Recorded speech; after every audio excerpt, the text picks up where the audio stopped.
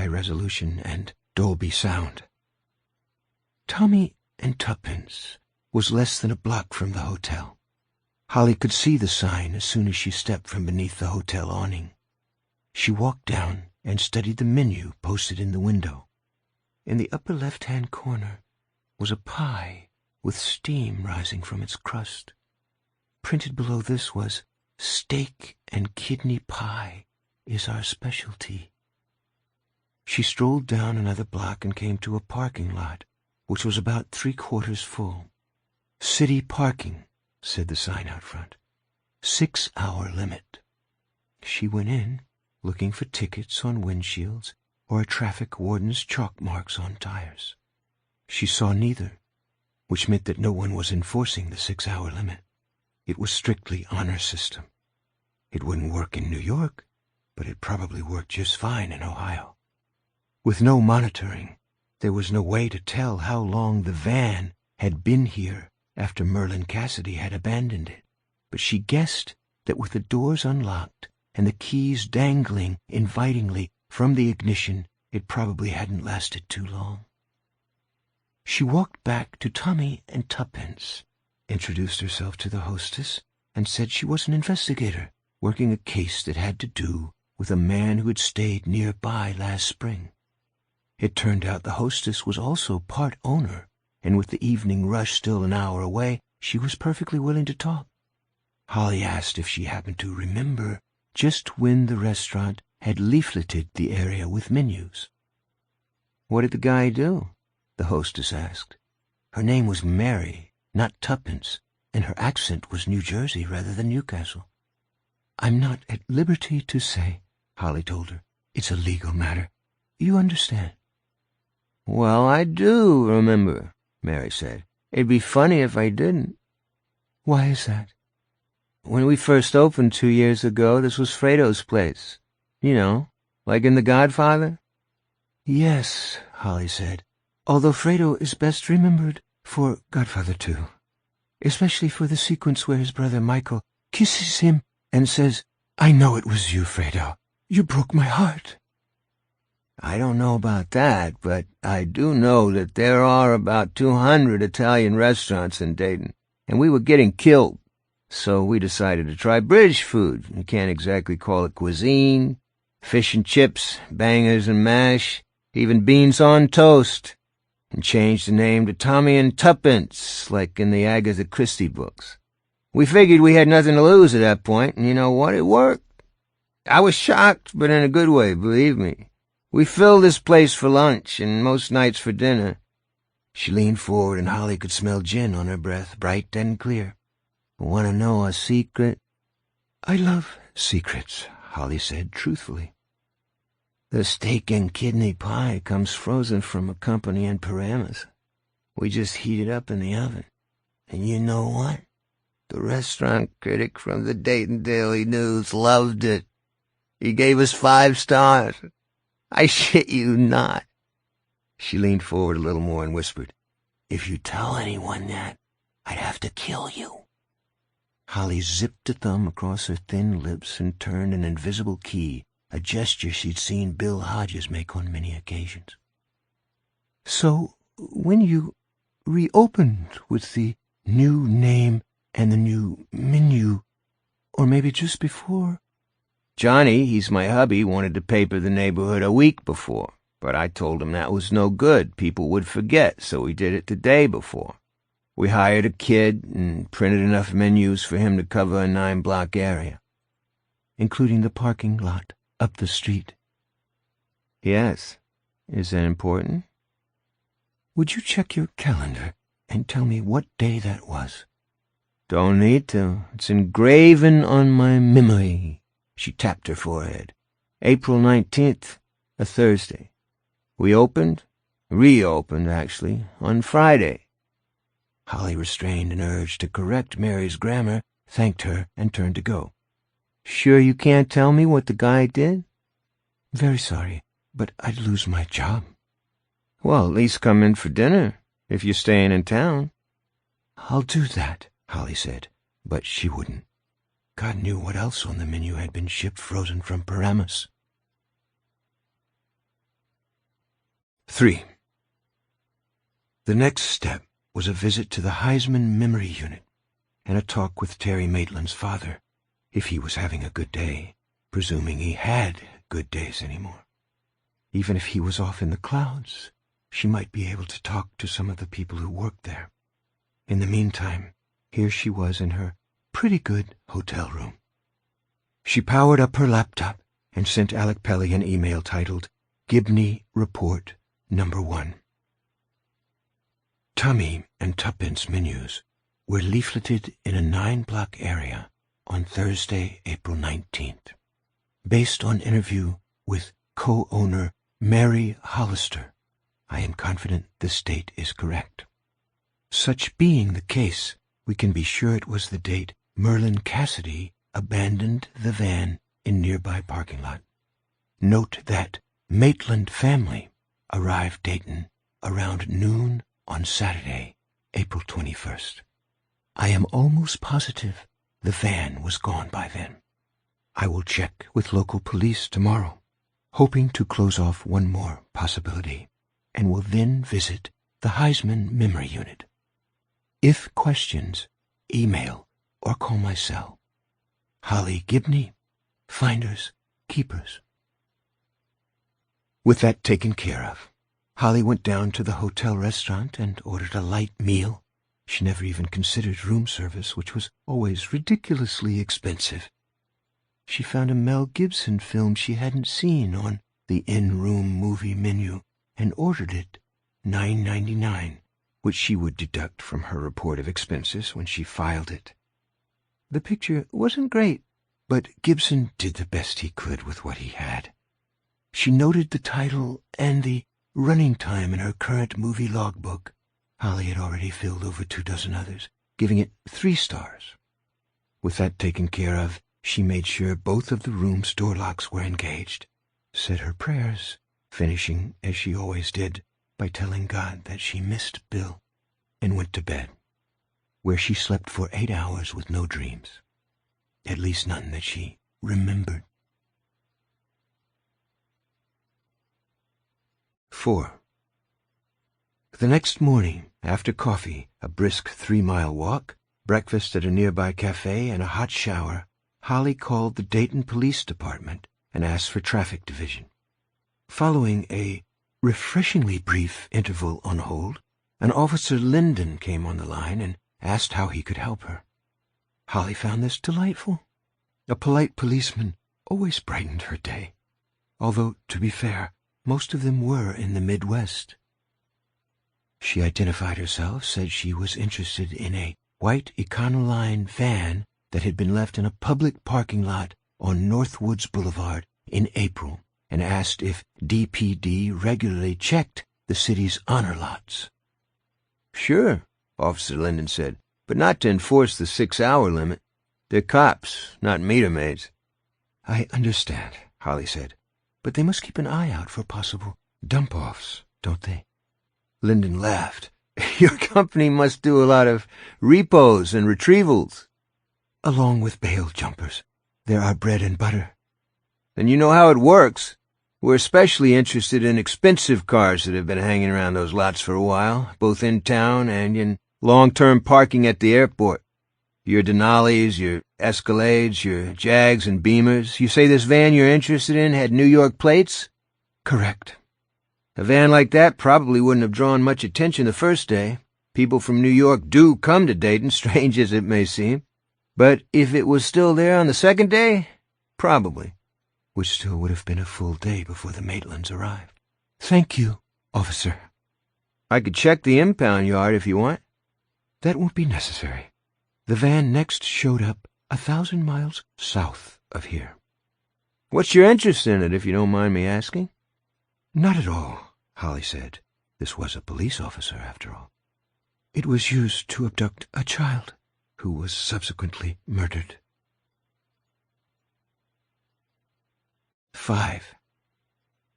Now 99% sure the van had been gone well before Terry Maitland arrived in Dayton with his wife and daughters on April 21st, Holly drove her Prius to the Heisman Memory Unit. It was a long, low sandstone building in the middle of at least 4 acres of well-kept grounds. A grove of trees separated it from Kindred Hospital, which probably owned it, operated it, and made a tidy profit thereby. It certainly didn't look cheap. Either Peter Maitland had a large nest egg, good insurance, or both, Holly thought approvingly. There were plenty of empty guest spaces at this hour of the morning, but Holly chose one at the far end of the lot. Her Fitbit goal was 12,000 steps a day, and every little bit helped. She paused for a minute to watch 3 orderlies walking 3 residents. One of the latter actually looked as if he might know where he was, then went inside. The lobby was high-ceilinged and pleasant, but beneath the smells of floor wax and furniture polish, Holly could detect a faint odor of pee wafting out from deeper in the building. And something else, something heavier.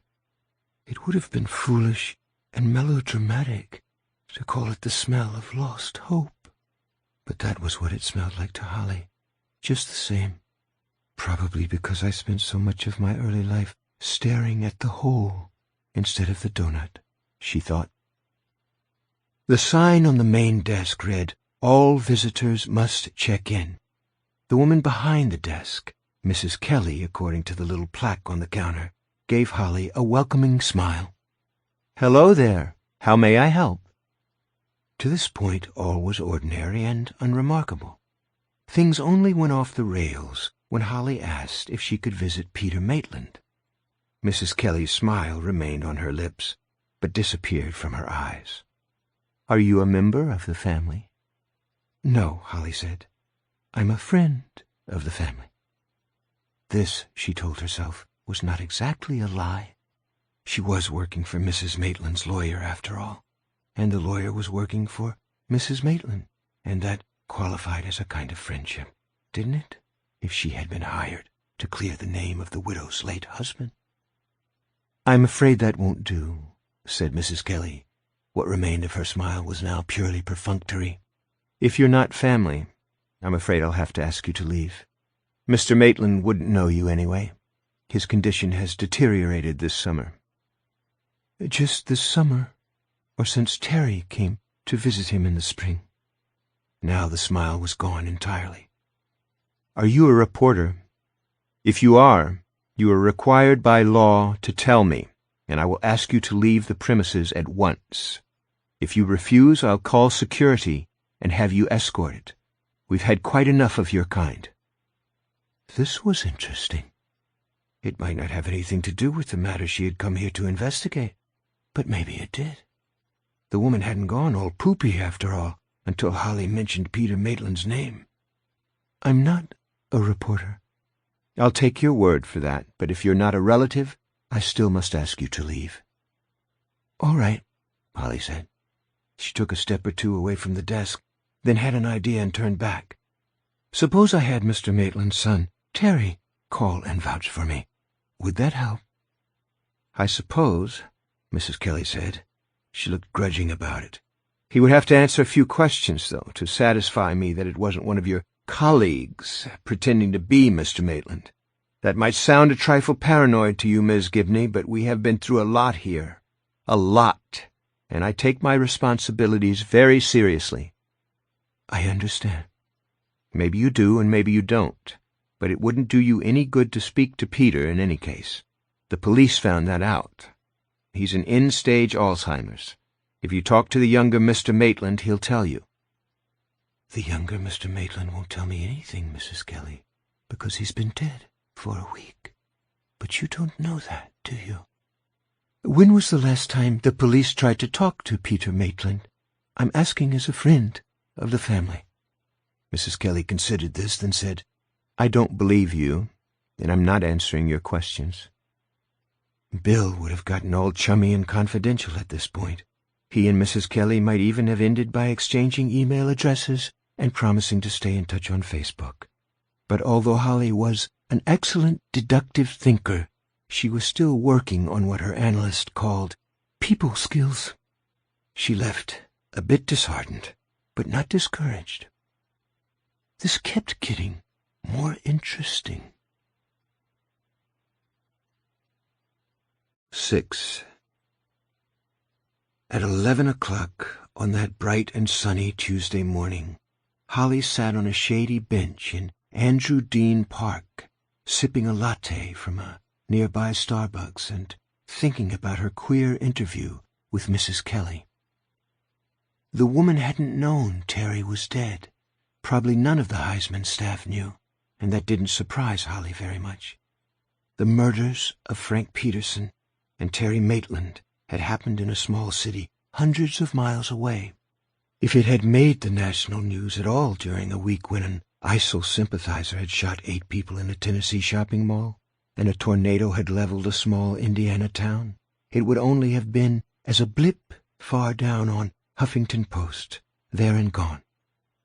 And it wasn't as if Marcy Maitland would have been in touch with her father-in-law to tell him the sad news. Why would she, considering the man's condition? "Are you a reporter?" Mrs. Kelly had asked. "We've had quite enough of your kind." All right. Reporters had come to call, also the police, and Mrs. Kelly, as the out-front person at the Heisman Memory Unit, had had to put up with them. But their questions hadn't been about Terry Maitland, or she would have known he was dead. So what had been the great big fracking deal? Holly set her coffee aside, took her iPad from her shoulder bag, powered it up, and verified that she had 5 bars, which would save her from having to go back to the Starbucks. She paid a small fee to access the archives of the local paper, duly noting it for her expense report, and began her search on April 19th, the day Merlin Cassidy had dumped the van. Also the day it had almost certainly been restolen. She went through the local news carefully and found nothing relating to the memory unit. That was true for the following 5 days as well, although there was plenty of other news: car crashes, 2 home invasions, a nightclub fire, an explosion at a gas station, an embezzlement scandal involving a school department official, a manhunt for 2 missing sisters, white, from nearby Trotwood, a police officer accused of shooting an unarmed teenager, black, a synagogue defaced with a swastika. Then, on April 25th, the front page headline screamed that Amber and Jolene Howard, the missing Trotwood girls, had been found dead and mutilated in a ravine not far from their home. An unnamed police source said those little girls were subjected to acts of unbelievable savagery. And yes, both girls had been sexually molested. Terry Maitland had been in Dayton on April 25th. Of course, he had been with his family, but there were no new developments on the 26th of April, the day Terry Maitland had visited his father for the last time, and nothing on the 27th, the day the Maitland family had flown home to Flint City. Then on Saturday, the 28th, the police announced that they were questioning a person of interest. 2 days later, the person of interest was arrested. His name was Heath Holmes. He was 34 years of age, a Dayton resident who was employed as an orderly at the Heisman Memory Unit. Holly picked up her latte, drank half of it in large gulps, then stared off into the shadowy depths of the park with wide eyes. She checked her Fitbit. Her pulse was galloping along at 110 beats a minute, and it wasn't just caffeine pushing it. She went back to the Daily News archives, scrolling through May and into June, following the thread of the story. Unlike Terry Maitland, Heath Holmes had survived his arraignment, but very much like Terry, Jeannie Anderson would have called it a confluence, he would never be tried for the murders of Amber and Jolene Howard. He had committed suicide in Montgomery County Jail on June 7th. She checked her Fitbit again and saw her pulse was now up to 120. She chugged down the rest of her latte anyway, living dangerously. "Bill, I wish you were on this with me. I wish that," so much. And Jerome, him too. The three of us would have grabbed the reins and ridden this pony until it stopped running. But Bill was dead. Jerome was in Ireland, and she wouldn't get any closer to figuring this out than she already was. At least not on her own. But that didn't mean she was done in Dayton. No, not quite. She went back to her hotel room, ordered a sandwich from room service, damn the expense, and opened her laptop. She added what she now knew to the notes she had taken during her telephone conversation with Alec Pelly. She stared at the screen, and as she scrolled back and forth, an old saying of her mother's popped into her head. Macy's doesn't tell Gimbels. The police in Dayton didn't know about Frank Peterson's murder, and the police in Flint City didn't know about the murders of the Howard sisters. Why would they?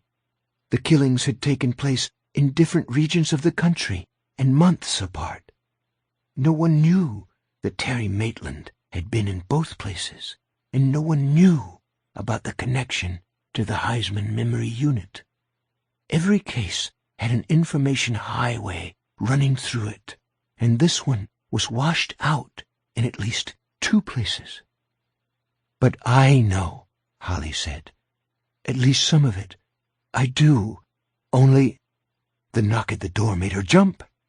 She let in the room service waiter, signed the check, added a 10% tip after making sure a service gratuity was not included, and hustled him out. Then she paced the room, munching away at a BLT she hardly tasted. What didn't she know that could be known? She was bothered, almost haunted, by the idea that the puzzle she was trying to work had missing pieces. Not because Alec Pelly had purposely held things back. She didn't think that at all. But possibly because there was information, vital information, that he considered unimportant. She supposed she could call Mrs. Maitland, only the woman would cry and be all sad, and Holly wouldn't know how to comfort her. She never did. Once, not so long ago, she had helped Jerome Robinson's sister through a bad patch, but as a rule she was terrible at things like that. Plus, the poor woman's mind would be fogged by her grief, and she also might neglect important facts, those little things that could make a whole picture out of the fragments, like the 3 or 4 jigsaw pieces that always seemed to fall off the table and onto the floor, and you couldn't see the whole picture until you hunted around and found them. The person most apt to know all the details, the small ones as well as the big ones, was the detective who had done most of the witness interviews and arrested Maitland. After working with Bill Hodges, Holly believed in police detectives. Not all of them were good, to be sure. She'd had little respect for Isabel Janes, Pete Huntley's partner, after Bill had retired from the force. And this one, Ralph Anderson, had made a bad mistake by arresting Maitland in a public place. A bad choice didn't necessarily make him a bad detective, though, and Pelly had explained the crucial mitigating circumstance. Terry Maitland had been in close contact with Anderson's son. Certainly the interviews Anderson had done seemed thorough enough. She thought he was the one most likely to have any missing pieces. It was something to think about. In the meantime, a return visit to the Heisman Memory Unit was in order. 7. She arrived at 2:30, this time driving around to the left side of the building, where signs announced employee parking and keep ambulance bay clear. She chose a space at the far end of the lot, backing in so she could watch the building. By 2:45, cars began to drift in as those working the 3 to 11 shift arrived. Around 3, the day shift employees, mostly orderlies, some nurses, a couple of guys in suits, which probably made them doctors, began to leave. One of the suits drove away in a Cadillac, the other in a Porsche. They were doctors, all right. She evaluated the others carefully and settled on a target. She was a middle-aged nurse wearing a tunic covered with dancing teddy bears. Her car was an old Honda Civic with rust on the sides, a cracked taillight that had been mended with duct tape, and a fading "I'm with Hillary" sticker on the bumper. Before getting in, she paused to light a cigarette. The car was old, and cigarettes were expensive. Better and better. Holly followed her out of the parking lot, then 3 miles west, the city giving way first to a pleasant suburb, then to one not so pleasant. Here the woman turned into the driveway of a tract house on a street where others just like it stood almost hip to hip, many with cheap plastic toys marooned on the little patches of lawn. Holly parked at the curb, said a brief prayer for strength, patience, and wisdom, and got out. "Ma'am, nurse, pardon me?" The woman turned. She had the creased face and prematurely gray hair of a heavy smoker, so it was hard to tell her age. Maybe 45, maybe 50. No wedding ring. "Can I help you?" "Yes, and I'll pay for your help," Holly said. $100 in cash, if you'll talk to me about Heath Holmes and his connection to Peter Maitland." "Did you follow me from my job?" "Actually, I did." The woman's brows contracted. "Are you a reporter?" "Mrs. Kelly said there'd be a woman reporter around and promised to fire anyone who talked to her." "I'm the woman she mentioned, but I'm not a reporter. I'm an investigator, and Mrs. Kelly will never find out you talked to me." "Let's see some ID." Holly handed over her driver's license and a finder's keeper's bail bondsman's card. The woman examined them closely, then handed them back. "I'm Candy Wilson. It's nice to meet you." "Uh-huh. That's good. But if I'm going to put my job on the line for you, it will cost $200. She paused, then added, "And 50. "All right," Holly said. She guessed she could talk the woman down to 200, maybe even 150, but she wasn't good at bargaining, which her mother always called haggling. Also, this lady looked like she needed it. "You better come inside," Wilson said. "The neighbors on this street have long noses." 8. The house smelled strongly of cigarettes, which made Holly really crave one for the first time in ages. Wilson plunked down in an easy chair, which, like her taillight, was mended with duct tape. Beside it was a standing ashtray of a type Holly hadn't seen since her grandfather died of emphysema. Wilson plucked a pack of cigarettes from the pocket of her nylon pants and flicked her Bic.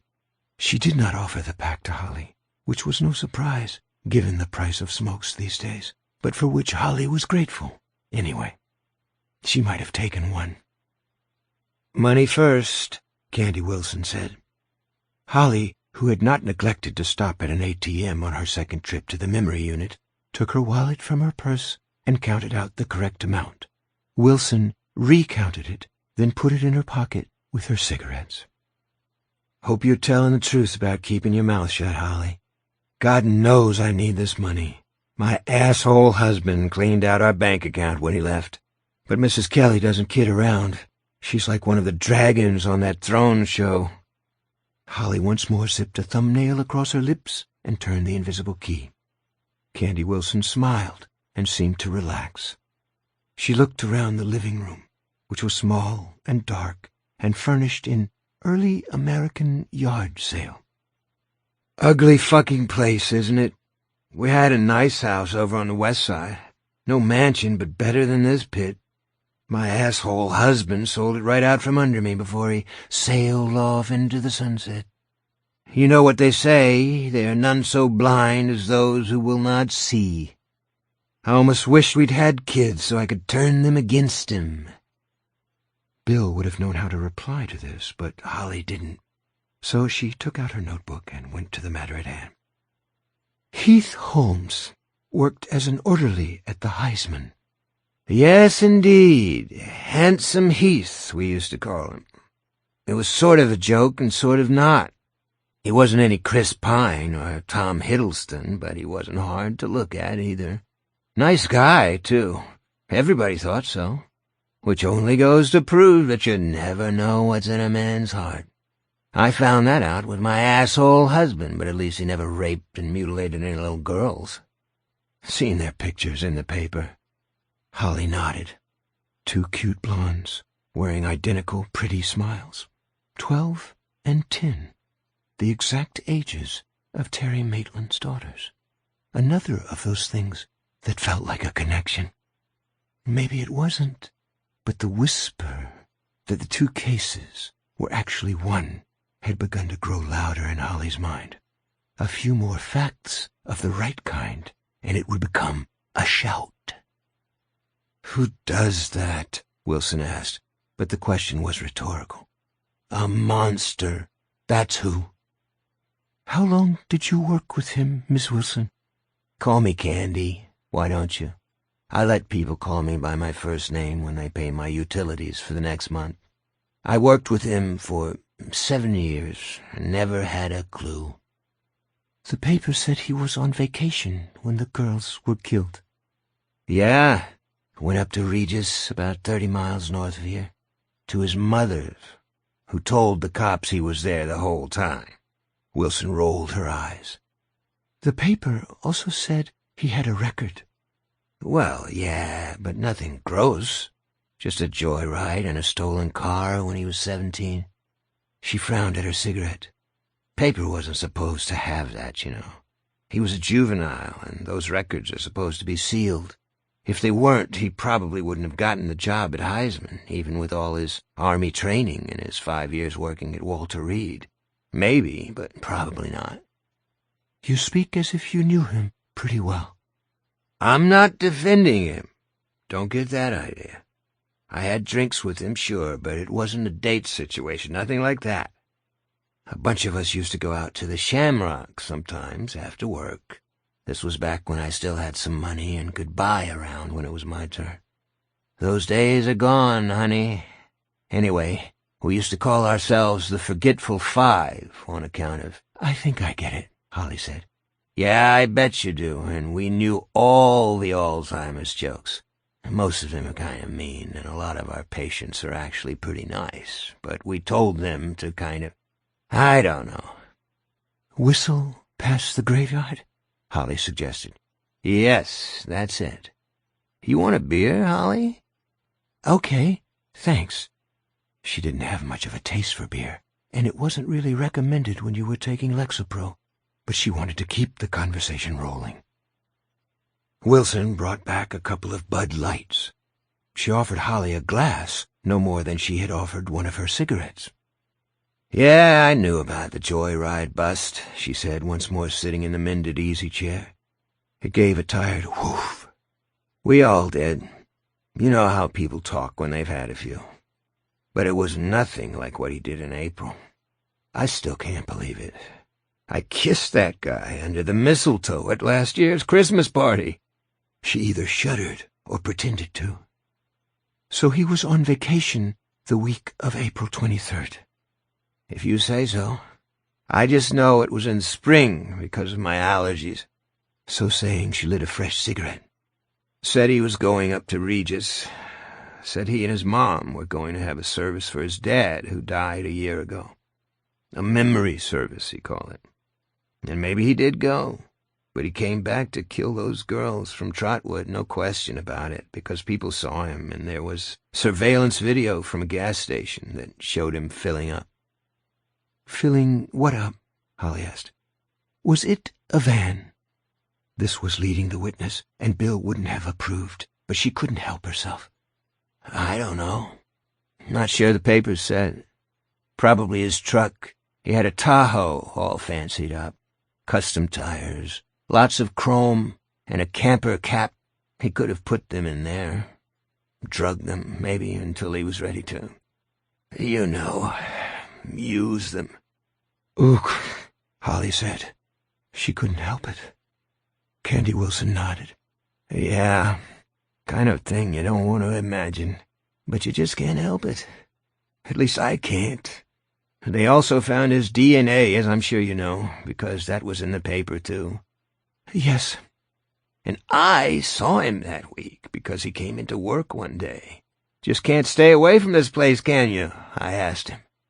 He didn't say anything, just gave me a creepy smile and kept walking down B-Wing.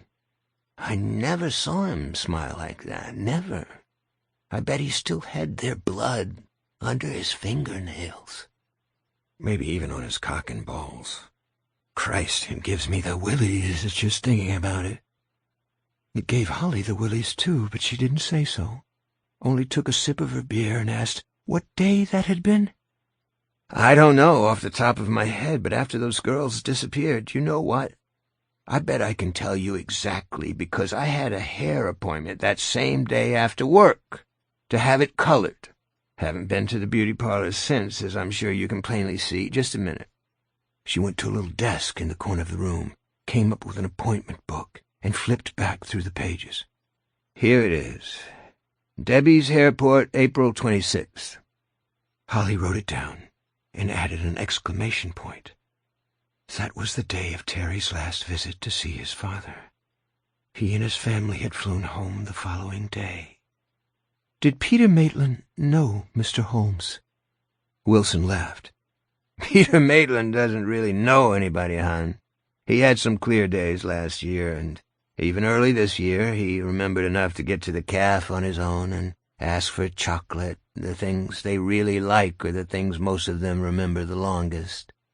Now he just sits and stares. If I get that shit, I'm going to take a bunch of pills and die while I still have enough working brain cells to remember what the pills are for.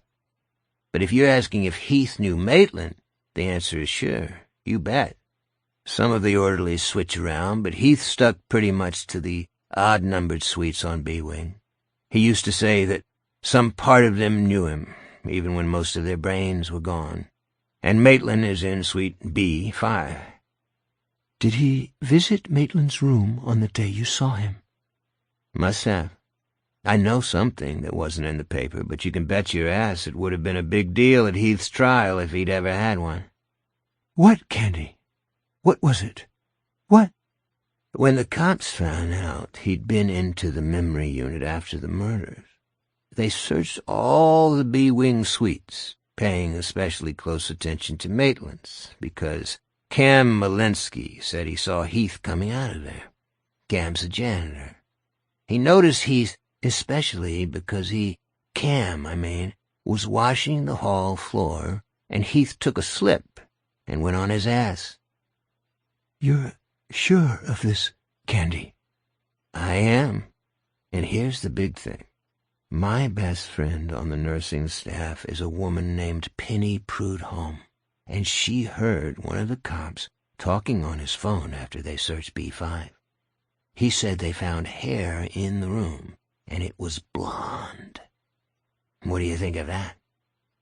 I think they must have run a DNA test on it to see if it belonged to one of the Howard girls. Bet your ass they did. CSI stuff. Those results were never made public, Holly said. Were they? No. But you know what the cops found in Mrs. Holmes' basement, don't you? Holly nodded. That detail had been made public, and reading it must have been like putting an arrow in the parents' hearts. Someone had talked, and the paper had printed it. Probably it had been on TV, too. A lot of sex killers take trophies, Candy said authoritatively. I've seen it on Forensic Files and Dateline. It's common behavior with these wackos. Although Heath Holmes never seemed like a wacko to you. They hide it, Candy Wilson said ominously. But he didn't try very hard to hide this crime, did he? People saw him, and there was even that surveillance video. So what?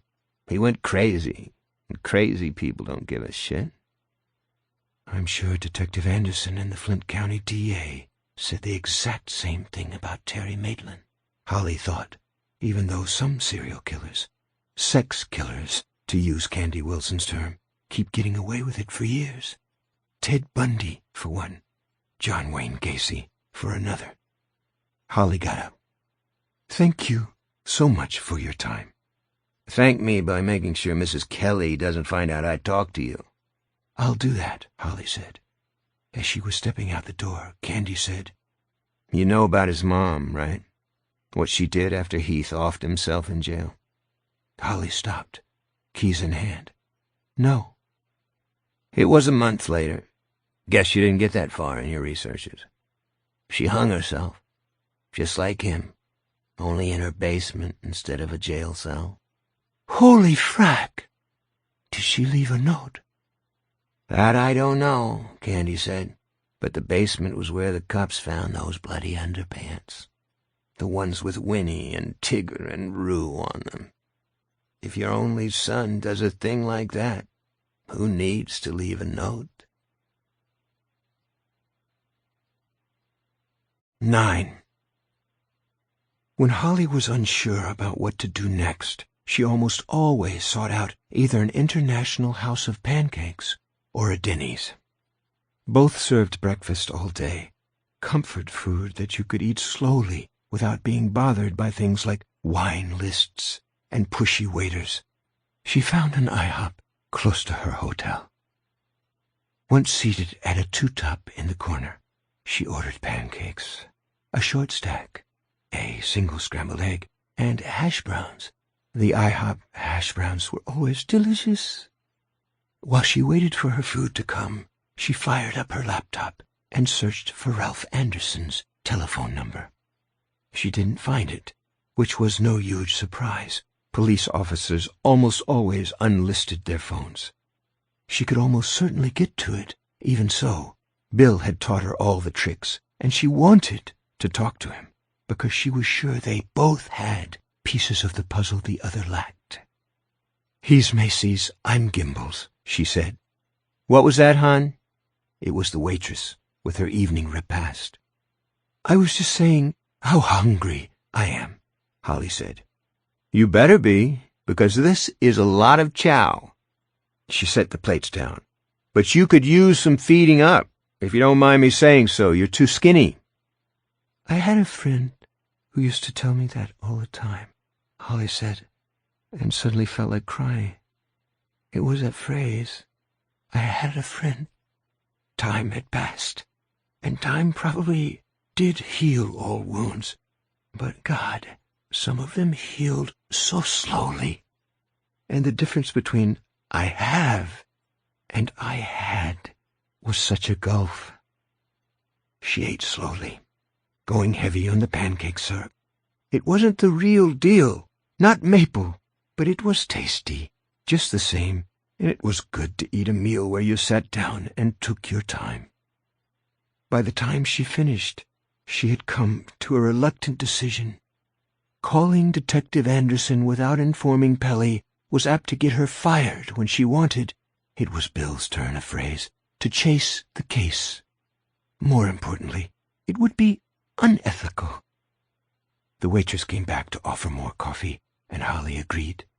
You didn't get free refills at Starbucks, and the IHOP coffee, while not gourmet, was good enough.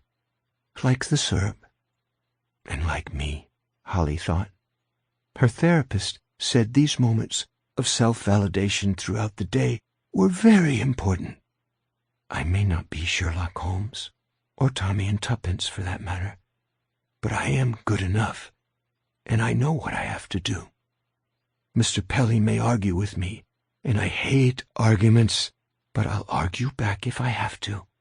I'll channel my inner Bill Hodges. She held that thought while she made the call. When Pelly answered, she said, Terry Maitland didn't kill the Peterson boy. What? Did you just say what I think you— Yes. I've discovered some very interesting things here in Dayton, Mr. Pelly. But before I make my report, I need to talk to Detective Anderson. Do you have any objections? Pelly didn't give her the argument she had dreaded. I'd have to talk to Howie Gold about that, and he'd have to clear it with Marcy, but I think it will be okay with both of them. Holly relaxed and sipped her coffee. That's good. Clear it with them as fast as you can, please, and get me his number. I'd like to talk to him tonight. But why? What have you found out? Let me ask you a question. Do you know if anything unusual happened at the Heisman Memory Unit on the day Terry Maitland visited his father for the last time? Unusual like what? This time Holly didn't lead her witness. Like anything. You may not know, but then again you might. If Terry said something to his wife when he got back to their hotel, for instance. Anything. No. Unless you mean Terry bumping into an orderly when he went out. The orderly fell down because the floor was wet, but it was just a chance thing. Neither of them was hurt or anything. She clutched her phone so hard her knuckles creaked. You never said anything like that before. I didn't think it was important. That's why I need to talk to Detective Anderson. There are missing pieces. You just gave me one. He may have more. Also, he can find things out that I can't. Are you saying an excuse me bump as Maitland was going out has relevance? If so, what is it? Let me talk to Detective Anderson first. Please. There was a long pause. Then Pelly said, Let me see what I can do. The waitress put down the check as Holly pocketed her phone.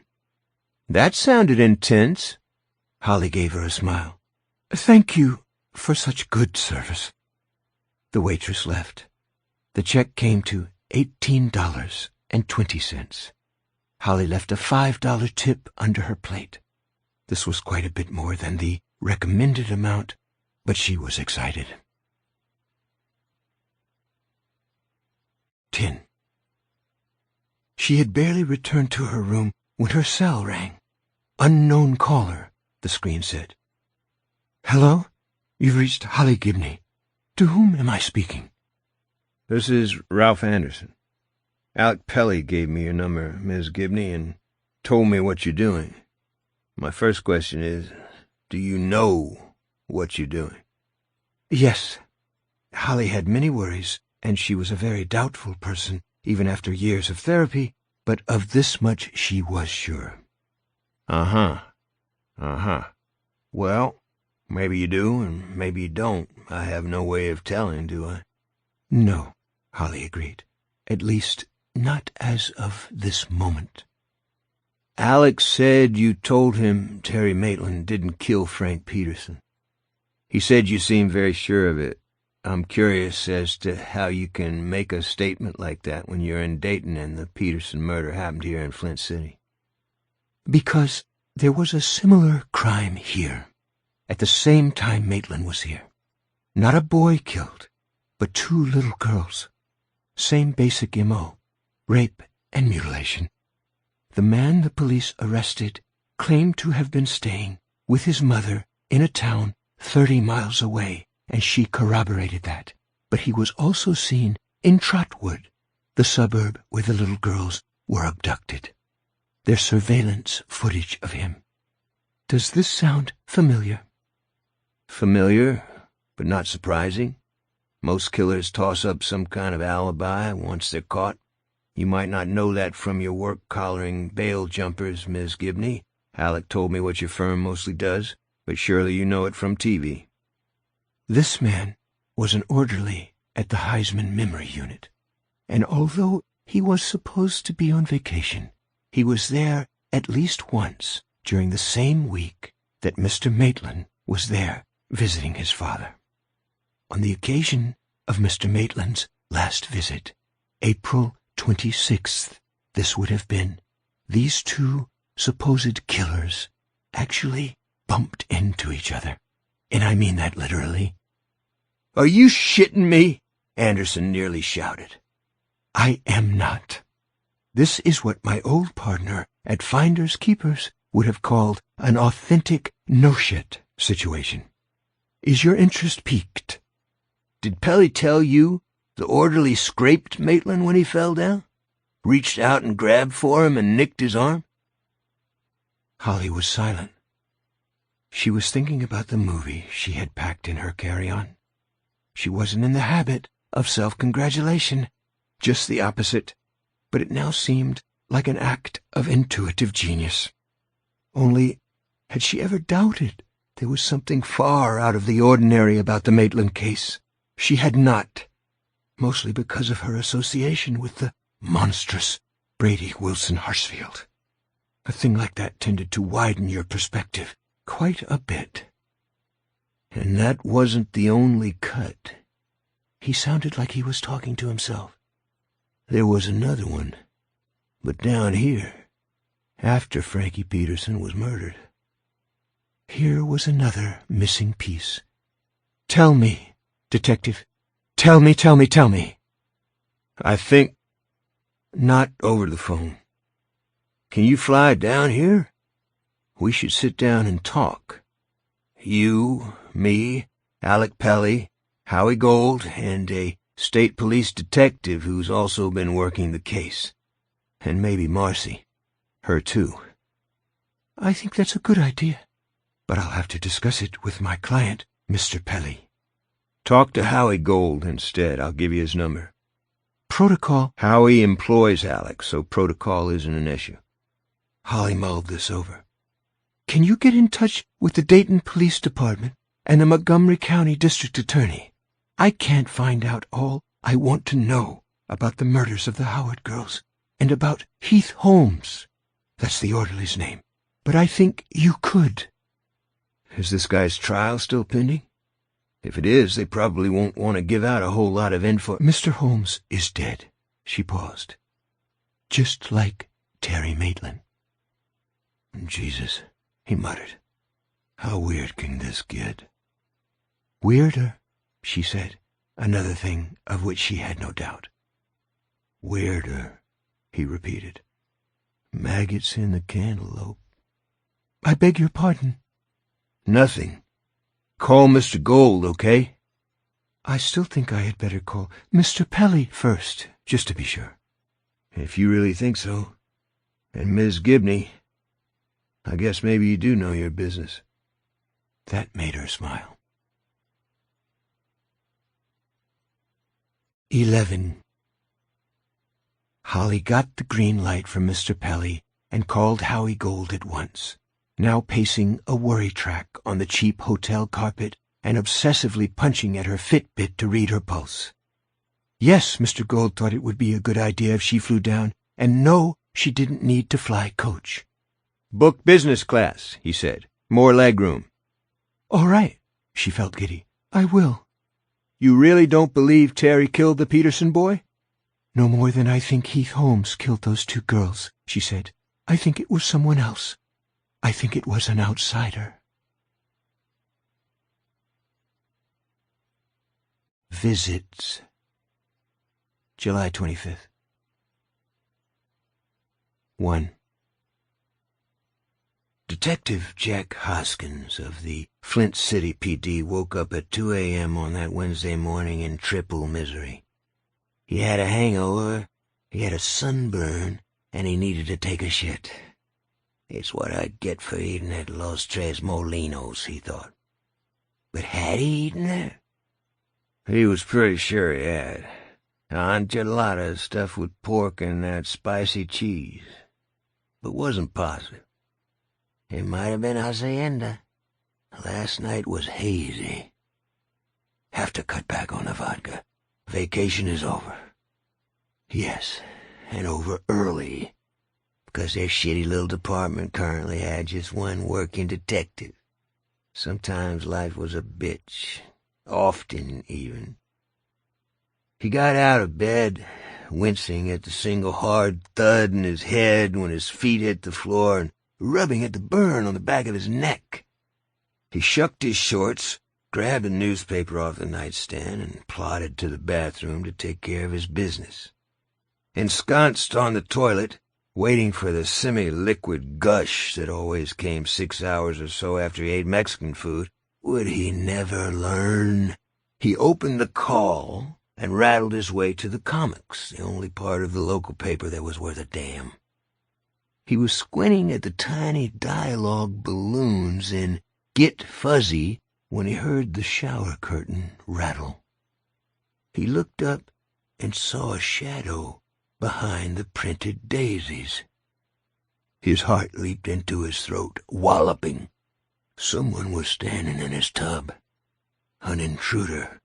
And not just some stone junkie thief who'd wriggled through the bathroom window and taken refuge in the only place available when he saw the bedroom light come on. No, this was the same someone who had been standing behind him at that fucking abandoned barn out in Canning Township. He knew it as surely as he knew his own name. That encounter, if it had been an encounter, refused to leave his mind, and it was almost as if he had been expecting this return. You know that's bullshit. You thought you saw a man in the barn, but when you put the light on the guy, he turned out to be nothing but a piece of busted farm equipment. Now you think there's a man in your tub. But what looks like his head is just a shower head, and what looks like his arm is nothing but your long-handled back scrubber stuck through the grab handle on the wall. The rattling sound you heard was either a draft or just in your head. He closed his eyes, opened them again, and stared at the shower curtain with its stupid plastic flowers, the kind of shower curtain only an ex-wife could love. Now that he was fully awake, reality reasserted itself. Just the shower head, just the grab handle with the back scrubber stuck through it. He was an idiot, a hungover idiot, the worst kind. The shower curtain rattled again. It rattled because what he had wanted to believe was his back scrubber now grew shadowy fingers and reached out to touch the plastic. The shower head turned and seemed to stare at him through the translucent curtain. The newspaper fell from Hoskins' relaxing fingers and landed on the tiles with a soft flap. His head was thudding and thudding. The back of his neck was burning and burning. His bowels relaxed, and the small bathroom was filled with the smell of what Jack was suddenly sure had been his last meal. The hand was reaching for the edge of the curtain. In a second, two at most, it would be pulled back and he would be looking at something so horrible it would make his worst nightmare seem like a sweet daydream. "No," he whispered. "No." He tried to get up from the toilet, but his legs wouldn't support him and his considerable bottom thumped back onto the ring. "Please, no, don't." A hand crept around the edge of the curtain, but instead of pulling it back, the fingers only folded around it. Tattooed on those fingers was a word. Can't. Jack. He couldn't reply. He sat naked on the toilet with the last of his shit still dripping and plopping into the bowl, his heart a runaway engine in his chest. He felt that soon it would rip right out of him, and his last sight on earth would be of it lying on the tiles, splattering blood on his ankles, and the comics section of the Flint City Call with its final twitching beats.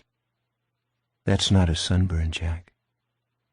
He wanted to faint, to just collapse off the toilet, and if he gave himself a concussion on the tile floor, even fractured his skull, so what? At least he would be out of this. But consciousness stubbornly remained. The shadowy figure in the tub remained. The fingers on the curtain remained. Can't, in fading blue letters. Touch the back of your neck, Jack. If you don't want me to pull back this curtain and show myself, do it now. Hoskins raised a hand and pressed it to the nape of his neck. His body's reaction was immediate. Terrifying bolts of pain which ran up to his temples and down to his shoulders. He looked at his hand and saw it was smeared with blood. "You've got cancer," the figure behind the curtain informed him. "It's in your lymph glands, and your throat, and your sinuses. It's in your eyes, Jack. It's eating into your eyes. Soon you'll be able to see it. Little gray knobs of malignant cancer cells swimming around in your vision. Do you know when you got it?" Of course he knew. When this creature had touched him out there in Canning Township. When it had caressed him. "I gave it to you, but I can take it back. Would you like me to take it back?" "Yes," Jack whispered. He began to cry. "Take it back. Please take it back." "Will you do something if I ask you?" "Yes." "You won't hesitate?" "No." "I believe you, and you won't give me any reason not to believe you, will you?" "No, no." "Good. Now clean yourself up. You stink." The cant hand withdrew, but the shape behind the shower curtain was still staring at him. Not a man, after all. Something far worse than the worst man who had ever lived. Hoskins reached for the toilet paper, aware as he did so that he was tilting sideways off the seat and that the world was simultaneously dimming and dwindling. And that was good. He fell, but there was no pain. He was unconscious before he hit the floor. 2. Jeannie Anderson woke at 4 that morning with her usual wee hours full bladder.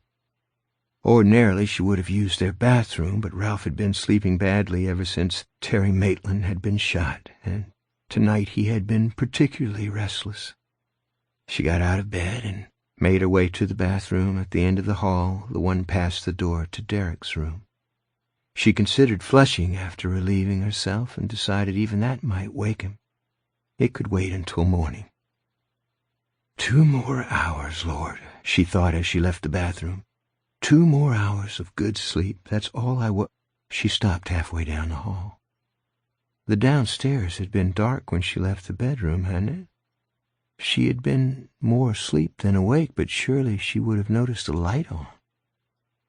Are you sure of that? No, not completely, but there certainly was a light on down there now. White light, muted, the one over the stove. She went to the stairs and stood at the top, looking down at that light, brow wrinkled, thinking profoundly. Had the burglar alarm been set before they went to bed? Yes. Arming it before bed was a house rule. She said it, and Ralph had double-checked it before they went up. One or the other of them always set the alarm, but the double-checks, like Ralph's poor sleeping, had only begun since the death of Terry Maitland. She considered waking Ralph and decided against it. He needed his sleep.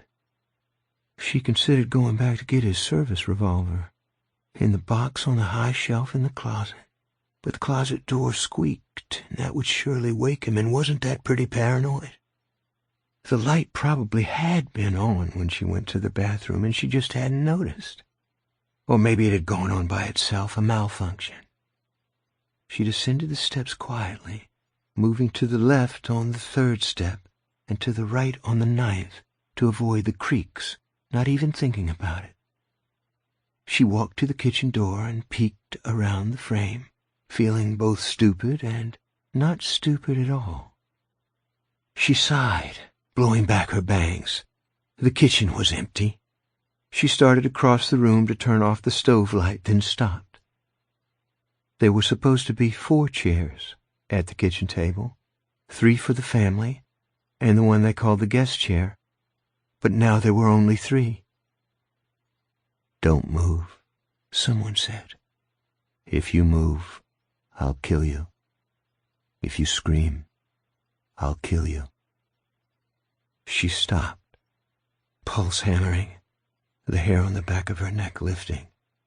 If she hadn't done her business before coming down, urine would be running down her legs and puddling on the floor. The man, the intruder, was sitting on the guest chair in their living room, just far enough back from the archway that she could only see him from the knees down. He was wearing faded jeans and moccasins with no socks. His ankles were riddled with red blotches that might have been psoriasis. His upper body was just a vague silhouette.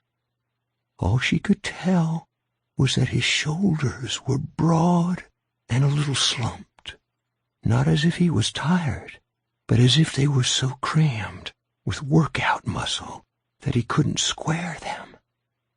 It was funny all you could see at a moment like this. Terror had frozen her brain's usual sorting ability, and everything flowed in without prejudice. This was the man who had killed Frank Peterson, the man who bit into him like a wild animal and raped him with a tree branch. That man was in her house, and here she stood in her shorty pajamas, with her nipples no doubt sticking out like headlights. "Listen to me," he said. "Are you listening?"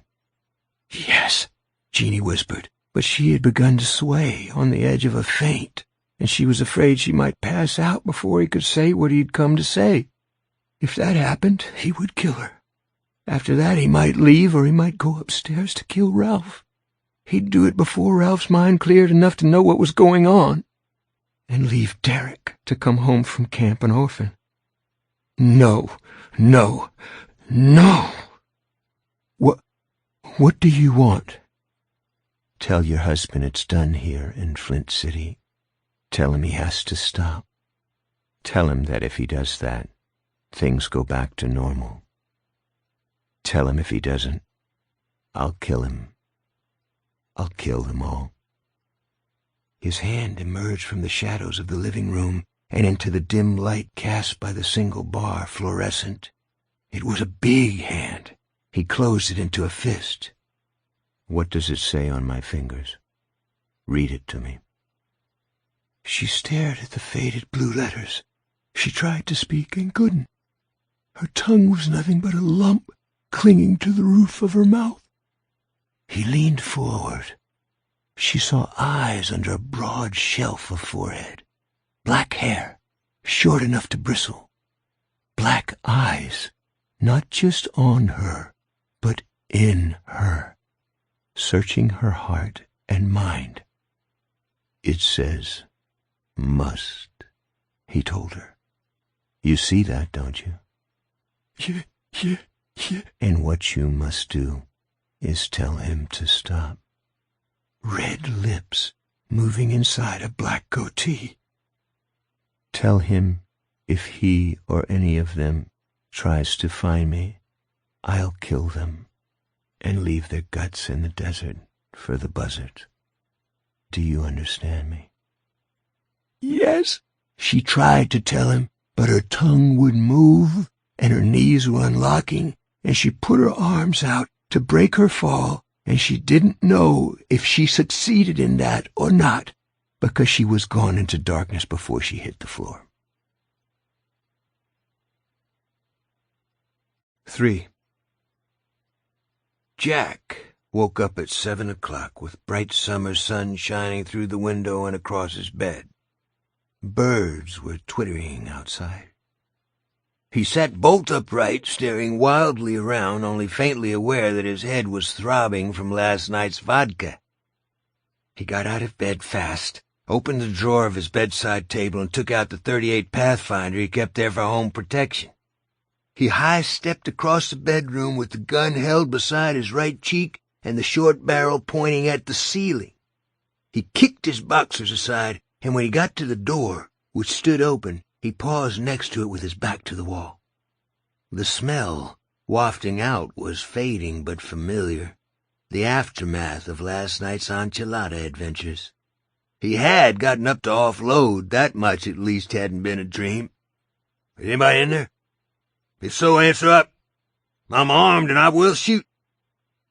Nothing. Jack took a deep breath and pivoted around the doorframe, going low, sweeping the room from side to side with the barrel of the .38.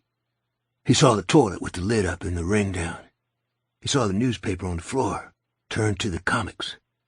He saw the tub with its translucent flowered curtain pulled across. He saw shapes behind it, but those were the shower head, the grab handle, the back scrubber. Are you sure? Before he could lose his nerve, he took a step forward, slid on the bath mat, and grabbed the shower curtain to keep from going ass over teapot. It pulled loose from the rings and covered his face. He screamed, clawed it aside, and pointed the .38 into the tub at nothing.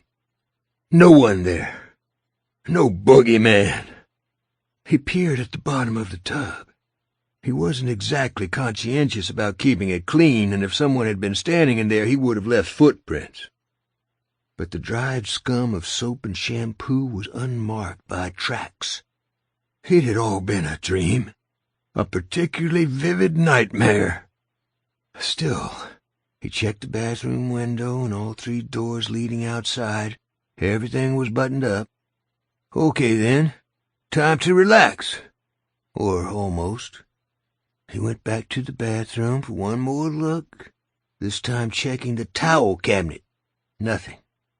And towing at the fallen shower curtain with disgust. Time to replace that sucker. He'd swing by Home Depot today. He reached absently to rub the back of his neck and hissed with pain as soon as his fingers made contact. He went to the sink and turned around, but trying to see the back of your neck by looking over your shoulder was worse than useless. He opened the top drawer under the sink and found nothing but shaving stuff, combs, an unraveling ace bandage, and the world's oldest tube of monostat. Another little souvenir from the age of Greta, like the stupid shower curtain. In the bottom drawer, he found what he was looking for, a mirror with a broken handle. He rubbed the dust from its reflective surface, backed up until his butt was touching the lip of the sink, and held up the mirror. The back of his neck was flaming red, and he could see little seed pearl blisters forming. How was that possible? When he slathered himself with sunblock as a matter of course and didn't have a sunburn anywhere else. That's not a sunburn, Jack. Hoskins made a little whimpering sound.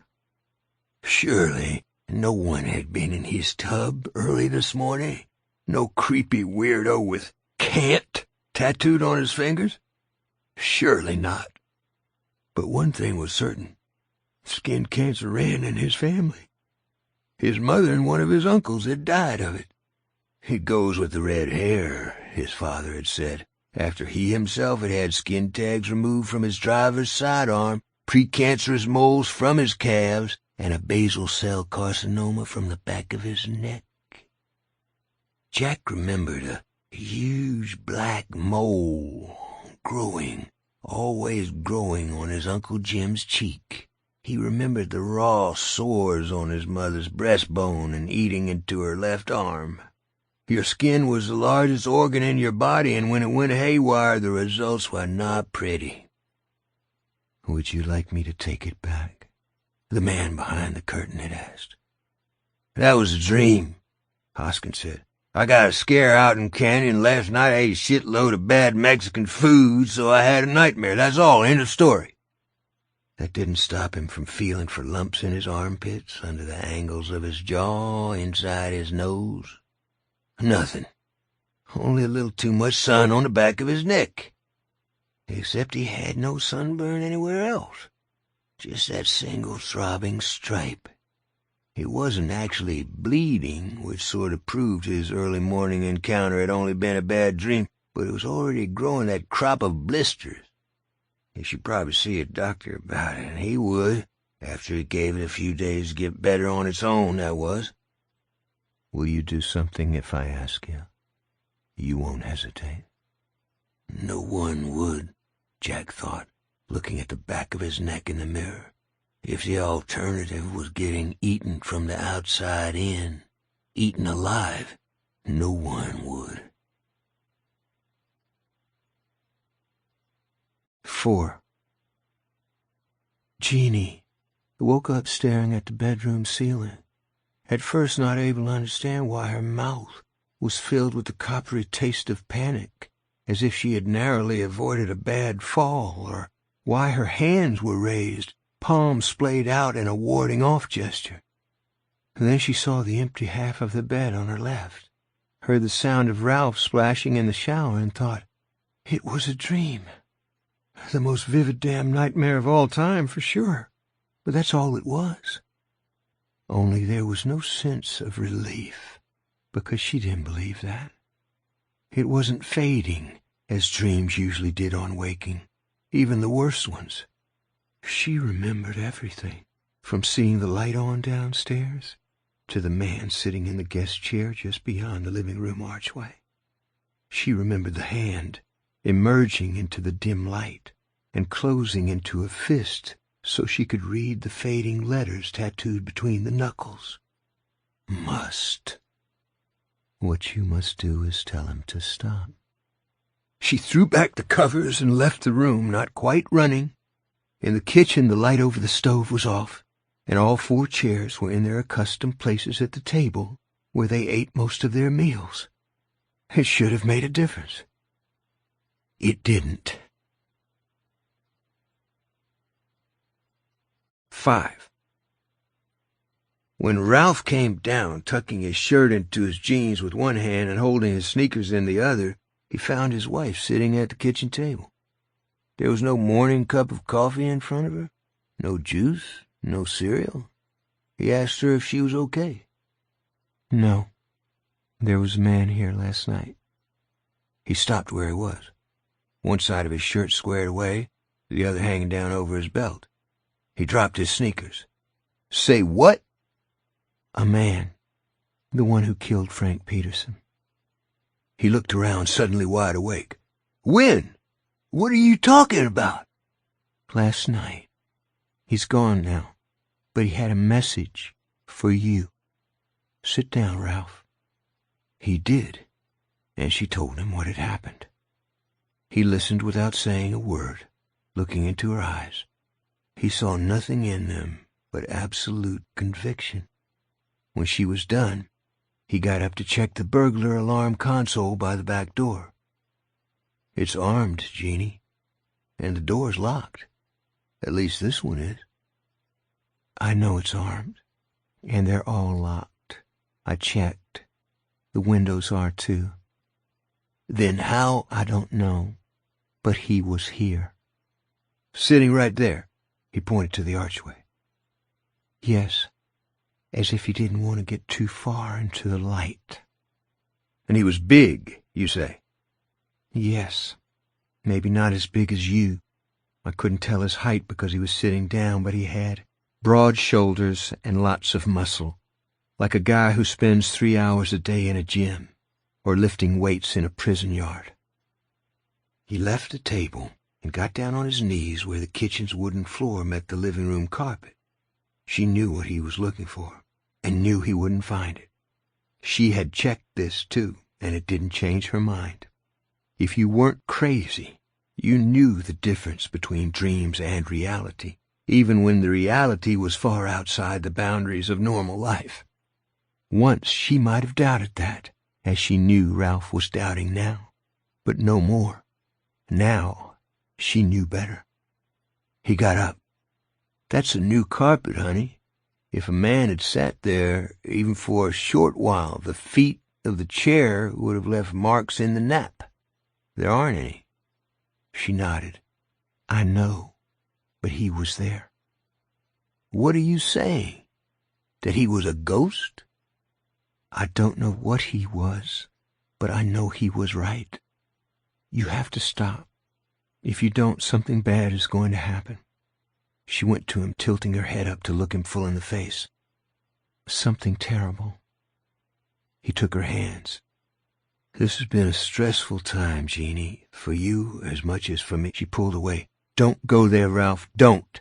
He was here. For the sake of argument, say he was. I've been threatened before. Any cop worth his salt has been threatened.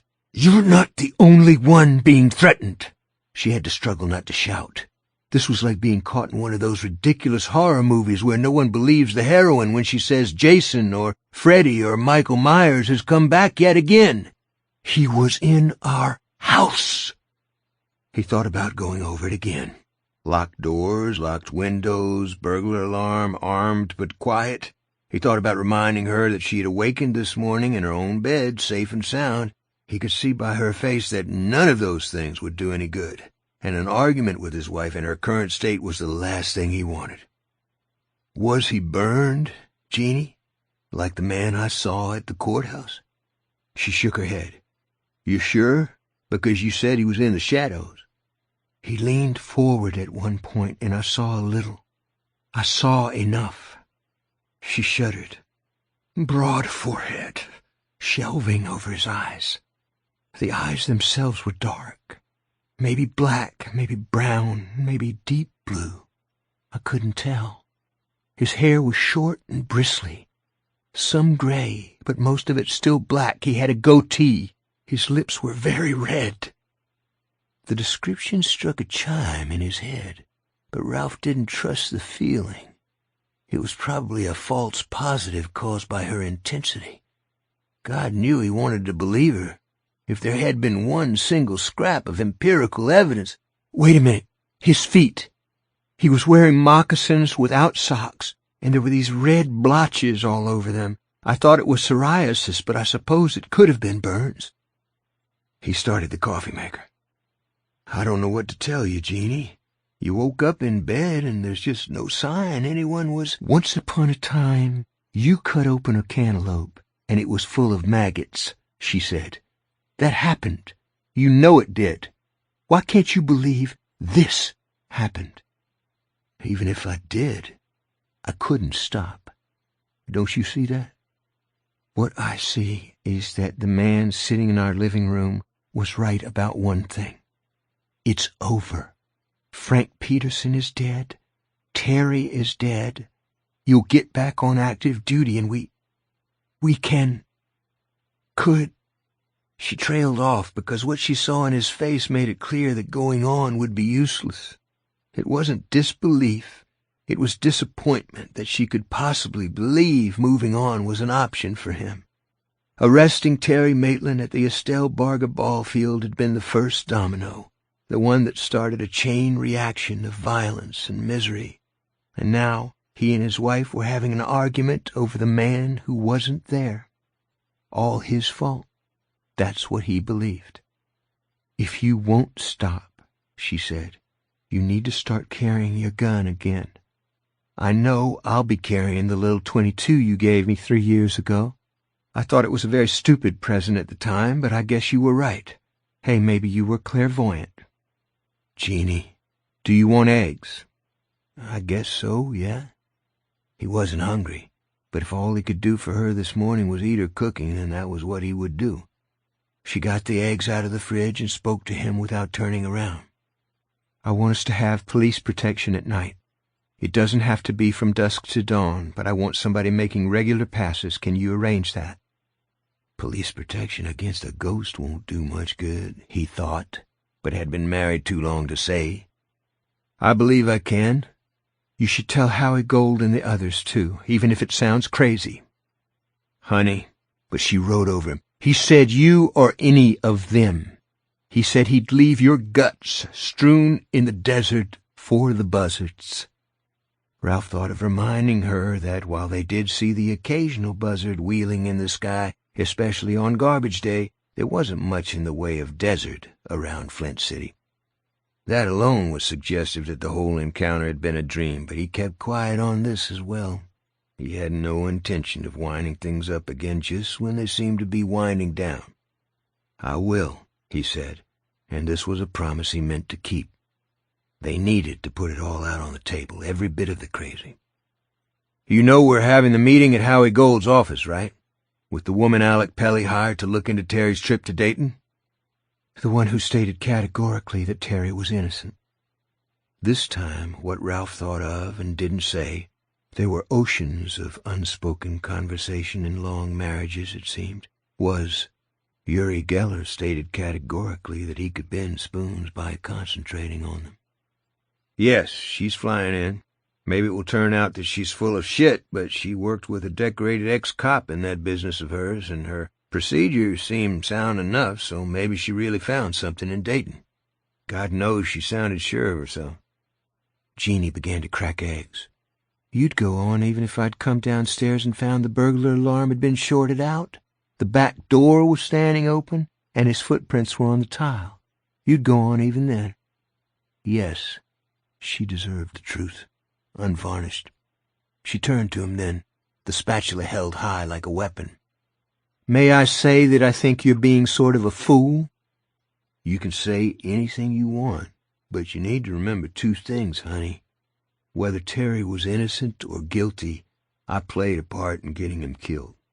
You— Hush, he said, pointing at her. I'm talking, and you need to understand. She hushed.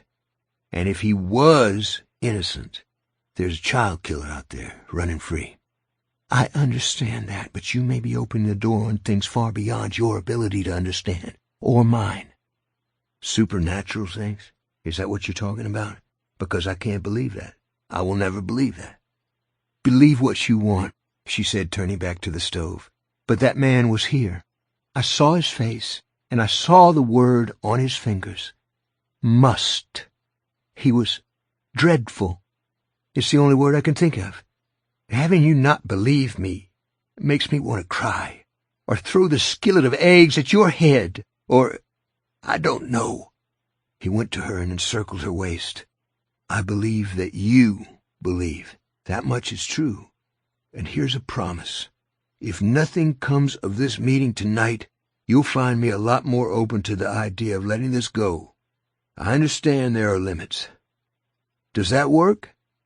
I guess it has to, at least for now. I know you made a mistake at the ball field. I know you're trying to atone for it. But what if you're making a worse mistake by keeping on? Suppose it had been Derek in Figgis Park, he countered. Would you want me to let it go then?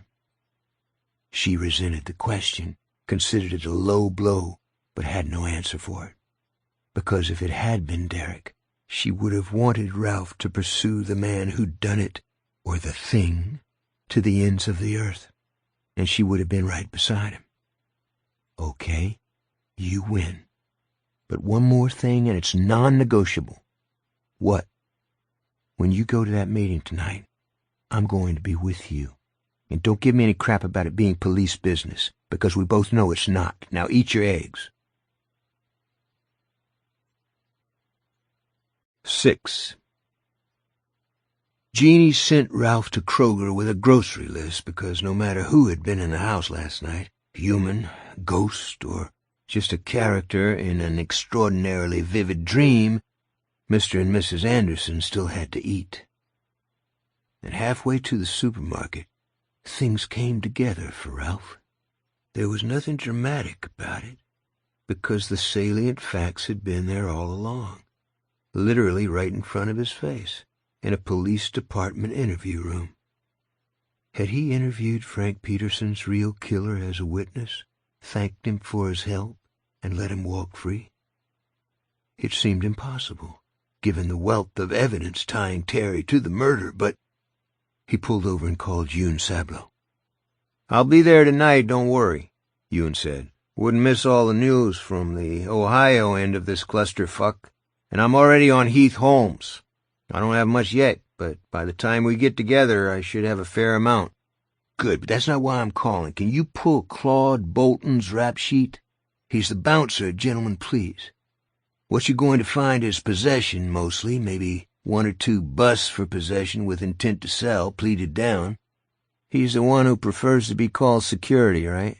Yes, sir, that's our Claude. What's up with him? I'll tell you tonight, if it comes to anything. For now, all I can say is that there seems to be a chain of events that leads from Holmes to Maitland to Bolton.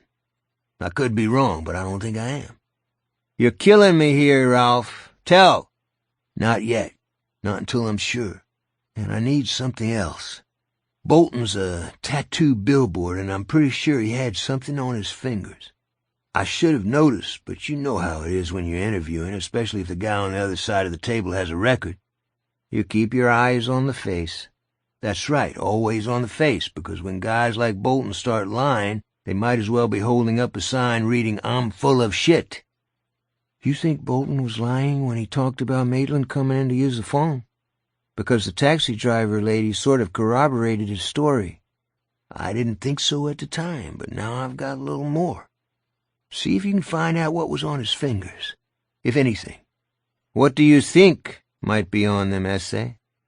Don't want to say, but if I'm right, it'll be on his sheet. One other thing, can you email me a picture? Happy to do it. Give me a few minutes.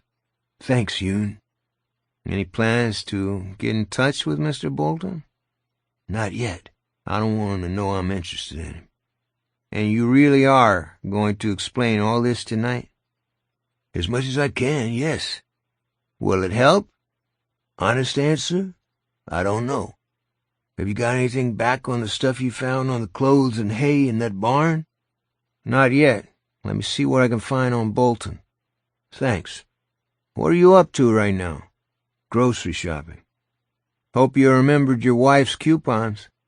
Ralph smiled and looked at the rubber-banded stack on the seat beside him. As if she'd let me forget, he said. 7. He came out of Kroger with 3 bags of groceries, stowed them in the trunk, then looked at his phone. 2 messages from Yoon Sablo. He opened the one with the photo attachment first. In his mugshot, Claude Bolton looked much younger than the man Ralph had interviewed prior to the Maitland arrest. He also looked stoned to the gills, 1,000-yard stare, scraped cheek, and something on his chin that might have been egg or puke. Ralph remembered Bolton saying he went to Narcotics Anonymous these days and that he'd been clean for 5 or 6 years. Maybe so, maybe not. The attachment on Yoon's second email was the arrest record. There were plenty of busts, mostly minor, and plenty of identifying marks. They included a scar on his back, one on his left side below the rib cage, one on his right temple, and about 24 tattoos. There was an eagle, a knife with a bloody tip, a mermaid, a skull with candles in the eye sockets, and a good many others that didn't interest Ralph. What did were the words on his fingers. Can't on the right hand, must on the left. The burned man at the courthouse had had tattoos on his fingers, but had they been can't and must? Ralph closed his eyes and tried to see, but got nothing. He knew from experience that finger tattoos weren't uncommon among men who had spent time in jail. They probably saw it in the movies. Love and hate were popular. So were good and evil. He remembered Jack Hoskins telling him about a rat-faced little burglar who'd been sporting fuck and suck on his digits. Jack saying it probably wasn't the kind of thing that would get the guy girlfriends. The one thing Ralph was sure of was there hadn't been any tats on the burned man's arms.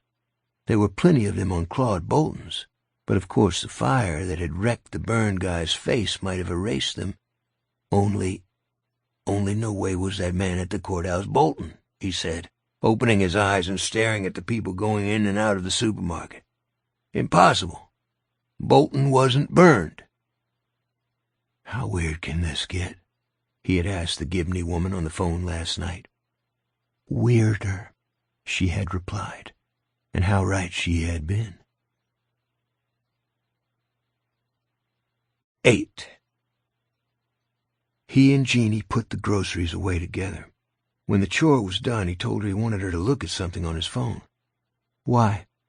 Just take a look, okay, and remember that the person in the photo is quite a bit older now. He handed her his phone. She stared at the mugshot for 10 seconds, then handed it back. Her cheeks had lost all their color. It's him. His hair is shorter now, and he's got a full goatee instead of that little mustache. But that's the man. who was in our house last night. The one who said he'd kill you if you didn't stop. What's his name?" "Claude Bolton." "Are you going to arrest him?" "Not yet. Not sure I could, even if I wanted to, being on administrative leave and all." "Then what are you going to do?" "Right now, find out where he is." His first thought was to call Yoon back, but Yoon was digging away on the Dayton killer, Holmes. His second idea, quickly rejected, was Jack Hoskins. The man was a drunk and a blabbermouth. But there was a third choice. He called the hospital, was informed that Betsy Riggins had gone home with her little bundle of joy, and reached her there.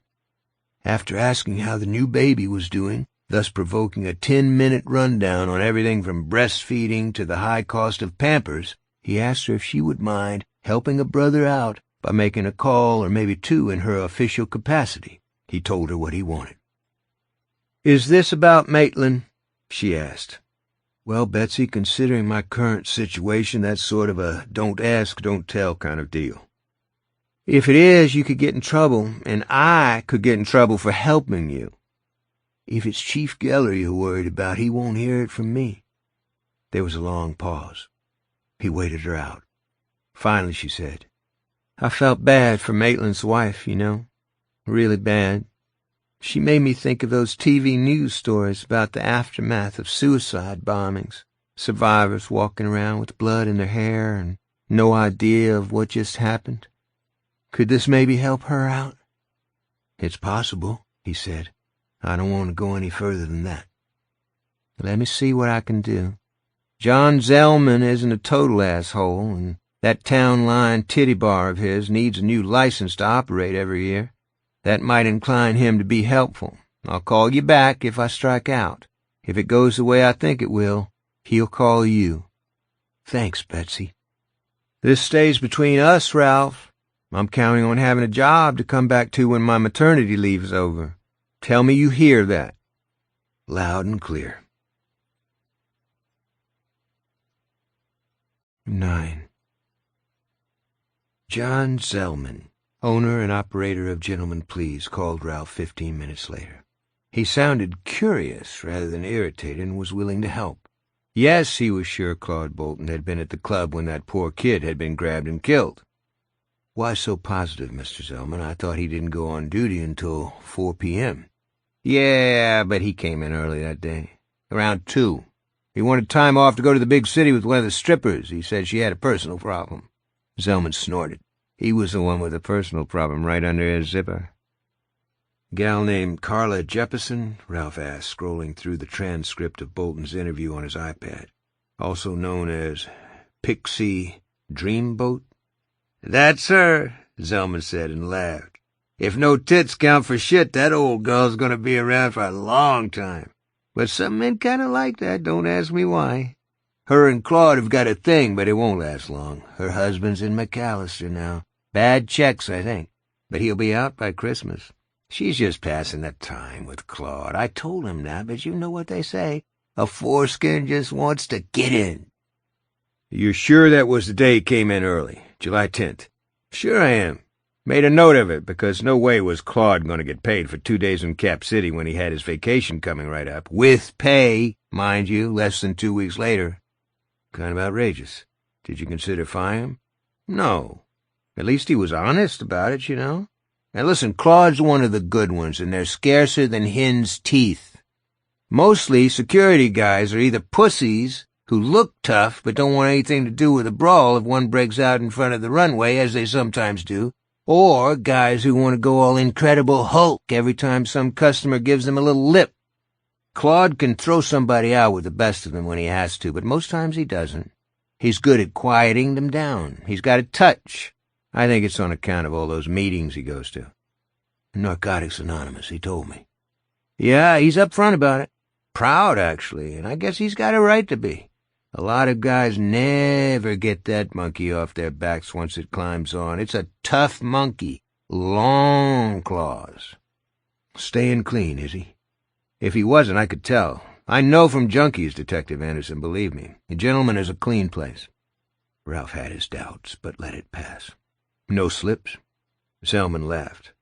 They all slip, at least in the beginning, but not since he's been working for me. He doesn't drink either. I asked him why not once, if drugs were his problem. He said both things were the same. Said if he took a drink, even an O'Doul's, he'd be off looking for blow or something even stronger. Zellman paused and said, "Maybe he was a douche when he was using, but he isn't now. He's decent. In a business where your trade comes to drink margaritas and stare at shaved pussies, that's kind of rare." "I hear you. Is Bolton on vacation now?" "Yup. As of Sunday, 10 days. Is that what you might call a staycation?" "You mean is he here in FC? No, he's down in Texas, somewhere near Austin. It's where he's from. Hold on a second, I pulled his file before I called you." There was the sound of shuffling papers, then Zellman was back. "Marysville, that's the name of the town. Just a wide spot in the road from the way he talks about it. I got the address because I send part of his paycheck down there every other week. It goes to his mother. She's old and pretty feeble. Got the emphysema, too. Claude went down to see if he could get her into one of those assisted living places, but he wasn't too hopeful. Says she's one stubborn old nanny goat. I don't see how he can afford it anyway on what he makes up here. When it comes to taking care of old people, the government should help regular guys like Claude, but does it? Bullshit it does," says the man who probably voted for Donald Trump, Ralph thought. "Well, thank you, Mr. Zellman. Can I ask why you want to talk to him?" "Just a couple of follow-up questions," Ralph said. "Small stuff." "Dotting I's and crossing T's, huh?" "That's right. Do you have an address?" "Sure, to send the money. Got a pencil?" What he had was his trusty iPad open to the Quick Notes app. "Shoot. Box 397, Rural Star, Route 2, Marysville, Texas." "And what's Mom's name?" Zellman laughed cheerfully. "Lovey. Ain't that a good one? Lovey Ann Bolton." Ralph thanked him and hung up. "Well?" Jeannie asked. "Hang on," Ralph said. "Notice I've got my think face on." "Ah, so you do. Could you use an iced tea while you think?" She was smiling. It looked good on her, that smile. It looked like a step in the right direction. "No doubt." He returned to his iPad, wondering how he had ever gotten along without the damn thing, and found Marysville about 70 miles west of Austin. It was little more than a dot on the map. Its single claim to fame, something called the Marysville Hole. Ralph considered his next move while he drank his iced tea, then called Horace Kinney of the Texas Highway Patrol. Kinney was now a captain, mostly riding a desk, but Ralph had worked with him several times on interstate cases when the man had been a trooper, logging 90,000 miles a year in North and West Texas. "Horace," he said after they had finished with the pleasantries, "I need a favor." "Big or small?" "Medium, and it requires a bit of delicacy." Kinney laughed. "Oh, you need to go to New York or Connecticut for delicacy, hoss. This is Texas. What do you need?" Ralph told him. Kinney said he had just the man, and he happened to be in the area. 10. Around 3 o'clock that afternoon, Flint City PD dispatcher Sandy McGill looked up to see Jack Hoskins standing in front of her desk with his back turned. "Jack, did you need something?" "Take a look at the back of my neck and tell me what you see." Puzzled but willing, she stood up and looked. "Turn to the light a little more." And when he did so, "Ow, that's one hell of a sunburn. You should go down to the Walgreens and get some aloe vera cream." "Will that fix it?" "Only time will fix it, but it will take some of the sting out." "But a sunburn is all it is, right?" She frowned. "Sure, but bad enough to have blistered in places. Don't you know enough to put on sunblock when you're out fishing? Do you want to get skin cancer?" Just hearing her say those words out loud made the back of his neck feel hotter. "I guess I forgot." "How bad is it on your arms?" "Not quite so bad. No burn on them at all, in fact. It was just on the back of his neck, where someone had touched him out at that abandoned barn, caressed him with just his fingertips." "Thanks, Sandy." Blondes and redheads get it the worst. If it doesn't get better, you should get it looked at. He left without replying, thinking of the man in his dream, the one lurking behind the shower curtain. I gave it to you, but I can take it back. Would you like me to take it back? He thought it will go away on its own, like any other sunburn. Maybe so, maybe not. And it really did hurt worse now. He could hardly bear to touch it, and he kept thinking of the open sores eating into his mother's flesh. At first the cancer had crawled, but once it really took hold, it galloped. By the end it was eating into her throat and vocal cords, turning her screams into growls. But listening through the closed door of her sick room, 11-year-old Jack Hoskins had still been able to hear what she was telling his father, to put her out of her misery. "You'd do it for a dog," she'd croaked. "Why won't you do it for me?" "Just a sunburn," he said, starting his car. "That's all it is. A fucking sunburn." He needed a drink. 11.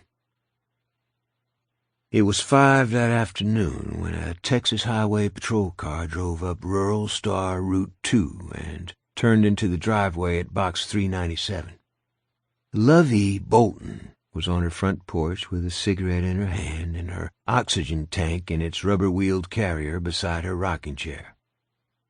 "Claude," she rasped, "we got a visitor.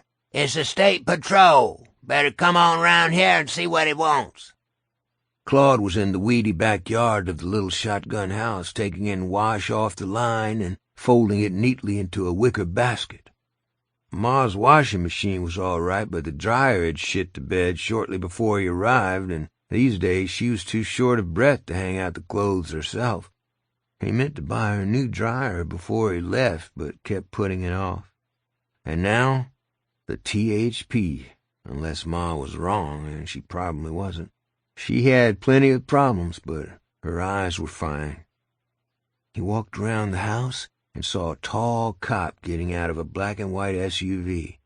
At the sight of the gold Texas logo on the driver's side door, Claude felt his gut tighten. He hadn't done anything for which he could be arrested in a long, long time, but that tightening was a reflex.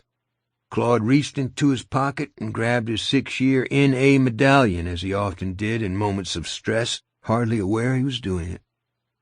The trooper tucked his sunglasses into his breast pocket as Ma struggled to rise from her rocker. "No, ma'am, don't get up," he said. "I'm not worth it." She cackled rustily and settled back. "Ain't you some big one? What's your name, officer?" "Sipe, ma'am. Corporal Owen Sipe. I'm pleased to meet you." He shook the hand, not holding the cigarette, minding the old lady's swollen joints.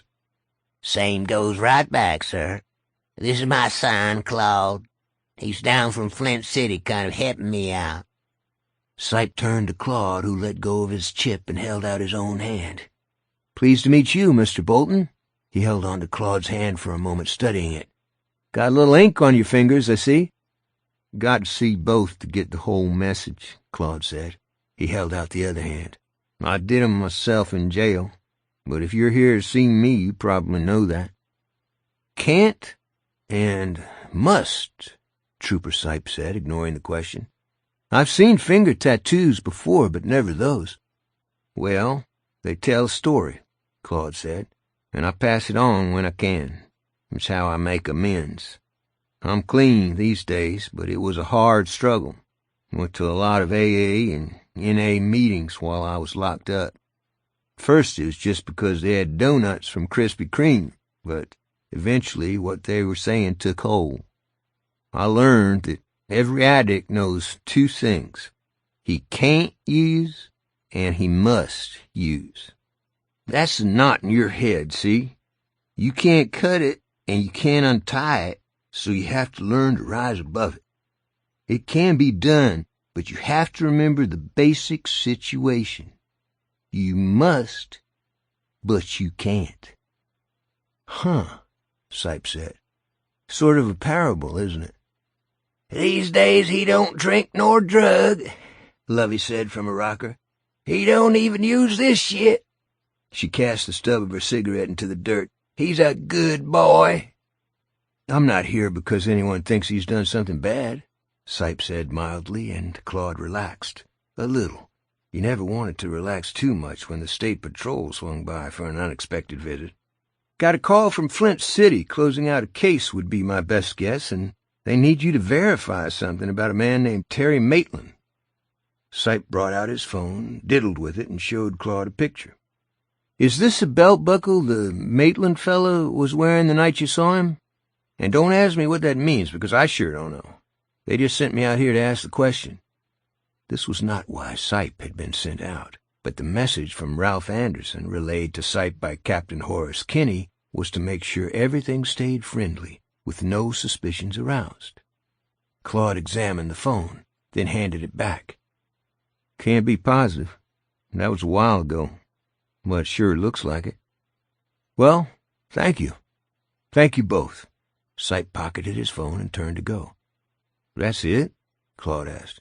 You drove all the way out here to ask one question? That's the long and short of it. I guess someone really wants to know. Thank you for your time. I'll pass this along on my way back to Austin. That's a long drive, officer, Lovey said. Why don't you come in first and have a glass of sweet tea? It's only from a mix, but it ain't bad. Well, I can't come in and sit. I want to get home before dark if I can, but I'd take a taste out here if you don't mind. We don't mind a bit. Claude, go in and get this nice man a glass of tea. Small glass, Sipe said, holding his thumb and finger a smidge apart. 2 swallows and I'm down the road. Claude went in. Sipe leaned a shoulder against the side of the porch, looking up at Lovey Bolton, whose good-natured face was a river of wrinkles. Your boy treats you pretty good, I guess. I'd be lost without him, Lovey declared. He sends me allotment every other week and comes down when he can. Wants to get me in an old folks' home in Austin, and I might go one of these days if he could afford it, which right now he can't. He's the best kind of son, Trooper Sipes. Hellraiser early, trustworthy later on. I heard that, Sipe said. Say, he ever take you out to the Big 7 down the road there? They make one hell of a breakfast. I don't trust roadside cafes, she said, taking her cigarettes from the pocket of her house dress and clamping one between her dentures. Got ptomaine in one over Abilene way back in '74 and like to die. My boy takes over the cooking when he's here. He ain't no emerald, but he ain't bad. Knows his way around a skillet.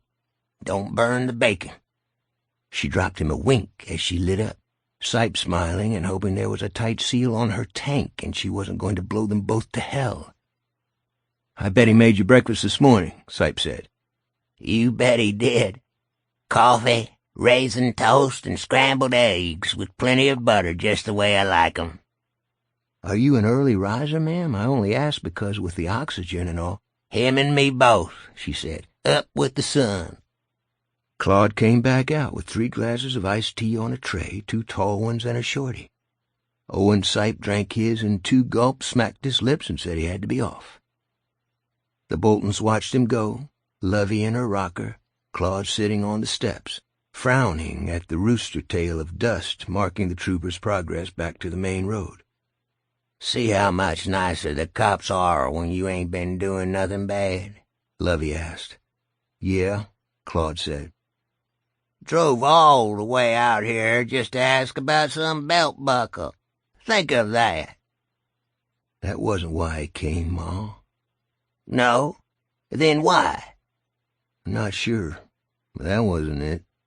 Claude put his glass down on the step and looked at his fingers. At can't and must. The knot he had finally risen above. He stood up. I better get the rest of those clothes off the line. Then I want to go over to Jorge's and ask if I can help him out tomorrow. He's roofing. You're a good boy, Claude.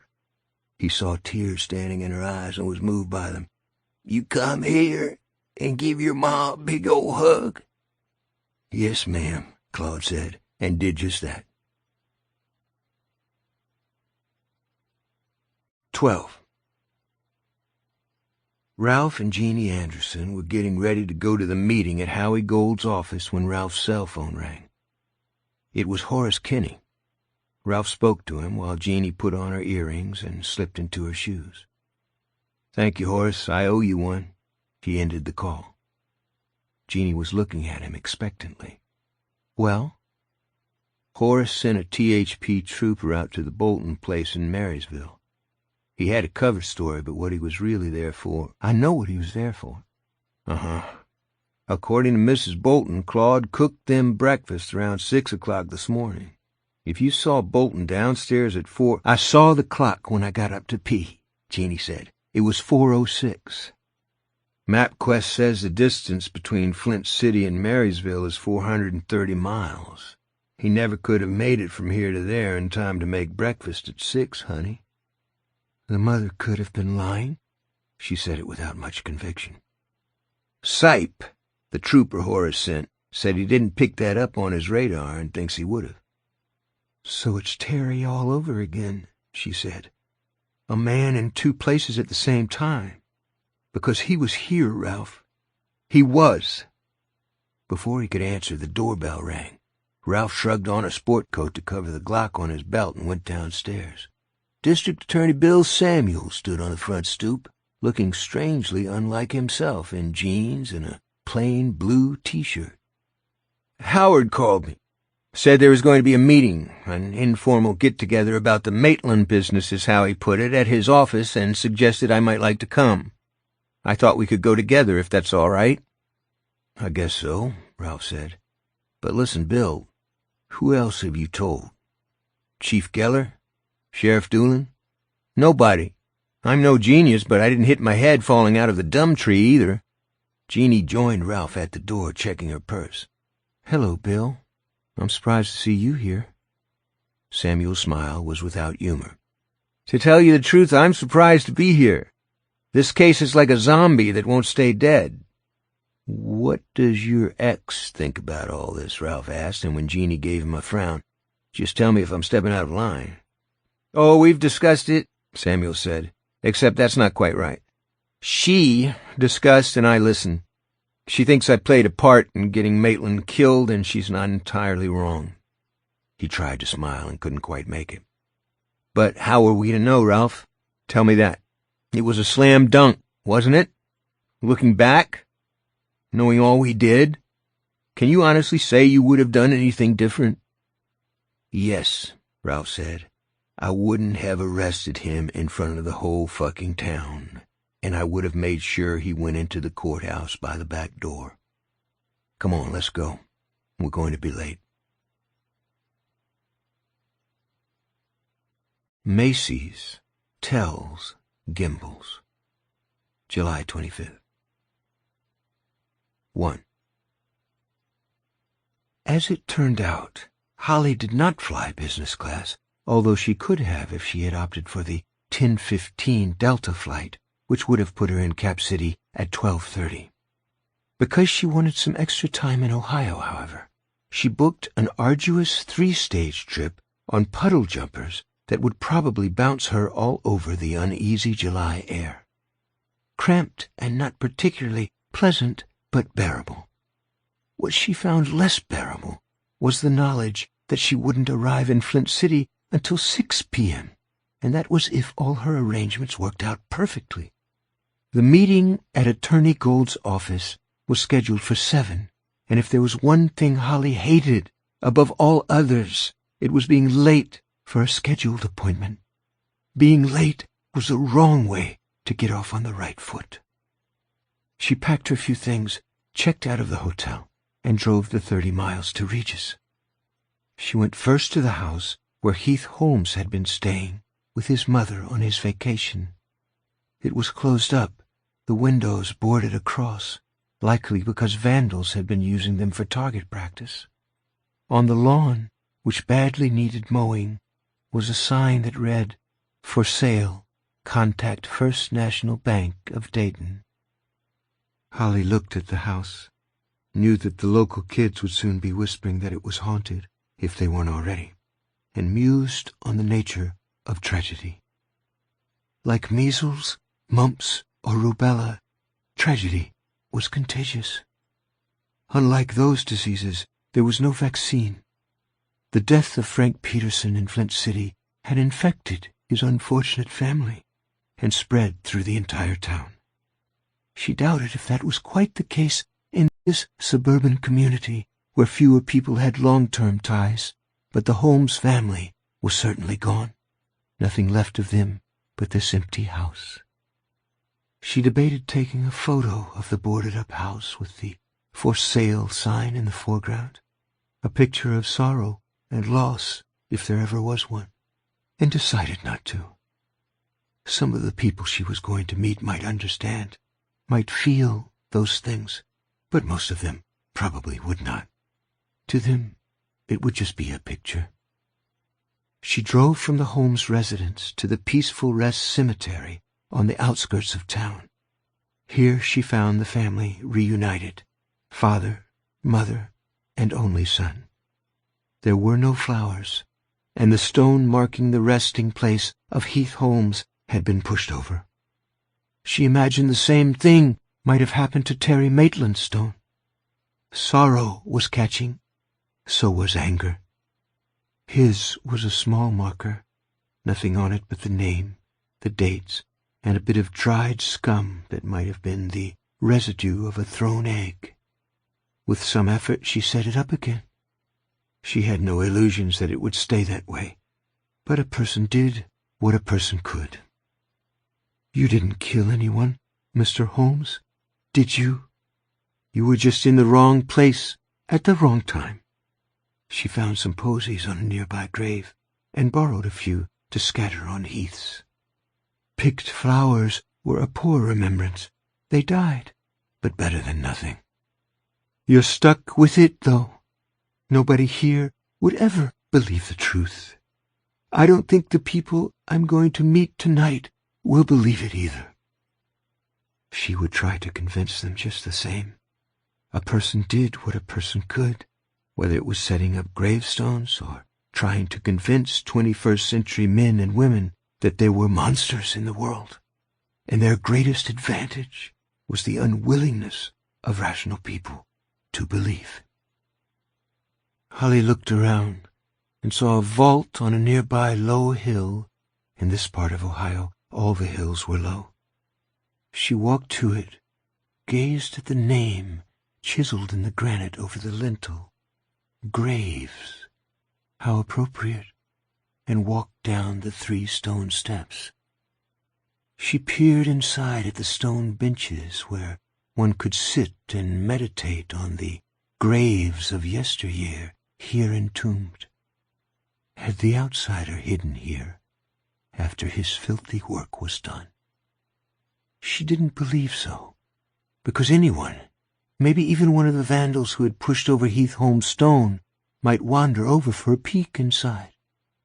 Also, the sun would shine into the meditation area for an hour or 2 in the afternoons, giving it a bit of fugitive warmth. If the outsider was what she believed he was, he would prefer darkness. Not always, no, but for certain periods of time. Certain crucial periods. She hadn't finished her research yet, but she was almost sure of that much. And something else. Murder might be its life's work, but sorrow was its food. Sorrow and anger. No, it hadn't taken its rest in this vault, but she believed it had been in this cemetery, perhaps even before the deaths of Mavis Holmes and her son. Holly thought she knew it might only be a fancy. She could smell its presence. Brady Hartsfield had had that same smell about him, the stink of the unnatural. Bill had known it. The nurses who had cared for Hartsfield had known it too, even though he was supposedly in a state of semi-catatonia. She walked slowly to the little parking lot outside the cemetery gates with her bag banging against her hip. Her Prius waited alone in the sizzling summer heat. She walked past it, then turned a slow 360 studying every aspect of the surrounding area. She was close to farm country. She could smell the fertilizer. But this was a transitional belt of industrial abandonment, ugly and barren. There would be no pictures of it in the Chamber of Commerce promotional brochures, assuming Regis had a Chamber of Commerce. There were no points of interest. There was nothing to attract the eye. It was repelled, instead, as if the very earth were saying, "Go away. There is nothing for you here. Goodbye. Don't come again." Well, there was the cemetery, but few people would visit peaceful rest once winter came, and the north wind would freeze those few away after the briefest of visits to make their manners to the dead. Yonder to the north were train tracks, but the rails were rusty, and there were weeds growing up between the cross ties. There was a long deserted train station, its windows boarded up like those of the Holmes house. Beyond it, on a spur, stood 2 lonely boxcars, their wheels buried in vines. They looked as if they had been there since the Vietnam era. Near the deserted station were long abandoned storage facilities and what she assumed were obsolete repair sheds. Beyond those, a broken factory stood hip-deep in sunflowers and bushes. A swastika had been spray-painted on crumbling pink bricks that had been red a long, long time ago.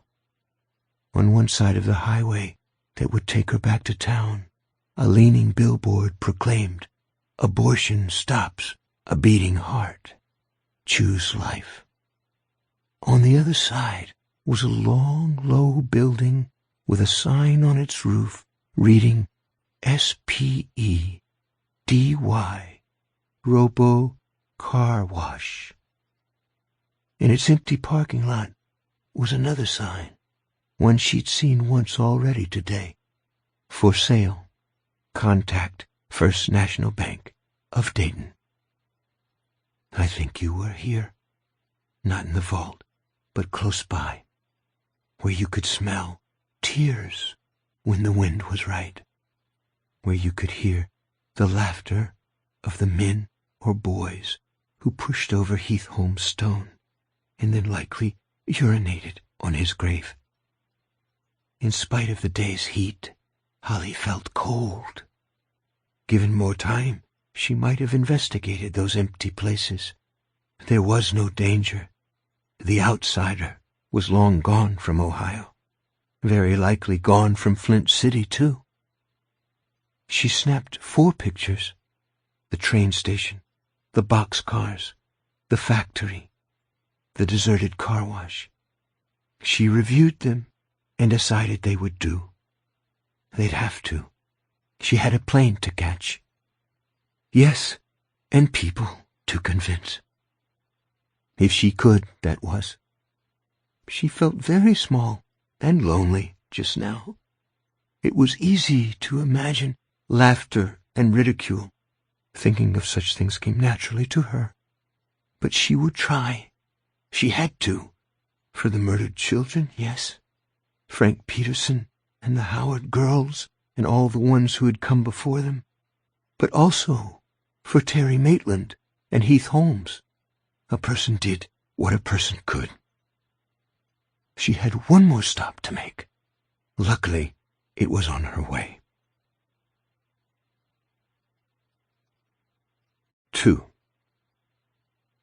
An old man sitting on a bench in Trotwood Community Park was happy to give her directions to the place where the bodies of those poor gals had been found.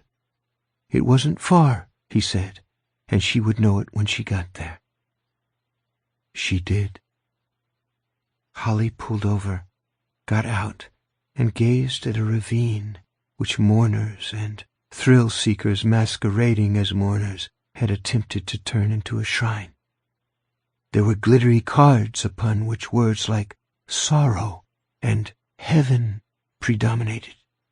There were balloons, some deflating, some fresh and new, even though Amber and Jolene Howard had been discovered here 3 months earlier. There was a statue of Mary, which some wag had decorated with a mustache. There was a teddy bear that made Holly shudder. Its plump brown body was covered with mold. She raised her iPad, took a picture.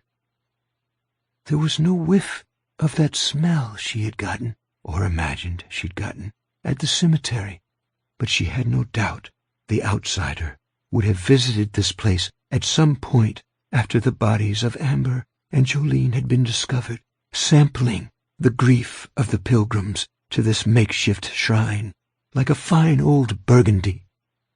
Also, the excitement of those, not many, but a few, there were always a few, who came to meditate on what it might be like to do such things as had been done to the Howard girls, and listen to their screams. Yes, you came, but not too soon. Not until you could do so without attracting unwanted attention, the way you did on the day Frank Peterson's brother shot Terry Maitland. Only that time you couldn't resist, could you? Holly murmured. It would have been like a starving man trying to resist a Thanksgiving dinner with all the trimmings. A minivan pulled in ahead of Holly's Prius. On one side of the bumper was a sticker reading, Mom's Taxi. The one on the other side read, I believe in the Second Amendment, and I vote. The woman who got out was well-dressed, plump, pretty, in her 30s. She was holding a bouquet of flowers. She knelt, put them beside a wooden cross with little girls on one arm and with Jesus on the other. Then she stood up. So sad, isn't it? She said to Holly. Yes. I'm a Christian, but I'm glad the man who did it is dead. Glad. And I'm glad he's in hell. Is that awful of me? He's not in hell, Holly said. The woman recoiled as if she had been slapped. He brings hell. Holly drove to the Dayton airport. She was running a bit behind, but resisted the urge to exceed the speed limit. Laws were laws for a reason. 3. Having to fly on the commuter planes, Tin Can Airways was what Bill had called them, had its advantages. For one, the final leg put her down at Kiowa Airfield in Flint County, saving her a 70-mile drive from Cap City. Leapfrog travel also gave her a chance to continue her researches. During her brief layovers between flights, she used airport Wi-Fi to download as much information as she could and as fast as she could. During the flights themselves, she read what she had downloaded, scrolling fast and concentrating fiercely, barely hearing the dismayed yelps when her second flight, a 30-seat turboprop, hit an air pocket and dropped like an elevator. She arrived at her destination only 5 minutes late, and by putting on a burst of speed, was first to Hertz, earning a dirty look from the overburdened salesman type she beat out with a final sprint.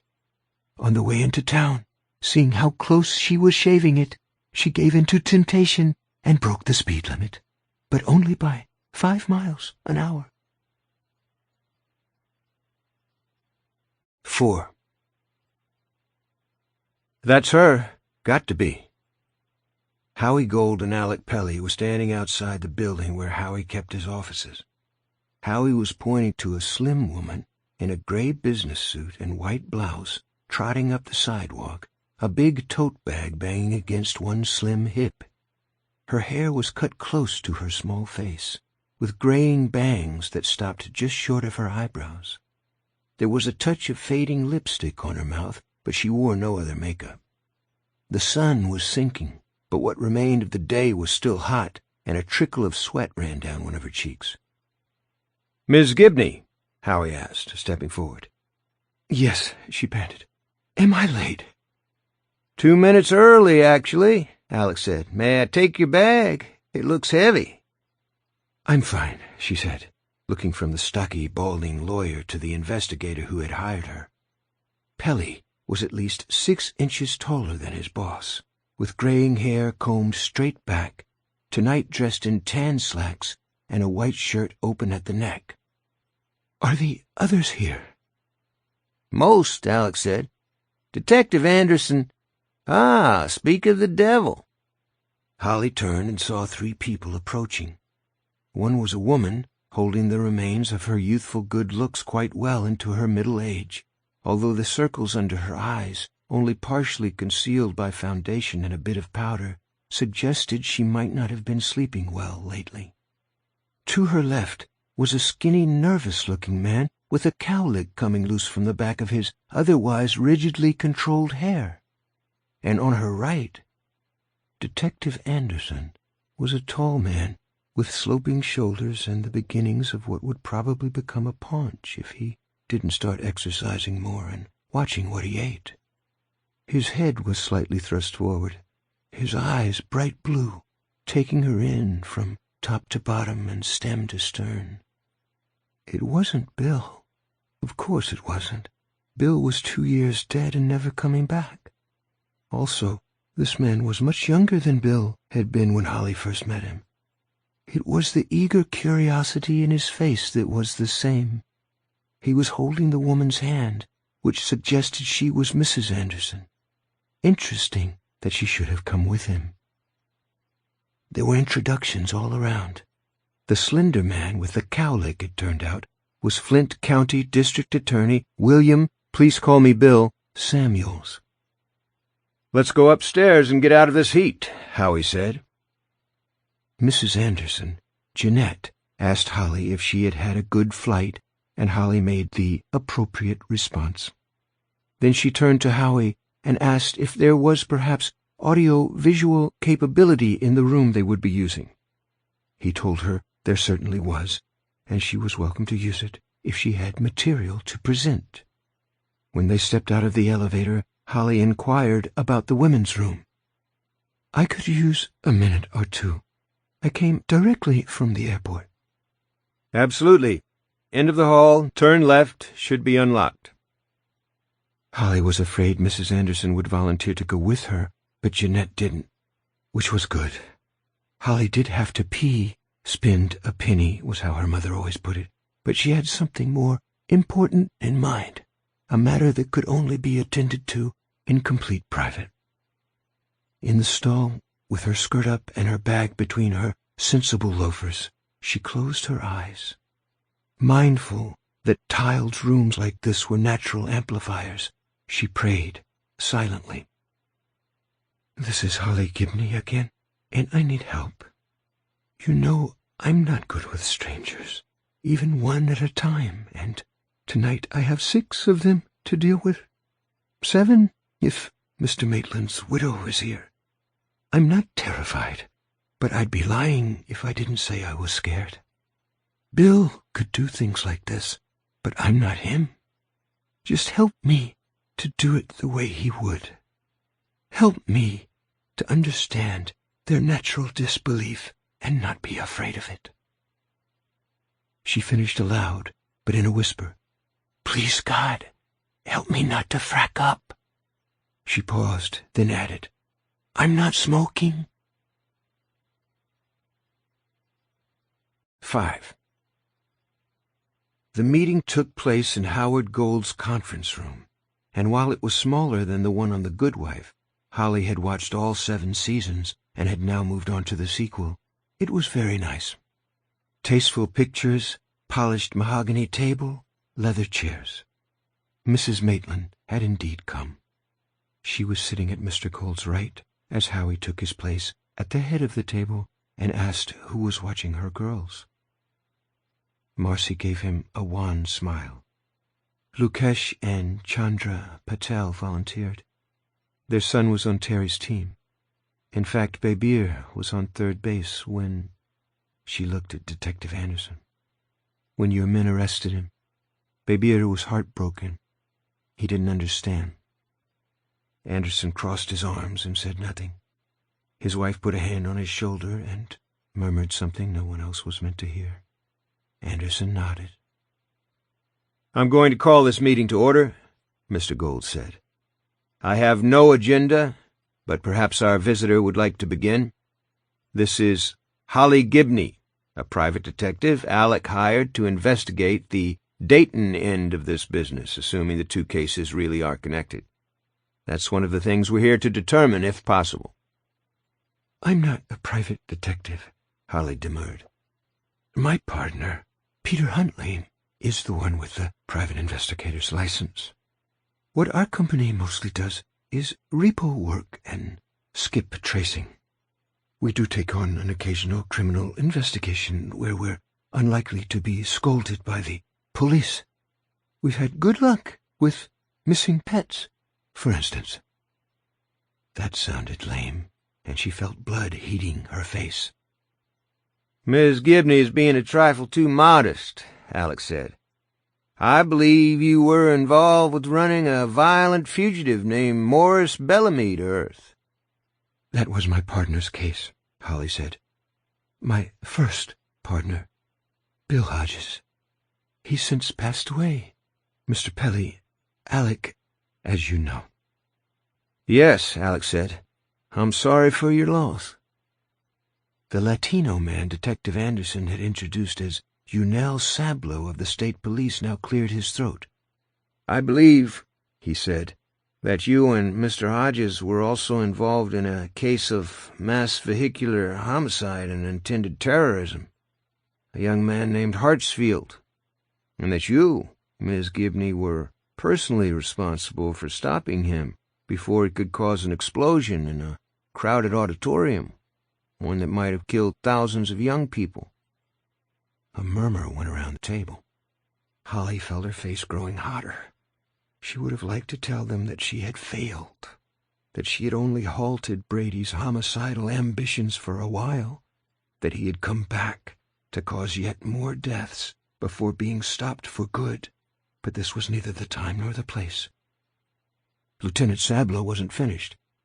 "I think you received a commendation from the city." "There were actually 3 of us who got commendations, but all it amounted to was a gold key and a bus pass good for 10 years. She looked around at them, unhappily aware that she was still blushing like a 16-year-old. "That was a long time ago. As for this case, I'd rather save my report for last, and my conclusions." "Like the final chapter in one of those old British drawing-room mysteries," Mr. Gold said, smiling. "We all tell what we know, then you stand up and astound us with an explanation of who done it and how." "Good luck with that," Bill Samuel said. "Just thinking about the Peterson case makes my head hurt." "I believe we have most of the pieces," Holly said. "But I don't believe they're all out on the table, even now. What I keep remembering, I'm sure you'll think it's silly, is that old saying about how Macy's doesn't tell Gimbels. But now Macy's and Gimbels are both here. "Not to mention Saks, Nordstrom's, and needless markup," Howie said. Then, seeing Holly's expression, "I'm not joshing you, Miss Gibney. I'm agreeing with you. Everything on the table. Who starts?" "Yoon should," Anderson said, "since I'm on administrative leave." Yoon put a briefcase on the table and took out his laptop. "Mr. Gold, can you show me how to use the projection gadget?" Howie obliged, and Holly watched closely so she would know how to do it herself when her turn came. Once the right cords were connected, Howie dimmed the lights a bit. "Okay," Yoon said.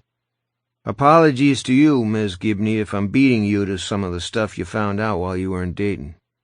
"Perfectly all right," Holly said. "I spoke with Captain Bill Darwin of the Dayton Police Department and Sergeant George Highsmith of the Trotwood PD. When I told them we had a similar case, possibly connected by a stolen van that had been near both their crime scene and ours, they were willing to help, and thanks to the magic of telecommunication, I should have it all right here. If this gadget works, that is. Yoon's desktop appeared on the screen. He clicked on a file marked Holmes. The first image was that of a man in an Orange County jail jumpsuit. He had short-cropped auburn hair and beard stubble on his cheeks. His eyes were slightly squinted, giving him a look that could have been sinister or simply stunned at the sudden turn his life had taken. Holly had seen the mugshot on the front page of the Dayton Daily News, April 30th issue. "This is Heath James Holmes," Yoon said. 34, arrested for the murders of Amber and Jolene Howard. I have crime scene pictures of the girls, but won't show them to you. You wouldn't sleep. The mutilations are the worst I've ever seen. Silence from the 7 people watching. Jeannie was clutching her husband's arm. Marcy was staring at Holmes' photo as if mesmerized, with a hand over her mouth. Other than a minor juvenile bust for joyriding in a stolen car and a couple of speeding tickets, Holmes' record is squeaky clean. His twice-yearly work evaluations, first at Kindred Hospital and then at Heisman Memory Unit, are excellent. Co-workers and patients spoke highly of him. There are comments like, always friendly and genuinely caring and goes the extra mile. People said all those things about Terry, Marcy murmured. Means nothing, Samuels protested. People said the same things about Ted Bundy. Yoon continued. Holmes told co-workers he planned to spend his 1-week vacation with his mother in Regis, a small town 30 miles north of Dayton and Trotwood. Midway through his vacation week, the bodies of the Howard girls were discovered by a postman on his delivery rounds. The guy saw a huge flock of crows congregated at a ravine about a mile from the Howard home and stopped to investigate. Given what he found, he probably wishes he hadn't. He clicked, and 2 little blonde girls replaced Heath Holmes' squint and stubble. The photo had been taken at a carnival or an amusement park. Holly could see a tilt-a-whirl in the background. Amber and Jolene were smiling and holding up cones of cotton candy like prizes. No victim blaming here, but the Howard girls were a handful.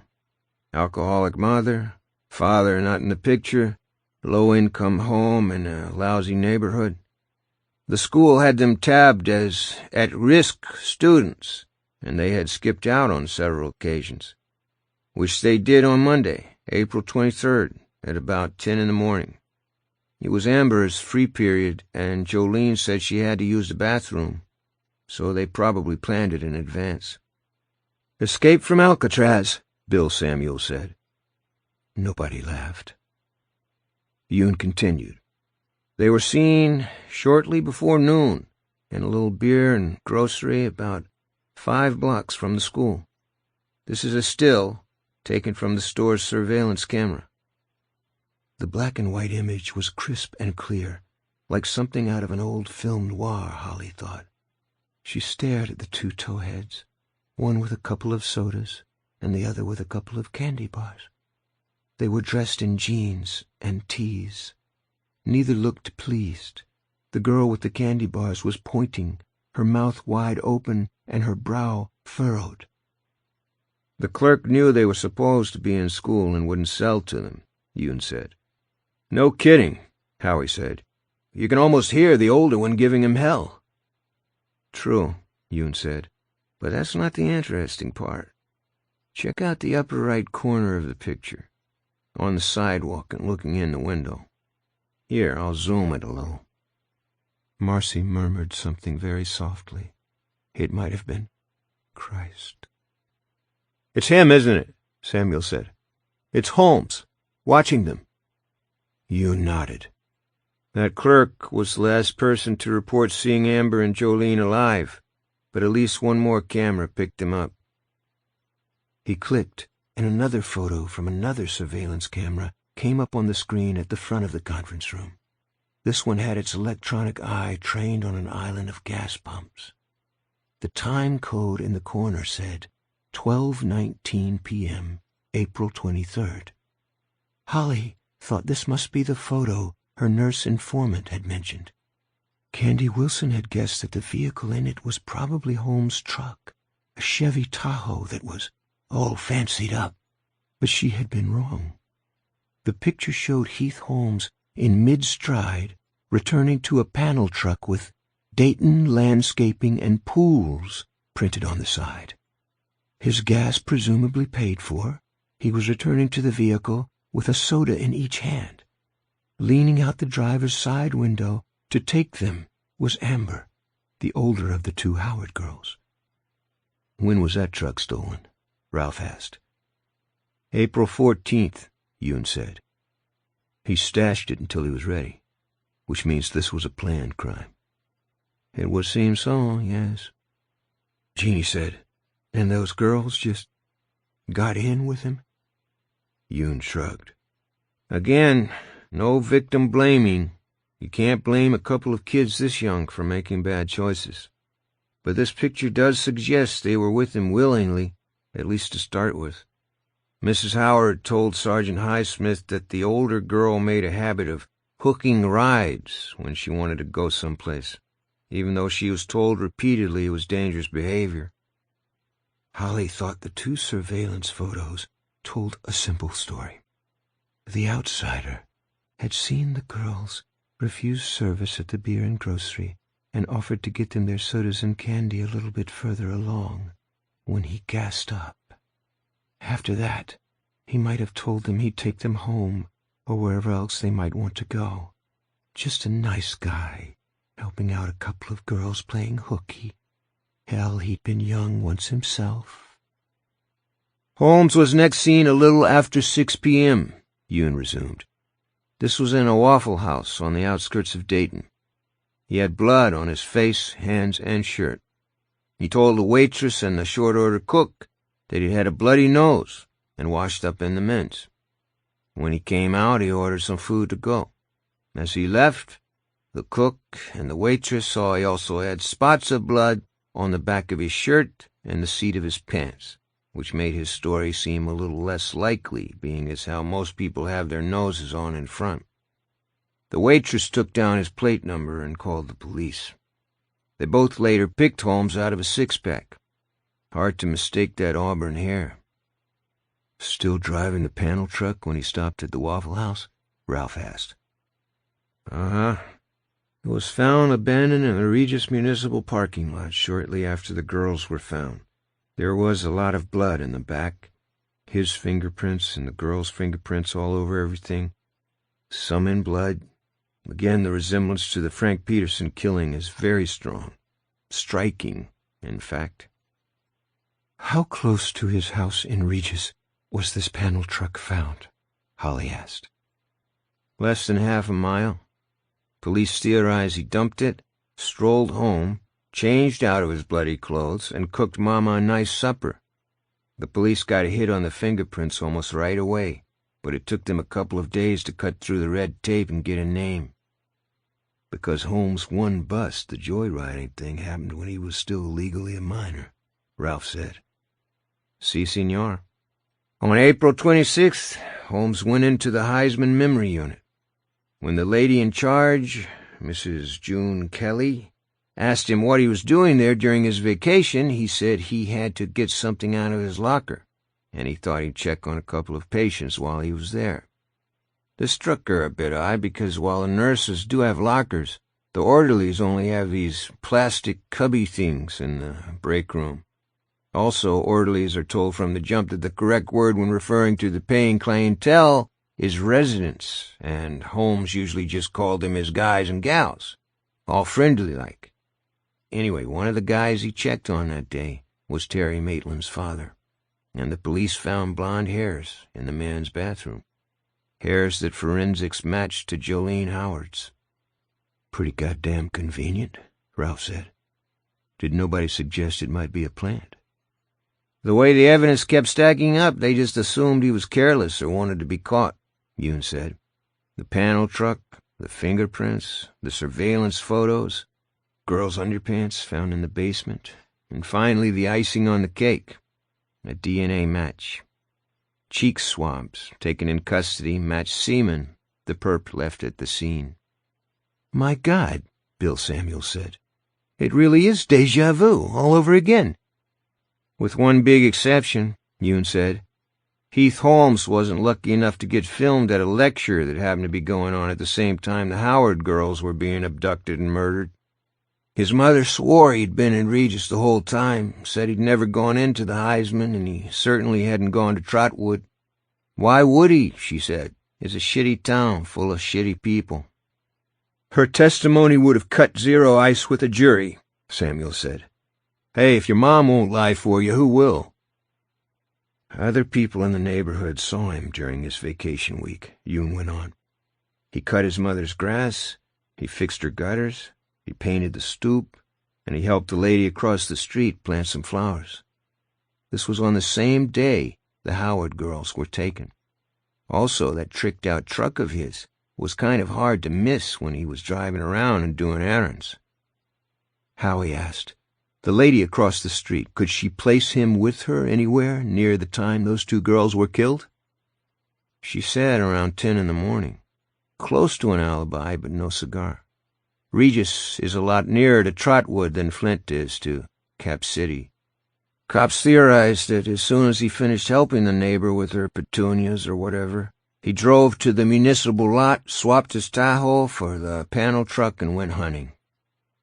"Terry was luckier than Mr. Holmes," Marcy said, looking first at Ralph and then at Bill Samuels.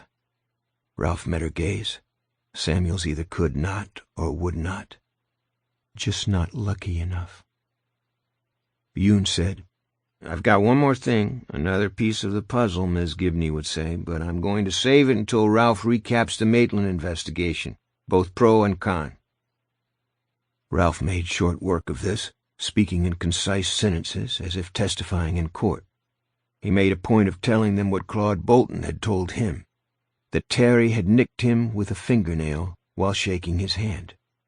After telling them about the discovery of the clothes out in Canning Township, pants, underwear, socks, sneakers, but no shirt, he circled back to the man he'd seen on the courthouse steps.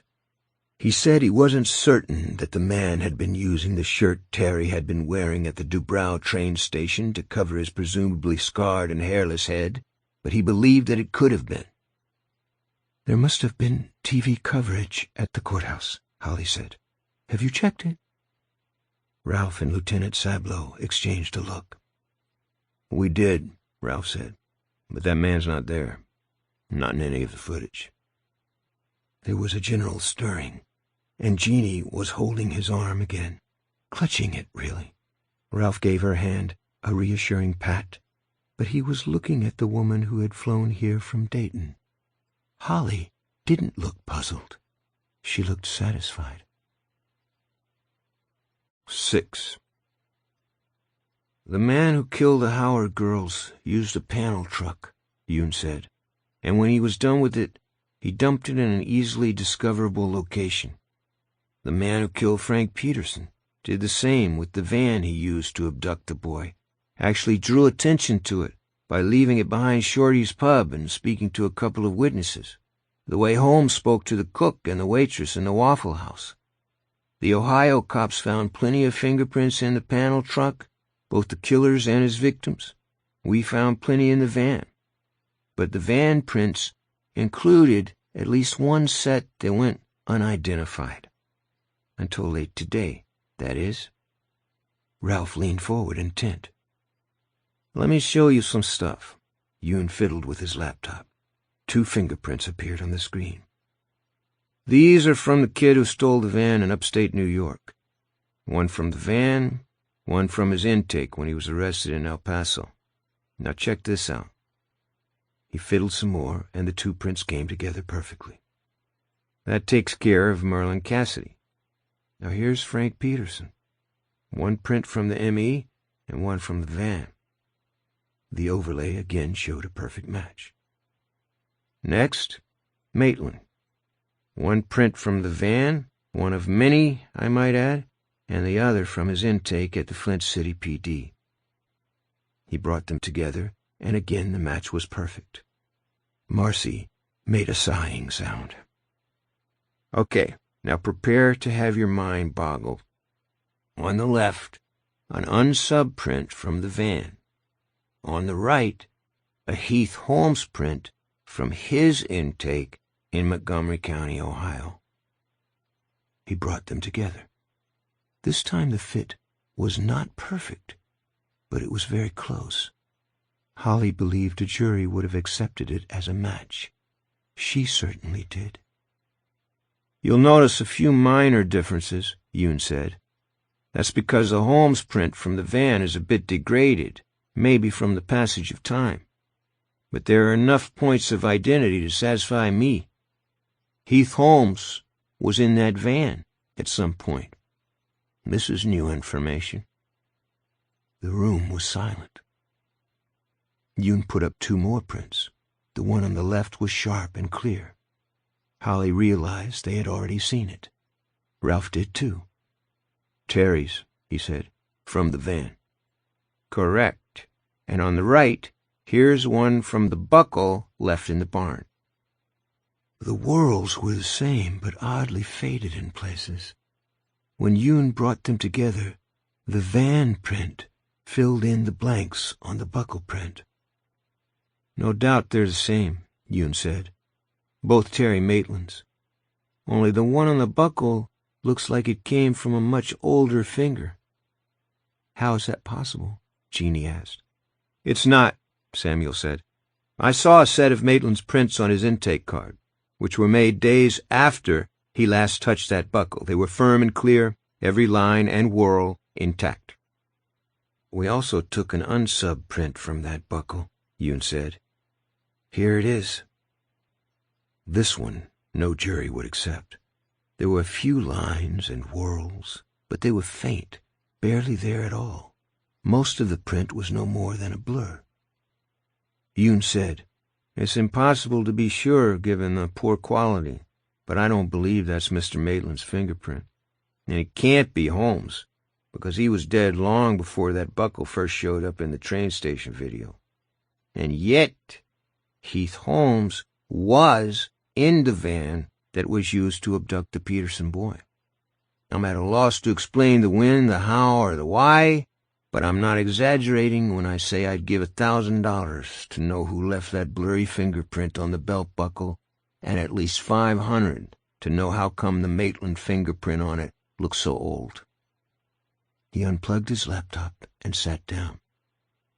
Plenty of pieces on the table, Howie said, but I'll be damned if they make a picture. Does anyone have any more? Ralph turned to his wife. Tell them, he said. Tell them who you dreamed was in our house. It was no dream, she said. Dreams fade. Reality doesn't. Speaking slowly at first, but picking up speed, she told them about seeing the light on downstairs and finding the man sitting beyond the archway on one of the chairs from their kitchen table. She finished with the warning he had given her, emphasizing it with the fading blue letters inked on his fingers. You must tell him to stop. I fainted. I've never done that before in my life. She woke up in bed, Ralph said. No sign of entry. Burglar alarm was set. A dream, Samuel said flatly. Jeannie shook her head hard enough to make her hair fly. He was there. Something happened, Ralph said. That much I'm sure of. The man with the burned face had tats on his fingers. The man who wasn't there in the films, Howie said. I know how it sounds. Crazy. But someone else in this case had finger tats, and I finally remembered who it was. I had Yoon send me a picture, and Jeannie ID'd it. The man Jeannie saw in her dream, or in our house, is Claude Bolton, the bouncer at Gentlemen Please, the one who got a cut while shaking Maitland's hand. The way Terry got cut when he bumped into the orderly, Marcy said. That orderly was Heath Holmes, wasn't it? Oh, sure, Holly said almost absently. She was looking at one of the pictures on the wall. Who else would it be? Alec Pelly spoke up. Have either of you checked on Bolton's whereabouts? I did, Ralph said and explained.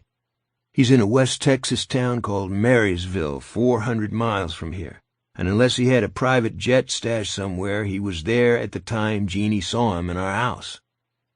Unless his mom was lying, Samuel said.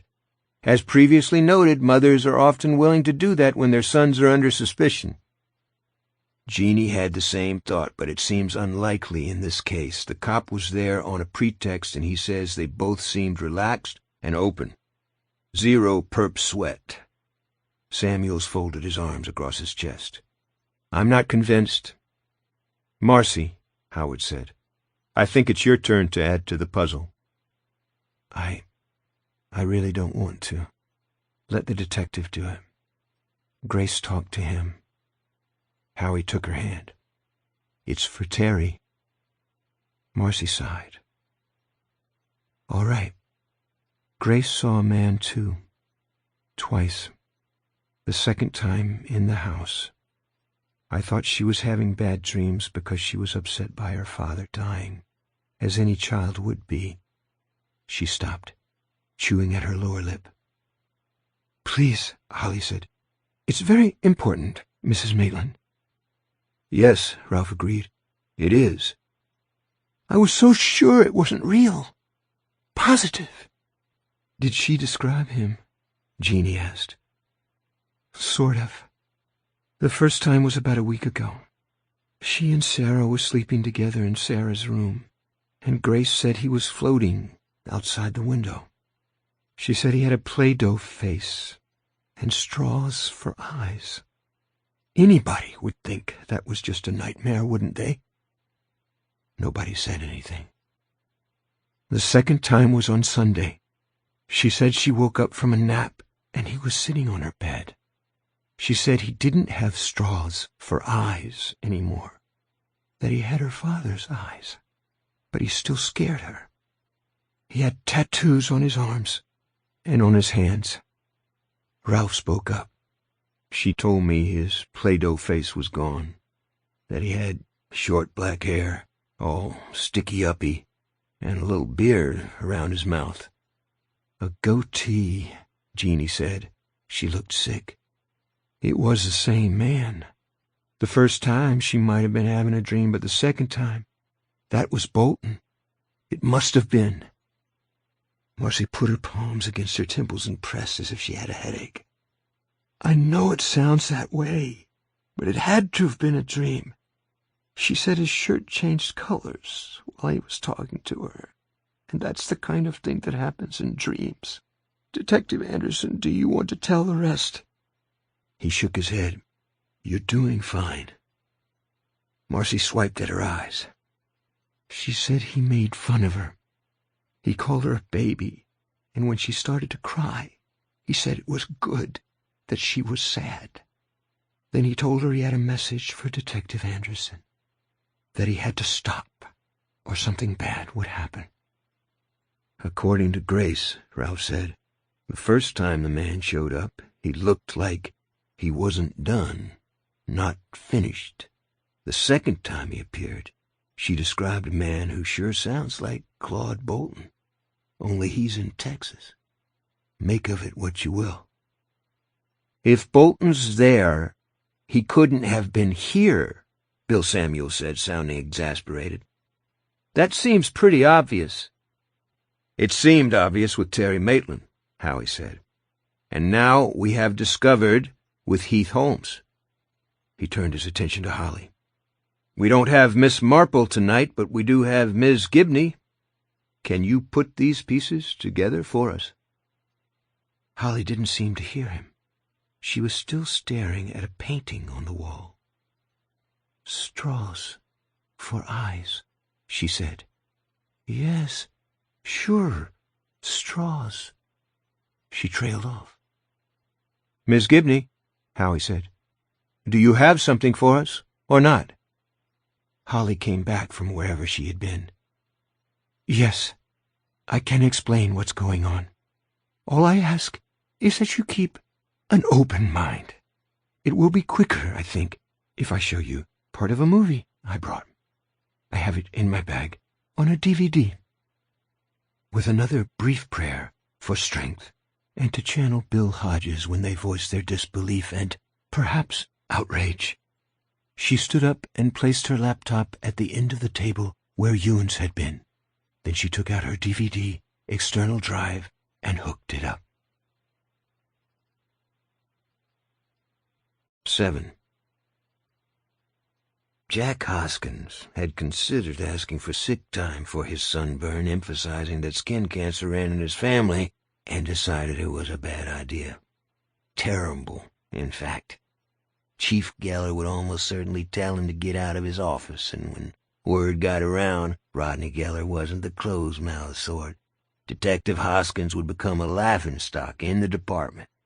In the unlikely event that the chief agreed, he would be expected to go to the doctor, and Jack wasn't ready for that.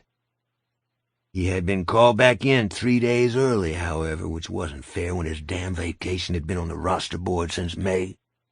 Feeling this made it his right, his perfect right, to turn those 3 days into what Ralph Anderson would have called a staycation.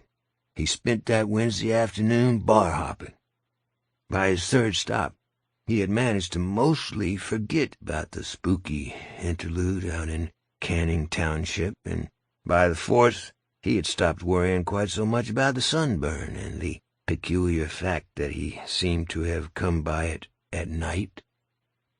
His fifth stop was at Shorty's pub.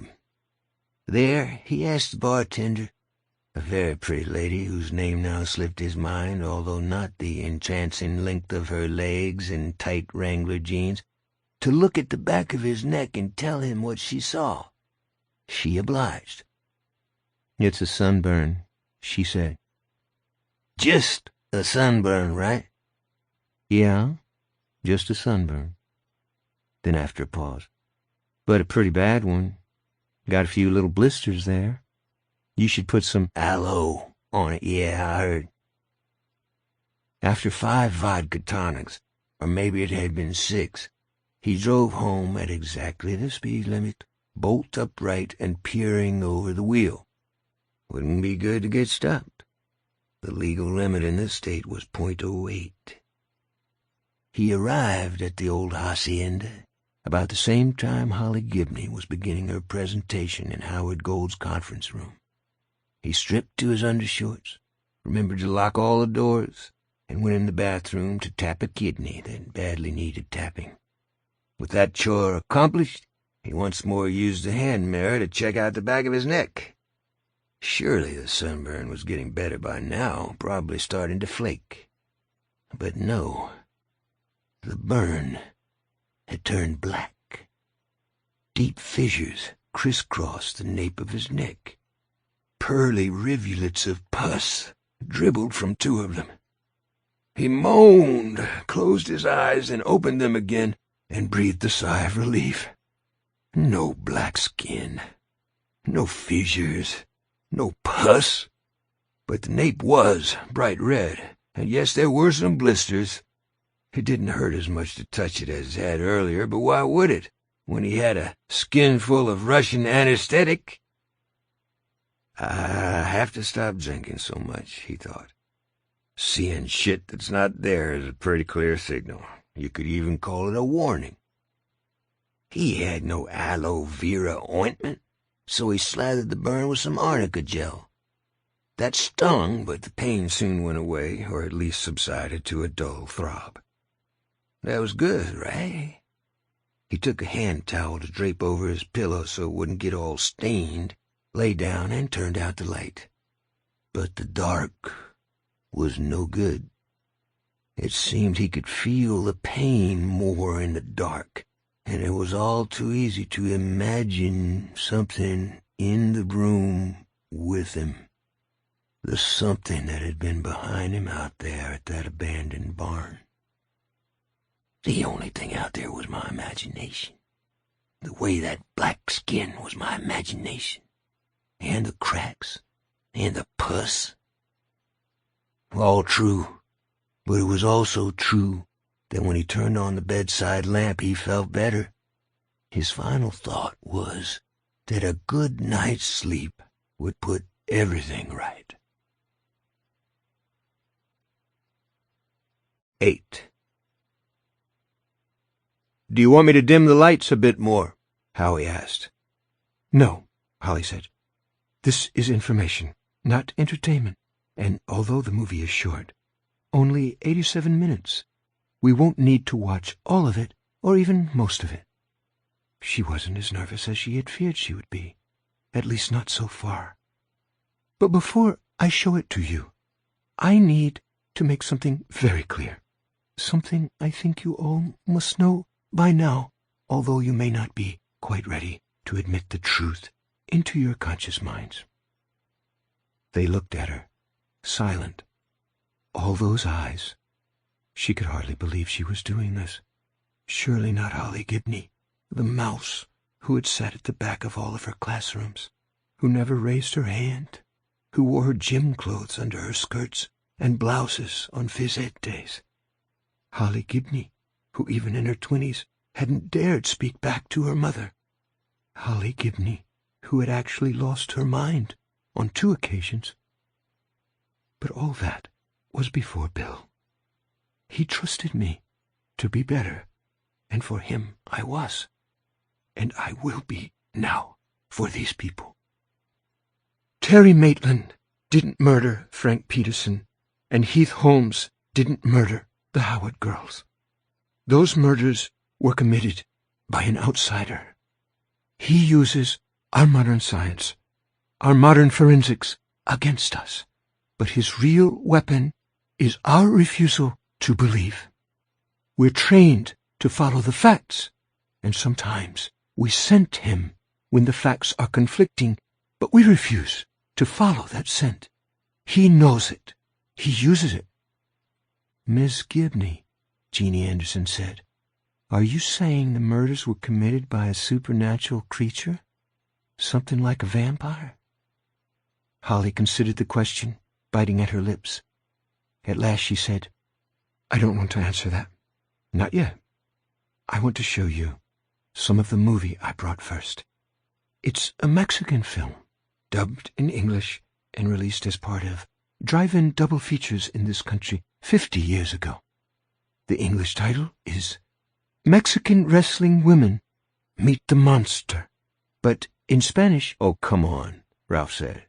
"This is ridiculous." "Shut up," Jeannie said.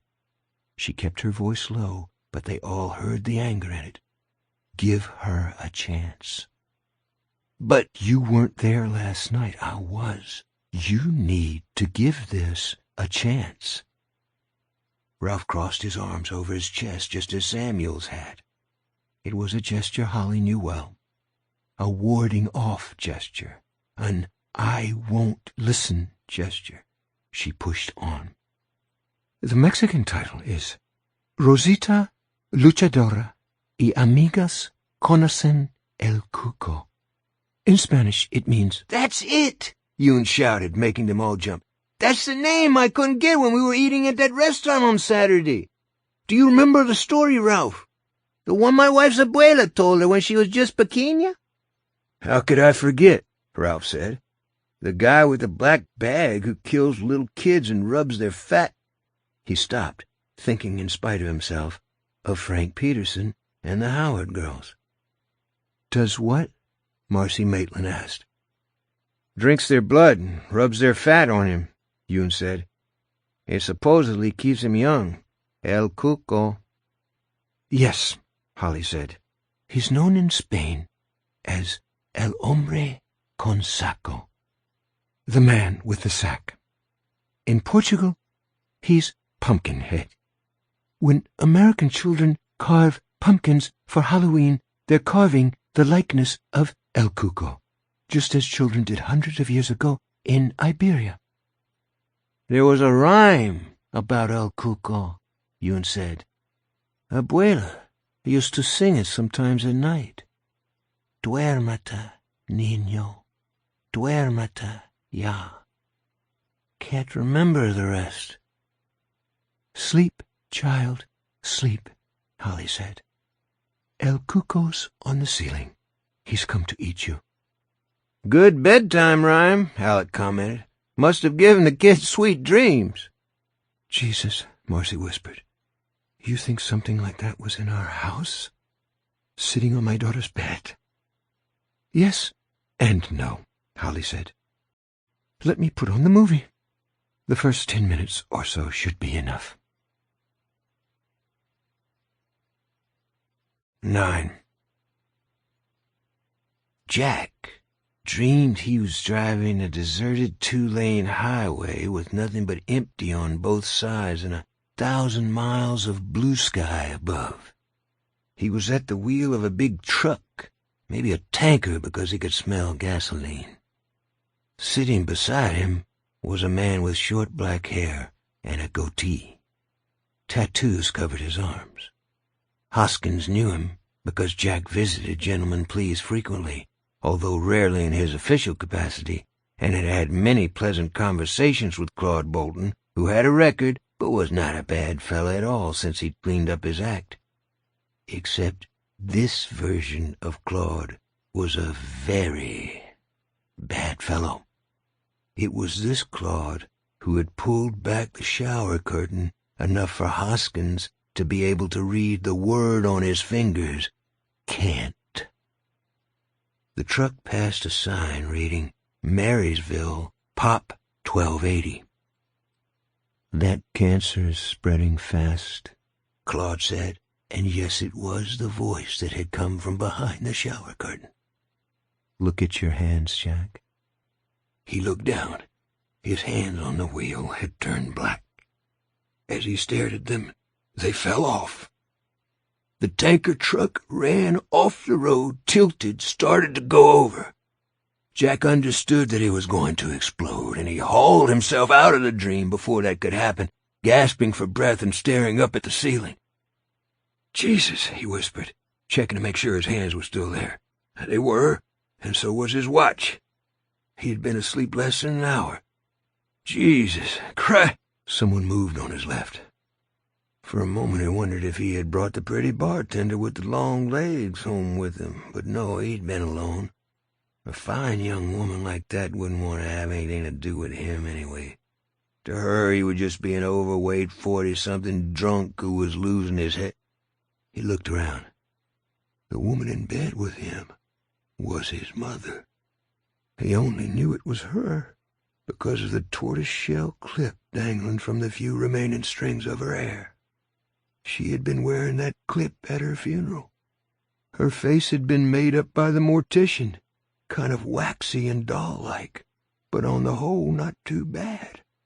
This face was mostly gone, the flesh putrefying off the bone.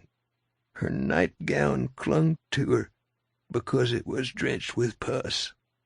There was the stench of rotting meat. He tried to scream, couldn't. "This cancer is waiting for you, Jack," she said. He could see her teeth clacking because her lips were gone. "It's eating into you.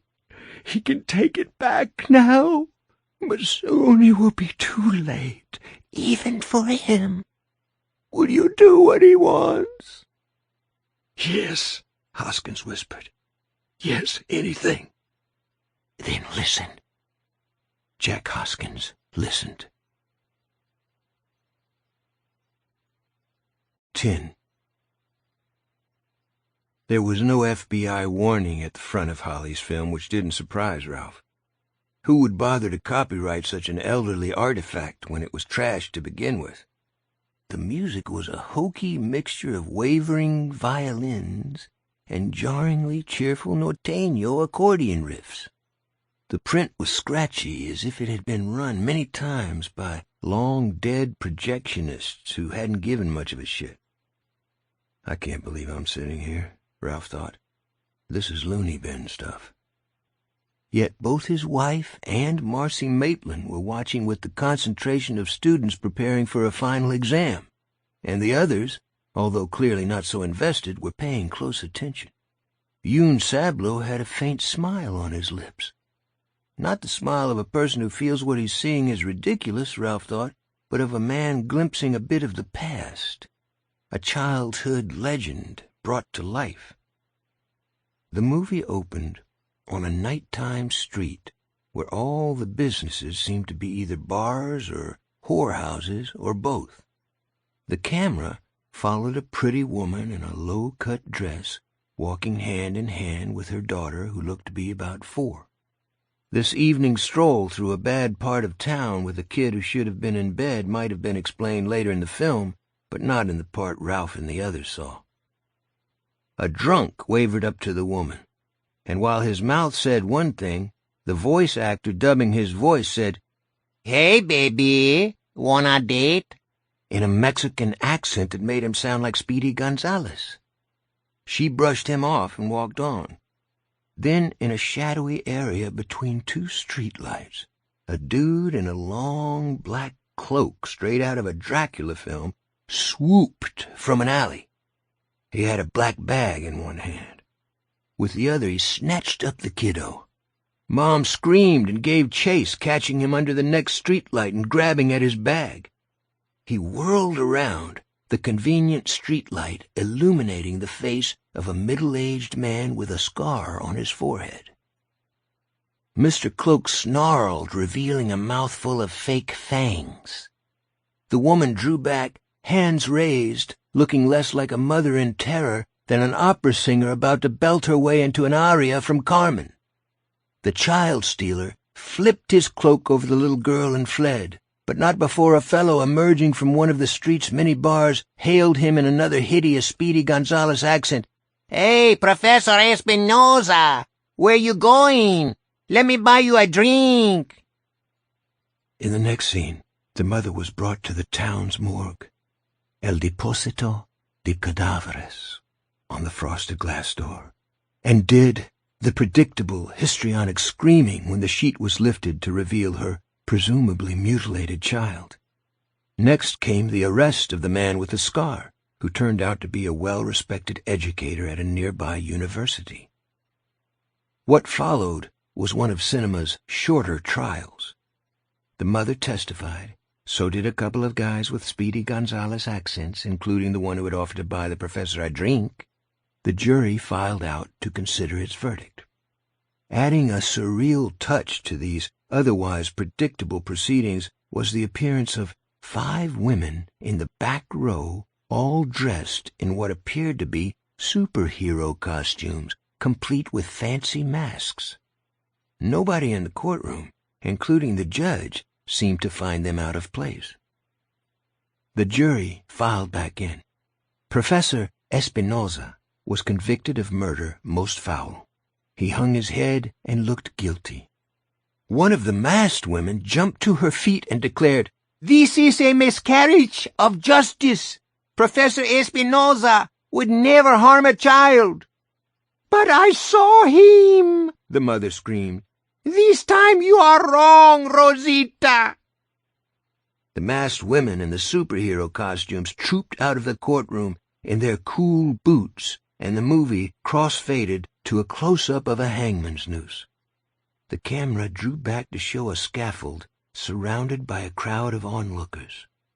Professor Espinosa was led up the steps. As the rope was placed around his neck, his gaze fixed on a man in a hooded monk's robe at the back of the crowd. There was a black bag between the monk's sandaled feet. This was a stupid and poorly made movie, but Ralph still felt a prickle run down his arms and covered Jeannie's hand with his own when she reached for him. He knew exactly what they were going to see next. The monk pushed back his hood to reveal Professor Espinosa's face, convenient forehead scar and all. He grinned, showing those ridiculous plastic fangs, pointed at his black bag, and laughed. "There!" the real professor screamed from the gallows. "There he is! There!" The crowd turned, but the man with the black bag was gone. Espinosa got his own black bag, a death hood that was pulled over his head. From beneath it he screamed, "The monster! The monster!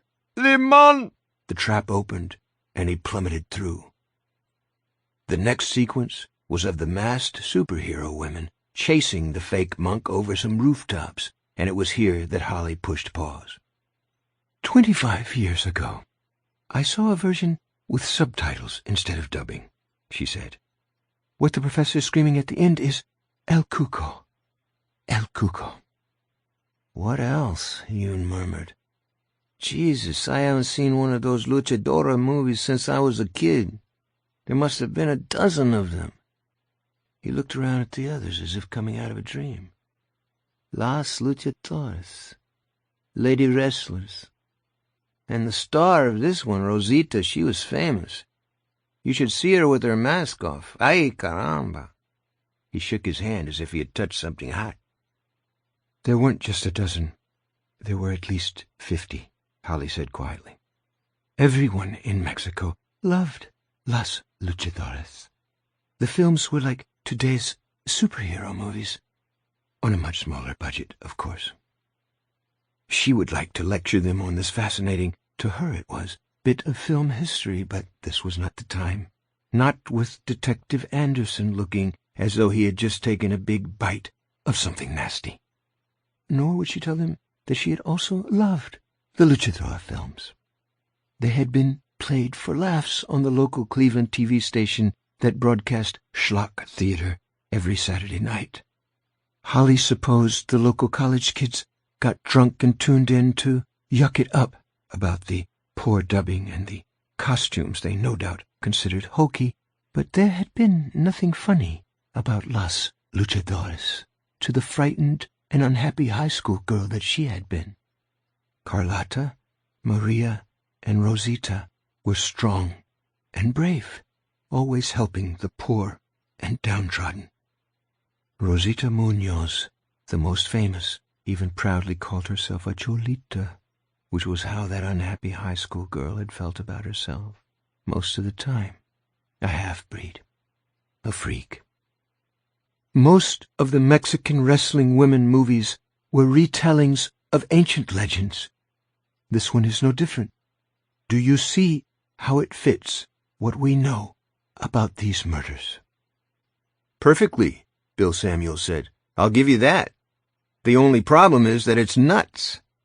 Out to lunch. If you actually believe in El Cuco, Ms. Gibney, then you are El Cuckoo. Says the man who told me about the disappearing footprints, Ralph thought. He did not believe in El Cuco, but he thought the woman had displayed a lot of guts in showing them the film when she must have known what their reaction would be. He was interested to see how Miss Gibney of Finders Keepers would respond. El Cuco is said to live on the blood and fat of children, Holly said. But in the world, our real world, he would survive not just on those things, but on people who think as you do, Mr. Samuels. As I suppose you all do. Let me show you one more thing. Just a snippet, I promise. She went to chapter 9 of the DVD, the second to last. The action picked up with one of the luchadoras, Carlotta, cornering the hooded monk in a deserted warehouse. He tried to escape by way of a convenient ladder. Carlotta grabbed him by the back of his billowing robe and tossed him over her shoulder. He did a mid-air flip and landed on his backside. The hood flew back, revealing a face that was not a face at all, but a lumpy blank. Carlotta screamed as two glowing prongs emerged from where the eyes should have been. They must have had some kind of mystic repelling power, because Carlotta staggered against the wall and held one hand up in front of her luchadora mask, trying to shield herself. "Stop it," Marcy said. "Oh, God, please." Holly poked her laptop. The image on the screen disappeared. But Ralph could still see it, an optical effect that was prehistoric compared to the CGI stuff you could view in any Cineplex these days. but effective enough if you had heard a certain little girl's story of the intruder in her bedroom. "Do you think that's what your daughter saw, Mrs. Maitland?" Holly asked. "Not exactly. I don't mean that, but—" "Yes, of course. Straws for eyes. That's what she said. Straws for eyes." 11. Ralph stood up. His voice was calm and level. "With all due respect, Miss Gibney, and considering your past, exploits, I have no doubt that respect is due. There is no supernatural monster named El Cuco who lives on the blood of children. I'd be the first to admit that this case, the two cases, if they're linked, and it seems more and more certain that they are, has some very strange elements, but this is a false trail you're leading us down." "Let her finish," Jeannie said, "before you close your mind entirely. For God's sake, let her have her say." He saw that his wife's anger was now on the edge of fury. He understood why, could even sympathize. By refusing to entertain Gibney's ridiculous story of El Cuco, Jeannie felt he was also refusing to believe what she herself had seen in their kitchen early this morning. And he wanted to believe her, not just because he loved and respected her, but because the man she described fitted Claude Bolton to a T, and he couldn't explain that. Still, he said the rest to all of them, and especially to Jeannie. He had to. It was the bedrock truth upon which his whole life stood. Yes, there had been maggots in the cantaloupe, but they had gotten in there by some natural means. Not knowing what it was didn't change that or negate it. He said, "If we believe in monsters, in the supernatural, how do we believe in anything?" Ralph sat down and tried to take Jeannie's hand. She pulled it away. "I understand how you feel," Holly said. "I get it. Believe me, I do. But I've seen things, Detective Anderson, that allow me to believe in this. Oh, not the movie, not even the legend behind the movie exactly. But in every legend, there's a grain of truth. Leave it for now. I would like to show you a timeline I drew up before I left Dayton. May I do that? It won't take long." "You have the floor," Howie said. He sounded bemused. Holly opened a file and projected it on the wall. Her printing was small but clear. Ralph thought what she had drawn up would pass muster in any courtroom. That much he had to give her. Thursday, April 19th. Merlin Cassidy leaves the van in a Dayton parking lot. I believe it was stolen the same day. We won't call the thief El Cuco. We'll just call him the Outsider. Detective Anderson will feel more comfortable with that." Ralph kept silent, and this time when he tried for Jeannie's hand, she let him take it, although she did not fold her fingers over his. "Where did he stash it?" Alec asked. "Any idea?" "We'll get to that, but for now, may I stick with the Dayton chronology?" Alec lifted a hand for her to go on. Saturday, April 21st. The Maitlands fly to Dayton and check into their hotel. Heath Holmes, the real one, is in Regis staying with his mother. Monday, April 23rd. Amber and Jolene Howard are killed. The Outsider eats of their flesh and drinks of their blood. She looked at Ralph. "No, I don't know it. Not for sure. But reading between the lines of the newspaper stories, I'm sure that body parts were missing, and the bodies were bled, mostly white. Is that similar to what happened to the Peterson boy?" Bill Samuel spoke up. "Since the Maitland case is closed and we're having an informal discussion here, I have no problem telling you that it is. Flesh was missing from Frank Peterson's neck, right shoulder, right buttock, and left thigh." Marcy made a strangled sound. When Jeannie started to go to her, Marcy waved her off. "I'm all right. No, I'm not. But I'm not going to throw up or faint or anything." Observing her ashy skin, Ralph was not so sure. Holly said, "The outsider dumps the panel truck he used to abduct the girls near the Holmes home." She smiled at that. "Where he can be sure it will be found and become another part of the evidence against his chosen scapegoat. He leaves the girls' underwear in the Holmes basement, another brick in the wall." Wednesday, April 25th. The bodies of the Howard girls are found in Trotwood, between Dayton and Regis. Thursday, April 26th. While Heath Holmes is in Regis, helping his mother around the house and running errands, the outsider shows up at the Heisman Memory Unit. Was he looking for Mr. Maitland specifically, or could it have been anyone? I don't know for sure, but I think he had Terry Maitland in his sights because he knew the Maitlands were visiting from another state, far away. The outsider, whether you call him natural or unnatural or supernatural, is like many serial killers in one way. He likes to move around. Mrs. Maitland, could Heath Holmes have known that your husband was planning to visit his father? I guess so, Marcy said.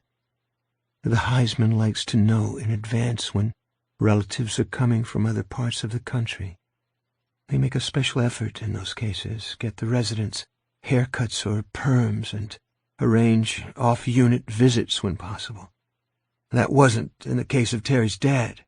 His mental problems were too far advanced.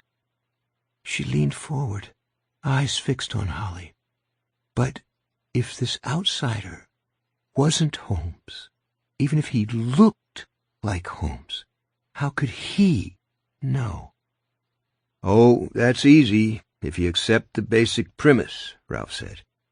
"If the guy is replicating Holmes, so to speak, he'd probably have access to all of Holmes' memories. Have I got it right, Miss Gibney? Is that how the story goes?" Let's say it is, at least to a degree, but let's not get hung up on it. I'm sure we're all tired, and Mrs. Maitland would probably like to get home to her children. Hopefully before she passes out, Ralph thought. Holly went on. The outsider knows he'll be seen and noticed at the Heisman Memory Unit. It's what he wants, and he's sure to leave more evidence that will incriminate the real Mr. Holmes. Hair from one of the murdered girls. But I believe his most important reason for going there on April 26th was to spill Terry Maitland's blood, exactly as he later spilled blood from Mr. Claude Bolton. It's always the same pattern. First come the murders, then he marks his next victim, his next self, you could say. After that, he goes into hiding. Except it's really a kind of hibernation, like a bear. He may move around from time to time, but mostly he stays in a pre-selected den for a certain length of time, resting while the change takes place. "In the legends, the transformation takes years," Yoon said. "Whole generations, maybe. But that's legend. You don't think it takes that long, do you, Miss Gibney?" I think only weeks, months at the very most. For a while, during the transformative process from Terry Maitland to Claude Bolton, his face might look like it was made out of Play-Doh. She turned to look at Ralph directly. She found this difficult, but sometimes it was necessary. Or as if he had been badly burned. "Don't buy it," Ralph said, "and that's an understatement." Then why wasn't the burned man in any of the footage? Jeannie asked. Ralph sighed. I don't know. Holly said, Most legends hold a grain of truth, but they're not the truth, if you see what I mean. In the stories, El Cuco lives on blood and flesh like a vampire. But I think this creature also feeds on bad feelings. Psychic blood, you could say. She turned to Marcy. He told your daughter he was glad she was unhappy and sad. I believe that was the truth. I believe he was eating her sadness. And mine, Marcy said, and Sarah's. Howie spoke up. Not saying any of this is true. Not saying that at all. But the Peterson family fits the scenario, doesn't it? All of them wiped out except for the father, and he's in a persistent vegetative state. A creature who lives on unhappiness, a grief eater instead of a sin eater, would have loved the Petersons. And how about that shit show at the courthouse, Yoon put in? If there really was a monster that eats negative emotions, that would have been Thanksgiving dinner for it. Do you people hear yourselves? Ralph asked. I mean, do you? Wake up, Yoon said harshly, and Ralph blinked as if he had been slapped. I know how far out it is. We all do. You don't need to keep telling us like you're the only sane man in the lunatic asylum. But there's something here that's way out of our experience. The man at the courthouse, the one who wasn't in any of the news footage, is only part of it. Ralph felt his face growing warm, but kept silent and took his scolding. You need to stop fighting this every step of the way, I say. I know you don't like the puzzle. I don't like it either. But at least admit that the pieces fit. There's a chain here. It leads from Heath Holmes to Terry Maitland to Claude Bolton. We know where Claude Bolton is, Alex said. I think a trip down to Texas to interview him would be the logical next move. Why in God's name? Jeannie asked. I saw the man who looks like him here, just this morning. We should discuss that, Holly said. But I want to ask Mrs. Maitland a question first. Where was your husband buried? Marcy looked startled. Where? Why, here. In town. Memorial Park Cemetery. We hadn't, made plans for that or anything. Why would we? Terry wouldn't have turned 40 until December. We thought we had years, that we deserved years, like anyone leading good lives. Jeannie got a handkerchief from her purse and handed it to Marcy, who began to wipe at her eyes with trance-like slowness. I didn't know what I should. I was just, stunned, trying to get my head around the idea that he was gone. The funeral director, Mr. Donnelly, suggested memorial because Hillview is almost full, and on the other side of town, besides. Stop her, Ralph wanted to say to Howie. It's painful and pointless. It doesn't matter where he's buried except to Marcy and her daughters. But once more he kept silent and took it, because it was another kind of scolding, wasn't it? Even if Marcy Maitland might not mean it that way.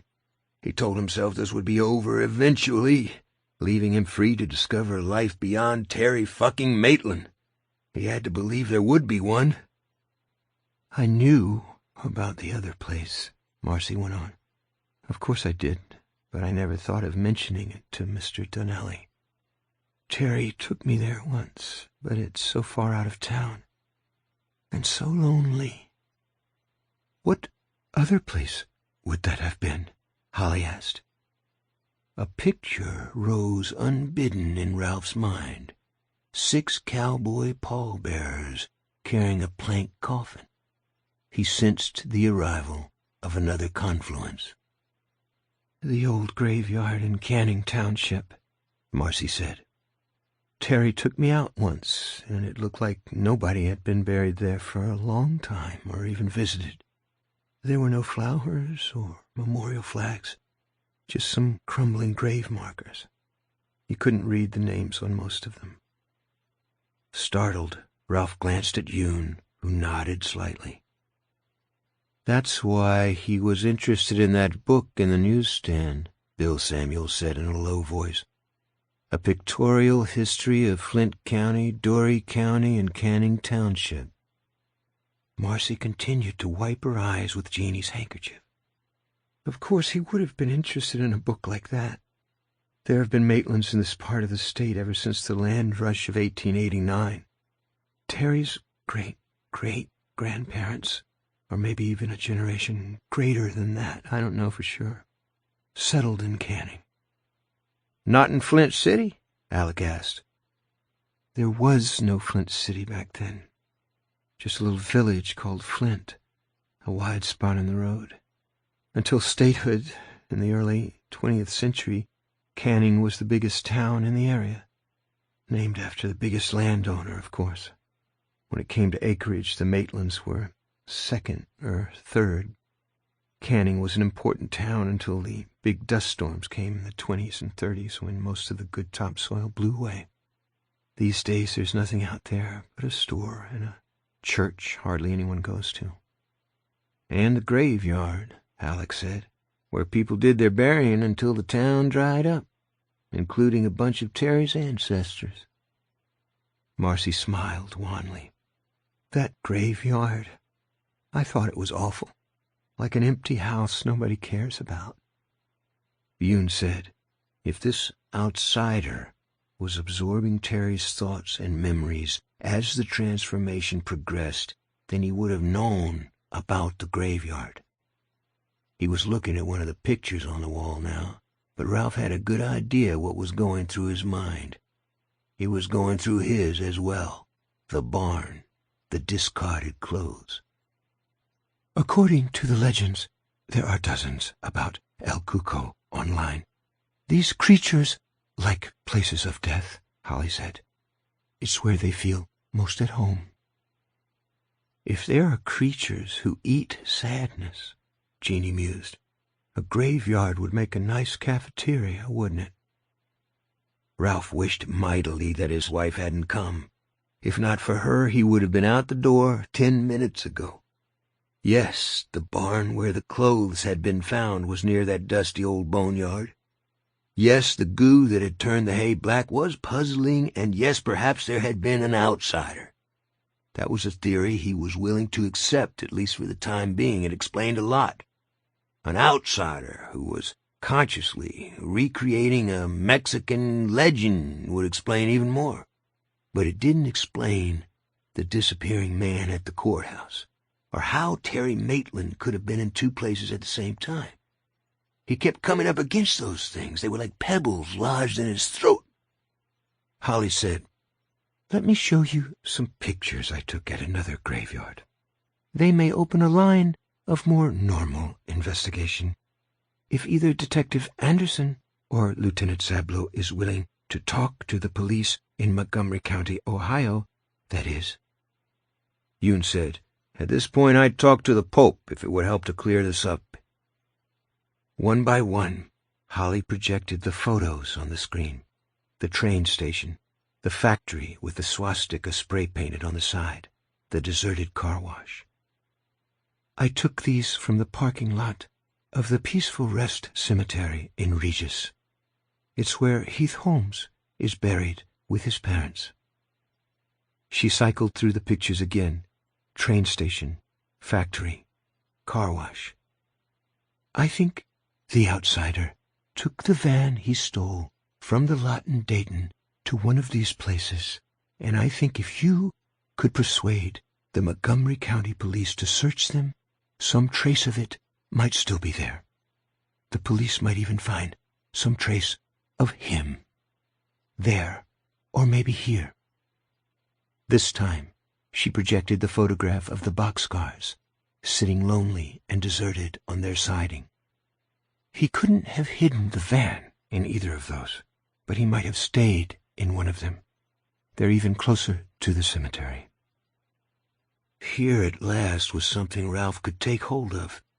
Something real. Sheltered places. There could be traces, even after 3 months.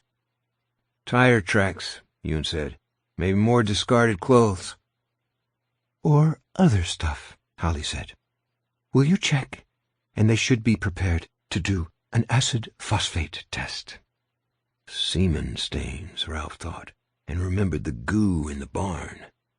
What had Yoon said about those? A nocturnal emission worthy of the Guinness Book of Records, wasn't that it? Yoon sounded admiring. You know your stuff, ma'am. Color rose in her cheeks, and she looked down. Bill Hodges was very good at his job. He taught me a lot. I can call the Montgomery County prosecutor if you want, Samuel said. Get somebody from whatever police department has jurisdiction in that town, Regis, to coordinate with the Stadies. Given what that Elfman kid found in that barn in Canning Township, it's worth looking into. What? Holly asked, immediately alight. What did he find, beside the belt buckle with the prints on it? A pile of clothes, Samuel said. Pants, underwear, shorts, sneakers. There was some kind of goo on them, also on the hay. It turned the hay black. He paused. No shirt, though. The shirt was missing. Yoon said, that shirt might have been what the burned man was wearing on his head like a do-rag when we saw him at the courthouse. How far is this barn from the graveyard? Holly asked. Less than half a mile, Yoon said. The residue on the clothes looked like semen. Is that what you're thinking, Miss Gibney? Is that why you want the Ohio cops to do an acid phosphate test? Can't have been semen, Ralph said. There was too much of it. Yoon ignored this. He was staring at Holly, as if fascinated with her. Are you thinking the stuff in the barn is a kind of residue from the change? We're having samples checked, but the results haven't come back yet. I don't know what I'm thinking, Holly said. My research about El Cuco so far amounts to a few legends I read while I was flying down here, and they're not reliable. They were passed down orally, generation to generation, long before forensic science existed. I'm just saying that the police in Ohio should check the places in my photographs. They might not find anything, but I think they will. I hope they will. Traces, as Detective Anderson said. Are you done, Ms. Gibney? Howie asked. Yes, I think so. She sat down. Ralph thought she looked exhausted, and why not? She'd had a busy few days. In addition to that, being crazy had to wear a person out. Howie said, Ladies and gentlemen, are there ideas on how we proceed from here? The floor is open for suggestions. The next step seems obvious, Ralph said. This outsider might be here in FC. The testimony from my wife and Grace Maitland seems to suggest that. But somebody needs to go down to Texas and interview Claude Bolton, see what he knows. If anything, I nominate me. Alex said, I want to go with you. I think that's a trip I'd also like to make, Howie said. Lieutenant Sablow? I'd like to, but I have 2 cases in court. If I don't testify, a couple of very bad boys could walk. I'll call the ADA in Cap City, see if there's any chance of a postponement, but I'm not hopeful. It's not like I can tell him I'm on the trail of a shape-shifting Mexican monster. Howie smiled. I should think not. What about you, Miss Gibney? Want to go a little further south? You'd continue to be compensated, of course. Yes, I'll go. Mr. Bolton may know things we need to find out. If, that is, we can ask the right questions. Howie said, What about you, Bill? Want to see this thing through? Samuel smiled thinly, shook his head, then stood up. All this has been interesting in a mad sort of way, but as far as I'm concerned, the case is closed. I'll make some calls to the police in Ohio, but that's where my participation ends. Mrs. Maitland, I'm sorry for your loss. You ought to be, Marcy said. He winced at that, but pressed on. Ms. Gibney, it's been fascinating. I appreciate your hard work and due diligence. You also make a surprisingly persuasive case for the fantastic. I say that without a trace of irony. But I'm going to go home, grab a beer out of the fridge, and start forgetting this whole thing."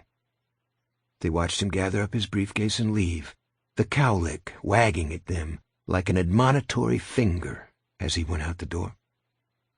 When he was gone, Howie said he would make their travel arrangements.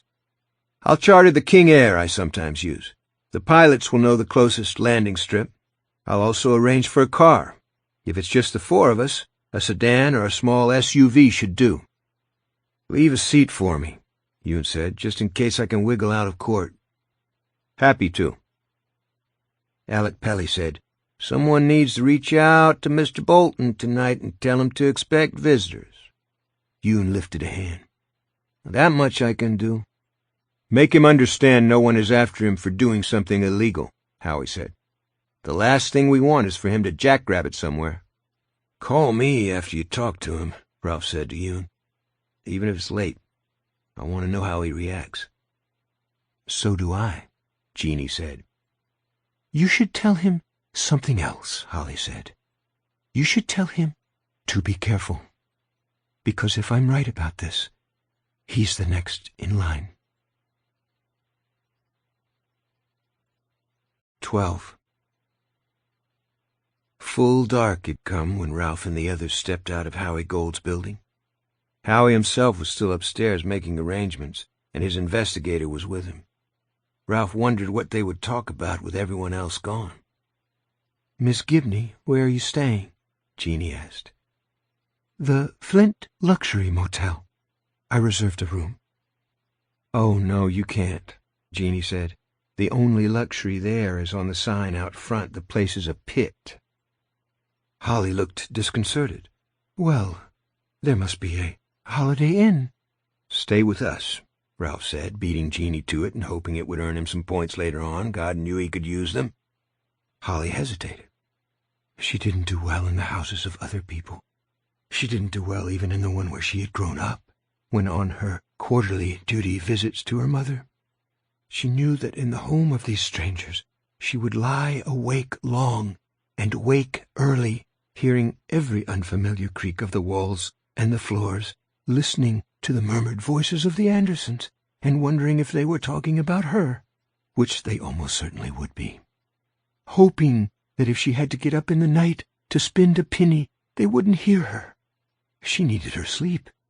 The meeting had been stressful enough, and the steady pushback of Detective Anderson's disbelief had been understandable but exhausting. But, as Bill Hodges would have said, but Anderson's disbelief was the but. It was the reason she had to accept the invitation, and she did. "Thank you. That's very kind. But I have to run an errand first. It won't take long. Give me your address, and my iPad will take me right to you." "Is it anything I can help you with?" Ralph asked. "I'd be happy to." "No, really, I'll be fine." She shook hands with Yoon. "Come with us if you can, Lieutenant Sablow. I'm sure you want to." He smiled. "I do, believe me, but it's like that poem says, I have promises to keep." Marcy Maitland was standing by herself, holding her purse against her stomach and looking shell-shocked. Jeannie went to her without hesitation. Ralph watched with interest as Marcy initially drew back as if in alarm, then allowed herself to be hugged. After a moment, she even put her head on Jeannie Anderson's shoulder and hugged back. She looked like a tired child. When the two women drew apart, both of them were crying. "I'm so sorry for your loss," Jeannie said. "Thank you. If there's anything I can do for you or your girls, anything at all, you can't, but he can." She turned her attention to Ralph, and although her eyes were still wet with tears, they were cold, assessing. "This outsider, I want you to find him. Don't let him get away just because you don't believe in him. Can you do that?" "I don't know," Ralph said, "but I'll try." Marcy said no more, only took Yoon Sablow's offered arm and let him lead her to her car. 13. Half a block down, parked in front of the long-abandoned Woolworths, Jack sat in his truck, sipping from a flask and watching the group on the sidewalk. The only one he couldn't identify was a slender woman in the kind of suit a businesswoman might wear on a trip. Her hair was short, the graying bangs a little ragged as if she had cut them herself. The case slung over her shoulder looked big enough to hold a short-wave radio. This woman watched as Sablow, the taco bender state cop, squired Mrs. Maitland away. The stranger then walked to her car, which was too nondescript to be anything but an airport rental. Hoskins thought briefly of following her, but decided to stick with the Andersons. It had been Ralph who brought him here, after all. And wasn't there some saying about going home with the girl you took to the dance? Besides, Anderson bore watching. Hoskins had never liked him, and since that snotty two-word evaluation a year ago, no opinion he'd written as if his shit didn't stink, Jack had detested him. He'd been delighted when Anderson tripped over his dick with the Maitland arrest, and it didn't surprise him to discover the self-righteous son of a bitch was now meddling in things better left alone. A closed case, for instance.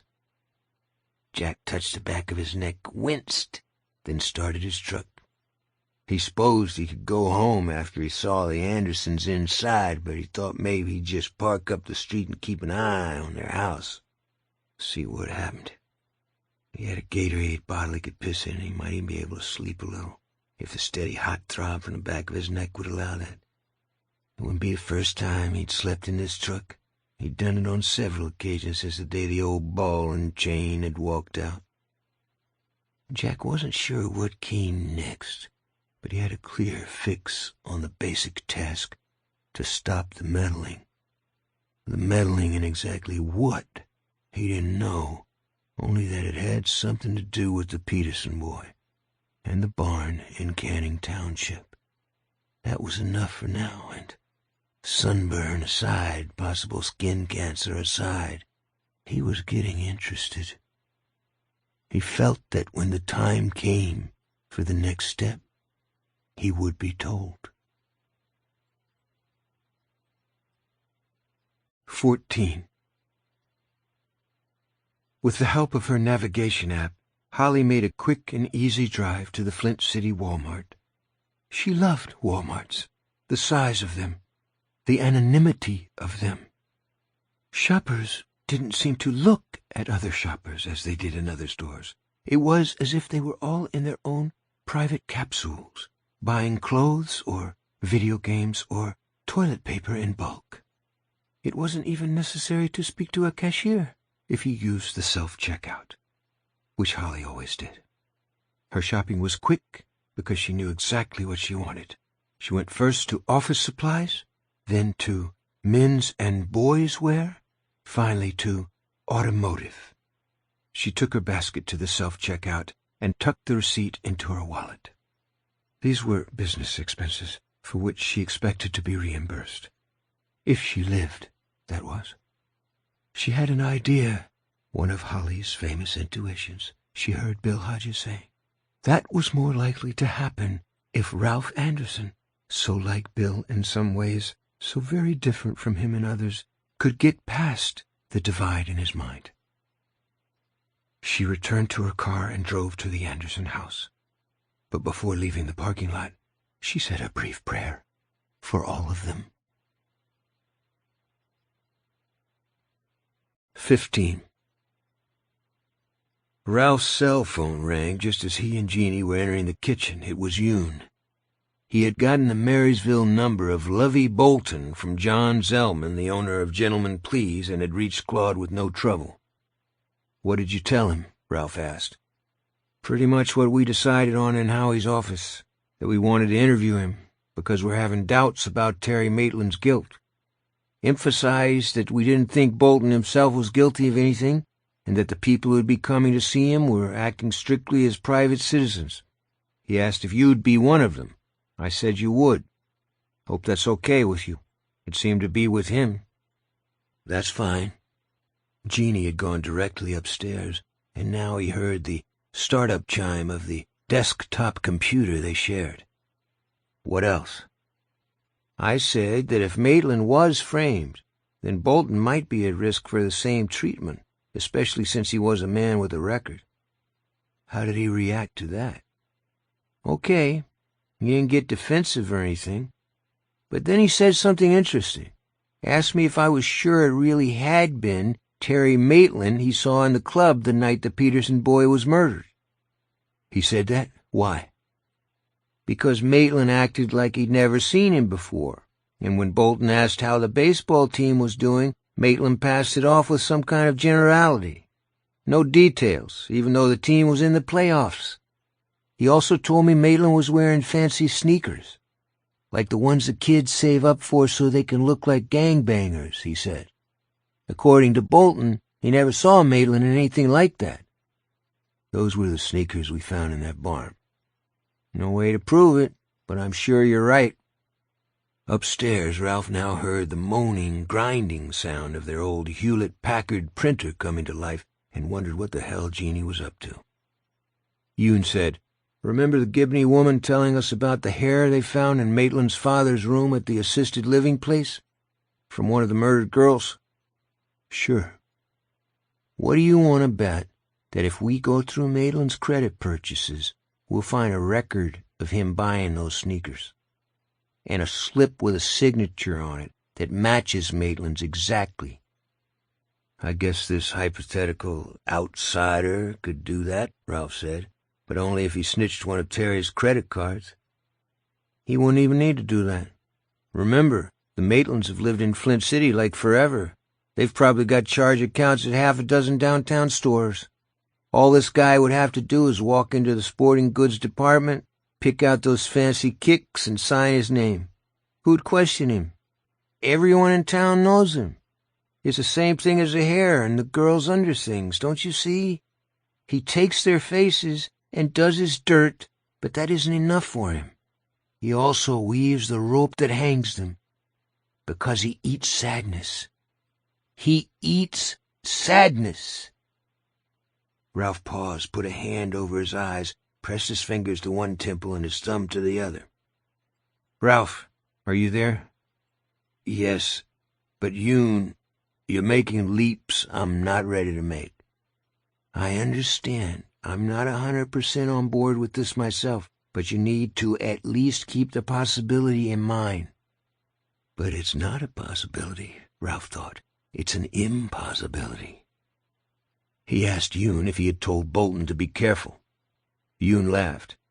"I did. He laughed, said there were 3 guns in the house, 2 rifles and a pistol, and that his mother is a better shot than he is, even with emphysema.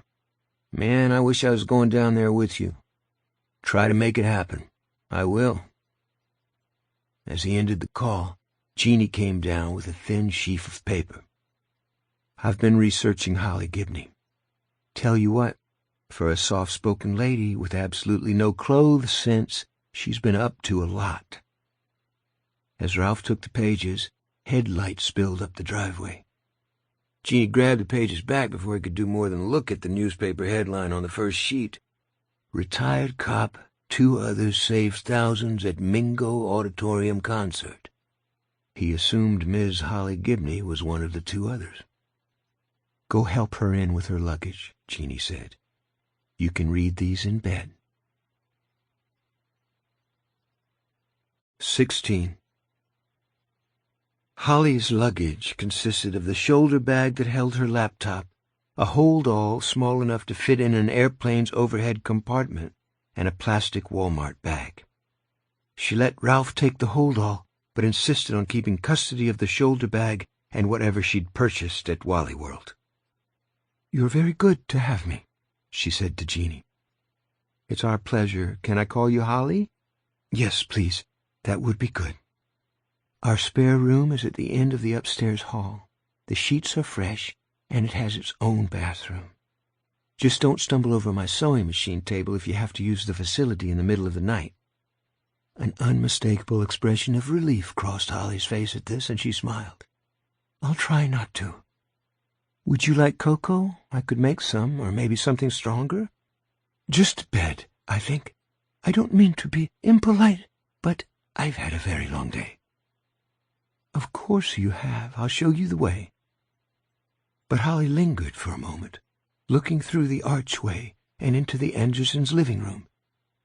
Your intruder was sitting just there when you came downstairs. Yes, in one of our kitchen chairs. She pointed, then crossed her arms and cupped her elbows. At first I could only see him from the knees down, then the word on his fingers, must. Then he leaned forward, and I could see his face. Bolton's face. Yes. Holly considered this, then broke into a radiant smile that surprised both Ralph and his wife. It made her look years younger. If you'll excuse me, I'm off to dreamland. Jeannie led her upstairs, chatting away, setting her at ease in a way I never could, Ralph thought. It's a talent, and it will probably work even on this extremely peculiar woman. Peculiar she might be, but she was strangely likable, in spite of her mad ideas about Terry Maitland and Heath Holmes. Mad ideas that just happened to fit the facts. But it was impossible. That fit them like a glove. Still impossible, he murmured. Upstairs the two women laughed. Hearing that made Ralph smile. He waited where he was until he heard Jeannie's steps heading back to their room, then he went up himself. The door to the guest room at the end of the hall was firmly closed. The sheaf of papers, the fruits of Jeannie's hurried research, was lying on his pillow. He undressed, lay down, and began to read about Ms. Holly Gibney, co-owner of a skip-tracing firm called Finders Keepers. 17. Outside and down the block, Jack watched as the woman in the suit turned into Anderson's driveway. Anderson came out and helped her with her things. She didn't have much, traveling light. One of her bags was from Walmart, so that was where she'd gone, maybe to get a nightie and a toothbrush. Judging from the look of her, the nightie would be ugly, and the bristles of the toothbrush would be hard enough to draw blood from her gums. He took a nip from his flask, and as he was screwing on the cap and thinking about going home, why not, since all the good little children went for the night, he realized he was no longer alone in the truck.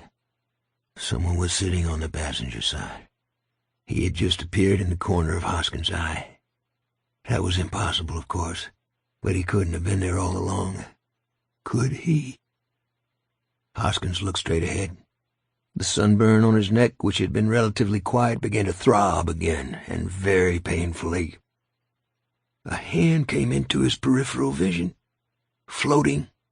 It seemed he could almost see the seat through it.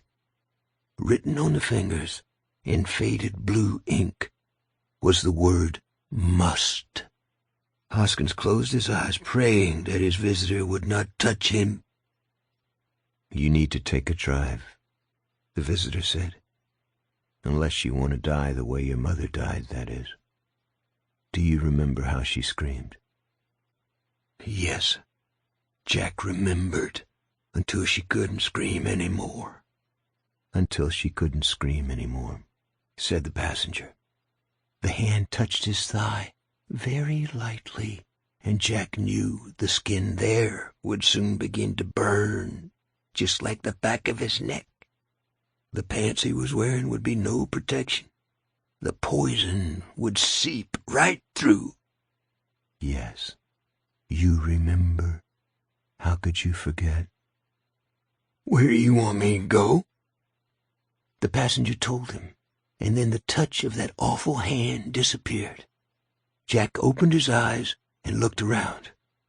The other side of the bench seat was empty. The lights in the Anderson house were out. He looked at his watch and saw it was 15 minutes to 11. He had fallen asleep. He could almost believe he'd just had a dream. A very bad one. Except for one thing. He started the truck and put it in gear. He would stop to gas up at the high station on Route 17 outside of town. That was the right place because the guy who worked the night shift, Cody, his name was, always had a good supply of little white pills. Cody sold them to the truckers, either highballing north to Chicago or down south to Texas. For Jack Hoskins of the Flint City PD, there would be no charge.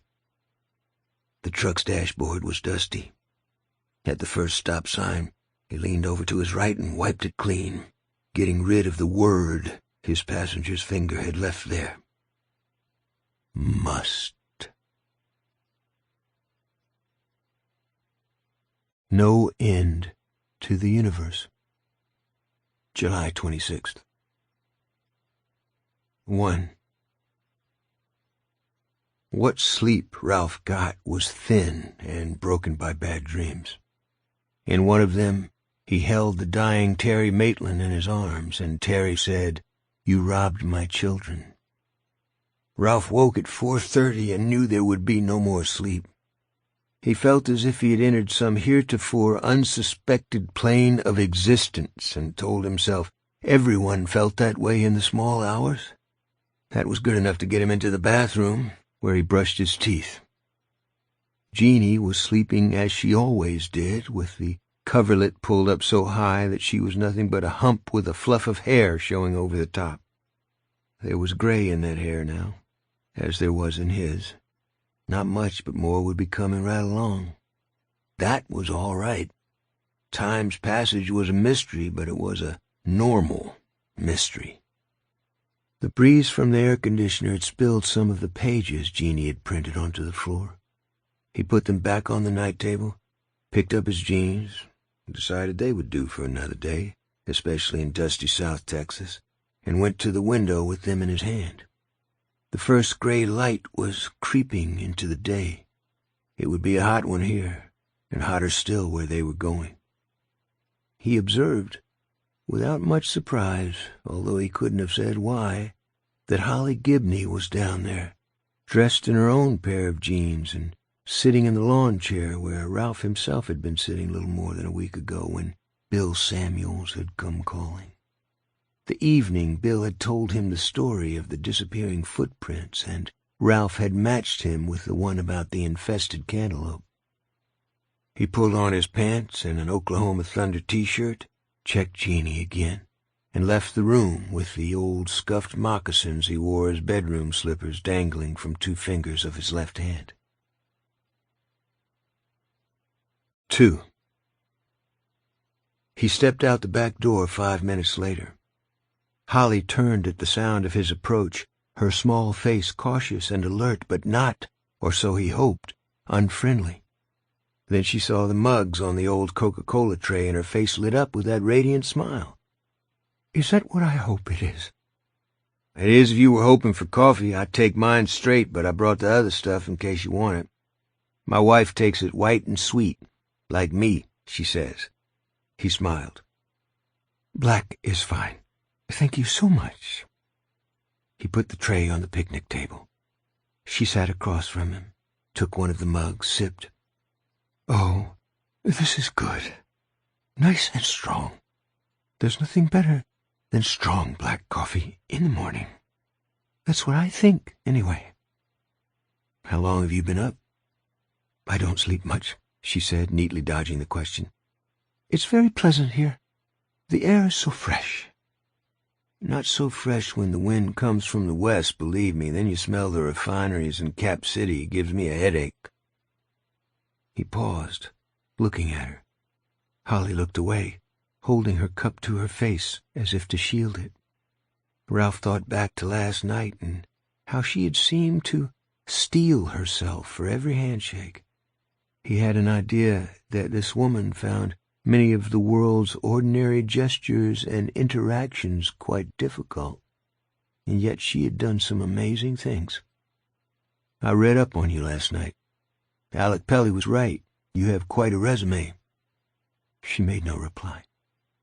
In addition to stopping that guy Hartsfield from bombing a bunch of kids, you and your partner, Mr. Hodges— Detective Hodges, she corrected. Retired. Ralph nodded. In addition to that, you and Detective Hodges saved a girl who was kidnapped by a crazy guy named Morris Bellamy.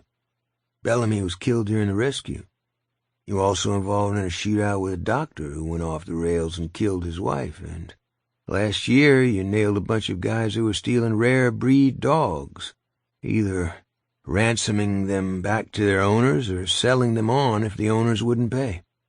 When you said part of your business was finding lost pets, you weren't kidding. She was blushing again, all the way up from the base of her neck to her forehead.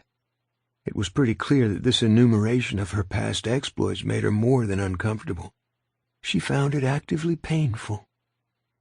It was mostly Bill Hodges who did those things. Not the dog nappers. He passed on a year before that case. Yes, but by then I had Pete Huntley, ex-detective Huntley. She looked directly at him, made herself do it. Her eyes were clear and blue. Pete's good. I couldn't keep the business going without him. But Bill was better. Whatever I am, Bill made me. I owe him everything. I owe him my life. I wish you were here now. Instead of me, you mean? Holly didn't reply, which was a reply, of course. Would he have believed in this El Cuco shapeshifter? Oh, yes, she said it without hesitation. Because he and I and our friend Jerome Robinson, who was with us, have the benefit of certain experiences that you don't have. Although you may, depending on how the next few days go. You may before the sun goes down tonight. Can I join you? It was Jeannie with her own cup of coffee. Ralph gestured for her to sit down. If we woke you, I'm very sorry, Holly said. You were so kind to let me stay. Ralph woke me tiptoeing out like an elephant, Jeannie said. I might have gone back to sleep, but then I smelled coffee. Can't resist that. Oh, good, you brought out the half and half. Holly said, It wasn't the doctor. Ralph raised his eyebrows. Beg pardon? His name was Babineau, and he went off the rails all right, but he was forced off them, and he didn't kill Mrs. Babineau. Brady Hartsfield did that. According to what I read in the news stories my wife found online, Hartsfield died in the hospital before you and Hodges tracked Babineau down. I know what the news stories said, but they're wrong. May I tell you the real story? I don't like to tell it. I don't even like to remember those things, but you might need to hear it. Because we're going into danger. And if you keep believing that it's a man we're going after, twisted, perverse, murderous, but still just a man, you're going to be putting yourself into greater danger. The danger is here, Jeannie protested. This outsider, the one who looks like Claude Bolton. I saw him here. I said that last night at the meeting. Holly nodded. I think the outsider was here. I might even be able to prove it to you, but I don't think he was completely here. And I don't think he's here now. He's there, in Texas, because Bolton is there, and the outsider will be close to him. He'll have to be close, because he's been— She paused, chewing her lip. I think he's been exhausting himself. He's not used to people coming after him, of knowing what he is. I don't understand, Jeannie said. May I tell you the story of Brady Hartsfield? That might help. She looked at Ralph, again making an effort to meet his eyes. It may not make you believe, but it will make you understand why I can." "Go ahead," Ralph said. Holly began to speak. By the time she finished, the sun was rising red in the east. 3. "Wow," Ralph said. It was all he could think of. "This is true?" Jeannie asked. "Brady Hartsfield, what, somehow jumped his consciousness into this doctor of his?" "Yes. It might have been the experimental drugs Babineau was feeding him, but I never thought that was the only reason he was able to do it. There was something in Hartsfield already, and the knock on the head I gave him brought it out. That's what I believe." She turned to Ralph. "You don't believe it, though, do you? I could probably get Jerome on the phone, and he'd tell you the same thing, but you wouldn't believe him either." "I don't know what to believe," he said. "This rash of suicides brought on by subliminal messages in video games. The newspapers reported it?" "Newspapers, TV, the internet, it's all there." Holly paused, looking down at her hands. The nails were unpolished, but quite neat. She had quit chewing them, just as she had quit smoking, broken herself of the habit. She sometimes thought that her pilgrimage to something at least approximating mental stability, if not genuine mental health, had been marked by the ritual casting off of bad habits. It had been hard to let them go. They were friends. She spoke without looking at either of them now, looking off into the distance instead. "Bill was diagnosed with pancreatic cancer at the same time the business with Babineau and Hartsfield happened.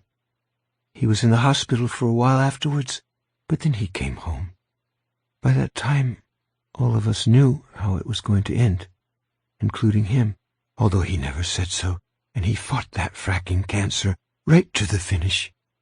I used to go over almost every night, partly to make sure he was eating something, partly just to sit with him, to keep him company, but also to, I don't know." "Fill yourself up with him," Jeannie said, "while you still had him." The smile again, the radiant one that made her look young. "Yes, that's it. Exactly. One night, this wasn't long before he went back into the hospital, the power went out in his part of town. A tree fell on a line or something. When I got to Bill's house, he was sitting on the front step and looking up at the stars. 'You never see them like this when the street lights are on,' he said. 'Look at how many there are, and how bright.' It seemed like you could see the whole Milky Way that night. We sat there for a little while, 5 minutes, I guess, not talking, just looking. Then he said, 'Scientists are starting to believe that there's no end to the universe.' I read that in the New York Times last week. And when you can see all the stars there are to see, and know there's even more beyond them, that's easy to believe." We never talked much about Brady Hartsfield and what he did to Babineau after Bill got really sick, but I think he was talking about it then. "More things in heaven and earth than are dreamed of in your philosophy," Jeannie said. Holly smiled. "I guess Shakespeare said it best. He said pretty much everything best, I think." "Maybe it wasn't Hartsfield and Babineau he was talking about," Ralph said. "Maybe he was trying to come to terms with his own situation." "Of course he was," Holly said. "That and all the mysteries, which is what we need to." Her cell phone tweeted. She took it from her back pocket, glanced at the screen, and read the text. "That was from Alec Pelly," she said. "The plane Mr. Gold chartered will be ready to take off at 9:30. Are you still planning on making the trip, Mr. Anderson?" "Absolutely, and since we're in this together, whatever it is, You better start calling me Ralph. He finished his coffee in 2 swallows and stood up. I want to arrange for a couple of unis to keep an eye on the house while I'm gone, Jeannie. Any problem with that? She batted her eyelashes. Just make sure they're good-looking. I'll try for Troy Ramage and Tom Yates. Neither of them looks like a movie star, but they're the 2 who actually arrested Terry Maitland at the ball field. It feels right for them to have at least some role in this. Holly said, "There's something I need to check, and I'd like to do it now, before it's full daylight. Can we go back to the house?" 4. At Holly's request, Ralph pulled the shades in the kitchen and Jeannie closed the drapes in the living room. Holly herself sat at the kitchen table with the markers and the roll of Scotch Magic tape she'd bought in the office supplies department at Walmart. She tore off 2 short lengths of tape and placed them over her iPhone's embedded flash. These she colored blue. She tore off a 3rd length, put it over the blue strips, and colored it purple. She stood up and pointed to the chair nearest the archway. "That's the one he was sitting in." "Yes." Holly took 2 flash pictures of the seat, moved to the archway, and pointed again. "And this is where he sat?" "Yes, right there. But there were no marks on the carpet in the morning. Ralph looked." Holly dropped to one knee, took 4 more pictures of the carpet, then stood up. "Okay, that should be good." "Ralph," Jeannie asked, "do you know what she's doing?" "She's turned her phone into a makeshift black light. Something I could have done myself if I'd actually believed my wife. I've known about this particular trick for at least 5 years. You're looking for stains, aren't you? Residue like the stuff in the barn." "Yes, but if there is any, there's much less of it, or you would have seen it with your naked eye. You can buy a kit online to do this kind of testing. It's called Checkmate, but this should work. Bill taught me. Let's see what we've got, if anything." They gathered around her, 1 on either side, and for once Holly didn't mind the physical closeness. She was too absorbed and too hopeful. "I have Holly hope," she told herself. The stains were there.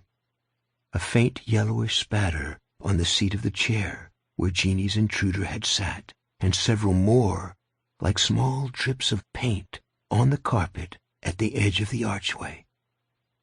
"Holy shit," Ralph murmured. "Look at this one," Holly said. She spread her fingers to enlarge a splotch on the carpet. "See how it makes a right angle? That's from one of the chair legs." She went back to the chair and took another flash photo of it, only this time down low. Once more they gathered around the iPhone. Holly spread her fingers again, and one of the chair legs leaped forward. "That's where it dribbled down. You can raise the shades and open the drapes, if you want." When the kitchen was once more filled with morning light, Ralph took Holly's phone and went through the pictures again, swiping from one to the next and going back. He felt the wall of his disbelief beginning to crumble, and in the end all it had taken was a bunch of photos on a small iPhone screen. "What does it mean?" Jeannie asked. "I mean, in practical terms. Was he here or wasn't he? I told you I haven't had the chance to do anything like the amount of research I'd need to give an answer I felt sure of. But if I was forced to guess, I'd say both." Jeannie shook her head as if to clear it. "I don't understand." Ralph was thinking about the locked doors and the burglar alarm that hadn't gone off. "Are you saying this guy was a—" "Ghost" was the word that first came to mind, but it wasn't the right one. "I'm not saying anything," Holly said, and Ralph thought, "No, you're not, because you want me to say it." "That he was a projection? Or an avatar, like in the video games our son plays?" "Interesting idea," Holly said. Her eyes were sparkling. Ralph had an idea, sort of an infuriating one, that she might be holding back a smile. "There's residue, but the chair didn't leave marks in the carpet," Jeannie said. "If he was here, in any physical sense, he was light, maybe no heavier than a feather pillow. And you say doing this projection, exhausts him?" "It seems logical. To me, at least," Holly said. "The one thing we can be sure of is that something was here when you came downstairs yesterday morning. Would you agree with that, Detective Anderson?" "Yes, and if you don't start calling me Ralph, Holly, I'll have to arrest you." "How did I get back upstairs?" Jeannie asked. "Did he... Please tell me he didn't carry me after I passed out." "I doubt it," Holly said. Ralph said, "Maybe some sort of, just guessing here, hypnotic suggestion?" "I don't know. There's a great deal we may never know. I'd like a quick shower, if that's all right." "Of course," Jeannie said. "I'll scramble us some eggs."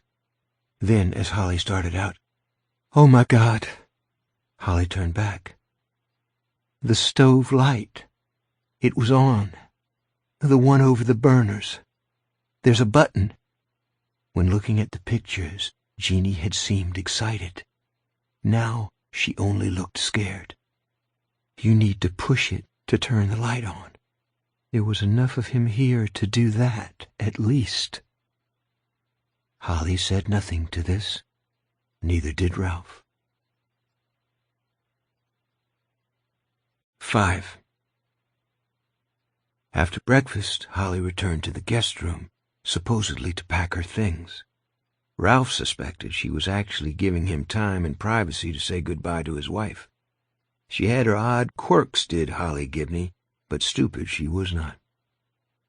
"Ramage and Yates will be keeping a close eye out," he told Jeannie.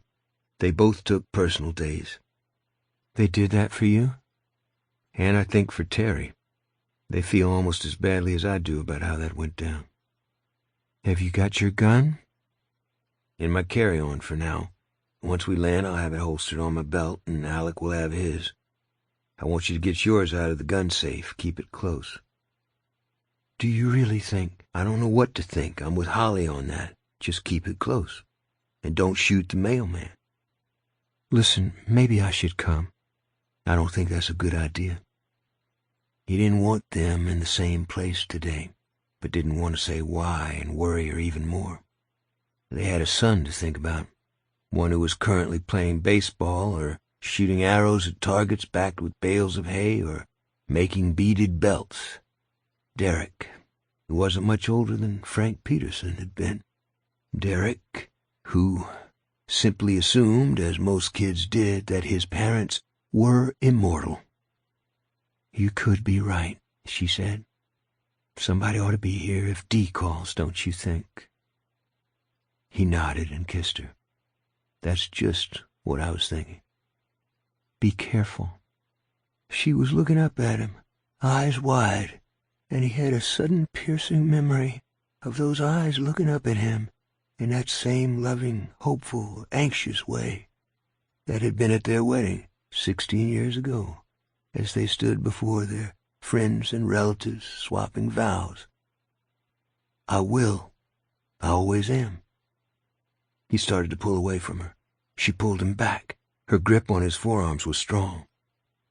"Yes, but this isn't like any other case you've ever worked. We both know that now. If you can get him, get him. If you can't, if you run into something you can't handle, back off. Back off and come home to me, do you understand?" "I hear you." "Don't say you hear me. Say you will." "I will." Again he thought of the day they'd made their vows. "I hope you mean that." Still with that piercing gaze, so full of love and anxiety. The one that said, "I've cast my lot with you.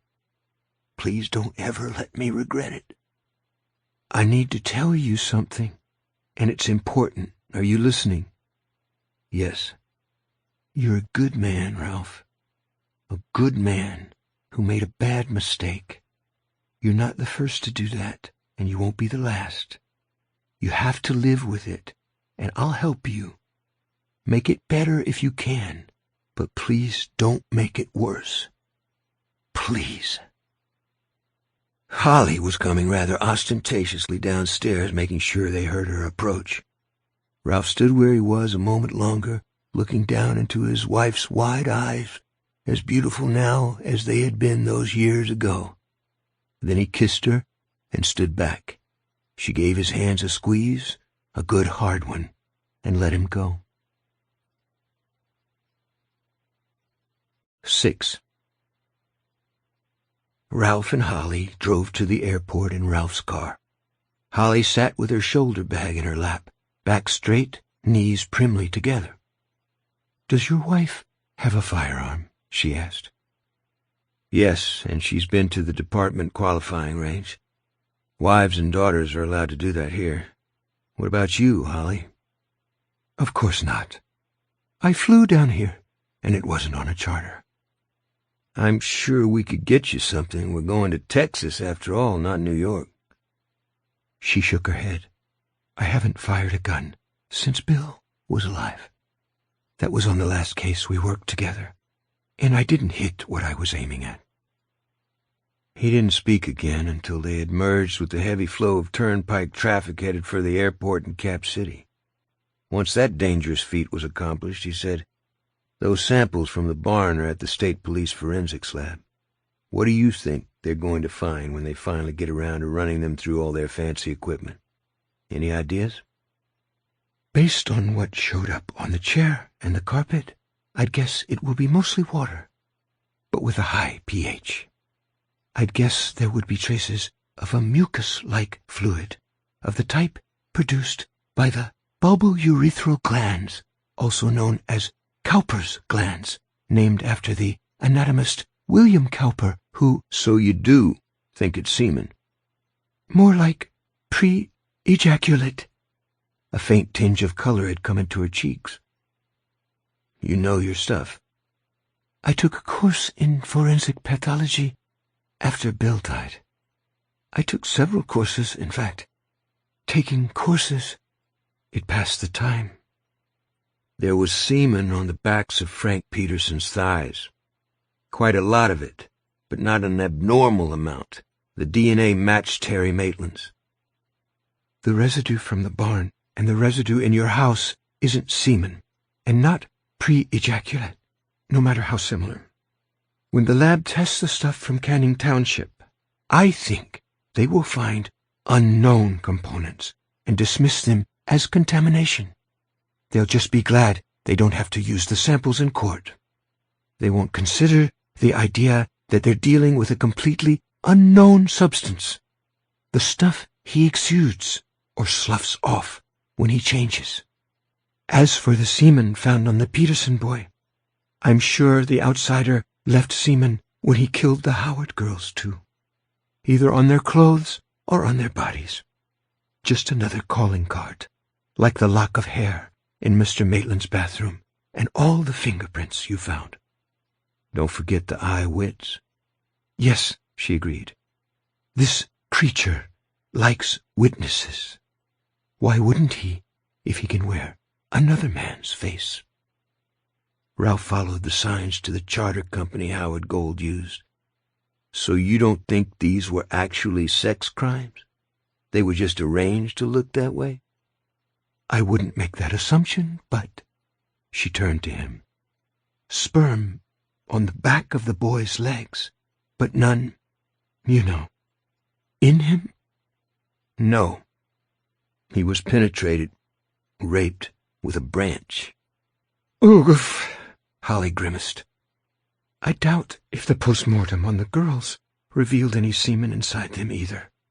I think there might be a sexual element to his killings, but he might be incapable of actual intercourse." "That's the case with a good many normal serial killers."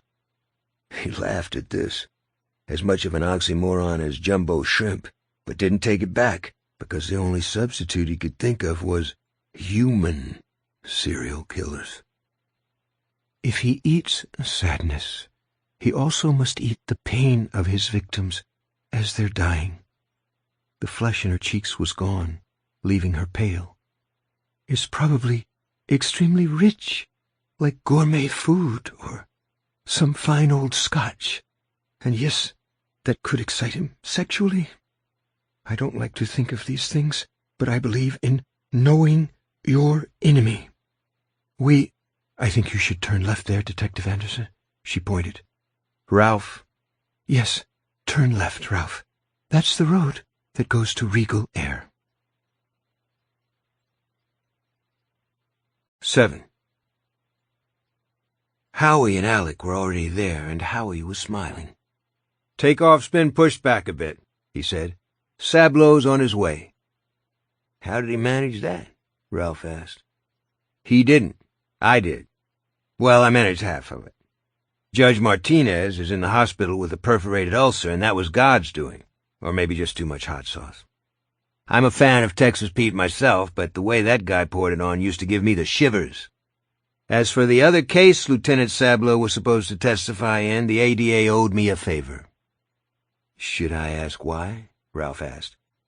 No, Howie said, now smiling widely enough to show his back teeth. With time to kill, the four of them sat in the small waiting room, nothing so grand as a departure lounge, and watched the planes take off and land. Howie said, "When I got home last night, I went on the internet and read up on doppelgangers. Because that's what this outsider is, wouldn't you say?" Holly shrugged. "It's as good a word as any." The most famous fictional one is in a story by Edgar Allan Poe. William Wilson, it's called. Jeannie knew about that one, Ralph said. We talked about it. But there have been plenty in real life. Hundreds, it seems like. Including one on the Lusitania. There was a passenger named Rachel Withers in first class, and several people saw another woman who looked just like her, right down to the streak of white in her hair, during the voyage. Some said the double was traveling in steerage. Some said she was part of the staff. Miss Withers and a gentleman friend went looking for her and supposedly spotted her only seconds before a torpedo from a German U-boat hit on the starboard side. Miss Withers died, but her gentleman friend survived. He called her doppelganger a harbinger of doom. The French writer, Guy de Maupassant, met his doppelganger one day while walking on a street in Paris. Same height, same hair, same eyes, same mustache, same accent. "Well, the French," Alex said, shrugging. "What do you expect? De Maupassant probably bought him a glass of wine."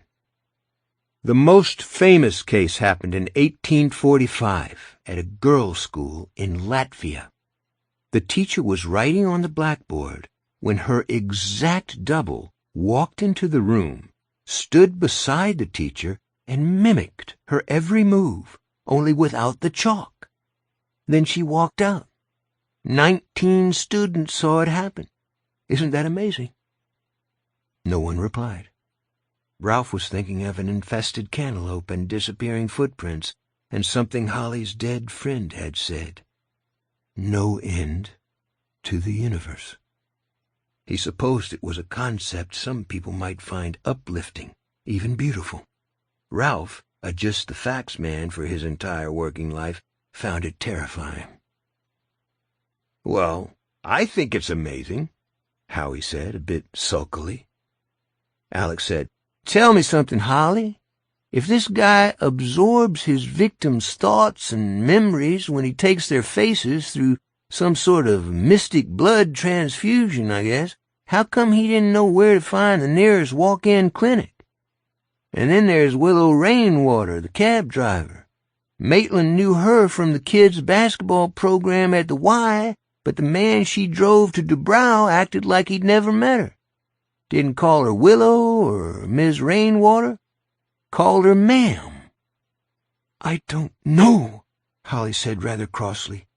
"All I do know, I picked up on the fly, and I mean that literally because I was on airplanes when I did my reading. The only thing I can do is make guesses, and I'm tired of that." "Maybe it's like speed reading," Ralph said. "Speed readers are very proud of being able to go through long books, cover to cover, in a single sitting, but what they mostly pick up is the general gist. If you question them on the details, they usually come up blank." He paused. "At least that's what my wife says. She's in a book club, and there's this one lady who's a little boasty about her reading skills. Drives Jeannie crazy." They watched as the ground crew fueled the King Air and the 2 pilots did their pre-flight walk-around. Holly dragged out her iPad and began to read. Ralph thought she was moving along pretty speedily herself. At 9:45, a Subaru Forester pulled into the tiny Regal parking lot, and Yoon Sablo got out, shrugging a camo knapsack over one shoulder as he talked on his cell phone. He ended his call as he came in. "Amigos! ¿Cómo están?" "Fine," Ralph said, standing. "Let's get this show on the road." "That was Claude Bolton I was talking to. He's going to meet us at the Plainville airport. It's about 60 miles from Marysville, where he lives." Alec raised his eyebrows. "Why would he do that?" "He's worried. He says he didn't sleep much last night. Was up and down 6 times. Felt like someone was watching the house. He said it reminded him of days in prison, when everyone knew something was going to go down, but no one knew exactly what, only that it was going to be bad. Said his mother started to get the willies, too. He asked me exactly what was going on, and I told him we'd fill him in when we got there." Ralph turned to Holly. If this outsider exists, and if he was close to Bolton, could Bolton feel his presence? Instead of protesting again about being asked to guess, she answered in a voice that was soft but very firm. "I'm sure of it." Bienvenidos a Tejas. July 26th. 1. Jack Hoskins crossed into Texas around 2 a.m. on July 26th and checked into a flea pit called the Indian Motel just as the day's first light was showing in the east. He paid the sleepy-eyed clerk for a week using his MasterCard, the only one that wasn't maxed out, and asked for a room at the far end of the ramshackle building. The room smelled of used booze and old cigarette smoke. The coverlet was threadbare, and the case of the pillow on the sway-backed bed was yellow with age, sweat, or both. He sat down in the room's only chair and ran quickly and without much interest through the text messages and voicemails on his phone. These latter had ceased around 4 a.m. when the mailbox reached its capacity. All from the station, many from Chief Geller himself. There had been a double murder on the west side. With both Ralph Anderson and Betsy Riggins out of service, he was the only detective on duty. Where was he? He was needed on the scene immediately, blah, blah, blah. He lay down on the bed, first on his back, but that hurt the sunburn too much. He turned onto his side, the spring squalling a protest under his considerable weight. "I'll weigh less if the cancer takes hold," he thought. Ma was nothing but a skeleton wrapped in skin by the end. A skeleton that screamed. "Not going to happen," he told the empty room. "I just need some goddamn sleep. This is going to work out." 4 hours would be enough. 5, if he was lucky. But his brain wouldn't turn off. It was like an engine racing in neutral. Cody, the little dope-pushing rat at the high station, had had the little white pills all right, and he'd also had a good supply of coke, which he claimed was almost pure. From the way Jack felt now, lying on this crappy excuse for a bed, he didn't even consider getting into it. God knew what might be crawling around on the sheets. The claim had been true. A few short snorts were all he'd had in the hours after midnight when it seemed like the drive would never end, and now he felt like he might never sleep again. Felt, in fact, as if he could shingle a roof and then run 5 miles. Yet eventually, sleep did come, although it was thin and haunted by dreams of his mother. When he woke up, it was afternoon, and the room was stinking hot in spite of the poor excuse for an air conditioner. He went into the bathroom, peed, and tried to look at the nape of his throbbing neck. He couldn't, and maybe that was for the best. He went back into the room and sat on the bed to put on his shoes, but he could only find one of them. He groped for the other, and it was pushed into his hand. Jack. He froze, his arms pebbling with goose flesh and the short hairs on the back of his neck lifting. The man who had been in his shower back in Flint City was now under his bed, just like the monsters he had feared as a little boy. Listen to me, Jack. I'm going to tell you exactly what you need to do. When the voice finally ceased giving him instructions, Jack realized the pain in his neck, sort of funny, that's what he'd always called the old ball and chain, was gone. Well, almost. And what he was supposed to do seemed straightforward, if kind of drastic. Which was all right because he was pretty sure he could get away with it, and stopping Anderson's clock would be an absolute pleasure. Anderson was the chief meddler, after all. Old Mr. No Opinion had brought this on himself. He was too bad about the others, but they weren't on Jack. It was Anderson who had dragged him along. "Tough titty," said the kitty, he murmured. Once his shoes were on, Jack got down on his knees and looked beneath the bed. There was plenty of dust under there, and some of it looked disturbed, but there was nothing else, which was good, which was a relief.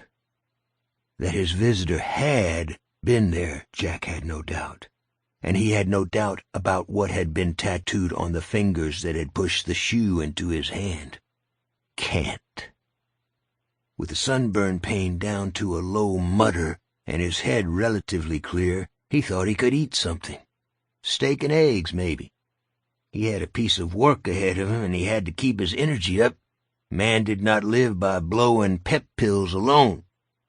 Without food, he might faint in the hot sun, and then he would burn. Speaking of sun, it hit him like a punch in the face when he went out, and his neck gave a warning throb. He realized with dismay that he was out of sunblock and had forgotten his aloe cream. It was possible they sold something like that in the cafe attached to the motel, along with the rest of the rick-rack they always kept by the cash register in places like this. T-shirts and ball caps and country CDs and Navajo souvenirs made in Cambodia. They had to sell a few of the necessities along with that crap because the nearest town was... He came to a dead halt, one hand reaching for the cafe's door, peering through the dusty glass. They were in there, Anderson and his merry band of assholes, including the skinny woman with the gray bangs. There was also an old bag in a wheelchair and a muscular man with short black hair and a goatee. The old bag started laughing about something, then she started coughing. Jack could hear it even outside like a damn backhoe in low gear. The man with the goatee whacked her on the back a few times, and then they were all laughing. "You'll be laughing on the other side of your damn faces when I get done with you," Jack thought. But actually it was good they were laughing. Otherwise they might have spotted him. He turned away, trying to understand what he had seen. Not the bunch of them hee-hawing, he didn't care about that.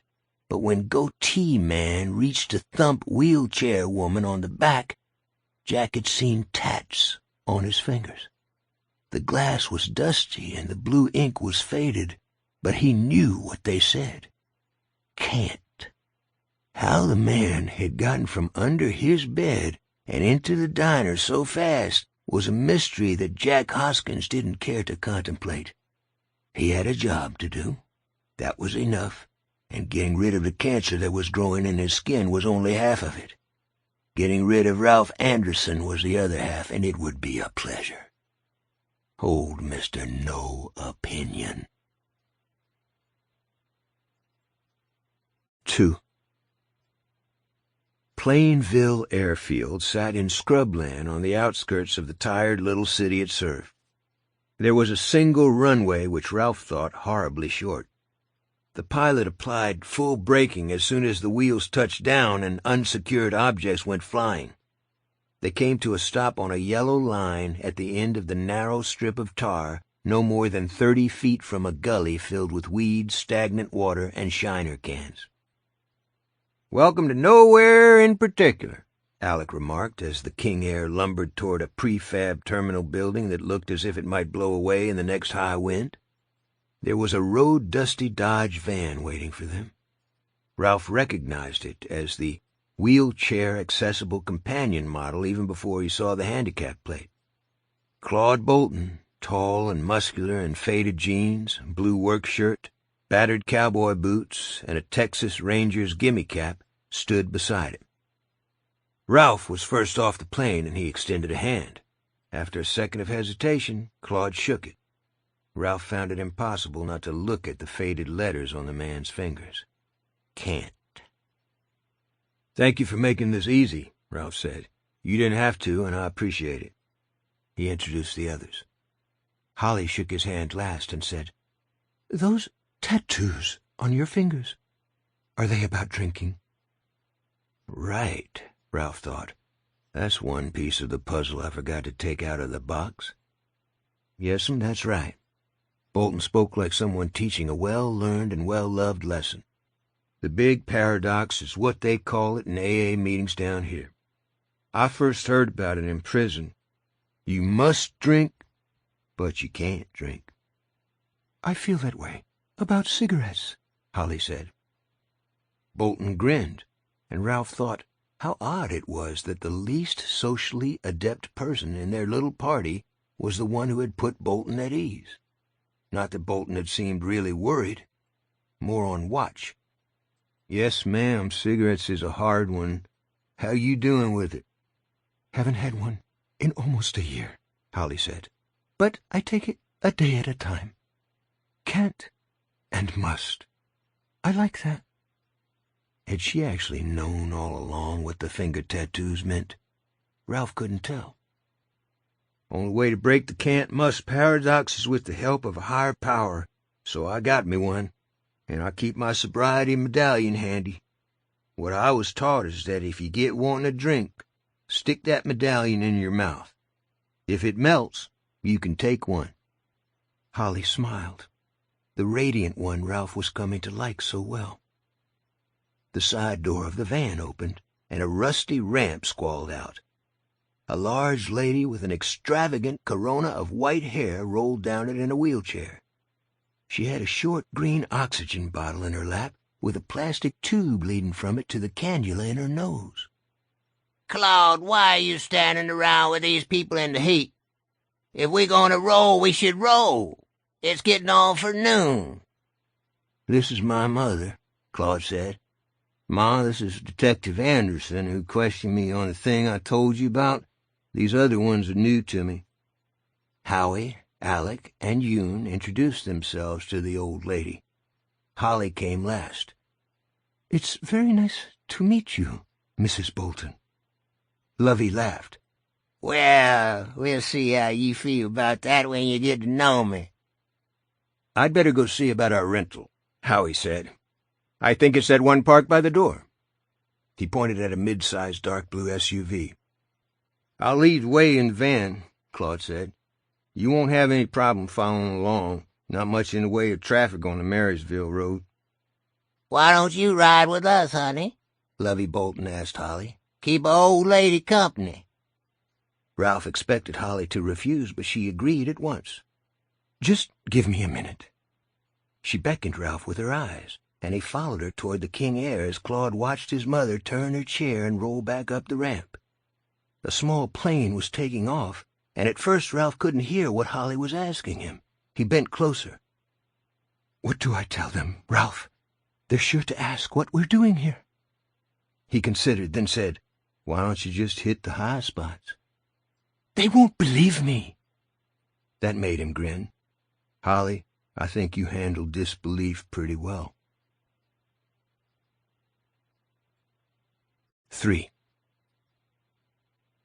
Like many ex-cons, at least those that didn't want to risk going back inside, Claude Bolton drove the Dodge companion van at exactly 5 miles an hour under the speed limit.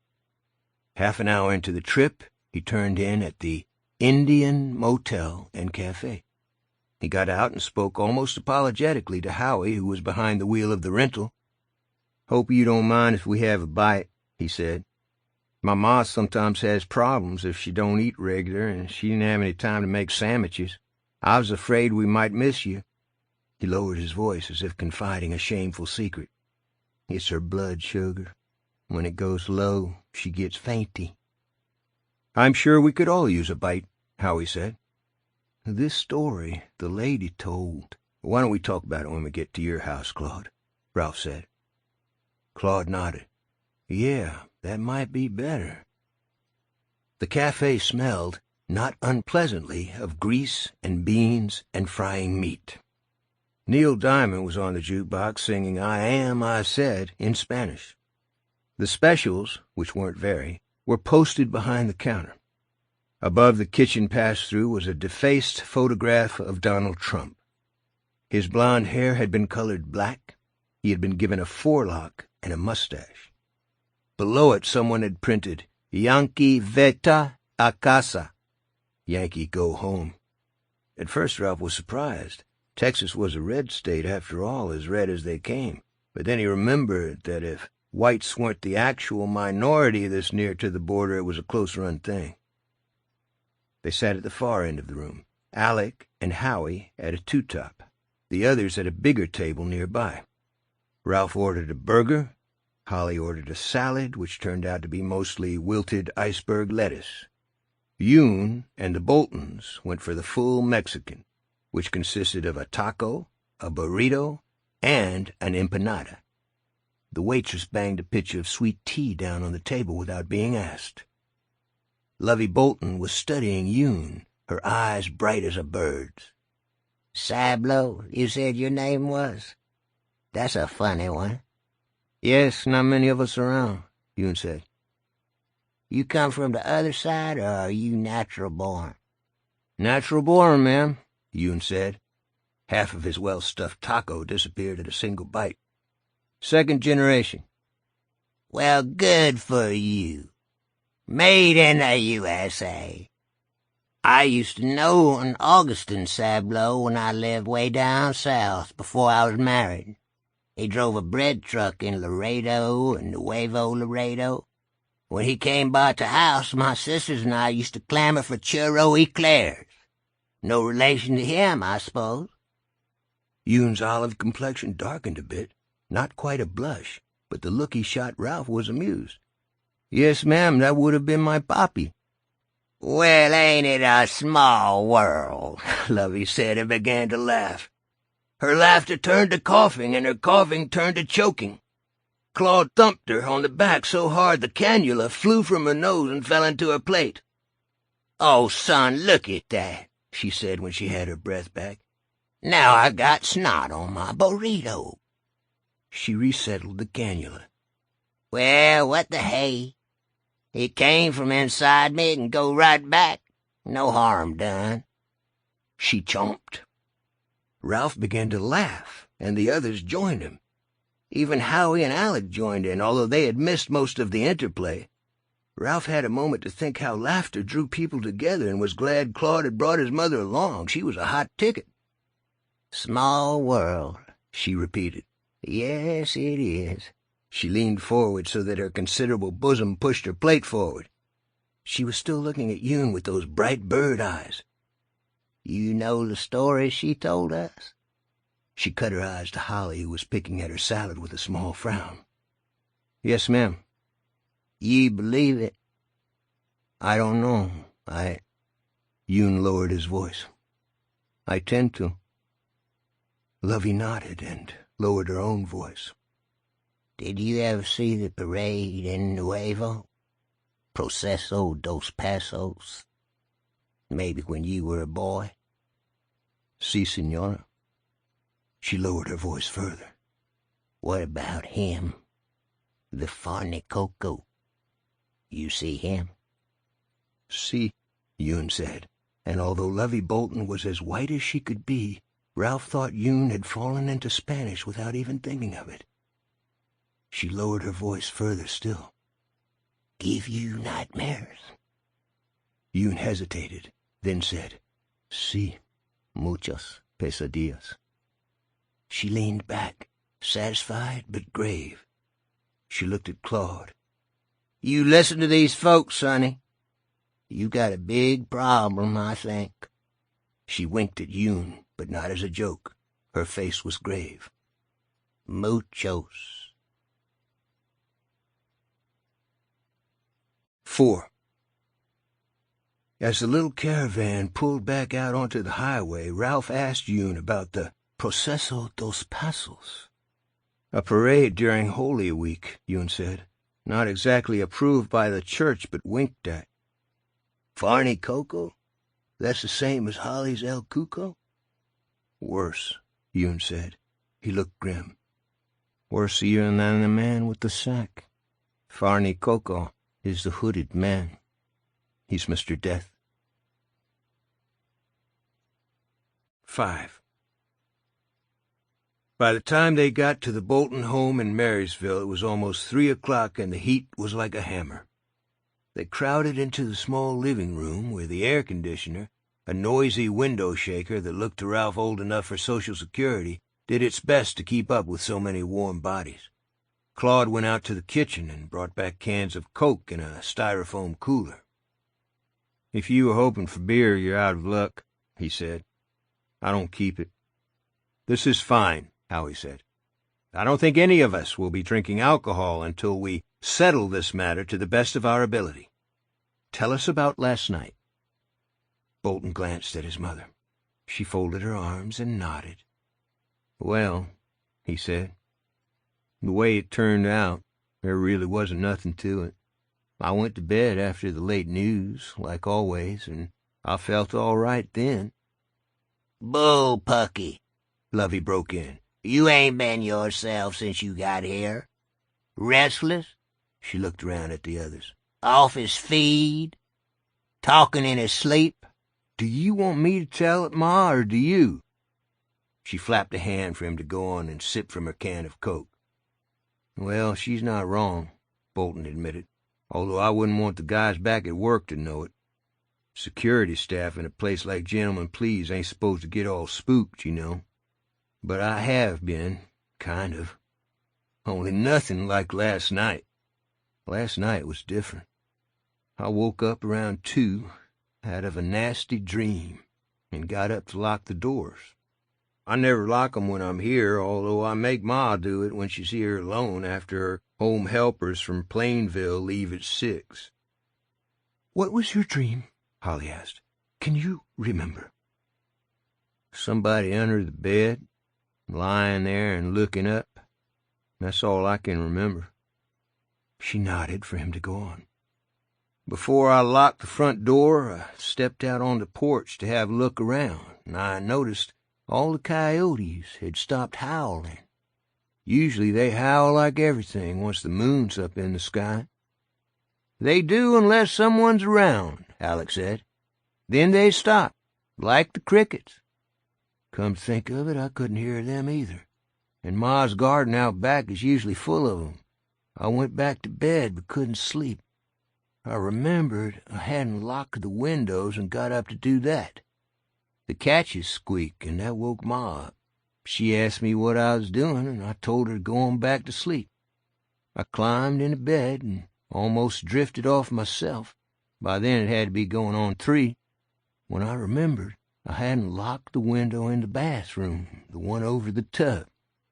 I got the idea that someone was climbing in through it, so I got out of bed and ran to see. I know it sounds stupid now, but... He looked at them and saw none of them smiling or looking skeptical. All right. I guess if you come all the way down here, you probably don't think it sounds stupid. Anyway, I tripped over Ma's damn hassock, and that time she did get up. She asked me if someone was trying to get in the house, and I said no, but for her to stay in her room. I didn't, though, Lovey said complacently. I never minded any man except my husband, and he's been gone a long time. There was no one in the bathroom or trying to get in there through the window, but I had a feeling, I can't tell you how strong it was, that he was still out there, hiding and waiting for his chance. "Not under your bed?" Ralph asked. "No, I checked under there first thing. Crazy, sure, but..." He paused. "I didn't go to sleep till daybreak. Ma woke me up and said we had to go to the airport so we could meet you." "Let him sleep as long as I could," Lovey said. "That's why I never made any sandwiches. The bread's on top of the fridge, and if I try to reach up there, I lose my breath." "And how do you feel now?" Holly asked Claude. He sighed, and when he ran a hand up the side of his face, they could hear the rasp of his beard. "Not right. I stopped believing in the boogeyman right around the same time I stopped believing in Santa Claus, but I feel all upset and paranoid, the way I did when I was on the coke. Is this guy after me? Do you really believe that?"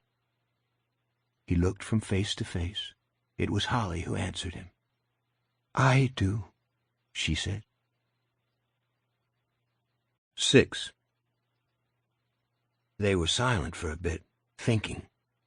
Then Lovey spoke up. "El Cuco, you called him," she said to Holly. "Yes." The old woman nodded, tapping her arthritis-swollen fingers on her oxygen bottle. "When I was a little girl, the Mex kids called him Cucuy, and the Anglos called him Kooky, or Chooky, or just the Chook. I even had a picture book about that sucker." "I bet I had the same one," Ewan said. "My abuela gave it to me. A giant with one big red ear." "Si, mi amigo." Lovey took out her cigarettes and lit one. She chuffed out smoke, coughed, and went on. "In the story, there were 3 sisters. The youngest one cooked and cleaned and did all the other chores. The 2 older girls were lazy and made fun of her. El Cucuy came. The house was locked, but he looked like their papi, so they let him in. He took the bad sisters to teach them a lesson. He left the good one who worked so hard for the daddy who was raising the girls on his own. Do you remember?" "Sure," Ewan said. "You don't forget the stories you hear when you're just a kid. That storybook version of El Cucuy was supposed to be a good guy, but all I remember is how scared I was when he dragged the girls up the mountain to his cave. Las niñas lloraban y le rogaban que la soltara. The little girls cried and begged him to let them go." "Yes," Lovey said.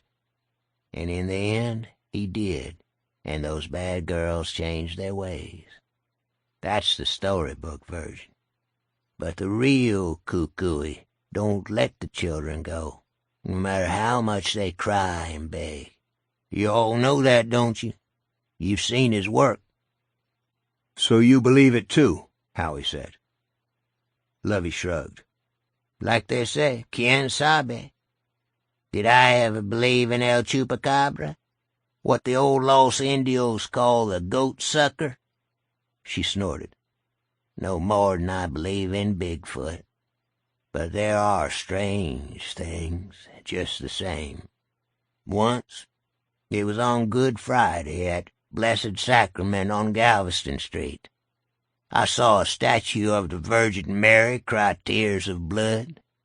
We all saw it. Later, Father Joaquin said it was just wet rust from under the eaves running down her face, but we all knew better. Father did, too. You could see it in his eyes." She swung her gaze back to Holly.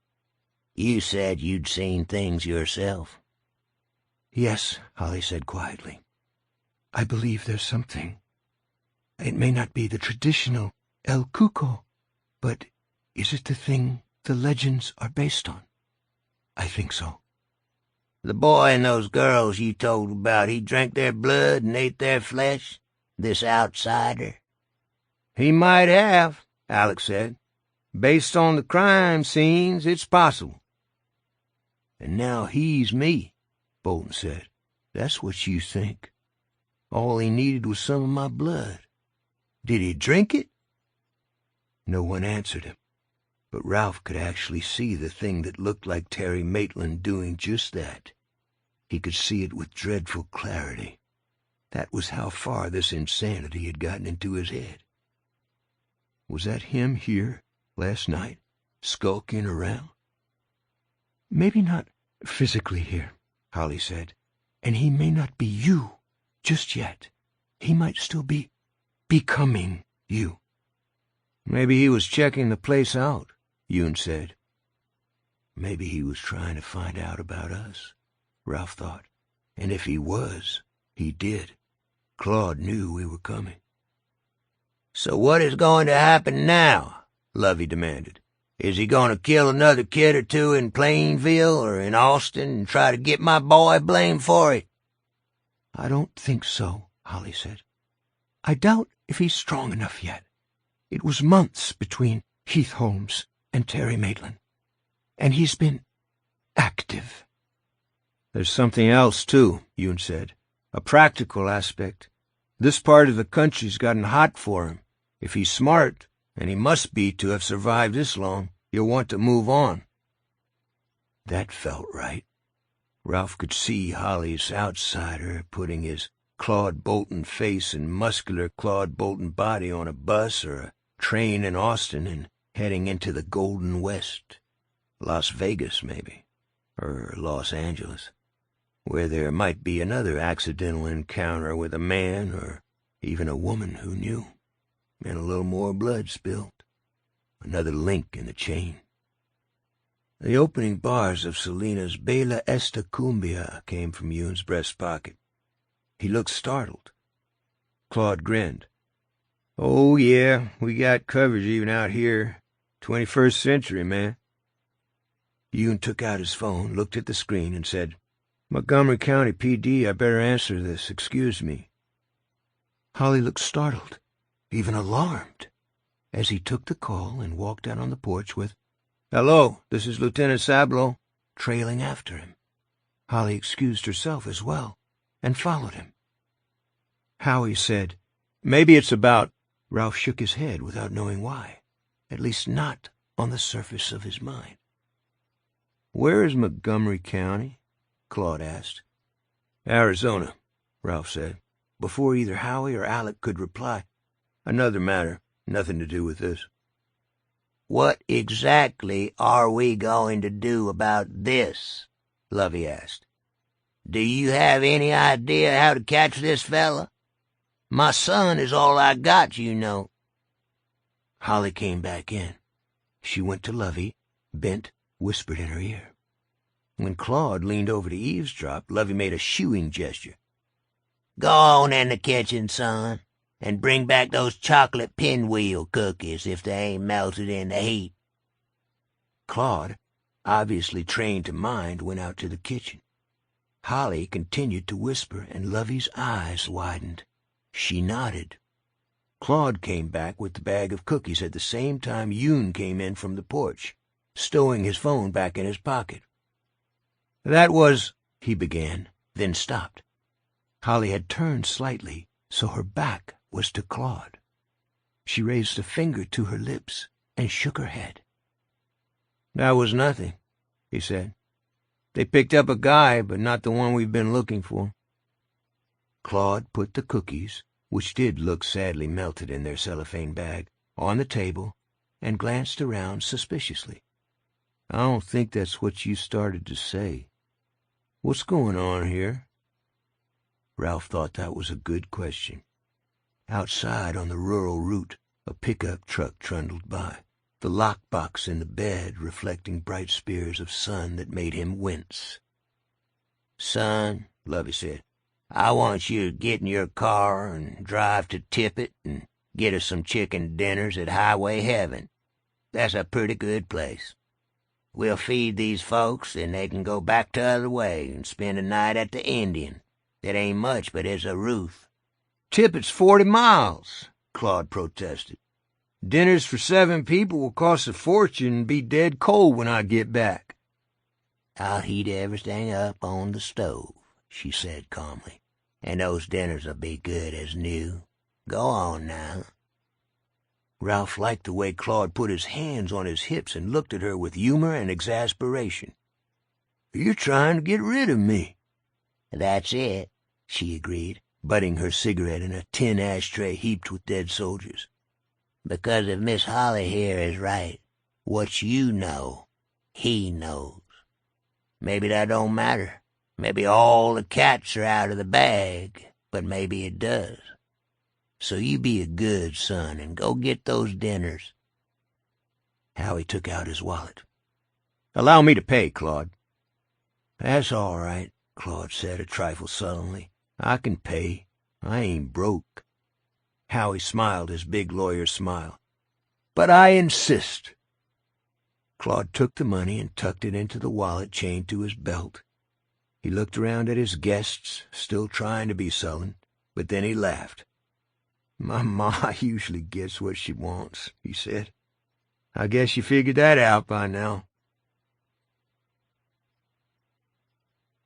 7. The Bolton's by road, Rural Star Route 2, eventually led to an actual highway, 190 out of Austin. Before it got that far, a dirt road, 4 lanes wide but now falling into disrepair, branched off to the right.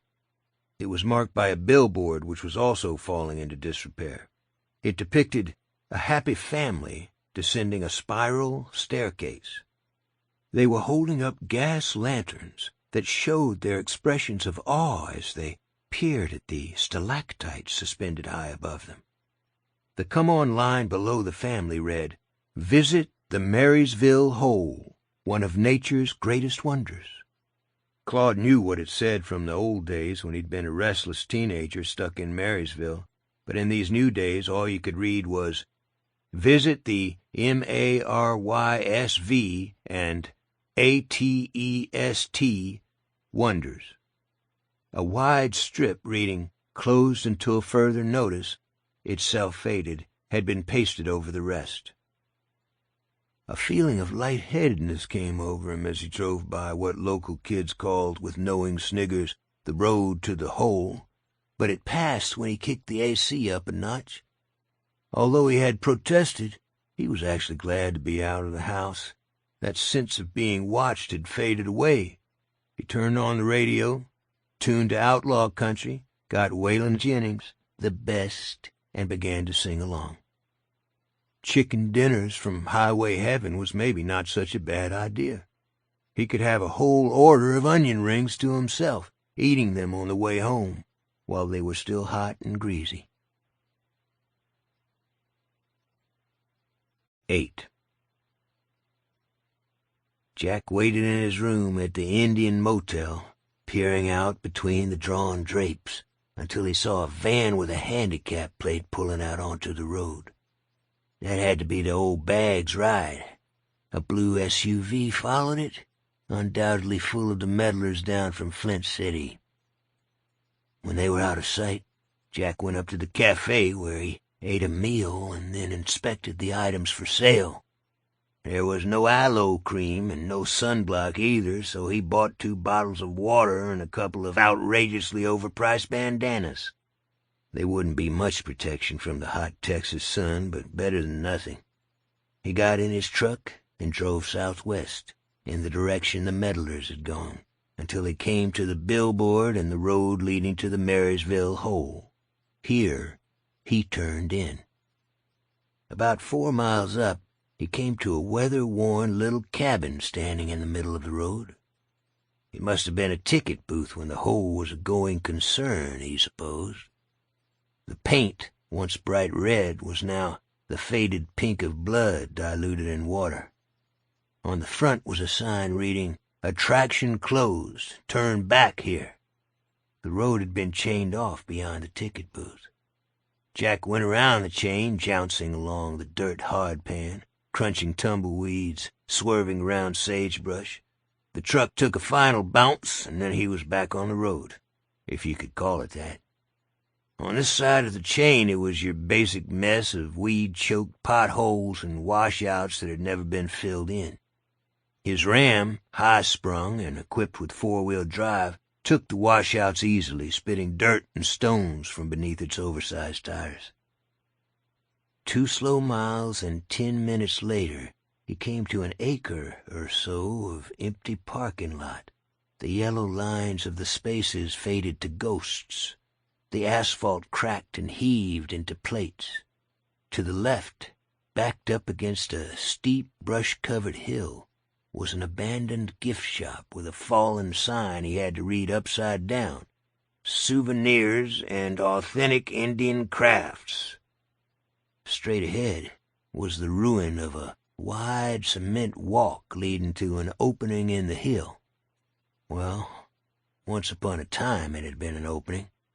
Now it was boarded over and plastered with signs reading, "Keep out, no trespassing, private property," and "County Sheriff patrols this area." Right, Jack thought.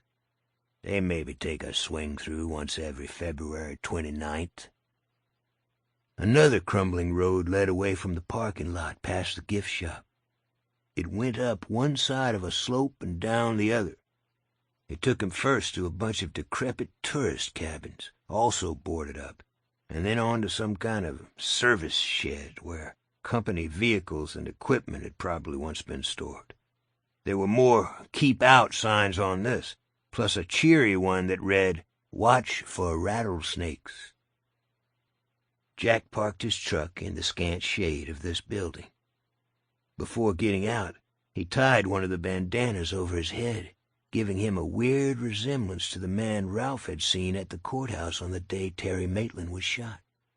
The other he fluffed around his neck to keep that fucking burn from getting worse. He keyed open the lockbox in the truck bed and reverently lifted out the gun case that contained his pride and joy, a Winchester 300 bolt action, the same gun Chris Kyle had used to shoot all those ragheads Jack had seen American Sniper 8 times. With the Leupold VX-1 rifle scope, he could hit a target at 2,000 yards. Well, 4 out of 6 tries on a good day and with no wind, and he didn't expect to be shooting at anywhere near that distance when the time came. If it came. He spotted a few forgotten tools lying in the weeds, and appropriated a rusty pitchfork in case of rattlers. Behind the building, a path led up the back of the hill in which the entrance to the hole was located. This side was rockier, not really a hill at all, but an eroded bluff. There were a few beer cans along the way, and several rocks had been tagged with things like "Spanky 11" and "Doodad was here." Halfway up, another path split off, apparently circling back to the defunct gift shop and the parking lot. Here was a weather-worn, bullet-pocked wooden sign showing an Indian chief in full headdress. Below him was an arrow, the accompanying message so faded it was barely legible. "Best pictographs this way." More recently, some wit had drawn a magic marker word balloon coming from the big chief's mouth. It read, "Carolyn Allen sucks my redskin cock." This path was broader, but Jack had not come here to admire Native American art, so he continued upward. The climb was not particularly dangerous, but Jack's exercise over the last few years had mostly consisted of bending his elbow in various bars. By the time he was 3/4 of the way up, he was short of breath. His shirt and both bandanas were dark with sweat.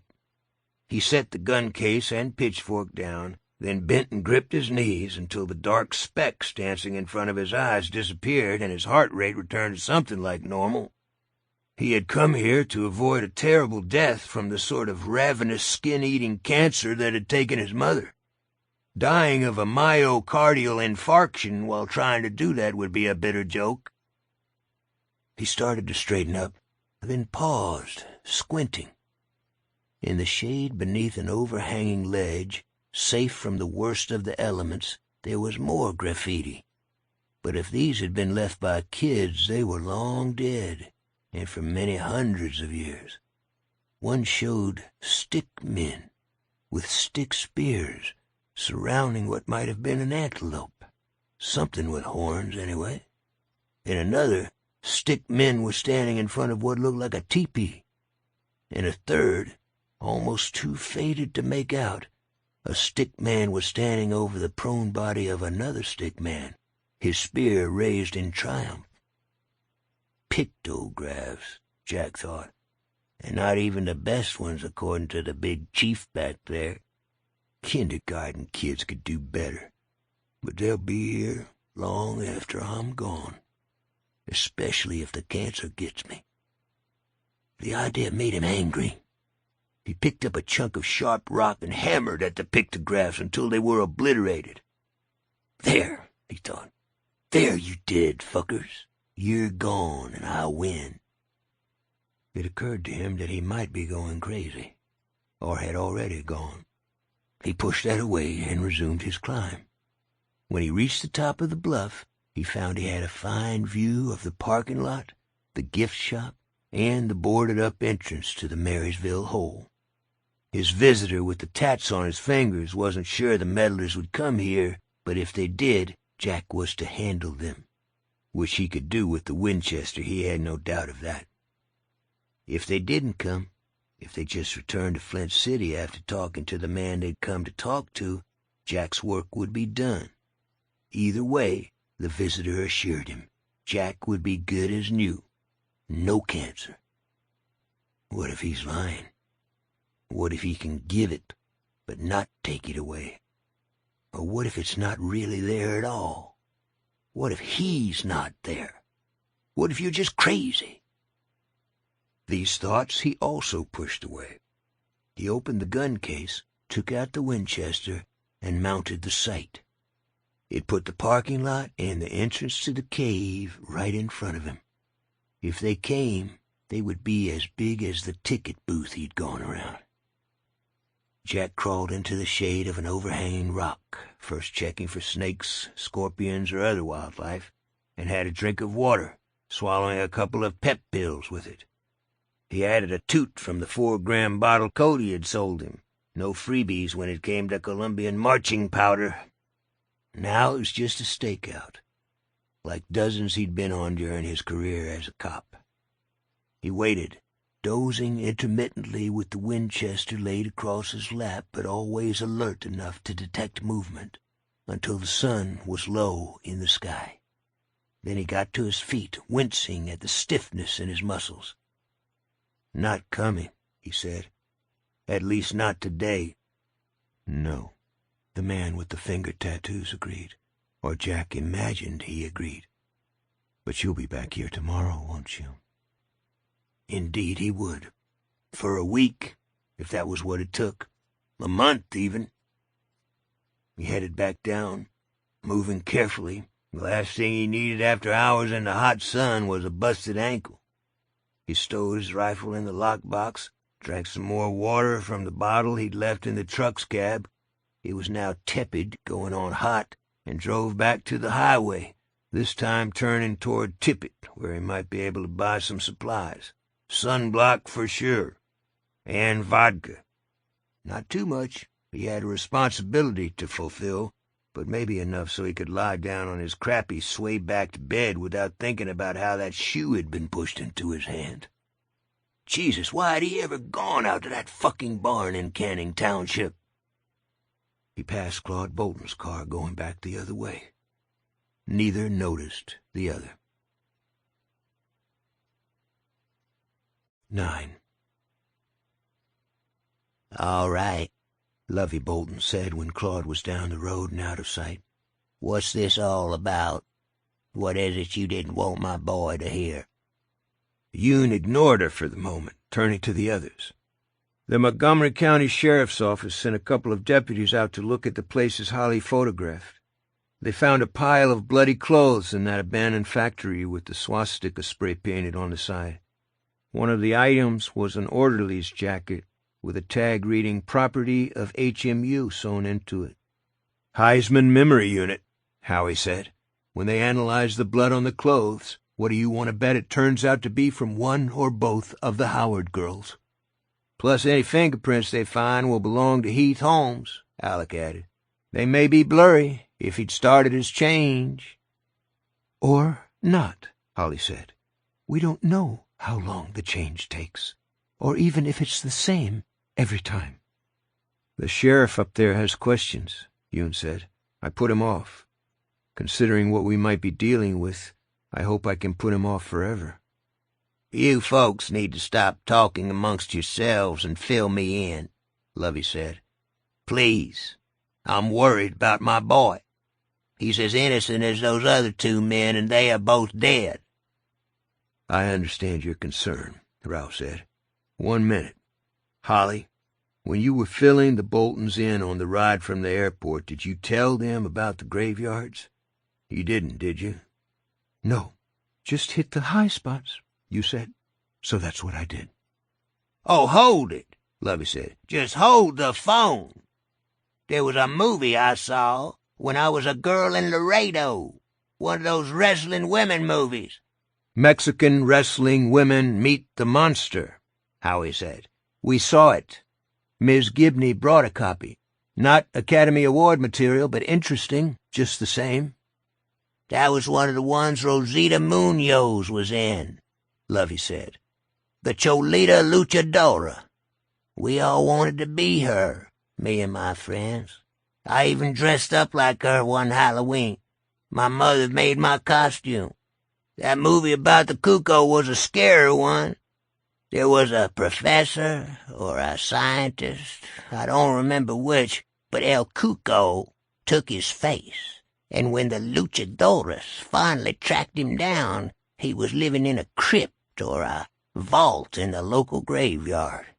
Isn't that how the story went? Yes, Holly said, because that's part of the legend, at least the Spanish version of it. The cuckoo sleeps with the dead, like vampires are supposed to do. If this thing actually exists, Alex said, it is a vampire. At least sort of. It needs blood to make the next link in the chain, to perpetuate itself. Once again, Ralph thought, do you people hear yourselves? He liked Holly Gibney a lot, but he also wished he'd never met her. Thanks to her, there was a war going on in his head, and he wished mightily for a truce. Holly turned to Lovey. That empty factory where the Ohio police found the bloody clothes is close to the graveyard, where Heath Holmes and his parents are buried. More clothes were found in a barn not far from an old graveyard where some of Terry Maitland's ancestors are buried. So here's the question. Is there a graveyard close to here? Lovey considered. They waited. At last she said, There's a boneyard in Plainville, but nothing in Marysville. Hell, we don't even have a church. There used to be one, Our Lady of Forgiveness, but it burned down 20 years ago. Shit, Howie muttered. How about a family plot? Holly asked. Sometimes people bury on their property, don't they? Well, I don't know about other folks, the old lady said, but we never had one. My mama and daddy are buried back in Laredo, and their mama and daddy, too. Way back, it'd be Indiana, which is where my people migrated down from after the Civil War. What about your husband? Howie asked. George. All his people were from Austin, and that's where he's buried, right next to his parents. I used to take the bus once in a while to visit him, usually on his birthday. Took flowers and all. But since I got this goddamn COPD, I haven't been. Well, I guess that's that, Yoon said. Lovey seemed not to hear. I could sing, you know, back when I still had my wind. And I played guitar. I came to Austin from Laredo after high school because of the music. Nashville South, they call it. I got a job in the paper factory on Brazos Street while I was waiting for my big break at the Carousel or the Broken Spoke or wherever. making envelopes. I never did get my big break, but I married the foreman. That was George. Never regretted it until he retired." "I think we're drifting off the subject," Howie said. "Let her talk," Ralph said. He had that little tingle, the feel of something coming. Still over the horizon, but yes, coming. "Go on, Mrs. Bolton." She looked doubtfully at Howie, but when Holly nodded and smiled, Lovey smiled back, lit another cigarette, and went on. "Well, after he got his 30 in and had his pension, George moved us out here to the back of beyond. Claude was just 12. We had him late, long after we decided God wasn't going to give us no children. Claude never liked Marysville, missed the bright lights and his worthless friends. Bad company was always my boy's downfall, and I didn't care for it much either at first, although I have come to enjoy the peace of it. When you get old, peace is about all you want. You folks might not believe that now, but you'll find out. And that idea of a family plot ain't such a bad one, now I think of it. I could do worse than going into the ground out back, but I suppose Claude will end up dragging my meat and bones to Austin so I can lay with my husband like I did in life. Won't be long now, neither." She coughed, looked at her cigarette with distaste, and buried it with the others in the overfilled ashtray where it smoldered balefully. "You know why we happened to end up in Marysville? George had the idea he was going to raise alpacas. After they died, which didn't take long, it was going to be golden doodles. If you don't know, golden doodles are a cross between golden retrievers and poodles. You think evolution ever approved of a mix like that? I goddamn doubt it.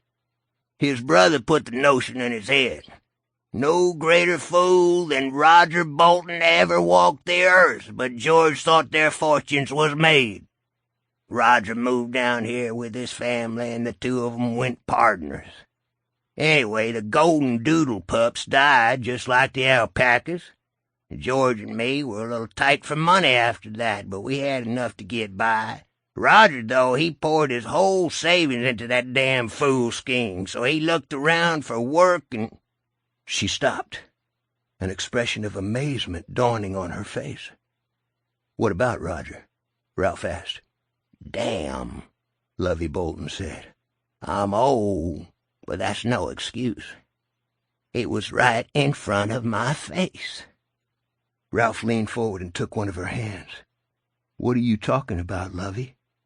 Going to her first name, as he always eventually did in the interrogation room. "Roger Bolton and his 2 sons, Claude's cousins, are buried not 4 miles from here, along with 4 other men.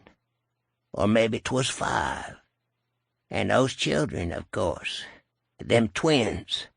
She shook her head slowly back and forth. "I was so mad when Claude got 6 months in Gatesville for stealing, and ashamed. That's when he started using drugs, you know. But I saw later it was God's mercy, because if he'd been here, he would have been with them. Not his dad. By then George had already had 2 heart attacks and couldn't go. But Claude, yes, he would have been with them." "Where?" Alec asked. He was leaning forward now, staring intently. "The Marysville hole," she said. "That's where those men died, and that's where they remain." 10. She told them it had been like the part in Tom Sawyer when Tom and Becky get lost in the cave, only Tom and Becky eventually got out. The Jameson twins, just 11 years old, never did, nor did those who tried to rescue them. The Marysville hole took them all. "That's where your brother-in-law got work after the dog business failed?" Ralph asked. She nodded. "He'd done some exploring there, not in the public part, but on the Ahiga side. So when he applied, they hired him on as a guide quick as winking. Him and the other guides used to take tourists down in groups of a dozen or so. It's the biggest cave in all of Texas, but the most popular part, what folks really wanted to see, was the main chamber. It was quite a place, all right, like a cathedral. They called it the Chamber of Sound because of the, acoustics. One of the guides would stand at the bottom, 400 or 500 feet down, and whisper the Pledge of Allegiance, and the people at the top would hear every word. Echoes seemed to go on forever. Also, the walls were covered with Indian drawings. I forget the word for 'em. Pictographs, Yoon said. That's it. You got a Coleman gas lamp when you went in so you could look at 'em, or up at the stalactites hanging down from the ceiling. There was an iron spiral staircase that went all the way to the bottom, 400 steps or more, around and around and around. It's still there, I shouldn't wonder, although I wouldn't trust it these days. It's damp down there, and iron rusts. Only time I took them stairs, it made me dizzy as hell, and I wasn't even looking up at the stalactites like most of 'em. You want to believe I took that elevator back to the top. Going down is one thing, but only a pure D fool climbs up 400 steps if she don't have to. The bottom was 2, maybe 300 yards across. There were colored lights set up to show off all the mineral streaks in the rocks. There was a snack bar, and there were 6 or 8 passageways to explore. They had names. Can't recall all of them, but there was the Navajo Art Gallery, where there were more pictographs, and the Devil's Slide, and Snake's Belly, where you had to bend over and even crawl in places. Can you imagine? Yes, Holly said. Oof. Those were the main ones.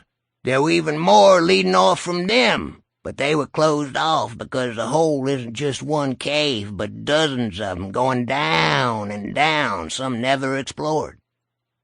Easy to get lost, Alex said. You bet. Now here's what happened. There were 2 or 3 openings leading away from the Snake's Belly passageway that weren't boarded over or barred up, because they were considered too small to bother with. Only they weren't too small for the twins, Ralph guessed. That's the nail, sir, and you hit it on the head. Carl and Calvin Jameson. Couple of pint-sizers looking for trouble, and they sure found it. They were with the party that went into Snake's Belly, right behind their ma and pa at the end of the line, but not with them when they came out. The parents, well, I don't have to tell you how they took on, do I? My brother-in-law wasn't the one leading the group the Jameson family was a part of, but he was in the search party that went after 'em. Headed it up would be my guess, although I have no way of knowing. His sons were also part of it? Howie asked. Claude's cousins. Yes, sir. The boys worked part-time at the hole themselves and came on the run as soon as they heard. Lots of folks came because the news spread like wildfire. At first it looked like it wasn't going to be no problem. They could hear the boys calling from all the openings leading off from the Snake's Belly, and they knew exactly which one they went into, because when one of the guides shone his flashlight, they could see a little plastic Chief Ahiga Mr. Jameson bought one of the boys in the gift shop. Must have fallen out of his pocket while he was crawling. As I say, they could hear 'em yelling, but couldn't none of the grown-ups fit in that hole. Couldn't even reach the toy. They hollered for the boys to come to the sound of their voices, and if there wasn't room to turn around, to just back up. They shone their lights in and waved 'em around, and at first it sounded like the kids were getting closer. But then their voices started to fade, and faded some more, until finally they were gone. You ask me, they were never close to begin with. Tricky acoustics, Yoon said. Si, senor. So then Roger said they should go around to the Ahiga side, which he knew pretty well from his exploring, what they call spelunking. Once they got there, they heard those boys again, clear as day, crying and yelling. So they got rope and lights from the equipment building and went in to fetch 'em out. Seemed like the right thing, but it was the end of 'em instead. What happened? Yoon asked. Do you know? Does anybody? Well, like I told you, that place is a goddamn maze. They left one man behind to pay out rope and tie on more in case they needed it. That was Ev Brinkley. He left town shortly after. Went to Austin. Broken-hearted, he was, but at least alive and able to walk in the sunlight. Those others, Lovey sighed. No more sunlight for them. Ralph thought about that, the horror of it, and saw what he felt on the faces of the others. Ev was down to his last 100 feet of free rope when he heard something he said sounded like a cherry bomb a kid set off in a toilet bowl with the lid shut. What must have happened is some goddamn fool fired a pistol hoping to lead the boys to the rescue party, and there was a cave-in. It wasn't Roger done that. I'd bet $1,000 it wasn't. Old Raj was a fool about many things, especially those dogs, but never fool enough to fire a gun in a cave where the ricochet could go anywhere. Or where the sound could bring down a piece of ceiling, Alex said. Must have been like firing a shotgun to start an avalanche up in the high country. So they were crushed, Ralph said. Lovey sighed and resettled her cannula, which had come askew. Nope. Might have been better if they were. At least it would have been quick. But people in the big cavern, the chamber of sound, could hear 'em calling for help, just like those lost lads. By then, there were 60 or 70 men and women out there, eager to do whatever they could. My George had to be there. His brother and his nephews were among those trapped after all, and finally I gave up on keeping him home. I went with him to make sure he didn't try to do some damn fool thing like trying to pitch in. That would have killed him for sure. And when this accident happened, Ralph said, Claude was in the reformatory? Gatesville Training School is what I believe they called it, but yes, a reformatory is what it was. Holly had produced a yellow legal pad from her carry bag and was bent over it, taking notes. By the time I got to the hole with George, it was dark. The parking lot's a good size, but it was damn near full. They'd set up big lights on posts, and with all the trucks and people scurrying around, it was like they were making a Hollywood movie. They went in through the Higa entrance carrying tin-cell flashlights, wearing hard hats and puffy coats like flak jackets. They followed the rope to the cave-in. A long way, some of it through standing water. The rockfall was pretty bad. Took 'em all that night and half the next morning to clear it enough to get past. By then, people in the big cave couldn't hear the lost ones calling no more. Your brother-in-law's bunch wasn't waiting for rescue on the other side, I take it, Yoon said. No, they were gone. Roger or one of the others might have thought he knew a way back to the big cave, or they might have been afraid more of the ceiling was going to cave in. No way to tell, but they left a trail, at least to start with.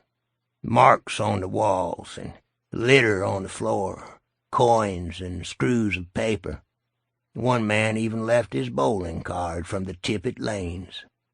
One more punch, and he'd have got himself a free string. That was in the paper. Like Hansel and Gretel, leaving breadcrumbs behind, Alec mused. Then everything just stopped, Lovey said. Right in the middle of a gallery. The marks, the dropped coins, the balls of paper just stopped. Like the footprints in Bill Samuel's story, Ralph thought.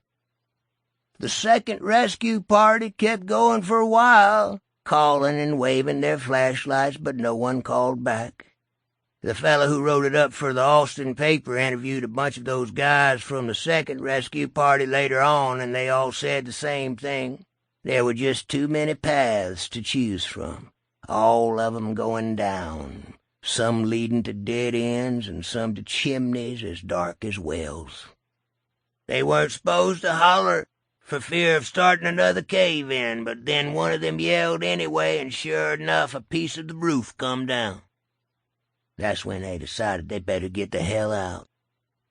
Surely they didn't abandon the search after one try, Howie said. No, course not. She fished another Coke out of the cooler, cracked it, and swallowed half at a go. Not used to talking so much, and I'm parched. She checked her oxygen bottle. Almost out of this stuff, too, but there's another one in the bathroom there with the rest of my goddamn medical supplies if someone wants to fetch it. Alec Pelly took charge of this task, and Ralph was relieved when the woman didn't attempt to light up as he swapped them out.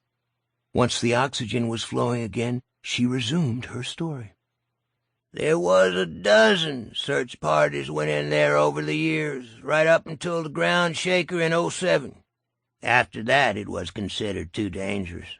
It was only a 3 or 4 on the Richter, but caves are fragile, you know. The Chamber of Sound stood up to it pretty well, although a bunch of the stalactites fell off the ceiling.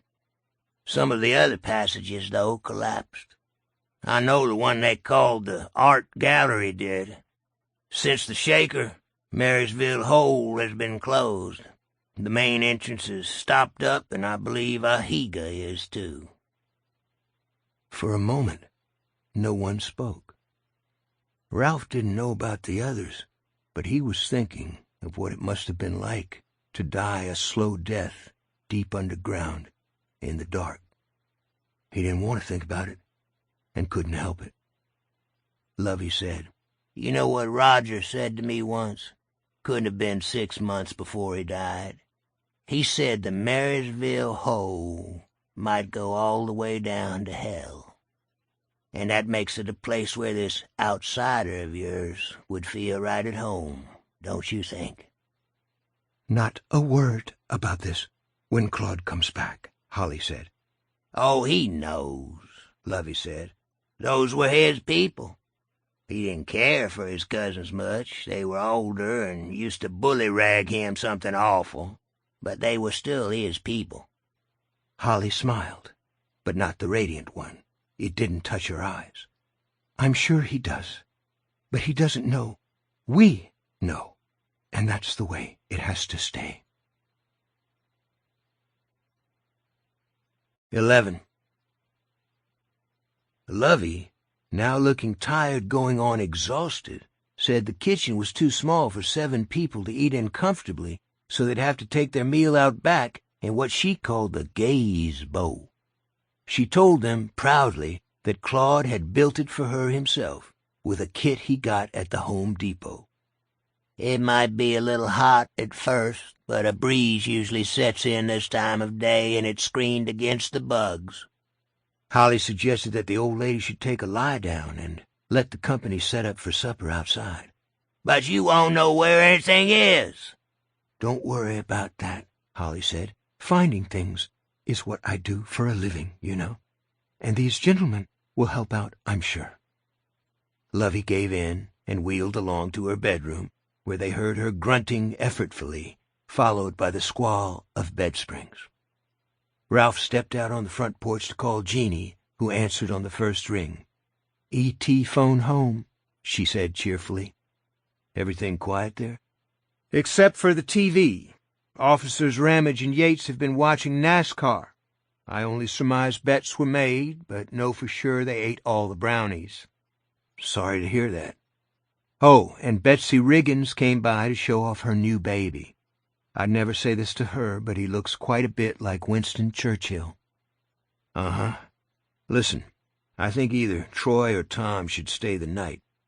"I was thinking both. In with me. We can cuddle, perhaps even canoodle." "What a good idea. Be sure to take some pictures." A car was approaching. Claude Bolton back from Tippett with their chicken dinners. Don't forget to lock up and set the burglar alarm. The locks and alarm didn't help the other night. Humor me and do it anyway.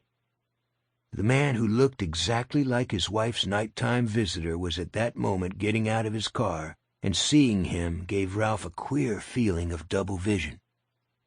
All right. Have you found anything out? Hard to tell. This was skirting the truth. Ralph thought they had found out a great deal, none of it good. I'll try to call you later on, but right now I have to go. Okay. Stay safe. I will. Love you. Love you too. And I mean it. Stay safe. He went down the porch steps to help Claude with half a dozen plastic bags from Highway Heaven. Food's cold, just like I said, but does she listen? Never did, never will. We'll be fine. Reheated chicken's always tough. I got the mashed potatoes because reheated French fries, forget it. They started toward the house. Claude stopped at the foot of the porch steps.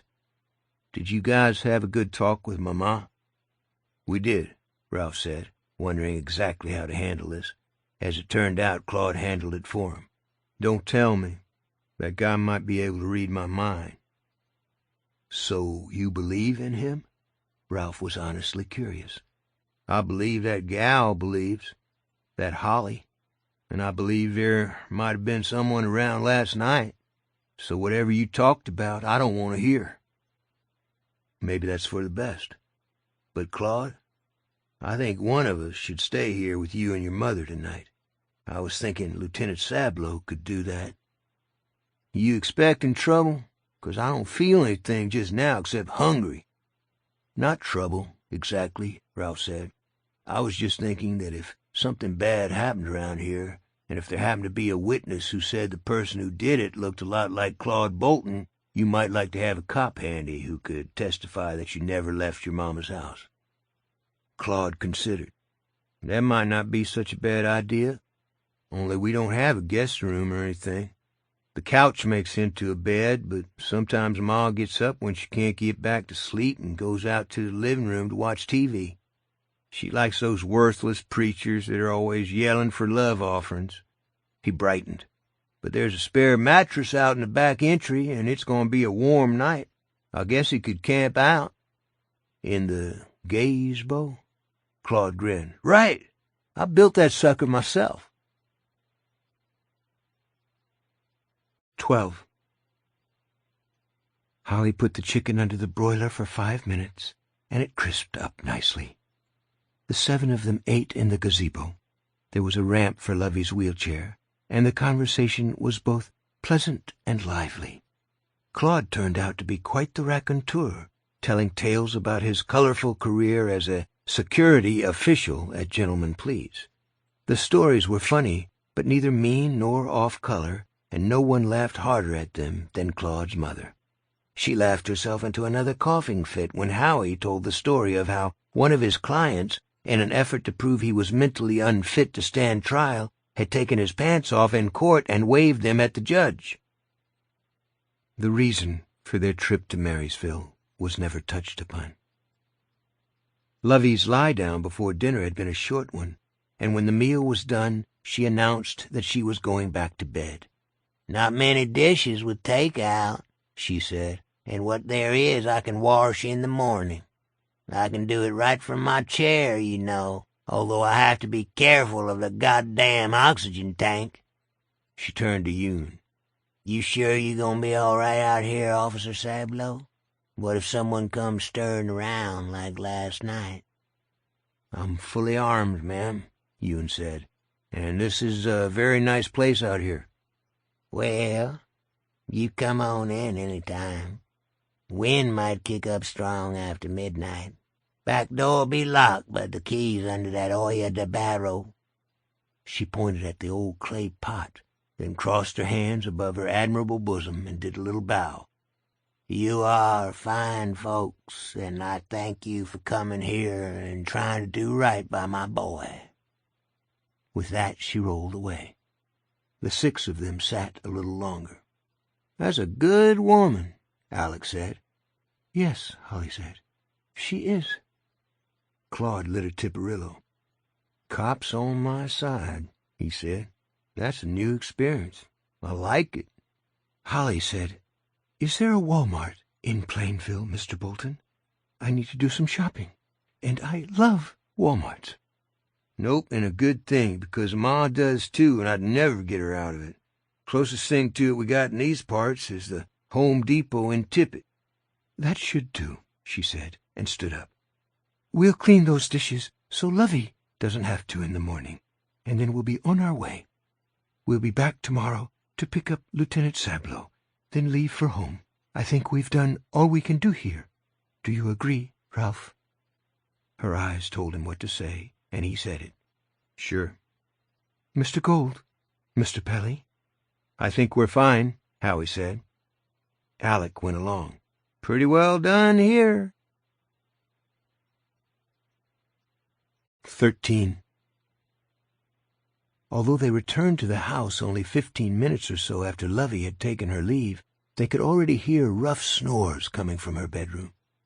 Yoon filled the sink with suds, rolled up his sleeves, and began to wash the few things they had used. Ralph dried, Holly put away. The evening light was still strong, and Claude was out back with Howie and Alec, touring the property and looking for any signs of the previous night's intruder, if there had been one. "I'd have been all right even if I'd left my sidearm home," Yoon said. "I had to go through Mrs. Bolton's bedroom to get into her bathroom where she keeps her oxygen, and she's well gunned up. Got a Ruger American 10+1 on the dresser, extra clip right beside it, and a Remington 12-gauge leaning in the corner right next to her Electrolux. Don't know what old Claudie's got, but I'm sure he's got something." "Isn't he a convicted felon?" Holly asked. "He is," Ralph agreed, "but this is Texas, and he seems rehabilitated to me." "Yes," she said. "He does, doesn't he?" "I think so, too," Yoon said. "Seems like he's turned his life around. I've seen it before when people get into AA or NA. When it works, it's like a miracle. Still, this outsider couldn't have picked a better face to hide behind, wouldn't you say? Given his history of drug sales and service, not to mention a gang background with Satan's 7, who'd believe him if he said he was being framed for something?" "No one believed Terry Maitland," Ralph said heavily, "and Terry was immaculate." 14. It was dusk when they got to the Home Depot, and after 9 o'clock when they arrived back at the Indian Motel, observed by Jack Hoskins, once more peering through the drapes in his room and rubbing obsessively at the back of his neck. They carried their purchases into Ralph's room and laid them out on the bed. 5 short-barreled UV flashlights with extra batteries, and 5 yellow hard hats. Howie picked up one of the flashlights and winced at the bright purple glare. "This thing will really pick up his trail? His spoor?" "It will, if it's there," Holly said. "Huh." Howie dropped the flashlight back on the bed, put on one of the hard hats, and went to the mirror over the dresser to inspect himself. "I look ridiculous," he said. No one disagreed. "We're really going to do this? Try to, at least? That's not a rhetorical question, by the way. It's me trying to get my head around it as an actual fact." "I think we'd have a hard job convincing the Texas Highway Patrol to pitch in," Alex said mildly. "What exactly would we tell them? That we think there's a monster hiding in the Marysville hole?" "If we don't do it," Holly said, "he'll kill more children. It's how he lives." Howie turned to her, almost accusingly. "How are we going to get in? The old lady said it's buttoned up tighter than a nun's underwear. And even if we do, where's the rope? Doesn't Home Depot sell rope? They must sell rope." "We shouldn't need any," she said quietly. "If he's in there, and I'm almost sure he is, he won't have gone deep. For one thing, he'd be afraid of getting lost himself, or of being caught in a cave-in. For another, I think he's weak. He should be in the hibernation part of his cycle, but instead he's been exerting himself. By projecting? Ralph asked. That's what you believe? Yes. What Grace Maitland saw, what your wife saw, I believe those were projections. I think a small part of his physical self was there. That's why there were traces in your living room, why he could move the chair and turn on the stove light, but not even enough to leave impressions on the new carpet. Doing that has to tire him out. I think he might have shown up wholly in the flesh only a single time, at the courthouse on the day Terry Maitland was shot, because he was hungry and knew there would be a lot to eat. He was there in the flesh, but didn't show up on any of the TV videotape? Howie asked. Like a vampire who doesn't cast a reflection in mirrors. He spoke as if expecting her to deny this, but she didn't. Exactly. Then you think he's supernatural? A supernatural being? I don't know what he is. Howie took off the hard hat and tossed it onto the bed. Guesswork. That's all you've got. Holly looked wounded by this, and at a loss for how to reply. Nor did she seem to realize what Ralph saw, and was sure Alex saw as well. Howard Gold was frightened. If this thing went sideways, there was no judge to whom he could object. He could not ask for a mistrial. Ralph said, It's still hard for me to accept all this stuff about El Cuco or shapeshifters, but there was an outsider. That I do accept now, because of the Ohio connection and because Terry Maitland simply couldn't have been in two places at the same time. The outsider screwed up there, Alex said. He didn't know Terry was going to be at that convention in Cap City. Most of his chosen scapegoats would be like Heath Holmes, with alibis like cheesecloth. That doesn't follow, Ralph said. Alec raised his eyebrows. If he got Terry's, I don't know how to say it, memories, sure, but not just memories, a sort of terrain map of his consciousness, Holly said quietly. Okay, call it that, Ralph said. I can accept that there's stuff he could have missed, the way speed readers miss stuff while they're zipping along, but that convention would have been a big deal to Terry. Then why would the Cuco still... Alec began. Maybe he had to.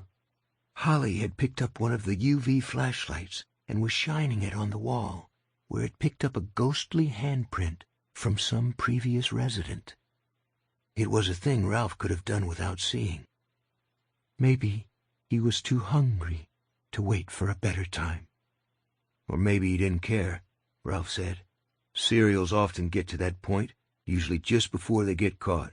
Bundy, Speck, Gacy. Eventually they all started to believe they were a law unto themselves. God-like. They got arrogant and overreached. And this outsider didn't overreach by all that much, did he? Think about it. We were going to arraign Terry and see him put on trial for the murder of Frank Peterson in spite of everything we knew. We were sure his alibi had to be bogus, no matter how strong it was.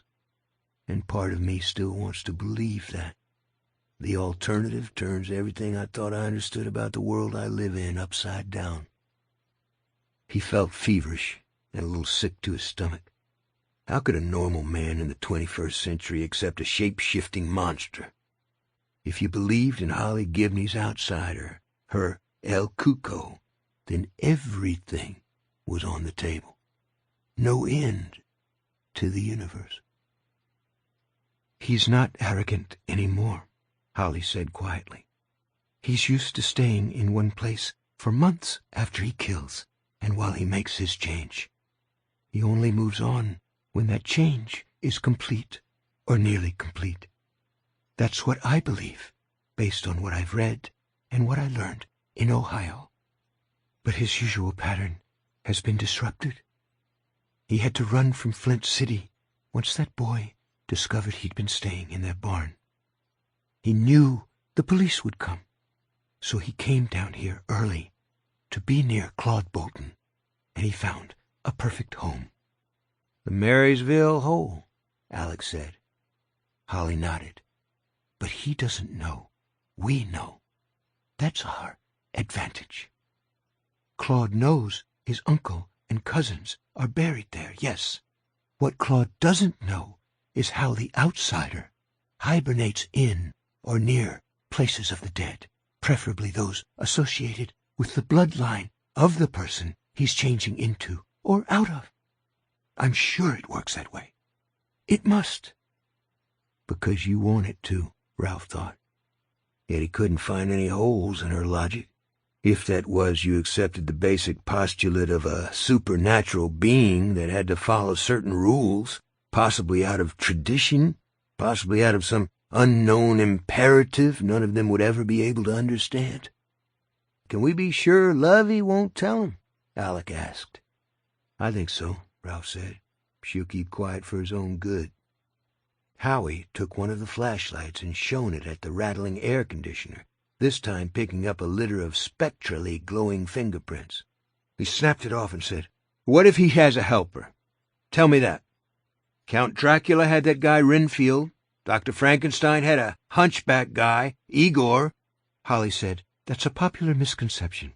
In the original Frankenstein movie, the doctor's assistant was actually named Fritz, played by Dwight Frye. Later, Bela Lugosi—" "I stand corrected," Howie said. "But the question remains. What if our outsider has an accomplice, somebody with orders to keep tabs on us? Doesn't that make sense? Even if the outsider doesn't know we found out about the Marysville Hole, he knows we're too close for comfort." "I see your point, Howie," Alex said. "But serials are usually loners, and the ones who stay free the longest are drifters. There are exceptions, but I don't think our guy is one of them. He hopped down to Flint City from Dayton. If you back-trailed him from Ohio, you might find murdered children in Tampa, Florida, or Portland, Maine.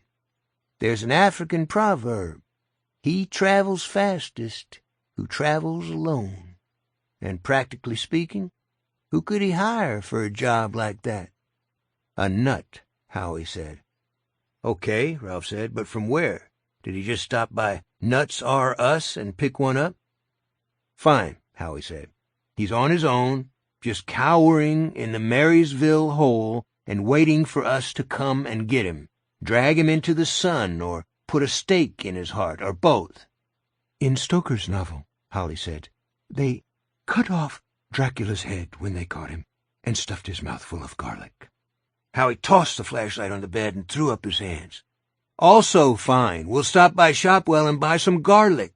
Also a meat cleaver, since we neglected to buy a hacksaw while we were in Home Depot." Ralph said, "I think a bullet in the head should do the trick nicely." They considered this in silence for a moment, and then Howie said he was going to bed. "But before I do, I'd like to know what the plan is for tomorrow." Ralph waited for Holly to enlighten Howie on this point, but she looked at Ralph instead. He was startled and moved by the hollows under her eyes and the lines that had appeared at the corners of her mouth. Ralph himself was tired. He supposed they all were, but Holly Gibney was exhausted, at this point running on nothing but nerves. And given her tightly wrapped persona, he guessed that for her that would be like running on thorns or broken glass. "Nothing before 9 o'clock, Ralph said. "We all need at least 8 hours of sleep, more if we can get it. Then we pack up, check out, go to the Boltons, and pick up Yoon. From there to the Marysville Hole." "Wrong direction, if we want Claude to think we're flying home," Alex said. "He'll wonder why we aren't headed back to Plainville." "Okay. We tell Claude and Lovey we have to go to Tippett first because, I don't know, we have some more shopping to do at Home Depot." "Pretty thin," Howie said. Alec asked, "Who was the state cop who came out to talk to Claude? Do you remember?" Ralph didn't offhand, but he had kept case notes on his iPad. Routine was routine, even when chasing the boogeyman. "His name was Owen Sipe. Corporal Owen Sipe. Okay, you tell Claude and his mama, which is the same thing as telling the outsider if he really can get inside Claude's head, that you got a call from Corporal Sipe saying that a man roughly matching Claude's description is wanted in Tippett for questioning in a robbery or a car theft or maybe a home invasion. Yoon can verify that Claude was at home all night. Not if he was sleeping out in the gazebo, Ralph said. You telling me you wouldn't have heard Claude start his car? That thing needed a new muffler 2 years ago. Ralph smiled. Point taken. Okay, so you say we're going to Tippett to check it out, and if it leads nowhere, we're going to fly back to Flint City. Sound okay? Sounds fine, Ralph said. Just let's be damn sure Claude doesn't see the flashlights and hard hats. 15. As 11 o'clock came and went, Ralph was lying on the sway-backed bed in his room, knowing he should turn out the light and not doing it. He had called Jeannie and gabbed with her for almost half an hour, some of it about the case, some of it about Derek, most of it inconsequential shit. After that he tried the TV, thinking one of Lovey Bolton's late-night preachers might work as a sleeping pill, or at least quiet the constant rat-run of his thoughts. But all he got when he turned it on was a message saying, "Our satellite is currently down. Thank you for your patience." He was reaching for the lamp when a light knock came at the door. He crossed the room, reached for the knob, thought better of it, and tried the peephole. It turned out to be useless, clogged with dirt or something. "Who is it?" "Me," Holly said. Her voice was as small as her knock. He opened the door. Her T-shirt was untucked, and the coat of her suit, which she had put on against the late-night chill, hung down comically on one side. Her short gray hair flew in the rising wind. She was holding her iPad. Ralph suddenly realized he was in his boxers with the buttonless fly no doubt gaping slightly. He remembered something they used to say when they were kids. "Who gave you a license to sell hot dogs?" "I woke you up," she said. "You didn't. Come in." She hesitated, then stepped into the room and sat in the single chair while he put on his pants. "You need to get some sleep, Holly. You look very tired." "I am. But sometimes it seems as if the more tired I am, the harder it is to go to sleep, especially if I'm worried and anxious." "Tried Ambien?" "It's not recommended for people taking antidepressants." "I see." "I did some research. Sometimes that puts me to sleep. I started by looking up the newspaper stories concerning the tragedy Claude's mother told us about. There was a lot of coverage and a lot of background. I thought you might like to hear." "Will it help us?" "I think it will." "Then I want to hear." He moved to the bed, and Holly perched on the edge of the chair, knees together. "All right.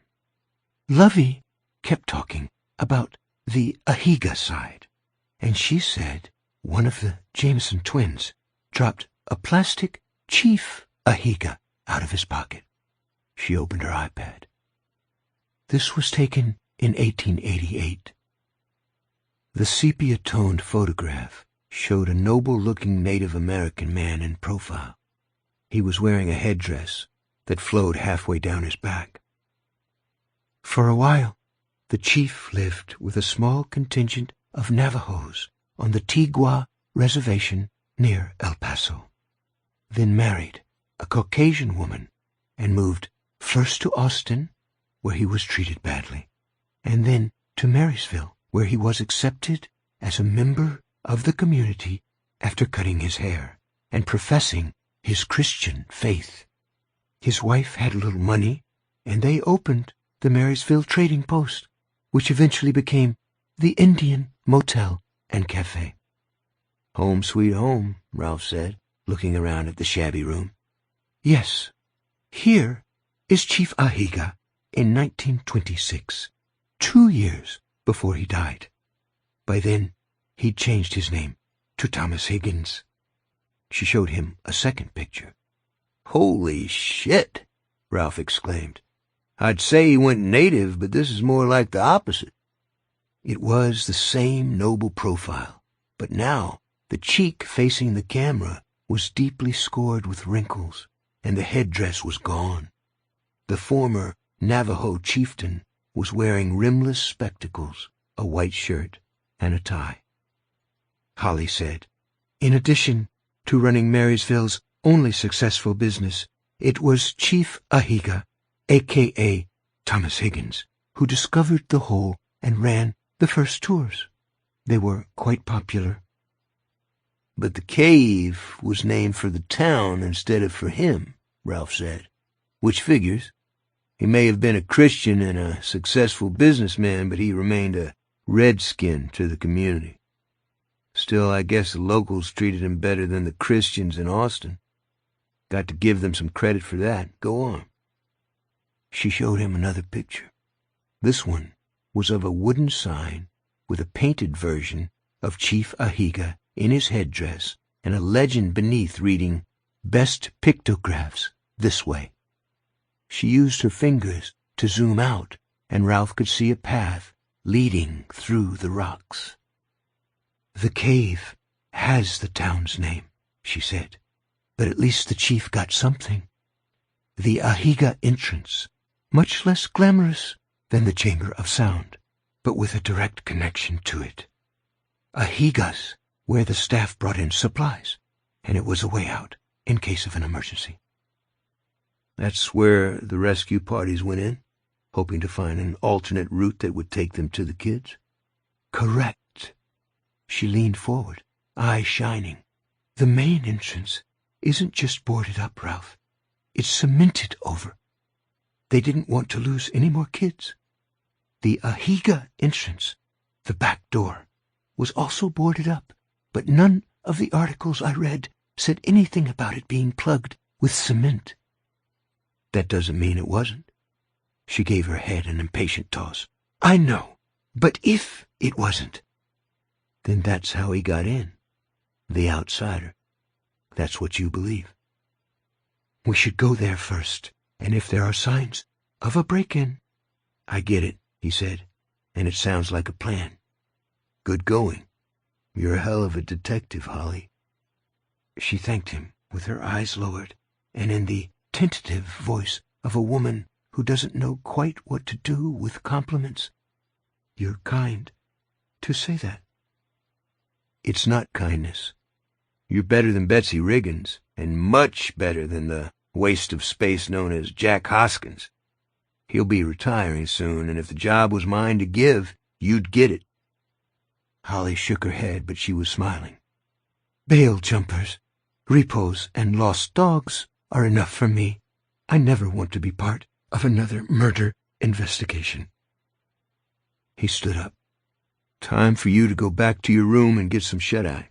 If you're right about any of this, tomorrow's going to be a John Wayne day." "In a minute. I had another reason for coming here. You better sit down." 16. Even though she was a much stronger person than she had been on the day she'd had the great good fortune to meet Bill Hodges, Holly was not used to telling people they had to change their behavior or that they were flat out wrong. That younger woman had been a terrified, scurrying mouse who sometimes thought suicide might be the best solution for her feelings of terror, inadequacy, and free-floating shame. What she felt most of all on the day when Bill had sat down next to her behind a funeral parlor she could not bring herself to enter was the sense that she had lost something vital. Not just a purse or a credit card, but the life she could have led if things had been just a little different, or if God had seen fit to put just a little more of some important chemical in her system. "I think you lost this," Bill had said, without ever actually saying it. "Here, Better put it back in your pocket. Now Bill was dead, and here was this man, so like Bill in many ways. His intelligence, his occasional flashes of good humor, and most of all, his doggedness. She was sure Bill would have liked him, because Detective Ralph Anderson also believed in chasing the case. But there were differences, too, and not just that he was 30 years younger than Bill had been when he died. That Ralph had made a terrible mistake in arresting Terry Maitland in public before he understood the true dimensions of the case was only one of those differences, and probably not the most important, no matter how it haunted him. God, help me to tell him what I need to tell him, because this is the only chance I'll have. And let him hear me. Please, God, let him hear me. She said, every time you and the others talk about the outsider, it's conditional. I'm not sure I understand you, Holly. I think you do. If he exists, supposing he exists, assuming he exists. Ralph was silent. I don't care about the others, but I need you to believe, Ralph. I need you to believe. I do, but I'm not enough. Holly, no, she said fiercely. No, listen to me. I know it's crazy, but is the idea of El Cuco any more inexplicable than some of the terrible things that happen in the world? Not natural disasters or accidents. I'm talking about the things some people do to others. Wasn't Ted Bundy just a version of El Cuco? A shape-shifter with one face for the people he knew and another for the women he killed.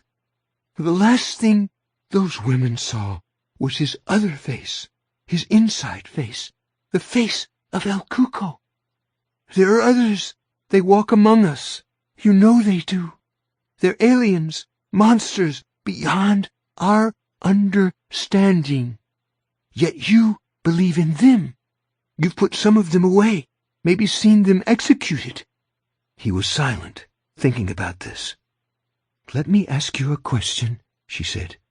Suppose it had been Terry Maitland who killed that child and tore off his flesh and put a branch up inside him.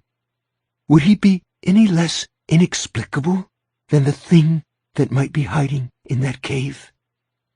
Would you be able to say, I understand the darkness and evil that was hiding behind the mask of the boy's athletic coach and good community citizen? I know exactly what made him do it? No.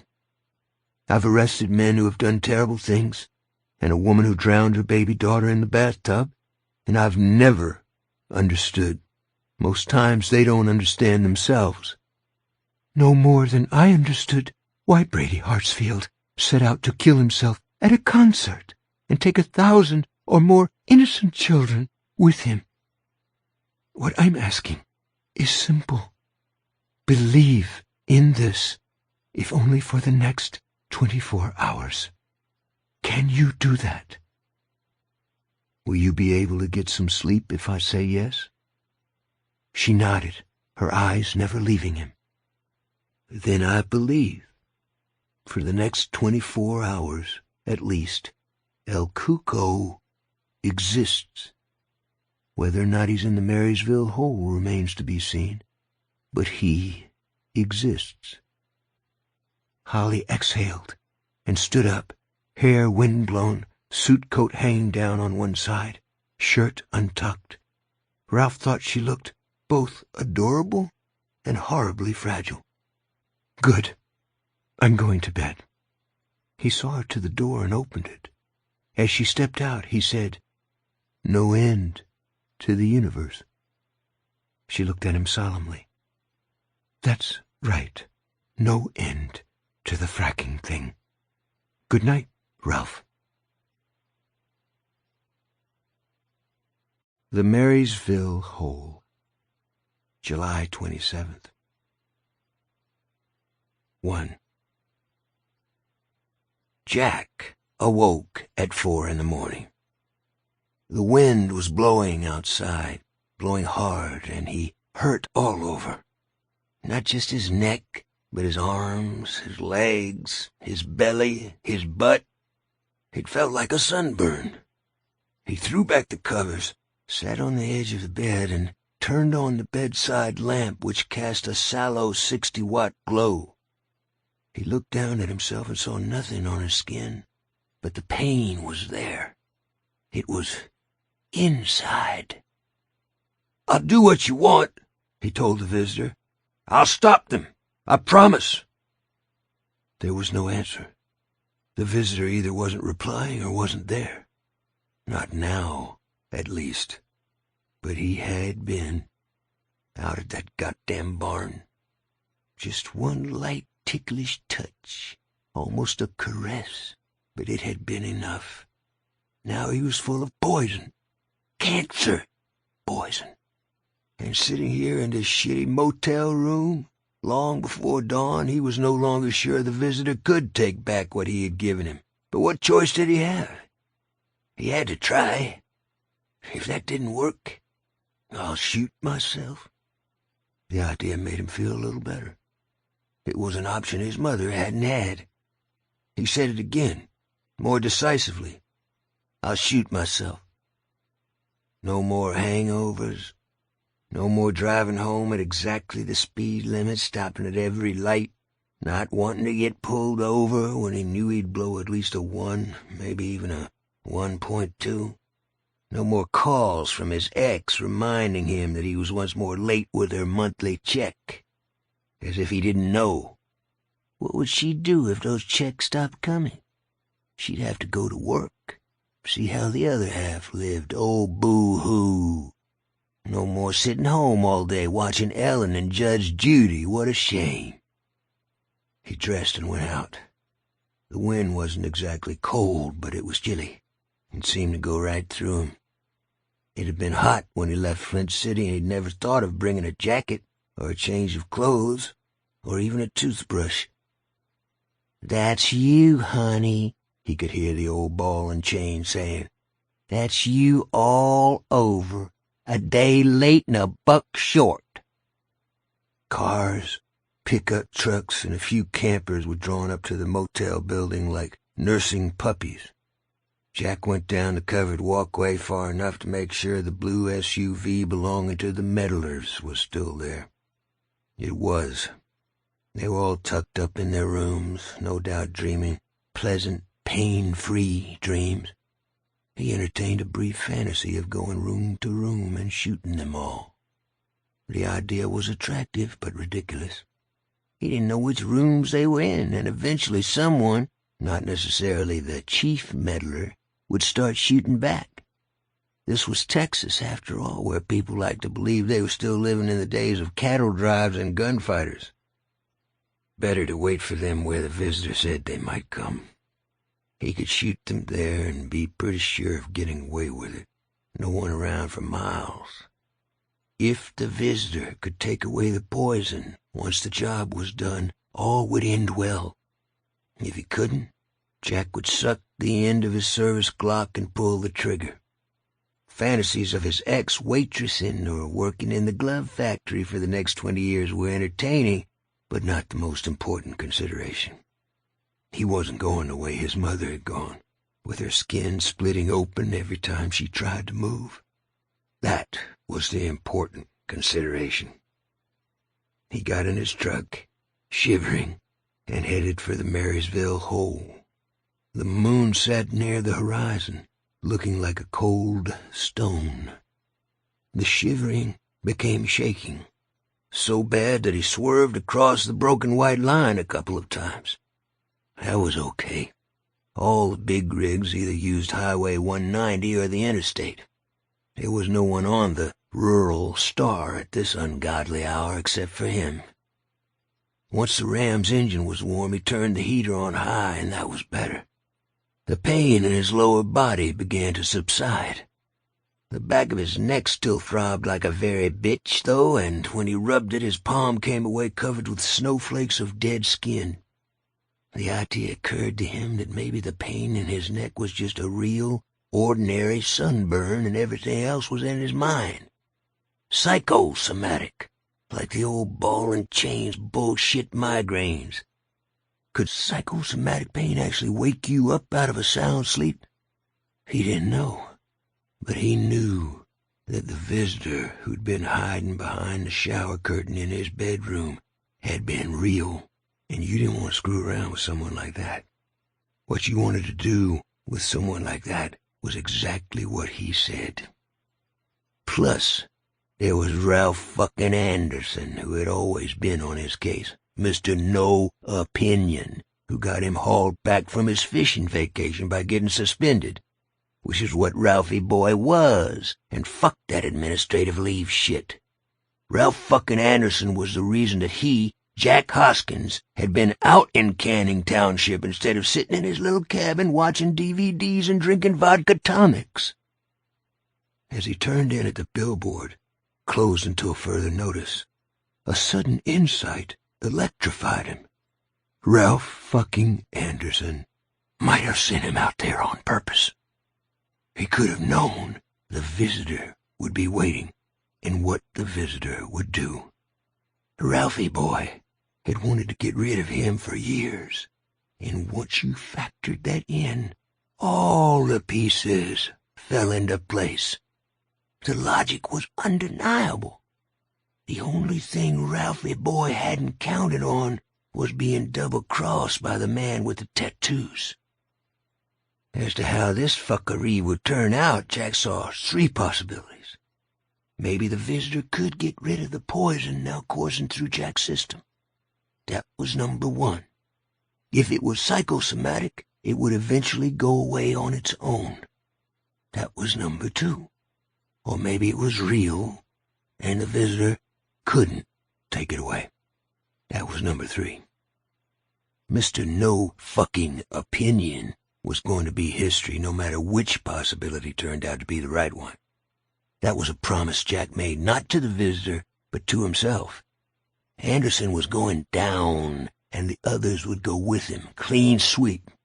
Jack Hoskins, American Sniper. He came to the abandoned ticket booth and detoured around the chain.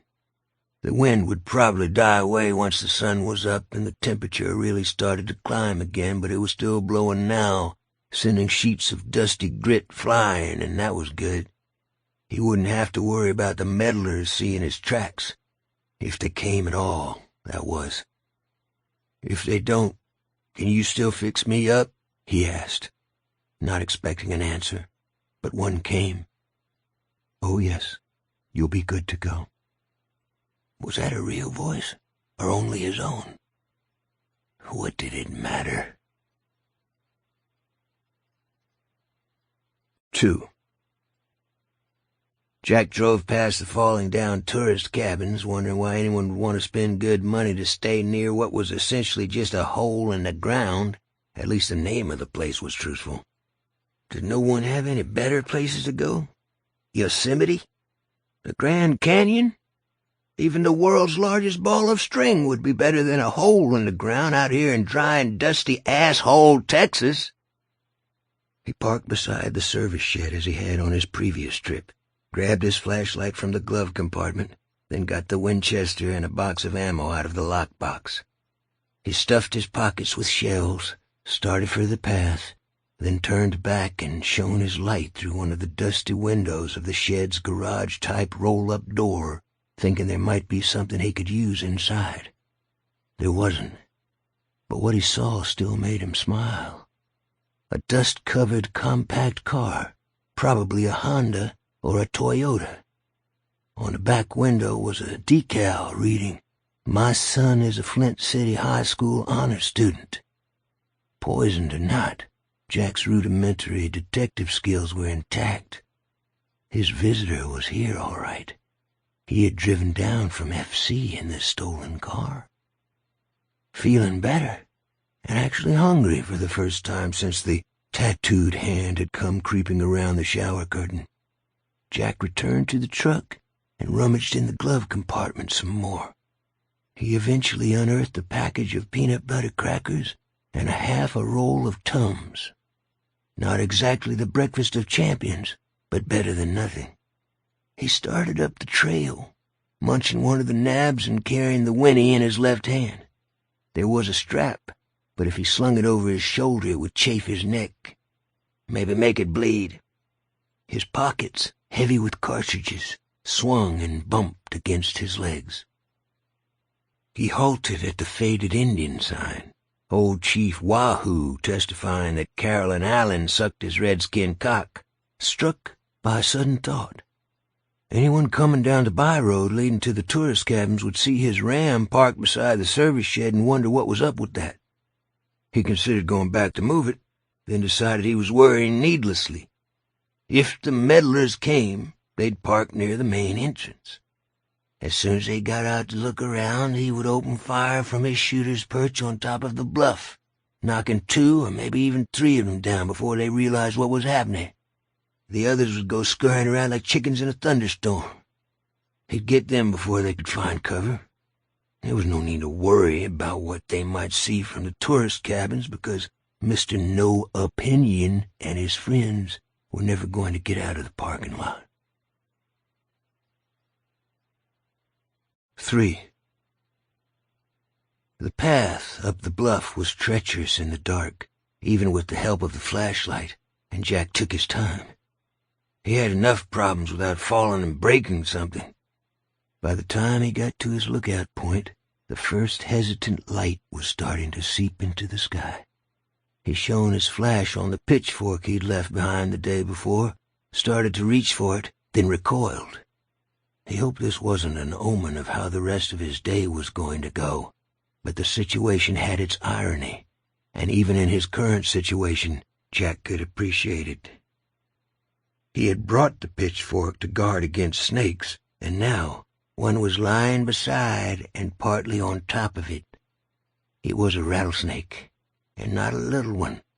This was a real monster. He couldn't shoot it. A bullet might only wound the goddamn thing, in which case it would probably strike at him, and he was wearing sneakers, having neglected to buy boots and tippet. Also, there was the potential for a ricochet that might do him serious damage.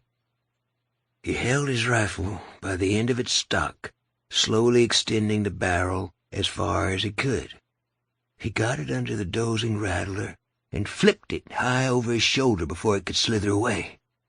The ugly bastard landed on the path 20 feet behind him, coiled and began sounding off, a noise like beads being shaken in a dry gourd.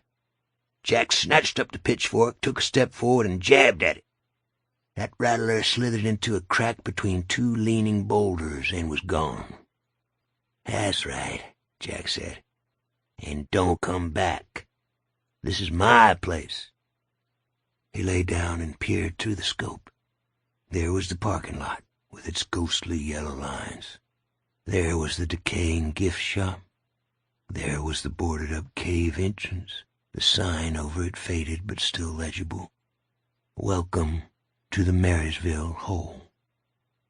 Nothing to do now but wait. Jack settled in to do it. 4. Nothing before 9 o'clock, Ralph had said, but they were all in the Indian Motel's cafe by 8:15. Ralph, Howie, and Alec ordered steak and eggs. Holly passed on the steak but ordered a 3-egg omelet with ranch fries, and Ralph was gratified to see she ate every bite. She was once more wearing the jacket of her suit over her T-shirt and jeans. "That's going to be hot later on," Ralph said. "Yes, and it's very wrinkled, but it's got nice big pockets for my stuff. I'm also taking my shoulder bag, although I'll leave it in the car if we have to hike." She leaned forward and dropped her voice. "Sometimes the maids steal in places like this." Howie covered his mouth, perhaps to stifle a belch, perhaps to hide a smile. 5. They drove to the Bolton place, where they found Yoon and Claude sitting on the front porch steps and drinking coffee. Lovey was in her little side garden, weeding from her wheelchair with her oxygen bottle in her lap, a cigarette in her mouth, and a big straw sun hat clapped on her head. "All good last night?" Ralph asked. "Fine," Yoon said. "Wind was a little noisy out back, but once I went to sleep, I slept like a baby. What about you, Claude? Everything okay?"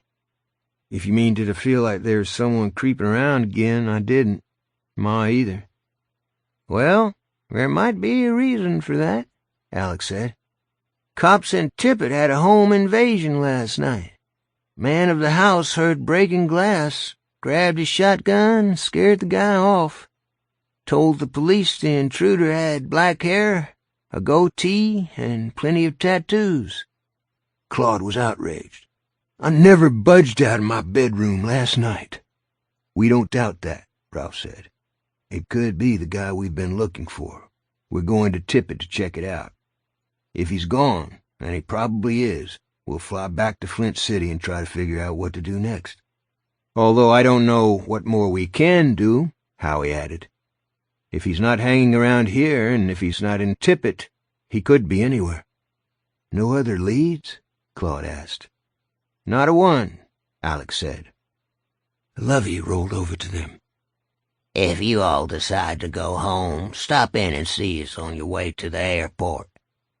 I'll make up some sandwiches from the leftover chicken. Long as you don't mind eating it twice, that is." "We'll do that," Howie said. "Thank you both." "It's me she'd be thanking you," Claude said. He shook hands with them all around, and Lovey opened her arms to give Holly a hug. Holly looked startled, but allowed it. "You come back now," Lovey whispered in her ear. "I will," Holly replied, hoping it was a promise she would be able to keep. 6. Howie drove with Ralph riding shotgun and the other three in the back seat. The sun was up, and it was going to be another hot one. "Just wondering how the cops in Tippett got in touch with you," Yoon said. "I didn't think anyone in authority knew we were down here." "They don't," Alec replied. "If this outsider actually exists, we didn't want to raise any suspicions with the Boltons about why we're going in the wrong direction." Ralph didn't need to be a mind reader to know what Holly was thinking at this moment. Every time you and the others talk about the outsider, it's conditional. Ralph turned around in his seat. "Listen to me now. No more ifs or maybes. For today, the outsider does exist. For today, he can read Claude Bolton's mind any time he wants to, and unless we know differently, he's in the Marysville hole. No more assumptions, just belief. Can you do that?" For a moment no one replied.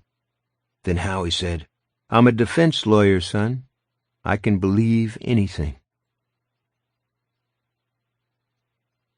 7. They came to the billboard showing the awe-struck family holding up their gas lanterns. Howie drove slowly up the cracked asphalt entry road, avoiding the potholes as best he could. The temperature, which had been in the mid-50s when they set out, was now edging into the 70s.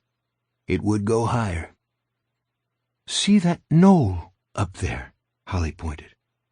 "The main cave entrance is in the base of it. Or was, until they plugged it. We should check there first. If he tried to get in that way, there might be some sign." "Fine with me," Yoon said, looking around. "Jesus, this is desolate country." "The loss of those boys and the rescue party that went after them was terrible for their families," Holly said. "But it was also a disaster for Marysville. The hole was the town's only job provider. A lot of locals left after it closed down." Howie braked. "That must have been the ticket booth, and I spy a chain across the road." "Go around it," Yoon said. "Give this baby's suspension a workout." Howie drove around the chain, his seat-belted passengers bouncing up and down. "Okay, folks, We are now officially trespassing on private property." A coyote broke from cover at their approach and sprinted away, his lean shadow racing beside him. Ralph spotted the remains of wind-eroded tire tracks and assumed that local kids, there had to be at least a few of them left in Marysville, brought their ATVs out here. He was mostly focused on the rocky bluff ahead, site of what had been Marysville's one and only tourist attraction. Its raison d'etre, if you wanted to be fancy about it. "We're all carrying," Yoon said. He was sitting upright in his seat, eyes fixed straight ahead, on alert. "Is that correct?" The men answered in the affirmative. Holly Gibney said nothing. 8. From his perch atop the bluff, Jack saw them coming long before they reached the acre of parking lot. He checked his weapon, fully loaded, with one in the pipe. He had placed a flat stone at the edge of the drop. Now he lay at full length with the barrel resting on it. He sighted through the scope, putting the crosshairs on the driver's side of the windshield. A sun flash momentarily blinded him.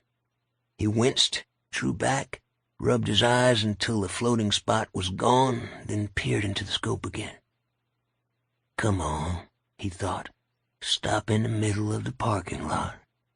That would be perfect. Stop there and get out. The SUV instead trundled diagonally across the parking lot and stopped in front of the cave's boarded-over entrance. All the doors opened, and 5 people got out. 4 men and 1 woman. 5 little meddlers all in a row. Lovely.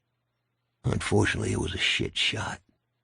The sun in its current position cast the cave's entrance in shadow. Jack might have chanced that. The Leopold scope was damn good, but there was a problem of the SUV now blocking at least 3 of the 5, including Mr. No Opinion. Jack lay with his cheek against the rifle stock, and his pulse beating slow and steady in his chest and throat. He was no longer aware of his throbbing neck.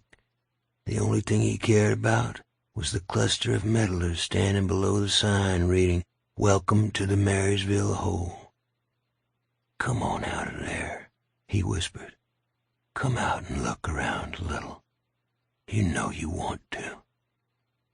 He waited for them to do it. 9. The hole's arched entryway was blocked by 24 wooden planks attached by huge rusty bolts to the cement plug beyond. With such double coverage against unauthorized explorers, there was hardly any need of no trespassing signs, but there were a couple anyway. Plus a few fading spray paint tags, left, Ralph presumed, by the same kids who brought their ATVs out here. "Anyone think this looks tampered with?" Yoon asked.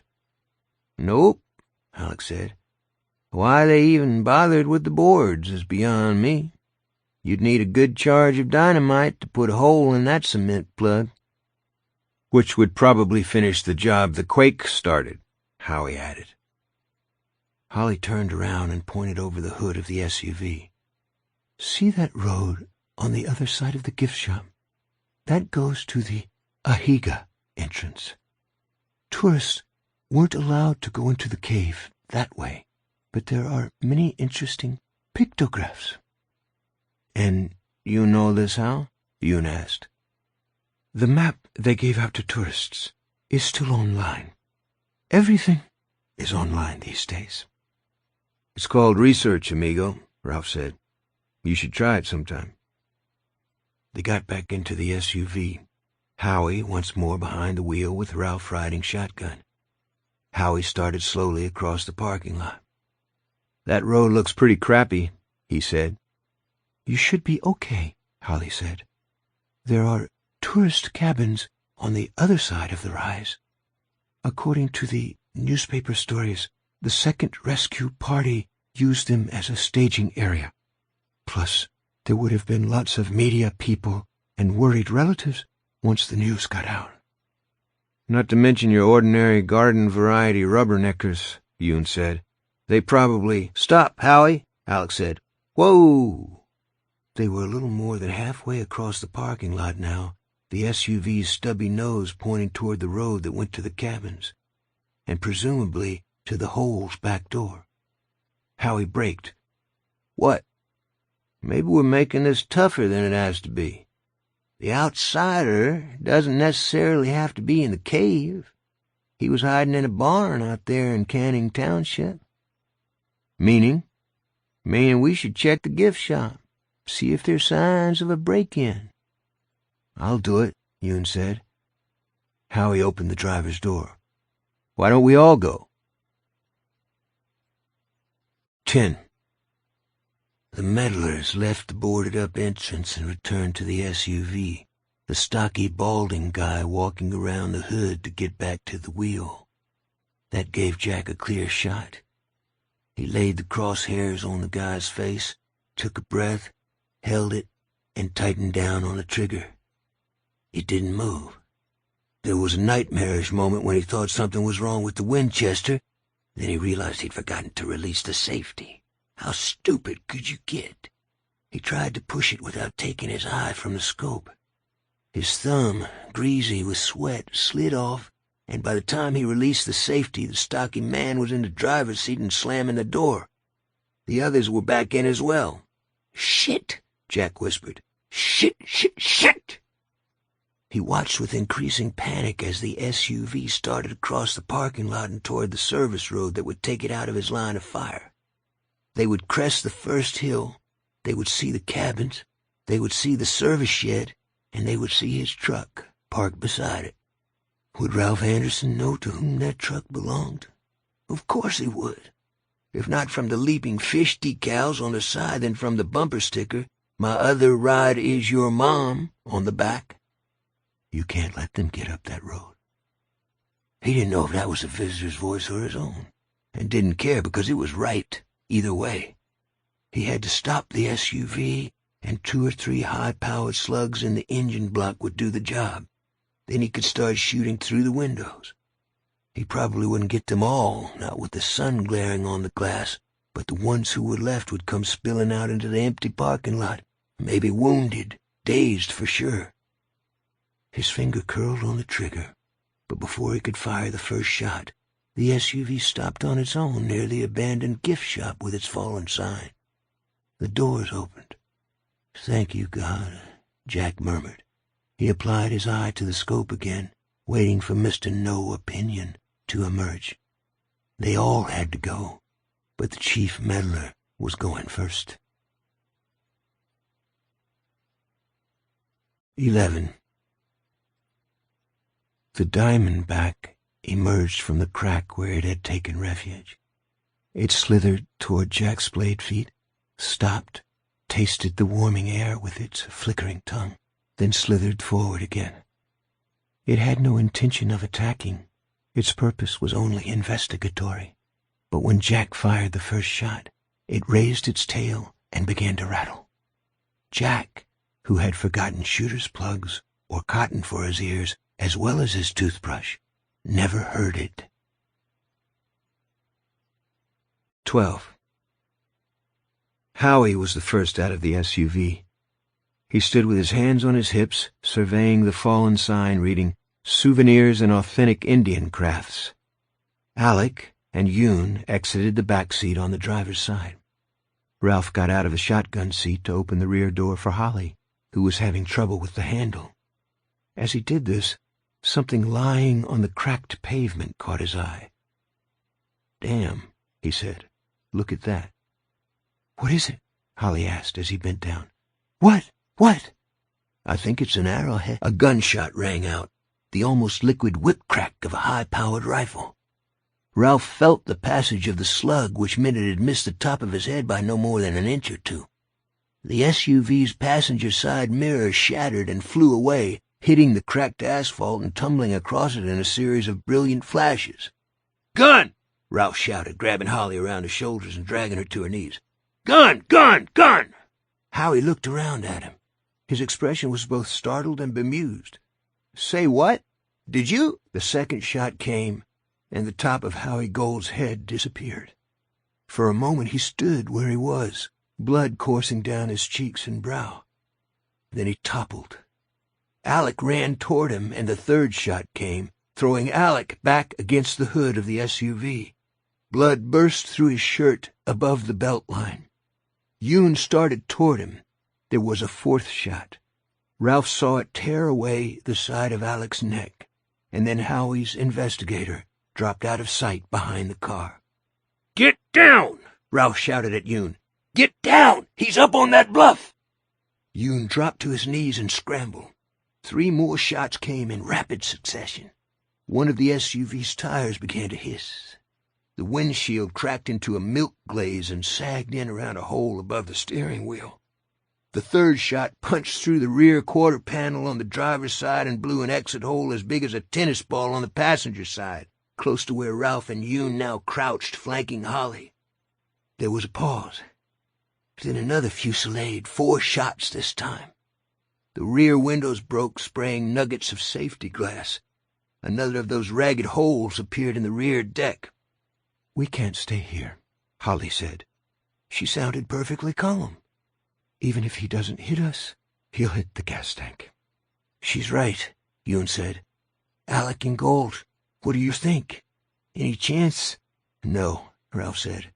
"They're another of those liquid whip cracks." They all flinched, and another tire began to hiss.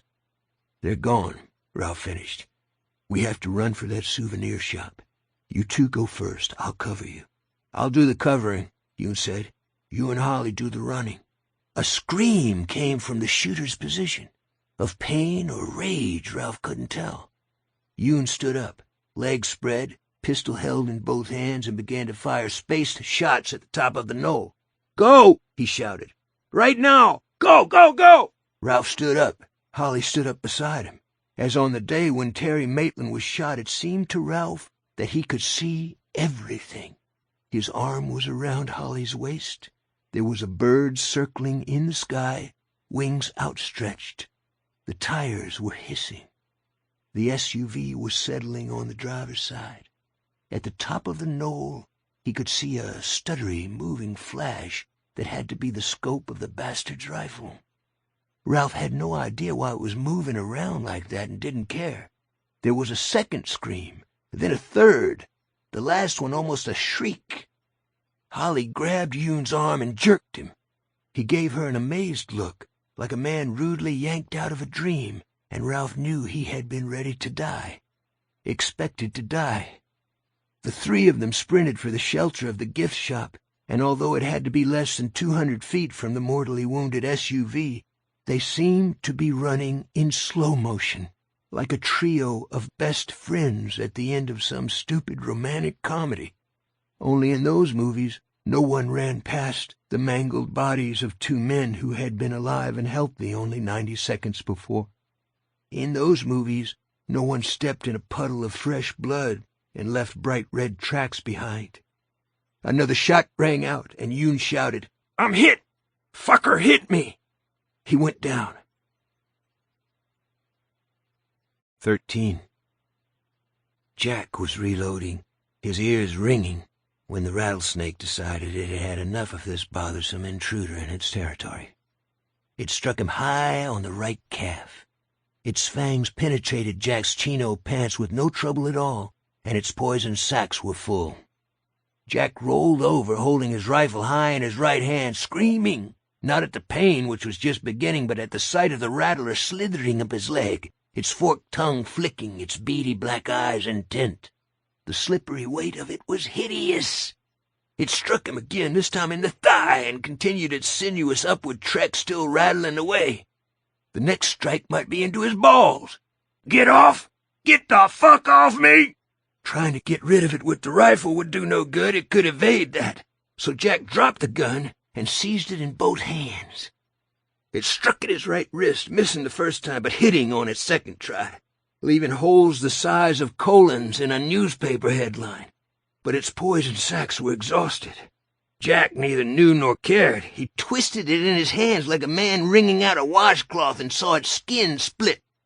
Down below, someone was firing repeatedly, a pistol by the sound.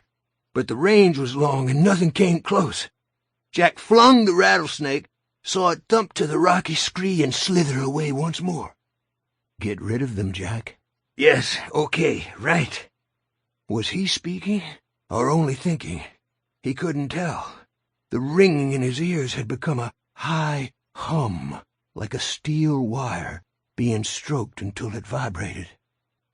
He grabbed the rifle, rolled onto his belly, placed the barrel back on the flat rock, peered into the scope. The remaining three were running for the shelter of the gift shop, the woman in the middle. He tried to put the crosshairs on Anderson, but his hands, one of them repeatedly snake-bitten, were trembling, and he got the olive-skinned guy on the end instead. It took 2 tries, but he got him. The guy's arm flew back over his head like a pitcher getting ready to throw his best fastball, and he fell on his side. The other 2 stopped to help him. This was his best chance, and maybe the last. If he didn't take them now, they'd get behind the building. Pain was flowing up his leg from the initial bite, and he could feel the flesh of his calf swelling.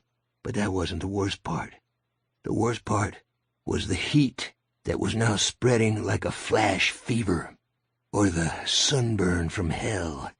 He fired again, and thought at first he'd hit the woman, but it was only a flinch.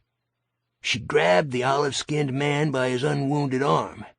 Anderson got him around the waist and yanked him to his feet. Jack pulled the trigger again and got nothing but a dry click. He fumbled in his pocket for more shells, loaded 2, dropped the rest. His hands were going numb. The leg that had been bitten was going numb. His tongue seemed to be swelling in his mouth. He screamed again, this time in frustration. By the time he applied his eye to the scope again, they were gone. He could see their shadows for a moment, and then those were gone too. 14. With Holly on one side and Ralph on the other, Yoon was able to make it to the splintered side of the gift shop, where he collapsed with his back against the building, panting. His face was ashy, his forehead dotted with pearls of sweat. The left sleeve of his shirt was bloody down to the wrist. He groaned. "Fuck! Doesn't that fucking smart?" From the knoll, the shooter fired again. The bullet whined off the asphalt. "How bad?" Ralph said. "Let me see." He unbuttoned Yoon's cuff, and although he pulled the sleeve up gently, Yoon yelped and bared his teeth. Holly was on her cell phone. When the wound was revealed, it didn't look as bad as Ralph had feared. The bullet had probably done little more than crease him. In a movie, that would have left Yoon ready to rejoin the fray, but this was real life, and real life was different. The high-powered slug had gotten enough of him to do a job on his elbow. The flesh around it was already swelling, turning purple, as if it had been smashed with a club. "Tell me the elbow's only dislocated," Yoon said. "That would be good, but I think it's broken," Ralph said. "You still lucked out, man. If it had gotten any more of you, I think it would have torn your lower arm right off. I don't know what he's shooting, but it's big." "My shoulder's dislocated for sure," Yoon said. "Happened when my arm whipped back. Fuck! What are we going to do, amigo? We're pinned." "Holly?" Ralph asked. "Anything?" She shook her head. "I had 4 bars at the Boltons, but not even one here." "Get off me," is what he shouted. "Did either of you hear?" The rifleman fired again. Alec Pelly's body jumped, then lay still. "I'll get you, Anderson!" came floating down from the top of the knoll. "I'll get you, Ralphie boy! I'll get all of you!" Yoon looked at Ralph, startled. "We messed up," Holly said. "The outsider had a Renfield, after all. And whoever he is, he knows you, Ralph. Do you know him?" Ralph shook his head. The shooter had been yelling at the top of his voice, almost howling, and there were echoes. It could have been anyone. Yoon studied his wounded arm. The bleeding had slowed, but the swelling hadn't. Soon he would have no appreciable elbow joint at all. "This hurts worse than when my wisdom teeth went to hell. Tell me you have an idea, Ralph." Ralph scooted to the far end of the building, cupped his hands around his mouth, and shouted, "The police are on their way, asshole! The highway patrol! Those guys won't bother asking you to surrender. They'll shoot you like a rabid dog. If you want to live, you better run for it." There was a pause, then another scream. It might have been pain, laughter, or both. It was followed by 2 more shots. One thumped into the building above Ralph's head, knocking a board loose and sending up a flurry of splinters. Ralph pulled back and looked at the other 2 ambush survivors. "I think that was a no." "He sounds hysterical," Holly said. "Out of his mind," Yoon agreed. He put his head back against the wall. "Christ, it's hot on this asphalt. And it'll be a lot hotter by noon. Muy caliente. If we're still here, we'll bake." Holly said, "Do you shoot with your right hand, Lieutenant Sablow?" "Yes, and since we're pinned down by a lunatic with a rifle, why don't you just go on and call me Yoon like El Jefe here?" "You need to get over to the end of the building where Ralph is, and Ralph, you need to get over here with me. When Lieutenant Sablow starts shooting, we'll run for the road that goes to the tourist cabins and the Ahiga entrance. I estimate we'll be in the open for no more than 50 yards. We can cover that in 15 seconds, maybe 12. 12 seconds could be enough for him to get one of us, Holly." "I think we can make it." Still as cool as the breeze from a fan blowing over a bowl of ice cubes. It was amazing. When she'd come into Howie's conference room 2 nights ago, she'd been so tightly wrapped that a loud cough might have had her leaping for the ceiling. She's been in situations like this before, Ralph thought, and maybe it's in situations like this where the real Holly Gibney comes out.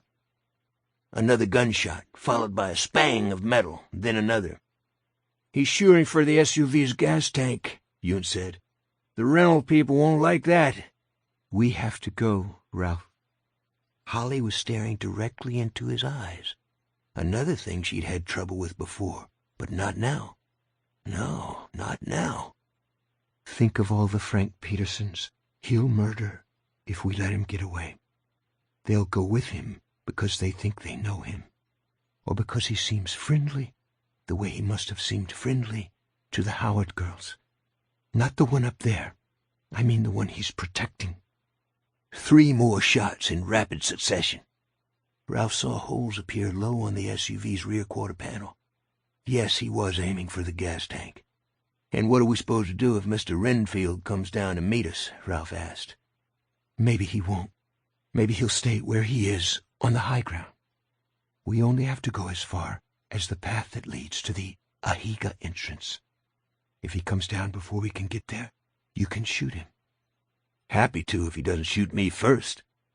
"I think there might be something wrong with him," Holly said. "Those screams." You nodded. "Get off me, I heard it too." The next gunshot ruptured the SUV's tank and gasoline began to pour onto the asphalt. There was no immediate explosion, but if the guy on the knoll hit the tank again, the SUV would almost certainly blow. "Okay," Ralph said. The only alternative he could see was crouching here and waiting for the outsider's accomplice to start pumping high-velocity slugs directly through the gift shop, trying to take out 1 or more of them that way. "Yoon, give us as much cover as you can." Yoon edged to the corner of the building, hissing with pain at each sliding movement. He held his Glock against his chest with his right hand. Holly and Ralph moved to the other end. Ralph could see the service road leading up the hill and to the tourist cabins. It was flanked by a pair of large boulders. An American flag was painted on one, the Texas Lone Star flag on the other. Once we get behind the one with the American flag on it, we should be safe. Almost certainly true, but 50 yards had never looked so much like 500.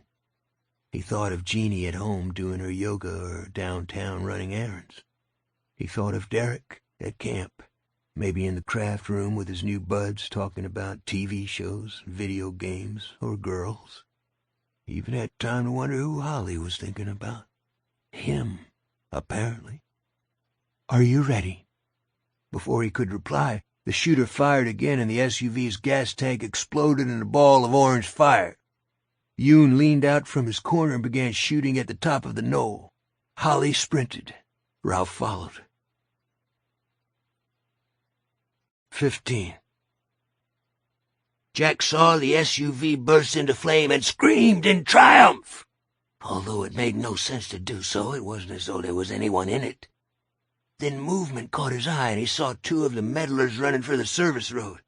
The woman was in the lead, Anderson right behind her. Jack swung his rifle toward them and sighted through the scope. Before he could pull the trigger, there was the zzz of an incoming round. Rock chips struck his shoulder. The one they'd left behind was shooting, and although the range was far too long for accuracy with whatever handgun the guy was using, the last one had been too close for comfort. Jack ducked, and as his chin pressed down on his neck, he felt the glands there bulge and throb, as if they were loaded with pus. His head was aching, his skin was sizzling, and his eyes seemed too big for their sockets. He peered through the scope just in time to glimpse Anderson disappearing behind one of those big boulders. He had lost them. Nor was that all. Black smoke was rising from the burning SUV, and now that it was full day, there was no wind to disperse it. What if someone saw that and called whatever excuse for a volunteer fire department they had in this poor-ass town? Go down. No need to question whose voice it was this time. You need to get to them before they can get to the Ahiga Pass. Jack had no idea what an Ahiga was, but he had no doubt what the visitor inside his head was talking about. The path marked by the sign showing Chief Wahoo. He cringed as another bullet from the asshole down there spanked rock chips from a nearby outcropping, took the first step back the way he had come, and fell down. For a moment, pain obliterated all thought. Then he grabbed at a bush sticking out between two rocks and pulled himself up. He looked down at himself, at first unable to believe what had become of him. The leg the snake had bitten now looked 2 times as big as the other one. The cloth of his pants was pulled tight. Worse, his crotch was bulging. It was as if he had stuffed a small pillow in there. Go down, Jack. Get them, and I'll take the cancer away. Oh, but right now he had more immediate concerns, didn't he? He was swelling up like a waterlogged sponge. The snakebite poison, too. I can make you well. Jack wasn't sure he could believe Tact Man, but he understood he had no choice. Also, there was Anderson.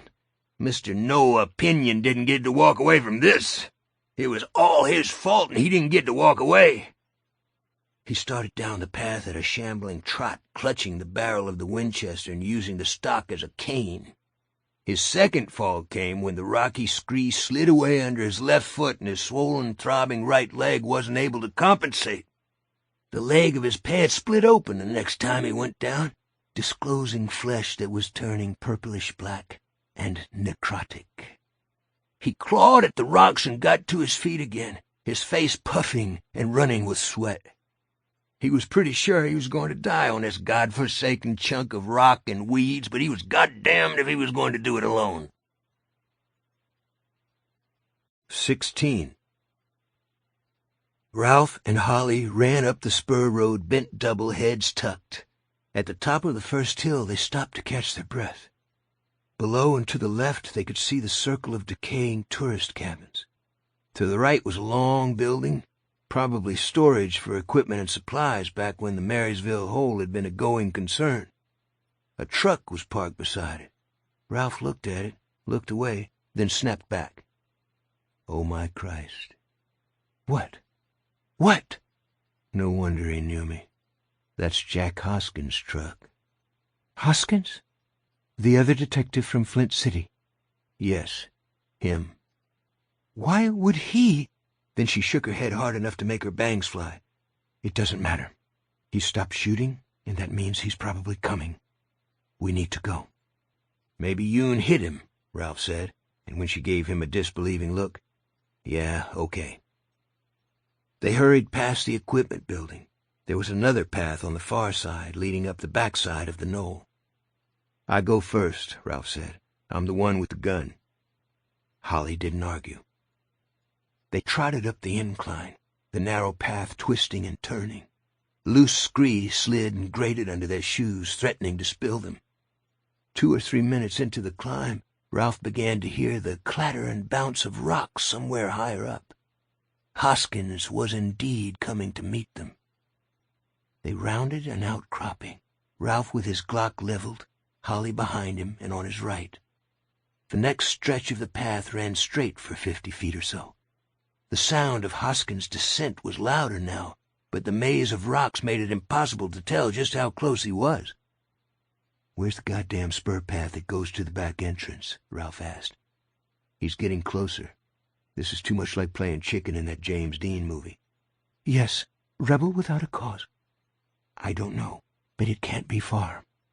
If we run into him before we get off Main Street here, there's going to be shooting and ricochets. The minute you see him, I want you to drop—" She thumped him on the back. "If we beat him to the path, there won't be any shooting, and I won't have to. Go!" Ralph ran up the straight stretch, telling himself he'd caught a second wind. It wasn't true, but it was good to stay positive. Holly was behind him and whapping him on the shoulder, either to hurry him along or to assure him that she was still there. They reached the next turning in the path. Ralph peered around it, expecting to look into the muzzle of Hoskins' rifle. He didn't see that, but he did see a wooden sign with Chief Ahiga's fading portrait on it. "Come on," he said. "Fast!" They ran for the sign, and now Ralph could hear the oncoming shooter gasping for breath, almost sobbing for it. There was a rattle of stones and a cry of pain. It sounded like Hoskins had fallen down. "Good. Stay down." But then the clattery, slip-sliding footsteps resumed. Very near. Closing in, Ralph grabbed Holly and pushed her onto the Ahiga path. Her small, pale face was running with sweat. Her lips were pressed tightly together, and her hands were buried in the pockets of her suit coat, which was now powdered with rock dust and splattered with blood. Ralph raised a finger to his lips. She nodded. He stepped behind the sign. The dry Texas heat had caused the boards to shrink a bit, and he was able to peer through one of the cracks. He saw Hoskins as he staggered into view. His first thought was that Yoon had gotten lucky and put a bullet in him after all, but that didn't explain Hoskins' split pants and grotesquely swollen right leg. No wonder he fell, Ralph thought. It was amazing that he'd gotten this far down the steep path on that leg. He still had the rifle he'd used to kill Gold and Pelly, but was using it as a cane, and his fingers were nowhere near the trigger. Ralph didn't know if he would be able to hit anything anyway, even at close range, not the way his hands were trembling. His bloodshot eyes were deep in their sockets. Rock dust had turned his face into a kabuki mask, but where perspiration had cut trails through it, the skin was red, as if with a terrible rash. Ralph stepped out from behind the sign, Glock held in both hands. "Stop right there, Jack, and let go of the rifle." Jack skidded and stumbled to a halt 30 feet away, but he continued to hold the rifle by the barrel. That wasn't okay, but Ralph could live with it. If Hoskins started to raise it, however, his life was going to end. "You shouldn't be here," Jack said. "Like my old granddad used to say, was you born dumb, or did you just grow that way?" "I have no appetite for your bullshit. You killed 2 men and wounded another one, shot them from ambush." "They never should have come here," Jack said. "But since they did, they got what they deserved for messing in with what didn't concern them." "And what would that be, Mr. Hoskins?" Holly asked. Hoskins' lips cracked and oozed tiny beads of blood when he smiled. "Tat man, as I think you know, meddling bitch." "Okay, now that you've got that out of your system," Ralph said, "put the rifle down. You've done enough damage with it. Just drop it. If you bend over, you'll fall on your face. Was it a snake that got you?" "The snake was just a little extra. You need to leave, Ralph. Both of you need to leave, or else he'll poison you like he poisoned me. A word to the wise." Holly took a step closer to Jack. "How did he poison you?" Ralph put a warning hand on her arm. "Just touched me. Back of the neck. That was all it took." He shook his head in tired wonder. "How did that barn in Canning Township?" His voice rose, trembling with outrage. "Where you sent me?" Ralph shook his head. "It must have been the chief, Jack. I didn't know anything about it. I'm not going to tell you again to put the gun down. You're done with this." Jack considered, or seemed to. Then he lifted the rifle very slowly, going hand over hand down the barrel toward the trigger housing. "I'm not going the way my mother did. No, sir, I am not. I'll shoot your friend there first, Ralph, then you, unless you stop me." "Jack, don't. Last warning." "Stick your warning up your—" He was trying to point the gun at Holly. She didn't move. Ralph stepped in front of her and fired 3 times, the reports deafening in the tight space. One for Howie, one for Alec, one for Yoon. The distance was a trifle long for a pistol, but the Glock was a good gun, and he'd never had any trouble qualifying on the range. Jack Hoskins went down, and to Ralph, the expression on his dying face looked like relief. 17. Ralph sat down on a jutting lip of rock across from the sign, breathing hard. Holly went to Hoskins, knelt, and rolled him over. She had a look, then came back. He was bitten more than once. Must have been a rattler, and a big one. Something else poisoned him first. Something worse than any snake. He called it Tat Man. We call it the Outsider. El Cuco. We need to finish this. Ralph thought of Howie and Alec, lying dead on the other side of this godforsaken chunk of rock. They had families. And Yoon, still alive but wounded, suffering, probably in shock by now, also had a family. I suppose you're right. Want this pistol? I can take his rifle if you do. Holly shook her head. All right, let's do this. 18. Past the first turning, the Ahiga path widened and began to descend. There were pictographs on both sides. Some of the ancient images had been embellished or entirely covered with spray paint tags. "He'll know we're coming," Holly said. "I know. We should have brought one of those flashes." She reached into one of her voluminous side pockets, the one that had been sagging, and pulled out one of the stubby Home Depot UV flashlights. "You're sort of amazing," Ralph said. "I don't suppose you've got a couple of hard hats in there, do you?" "No offense, but your sense of humor is a little weak, Ralph. You should work on that." Around the next turning of the path, they came to a natural hollow in the rock about 4 feet off the ground.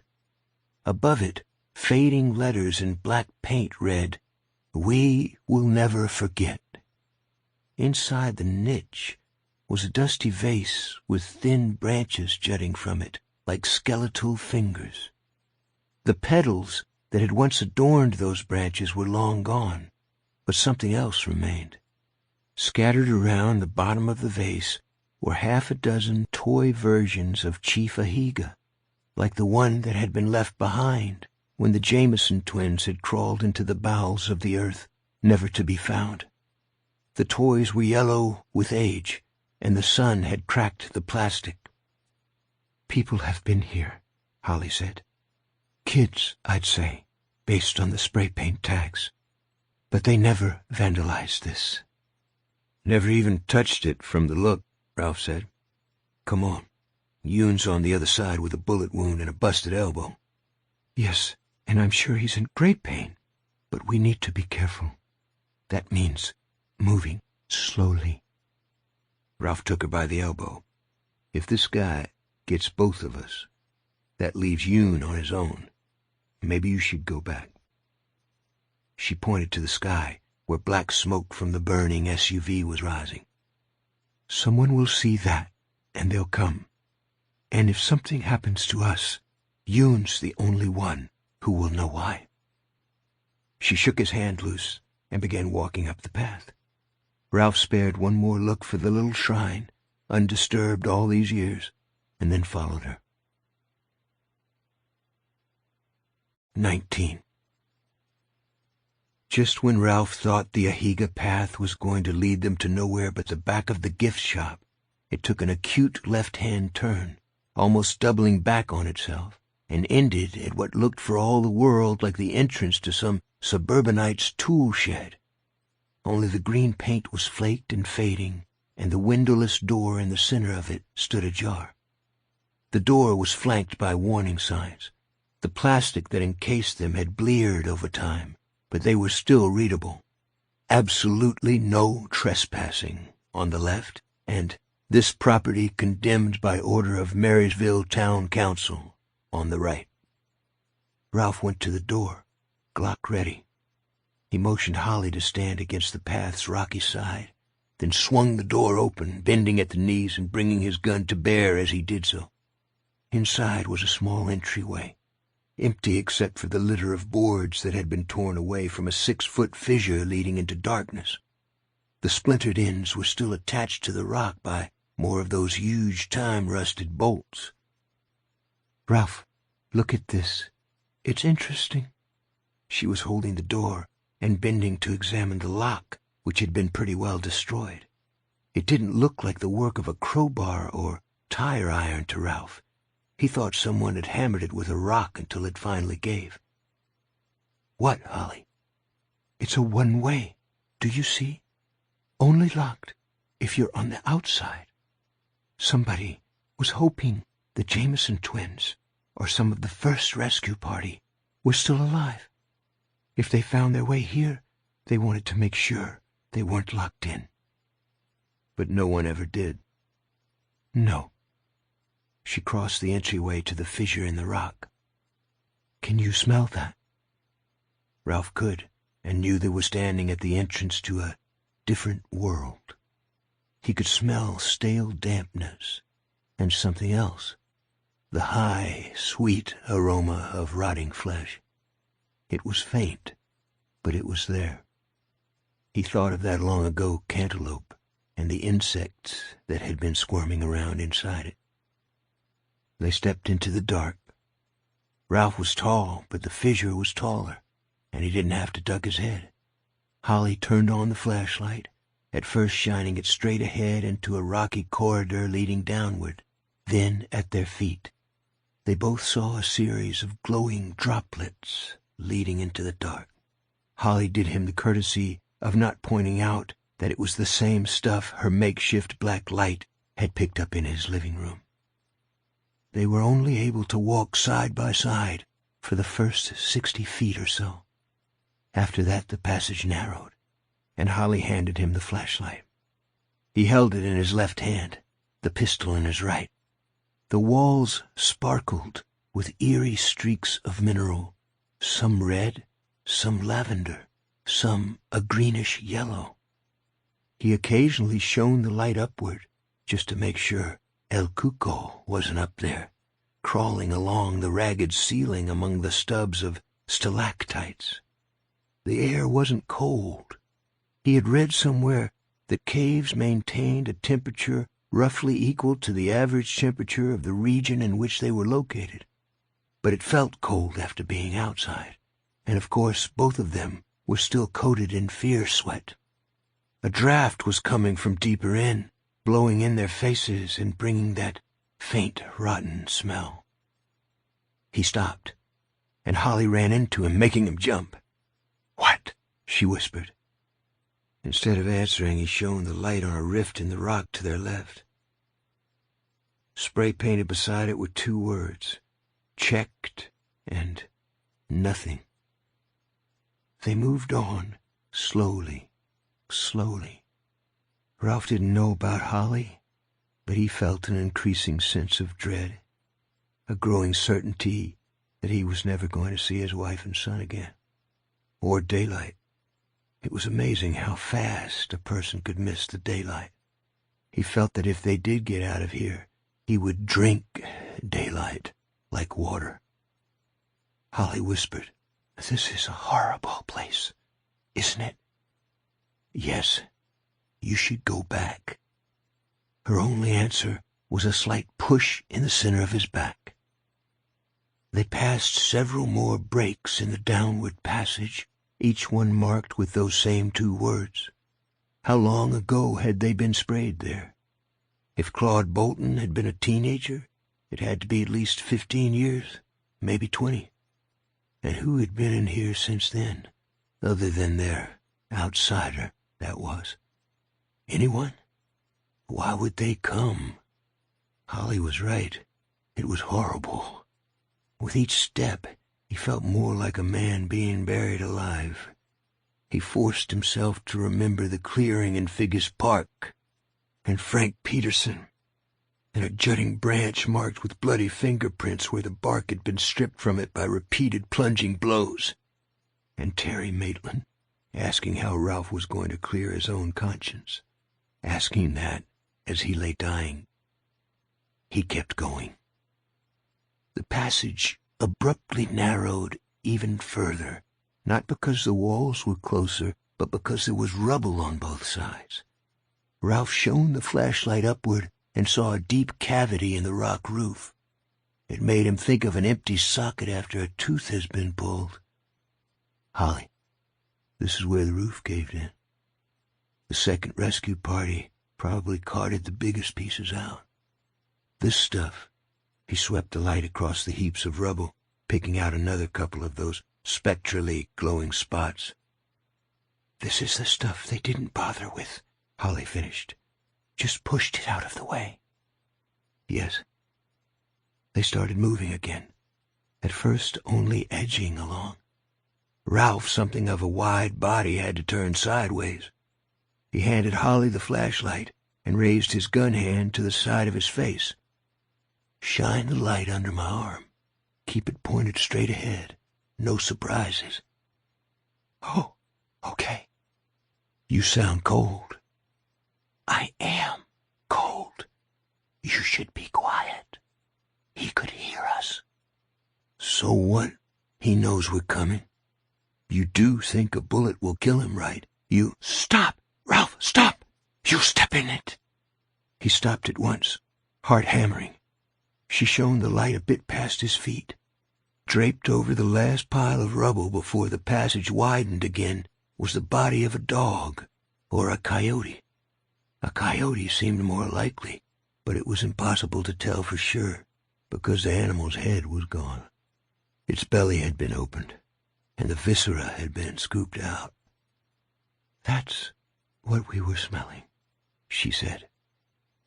Ralph stepped over it carefully. 10 feet further on, he halted again. It had been a coyote, all right. Here was the head. It seemed to be staring at them with exaggerated surprise, and at first he couldn't understand just why. Holly was a little quicker on the uptake. "Its eyes are gone," she said. "Eating the insides wasn't enough. It ate the eyes right out of that poor creature's head." "Oof." "So the outsider doesn't just eat human flesh and blood." He paused. "Or sadness." Holly spoke quietly. "Thanks to us. Mostly thanks to you and Lieutenant Saplow. It's been very active in what's usually its time of hibernation. And it's been denied the food it likes. It must be very hungry. And weak. You said it must be weak." "Let us hope so," Holly said. "This is extremely frightening. I hate closed-in places." "You can always—" She gave him another of those light thumps. "Keep going, and watch your step." 20. The trail of faintly luminous droplets continued. Ralph had come to think of them as the thing's sweat. fear sweat like theirs? He hoped so.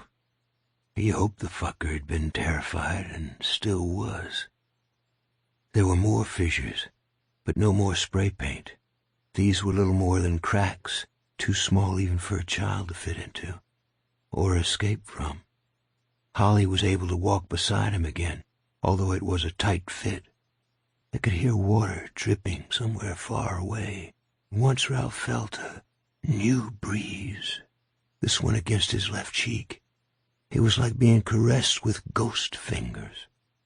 It was coming from one of those cracks, producing a hollow, almost glassy moan, like the sound of breath blown over the top of a beer bottle. A horrible place, all right. He found it all but impossible to believe people had paid money to explore this stone crypt, but of course they didn't know what he knew and now believed. It was sort of amazing how being in the guts of the ground helped a person to believe what had previously seemed not just impossible, but downright laughable. "Careful," Holly said. "There's more." This time, it was a couple of gophers that had been torn to pieces.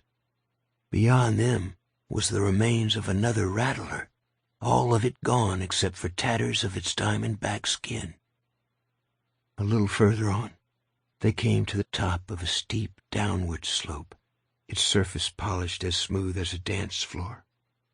Ralph thought it had probably been created by some ancient underground river that had flowed during the age of the dinosaurs and dried up before Jesus walked the earth. To one side was a steel railing, now spotted with florets of rust. Holly ran the light along it, and they saw not just scattered droplets of luminescence, but palm prints and fingerprints. Prints that would match Claude Bolton's, Ralph had no doubt. Son of a bitch was careful, wasn't he? Didn't want to take a spill. Holly nodded. "I think this is the passageway Lovey called the Devil's Slide. Watch your step." From somewhere behind and below them came a brief squall of rock, followed by a barely perceptible thud that went through their feet. It reminded Ralph of how even solid ice could sometimes shift. Holly looked at him, wide-eyed.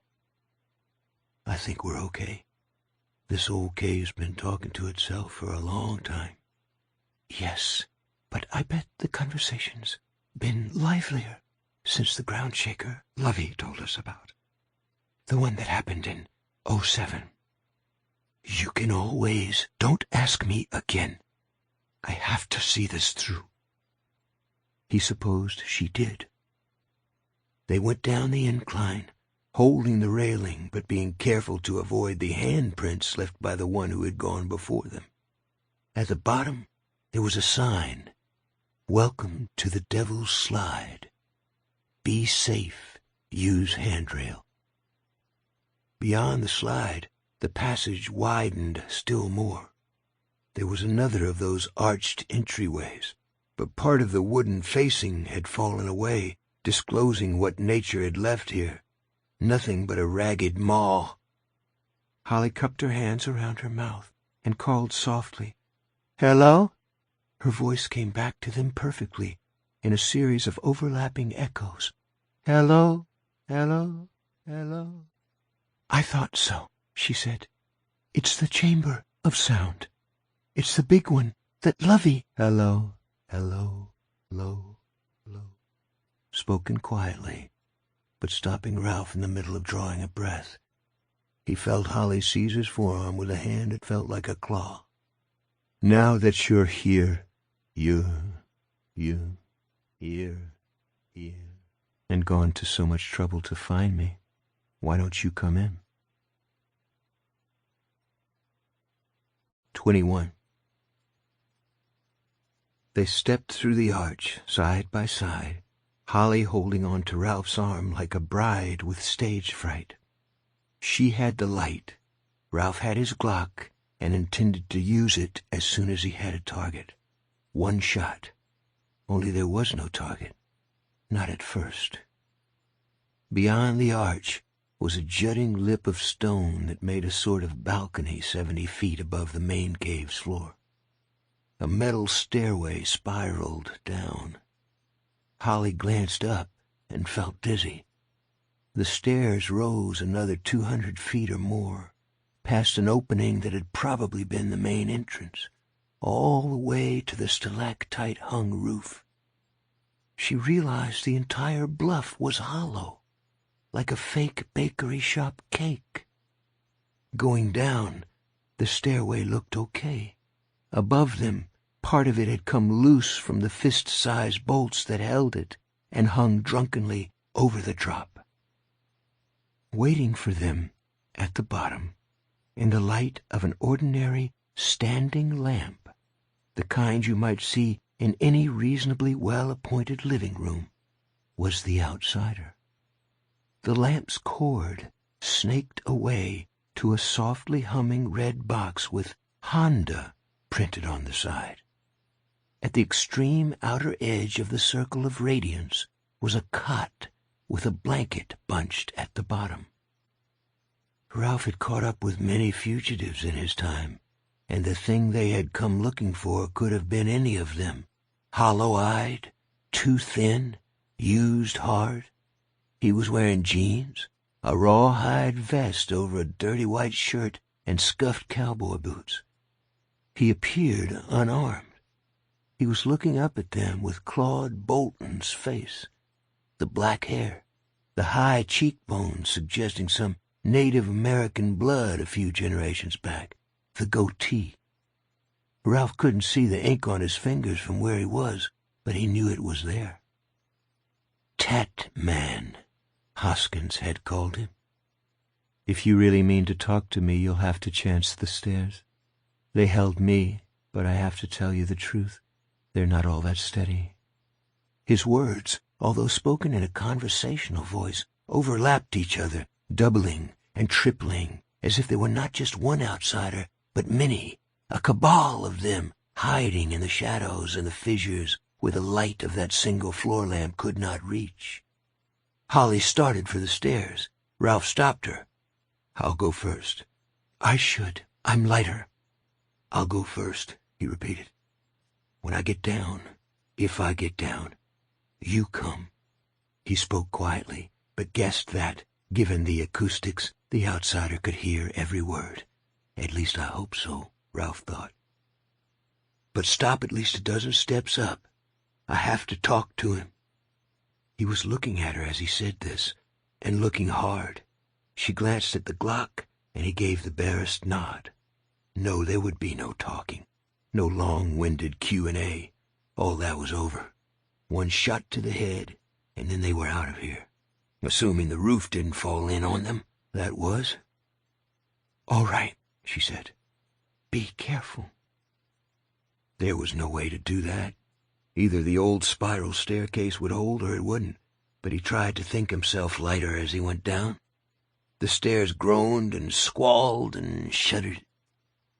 "Doing well so far," the outsider said. "Walk close to the wall. That might be safest. Yes. Ralph reached the bottom. The outsider stood motionless near his strangely domestic lamp. Had he bought it, and the generator and the cot, at the Home Depot in Tippett? Ralph thought it likely. It seemed to be the go-to place in this god-forsaken part of the Lone Star State. Not that it mattered. Behind him, the stairs began to squall and groan again as Holly descended. Now that Ralph was on the same level, he stared at the outsider with what was almost scientific curiosity. He looked human, but was oddly hard to grasp even so. It was like looking at a picture with your eyes slightly crossed. You knew what it was you were seeing, but everything was skewed and slightly out of true. It was Claude Bolton's face, but the chin was wrong. Not rounded, but square and slightly cleft. The jawline on the right was longer than the one on the left, giving the face as a whole a slanted aspect that stopped just short of grotesque. The hair was Claude's, as black and shiny as a crow's wing, but there were streaks of a lighter reddish-brown shade. Most striking of all were the eyes. One was brown, as Claude's were brown, but the other was blue. Ralph knew the cleft chin, the long jaw, the reddish-brown hair, and the blue eye, that most of all. He had seen the light go out of it as Terry Maitland died in the street on a hot July morning not long ago. You're still changing, aren't you? The projection my wife saw may have looked exactly like Claude, but the real you hasn't caught up yet, has it? You're not quite there. He meant these to be the last words the outsider would hear. The protesting groans from the stairs had stopped, which meant Holly was standing high up enough to be safe. He raised the Glock, gripping his right wrist in his left hand. The outsider lifted his arms to either side, presenting himself. Kill me if you want, Detective, but you'll be killing yourself and your lady friend, too. I don't have access to your thoughts as I do Claude's, but I have a good idea of what's in your mind just the same. You're thinking that one shot is an acceptable risk. Am I right? Ralph said nothing. I'm sure I am, and I must tell you, it would be a great risk. He raised his voice and shouted, Claude Bolton is my name! The echoes seemed even louder than the shout. Holly gave a cry of surprise as a piece of stalactite high above, perhaps cracked almost through already, detached from the ceiling and fell like a rock dagger. It posed no danger to any of them, hitting bottom well outside the feeble circle of lamplight, but Ralph took the point. Since you knew enough to find me here, you may already know this, the outsider said, lowering his arms. But in case you don't, 2 boys were lost in the caves and passages below this one, and when a rescue party tried to find them, someone fired a gun and brought down a piece of the roof, Holly said from the stairs. Yes, we know. That happened in the Devil's Slide passage, where the sound of the gunshot would have been dampened. Smiling. Who knows what will happen if Detective Anderson fires his gun in here? Surely a few of the bigger stalactites will come raining down. Even so, you might avoid them. Of course, if you don't, you'll be crushed. Then there's the possibility you might cause the entire top of the bluff to collapse, burying us all in a landslide. Want to risk it, Detective? I'm sure you meant to when you came down the stairs, but I have to tell you, the odds would not be in your favor. Those stairs creaked briefly as Holly came down. Another step, maybe 2. Keep your distance, Ralph thought, but there was no way he could make her do that. This lady had a mind of her own. We also know why you're here, she said. Claude's uncle and cousins are here, in the ground. Indeed they are. It was smiling more widely now. The gold tooth in that smile was Claude's, like the letters on his fingers, along with many others, including the 2 children they hope to save. I feel them in the earth. Some are close. Roger Bolton and his sons are over there, not 20 feet below Snake's belly. He pointed. I feel them the most strongly, not because they're close, but because they are the blood I'm becoming. Not good to eat, though, I guess, Ralph said. He was looking at the cot, barely visible on the stone floor beside it next to a styrofoam cooler was another untidy litter of bones and skin. No, of course not. The outsider looked at him impatiently. But their remains give off a glow. A kind of, I don't know.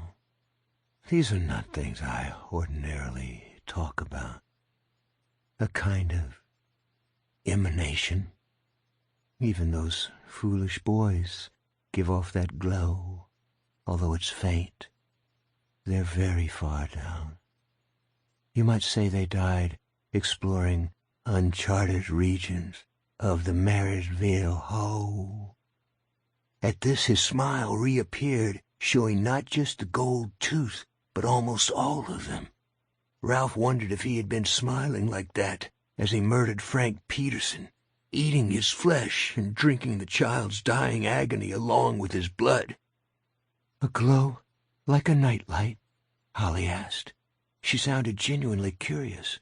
The stairs squalled as she descended another step or two. Ralph wished mightily that she was going the other way, up and out, back into the hot Texas sunshine. The outsider only shrugged. Go back, he thought at Holly. Turn around and go back. When I'm sure you've had time enough to make it out the Ahiga back door, I'll take the shot. Even if it makes my wife a widow and my son fatherless, I'll take the shot. I owe it to Terry and all the others who came before him. A nightlight, she repeated, coming down another step. You know, for comfort. I had one when I was a girl. The outsider was looking up at her over Ralph's shoulder, with his back to the standing lamp and his face in the shadows. Ralph could see a strange shine in those mismatched eyes, except that wasn't quite right.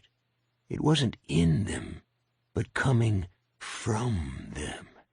And now Ralph understood what Grace Maitland had meant when she said the thing she'd seen had straws for eyes. Comfort. The outsider seemed to consider the word. Yes, I suppose so, although I've never thought of it that way. But also information. Even dead, they're full of boltonness. Do you mean memories? Another step closer. Ralph took his left hand off his wrist and motioned her back, knowing she wouldn't go. No, not those. He looked impatient with her again, but there was something else there, too. A certain eagerness, Ralph knew from many interrogation rooms. Not every suspect wanted to talk, but most of them did because they had been alone in the closed room of their thoughts. And this thing must have been alone with its thoughts for a very long time. Alone, period. You only had to look at him to know it. Then, what is it? She was still in the same place, and thank God for small blessings, Ralph thought. Bloodline. There's something in bloodline that goes beyond memory or the physical similarities that are carried down through the generations. It's a way of being, a way of seeing. It's not food, but it is strength. Their souls are gone, their ka, but something is left, even in their dead brains and bodies. A kind of DNA, she said. Maybe tribal, maybe racial. I suppose, if you like.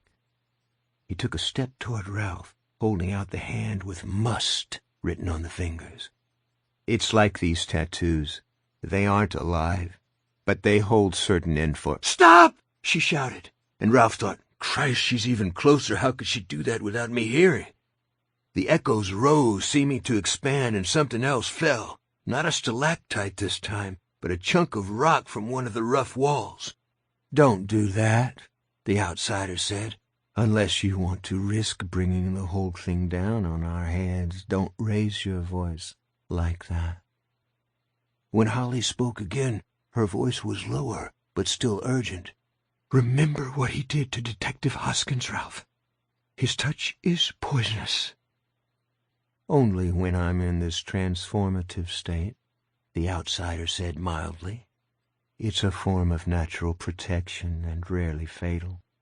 more like poison ivy than some sort of radiation. Of course, Detective Hoskins was susceptible, shall we say? And once I've touched someone, I can often, not always, but often get into their minds, or the minds of their loved ones. I did that with Frank Peterson's family. Only a little, enough to push them in directions they were already going. "You should stay where you are," Ralph said. The outsider raised his tattooed hands. "Certainly. As I've said, you're the man with the gun. But I can't let you leave. I'm too tired to relocate, you see. I had to make the drive down here far too soon, and I had to buy a few supplies, which drained me even more. It seems we're at a standoff." "You put yourself in this position," Ralph said. "I mean, you know that, right?" The outsider looked at him out of a face that still held the fading remains of Terry Maitland, and said nothing. "Heath Holmes, okay. The others before Holmes, also okay. But Maitland was a mistake." "I suppose that's so." The outsider looked puzzled, but still complacent. "Yet I've taken others who had strong alibis and immaculate reputations. With evidence and eyewitness testimony, the alibis and reputations make no difference. People are blind to explanations that lie outside their perception of reality. You should never have come looking for me. You never should have even sensed me, no matter how strong his alibi was. Yet you did. Was it because I came to the courthouse?" Ralph said nothing. Holly had come down the last step and was now standing beside him. The outsider sighed. "That was a mistake. I should have thought more seriously about the presence of TV cameras, but I was still hungry. Yet I could have stayed away. I was gluttonous." "Add overconfident while you're at it," Ralph said, "and overconfidence breeds carelessness. Cops see a lot of that."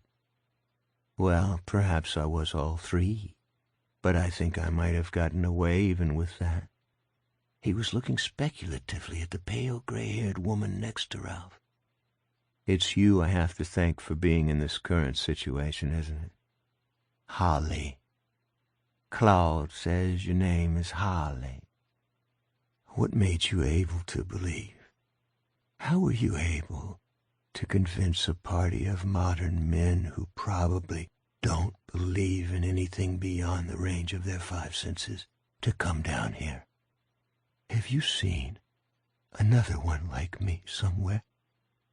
The eagerness in his voice was unmistakable. "We didn't come here to answer your questions," Holly said. One of her hands was stuffed into the pocket of her wrinkled suit jacket.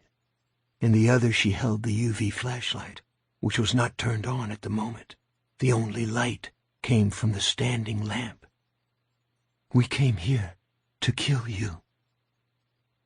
"I'm not sure how you hope to do that, Holly. Your friend might chance firing his gun if it was just the two of us, but I don't think he wants to risk your life as well. And while one or both of you might try to attack me physically, I think you'd find me surprisingly strong, as well as a bit poisonous. Yes, even in my current depleted state." "It's a standoff for now," Ralph said, "but not for long. Hoskins wounded State Police Lieutenant Unel Sablo, but didn't kill him. By now he will have called this in." "A good try, but not out here," the outsider said. "There's no cell reception for 6 miles going east and a dozen going west. Did you think I wouldn't check?" Ralph had been hoping for just that, but it had been a thin hope. As it happened, however, he had another card in his hand. Hoskins also blew up the vehicle we came in. There's smoke, plenty of it." For the first time, he saw real alarm in the outsider's face. "That changes things. I'll have to run. In my current state, that will be difficult and painful. If you wanted to make me angry, Detective, you succeed." "You asked me if I had seen one of your kind before," Holly interrupted. "I haven't. Well, not exactly. But I'm sure Ralph has. Strip away the shape-changing, the memory-sucking, and the glowing eyes, and you're just a sexual sadist and common pedophile." The outsider recoiled as if she had struck him. For a moment he seemed to forget all about the burning SUV sending up smoke signals from the abandoned parking lot. "That's offensive, ridiculous, and untrue. I eat to live, that's all. Your kind does the same thing when you slaughter pigs and cows. That's all you are to me. Cattle." "You're lying." Holly took a step forward, and when Ralph tried to take her by the arm, she shook him off. Red roses had begun to bloom in her pale cheeks. "Your ability to look like someone you're not, something you're not, guarantees trust. You could have taken any of Mr. Maitland's friends. You could have taken his wife. But instead of that, you took a child. You always take children." "They're the strongest, sweetest food. Have you never eaten veal or calf's liver?" "You don't just eat them, you ejaculate on them." Her mouth twisted in disgust. "You splooge on them." "Oof! To leave DNA!" he shouted. "You could leave it other ways," she shouted back, and something else fell from the eggshell ceiling above them. "But you don't put your thing in, do you? Is it because you're impotent?" She raised a finger, then let it curl. "Is it? Is it? Is it?" "Shut up!" "You take children because you're a child rapist who can't even do it with his penis. You have to use a—" He ran at her, his face twisting into an expression of hate that had nothing of Claude Bolton or Terry Maitland in it. This was its own thing, as black and awful as the lower depths where the Jameson twins had finally surrendered their lives. Ralph raised his gun, but Holly stepped into his line of fire before he could get off a round. "Don't shoot, Ralph! Don't shoot!" Something else fell, this time something big, smashing the outsider's cot and cooler and sending shards of mineral sparkling stones spinning across the polished floor. Holly pulled something from a pocket of her suit coat on the side that always sagged. The thing was long and white and stretched, as if it contained something heavy. At the same time, she turned on the UV flashlight and shined it full in the outsider's face. He winced, made a snarling sound, and turned his head, still reaching for her with Claude Bolton's tattooed hands. She drew the white thing cross-body above her small breasts, all the way to her shoulder, and swung it with all her strength. The loaded end connected with the outsider's head just below the hairline at the temple. What Ralph saw then would haunt his dreams for years to come.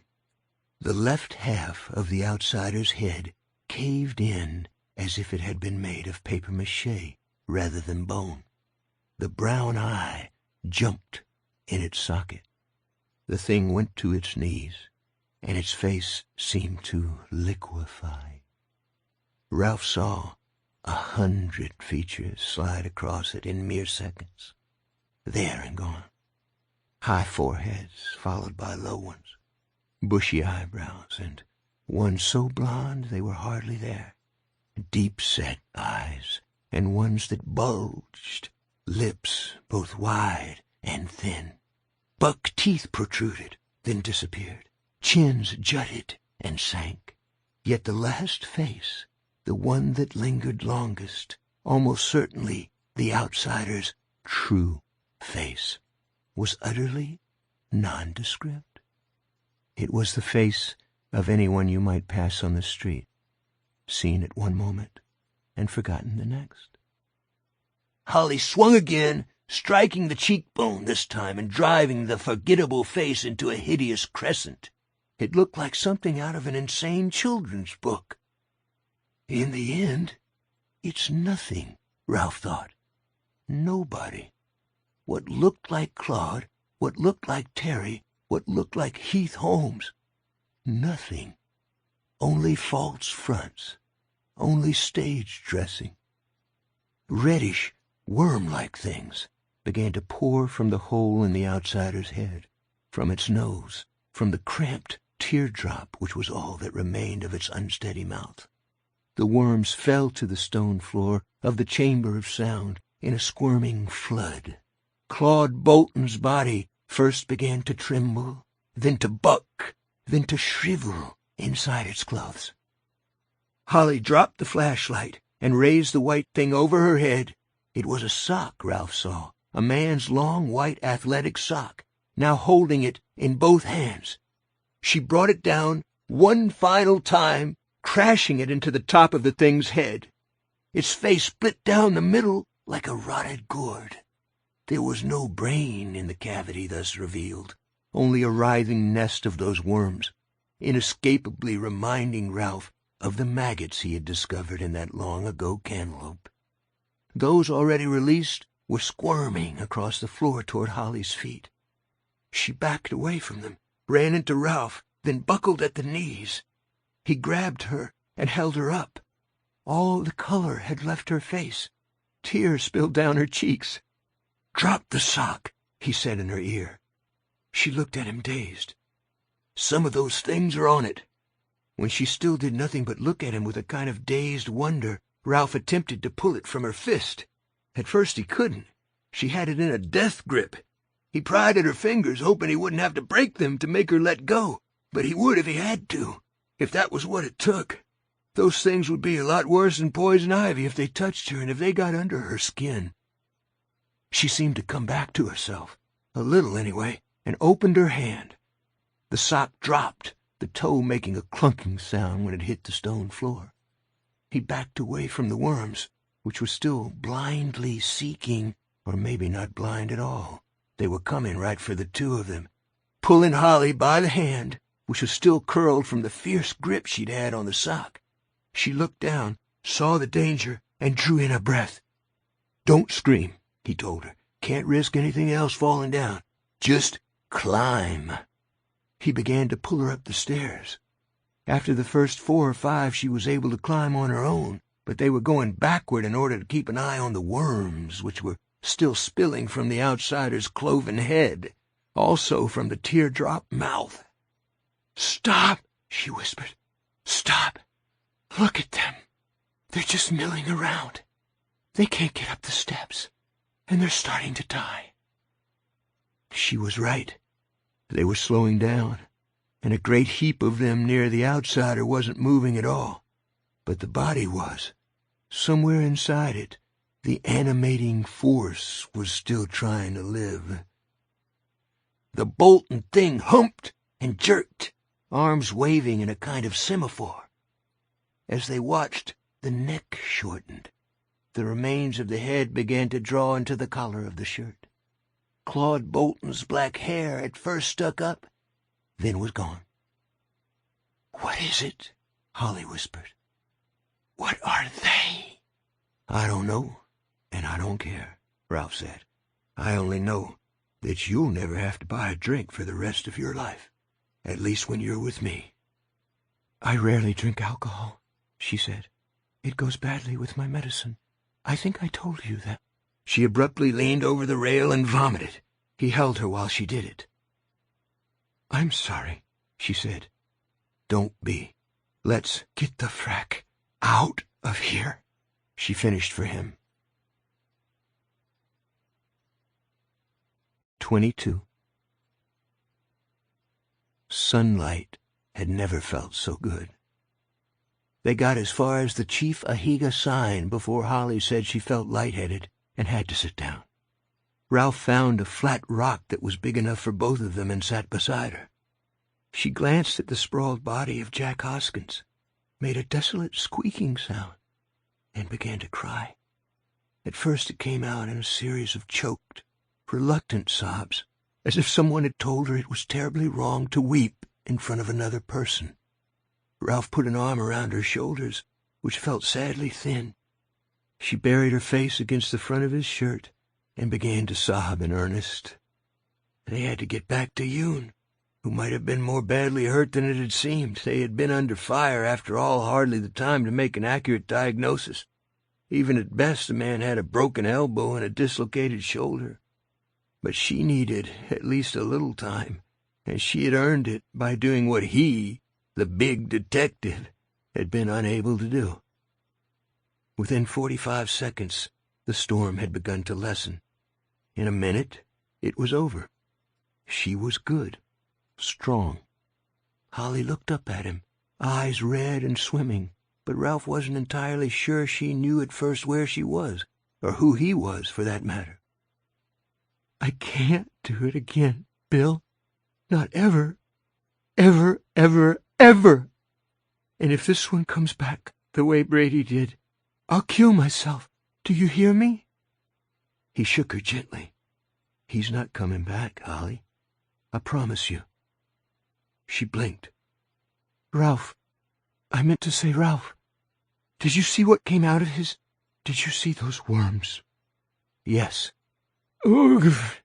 Ooh!" She made a retching noise and covered her mouth. "Who told you how to make a blackjack out of a sock, and how hard it can hit if the sock is one of the long ones? Was it Bill Hodges?" Holly nodded. "What was it loaded with?" "Ball bearings, just like Bill's. I bought them in the Walmart automotive department back in Flint City, because I can't use guns. I didn't think I'd have to use the happy slapper either. It was only an impulse." "Or an intuition." He smiled, although he was hardly aware of it. He still felt numb all over, and kept looking around to make sure none of those worms were squirming after them, desperate to survive in a new host. "Is that what you call it? The happy slapper?" "It's what Bill called it. Ralph, we have to go."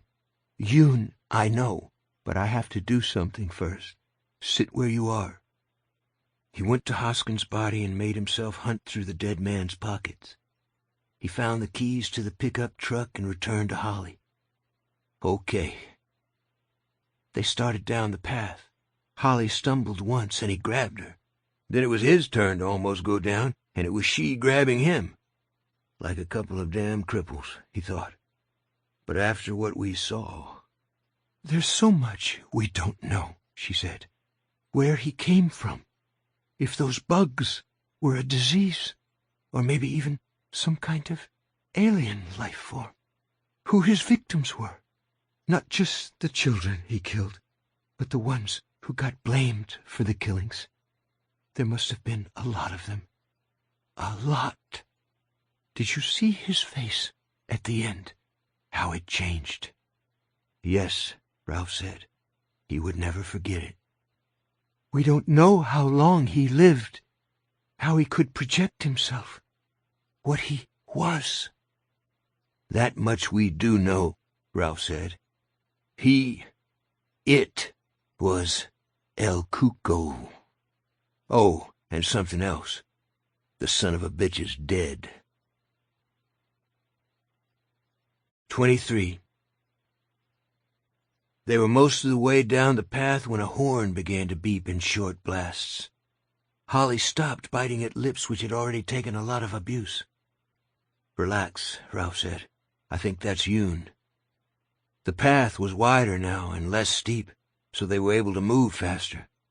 When they came around the storage shed, they saw it was indeed Yoon, sitting half in and half out of Hoskins' pickup, beeping the horn with his right hand. His swollen and bloody left arm lay in his lap like a log.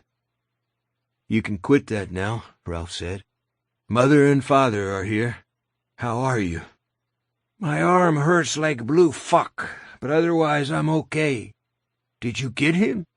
El Cuco?" "We got him," Ralph said. "Holly got him. He wasn't human, but he died, just the same. His days of killing children are over. Holly got him. He looked at her. How? We can talk about that later, she said. Right now, I'm more concerned about you. Have you passed out? Are you lightheaded? I got a little dizzy walking over here. Seemed to take forever, and I had to rest a couple of times. I was hoping I'd meet you coming out. Praying, more like it. Then I saw this truck. Must belong to the shooter. John P. Hoskins, according to the registration. Is he who I think he is? Ralph nodded. Of the Flint City Police. And it's was. He's dead, too. I shot him. Yoon's eyes widened. What the hell was he doing here? The outsider sent him.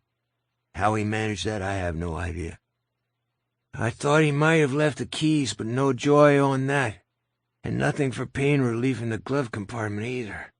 Just the registration, his insurance card, and a bunch of crap. I've got the keys, Ralph said. They were in his pocket. And I've got something for pain, Holly said. She reached into one of the voluminous side pockets of her beat-up suit coat and brought out a large brown prescription bottle. It was unlabeled. What else have you got in there? Ralph asked. A camp stove? Coffee pot? Shortwave radio? Work on that sense of humor, Ralph. That's not me being funny, that's true admiration. I concur, most heartily, Yoon said. She opened her traveling pharmacy, dumped an assortment of pills into her palm, and put the bottle carefully down on the truck's dashboard. These are Zoloft, Paxil, Valium, which I rarely take anymore, and these. She carefully slid the rest of the pills back into the bottle, saving out 2 orange ones. Motrin. I take it for tension headaches. Also for TMJ pain, although that's better since I started using a night guard. I have the hybrid model. It's expensive, but it's the best one on the... She saw them looking at her. What? Yoon said, just more admiration, querida. I love a woman who comes prepared for all eventualities. He took the pills, swallowed them dry, and closed his eyes. Thank you so much. May your night guard never fail you. She looked at him doubtfully as she stored the bottle back in her pocket. I have 2 more when you need them. Have you heard any fire sirens? No, Yoon said. I'm starting to think they're not coming. They will, Ralph said, but you won't be here when they arrive. You need to go to the hospital. Plainville's a little closer than Tippett, plus the Bolton place is on the way. You'll need to stop there. Holly, will you be okay driving if I stay here? Yes, but why? Then she hit her forehead lightly with the palm of her hand. Mr. Gold and Mr. Pelly. Yes, I have no intention of leaving them where they fell. Messing up a crime scene is generally frowned on, Yoon said, as I think you know. I do, but won't allow 2 good men to cook in the hot sun and next to a burning vehicle. Do you have a problem with that? Yoon shook his head. Droplets of sweat shone in the bristles of his Marine-style haircut. Por supuesto, no. I'll drive us around to the parking lot and then Holly can take over. Are you getting any relief from that Motrin, amigo? I am, actually. It ain't great, but it's better. Good, because before we get rolling we have to talk. About? About how we're going to explain this, Holly said. 24. Once they were in the parking lot, Ralph got out. He met Holly coming around the hood of the truck, and this time it was she who hugged him. It was brief, but strong. The rental SUV had mostly burned itself out, and the smoke was thinning. Yoon moved, carefully, with several winces and hisses of pain, into the passenger seat. When Ralph leaned in, he said, "You're sure he's dead?" Ralph knew it wasn't Hoskins he was asking about. "You're Sure. Yes. He didn't exactly melt like the Wicked Witch of the West, but close. When the shit hits the fan out here, they're going to find nothing but his clothes and maybe a bunch of dead worms. Worms? Yoon frowned. Based on how fast they were dying, Holly said, I think the worms will decay very rapidly. But there will be DNA on the clothes, and if they should happen to run it against Claude's, they could get a match. Or a mix of Claude's and Terry's, because his changeover wasn't complete. You saw that, right? Holly nodded. Which would make it worthless. I think Claude is going to be all right. Ralph took his cell phone from his pocket and put it in Yoon's good hand. You'll be okay to make the calls as soon as you start getting some bars? Claro. And you know the order of the calls? As Yoon ticked them off, they heard faint sirens coming from the direction of Tippett. Someone had noticed the smoke after all, it seemed, but the person who saw it hadn't bothered to come and investigate himself, which was probably good. D.A. Bill Samuels, then your wife, Chief Geller after that, finishing up with Captain Horace Kinney of the Texas Highway Patrol. All the numbers are in your contacts. The Boltons we talked to in person. I'll talk to them, Holly said. You're going to sit still and rest your arm. Very important Claude and Lovey get on board with the story, Ralph said. Now go on. If you're still here when the fire trucks arrive, you'll be stuck. With the seat and the mirror adjusted to her satisfaction, Holly turned to Yoon and to Ralph, still leaning in the passenger door. She looked tired, but not exhausted. Her tears had passed. He saw nothing on her face but concentration and purpose. We need to keep this simple, she said. As simple and as close to the truth as we can get. You've been through this before, Yoon said, or something like it, haven't you? Yes, and they will believe us, even if they're left with questions that can never be answered. You both know why. Ralph, those sirens are getting closer, and we have to go. Ralph closed the passenger door and watched them drive away in the dead Flint City detective's pickup. He considered the hard pan Holly would have to cross in order to avoid the chain, and thought she'd manage it just fine, skirting the worst of the holes and washes in order to spare Yoon's arm. Just when he thought he couldn't admire her more, he did. He went to Alec's body first, because it was the harder one to retrieve. The vehicle fire was almost out, but the heat radiating from it was fierce. Alec's face and arms had blackened. His head had been burned bald, and as Ralph grabbed him by the belt and began hauling him toward the gift shop, he tried not to think of the crispy bits and melted gobbets that were being left behind, and of how much Alec now looked like the man who had been at the courthouse that day. All he needs is a yellow shirt over his head, Ralph thought, and that was too much. He let go of the belt and managed to stagger 20 paces before bending over, grasping his knees and throwing up everything in his stomach. When that part was done, he went back and finished what he had started, dragging first Alec and then Howie Gold into the shade of the gift shop. He rested, getting his breath back, then examined the shop's door. It was padlocked, but the door itself looked weather-worn and flimsy. The second time he hit it, the hinges gave way. The interior was shadowy and explosively hot. The shelves were not entirely empty. A few souvenir T-shirts, emblazoned with "I explored the Marysville Hole," still remained. He took two and shook off the dust as best he could. Outside, the sirens were very close. Ralph thought they wouldn't want to drive their expensive equipment across the hardpan. They'd stop to cut the chain instead. He still had a little time. He knelt and covered the faces of the two men. Good men who had fully expected to have years of life left in front of them. Men with families who would grieve. The only good thing, if there was anything good about it, was that their grief would not become a monster's meal. He sat beside them, forearms resting on his knees, chin on his chest. Was he responsible for these deaths, too?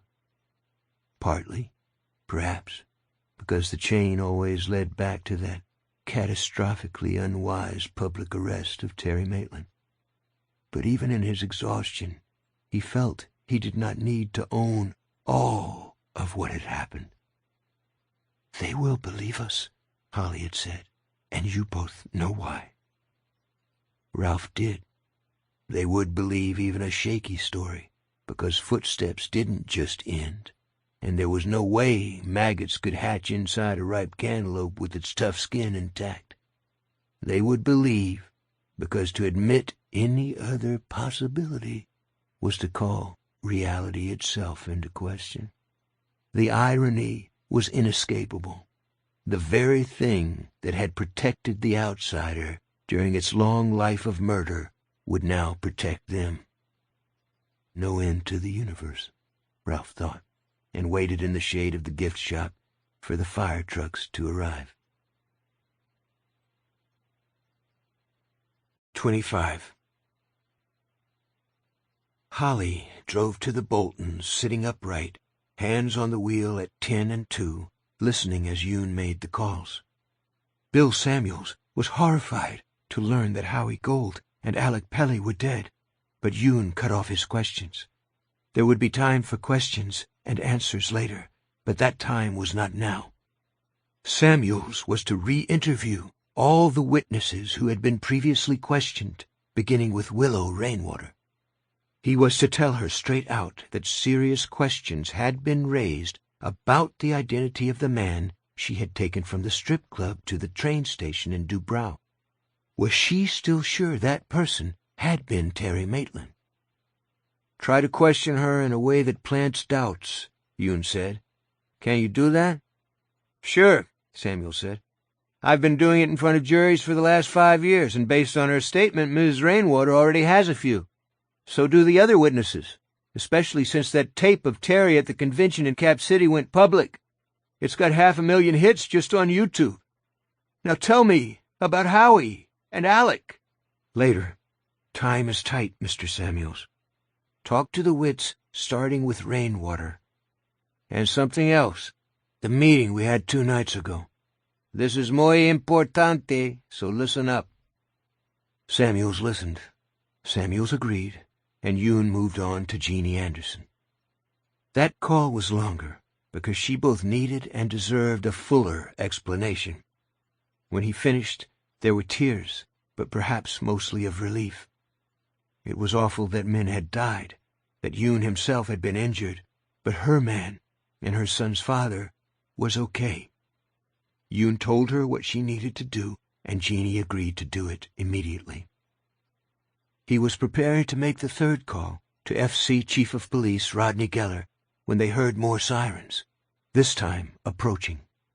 2 Texas Highway Patrol cars blasted by them, headed for the Marysville Hole. "If we're lucky," Yoon said, "maybe one of those troops is the guy who talked to the Boltons. Stape, I think his name was." "Sipe," Holly corrected. "Owen Sipe. How's your arm?" "Still hurts like blue fuck. I'm going to take those other 2 Motrin." "No. Too much all at once can damage your liver. Make the other calls. But first, go to Recents and delete the ones you made to Mr. Samuels and Mrs. Anderson." "You would have made a hell of a crook, señorita." "Just being careful. Prudente." She didn't look away from the road. It was empty, but she was that kind of driver. "Do it, then make the rest of your calls." 26. It turned out that Lovey Bolton had some old Percocets for back pain. Yoon took 2 of them instead of the Motrin, and Claude, who had taken a first aid course during his 3rd and last stretch in prison, bandaged his wound while Holly talked.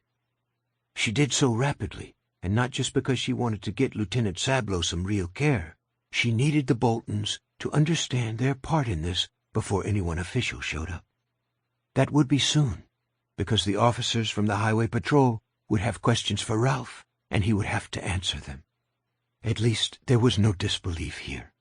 Lovey and Claude had felt the presence of the outsider 2 nights ago, and Claude had been feeling him even before that, a sense of disquiet, dislocation, and being watched.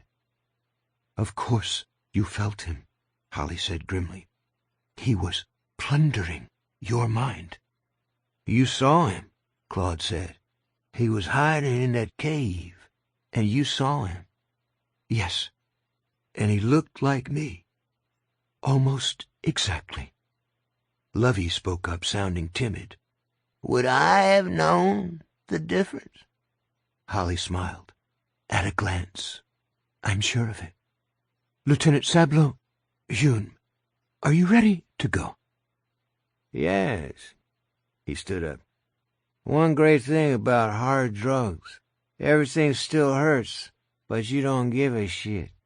Claude burst out laughing and pointed a finger gun at him. You got that right, brother. He saw Lovey frowning at him and added, Sorry, Ma. You understand the story you have to tell? Holly asked. Yes, ma'am, Claude said. Too simple to screw up. The Flint City DA is thinking of reopening the Maitland case, and you all came down here to question me. And you said what? Holly asked.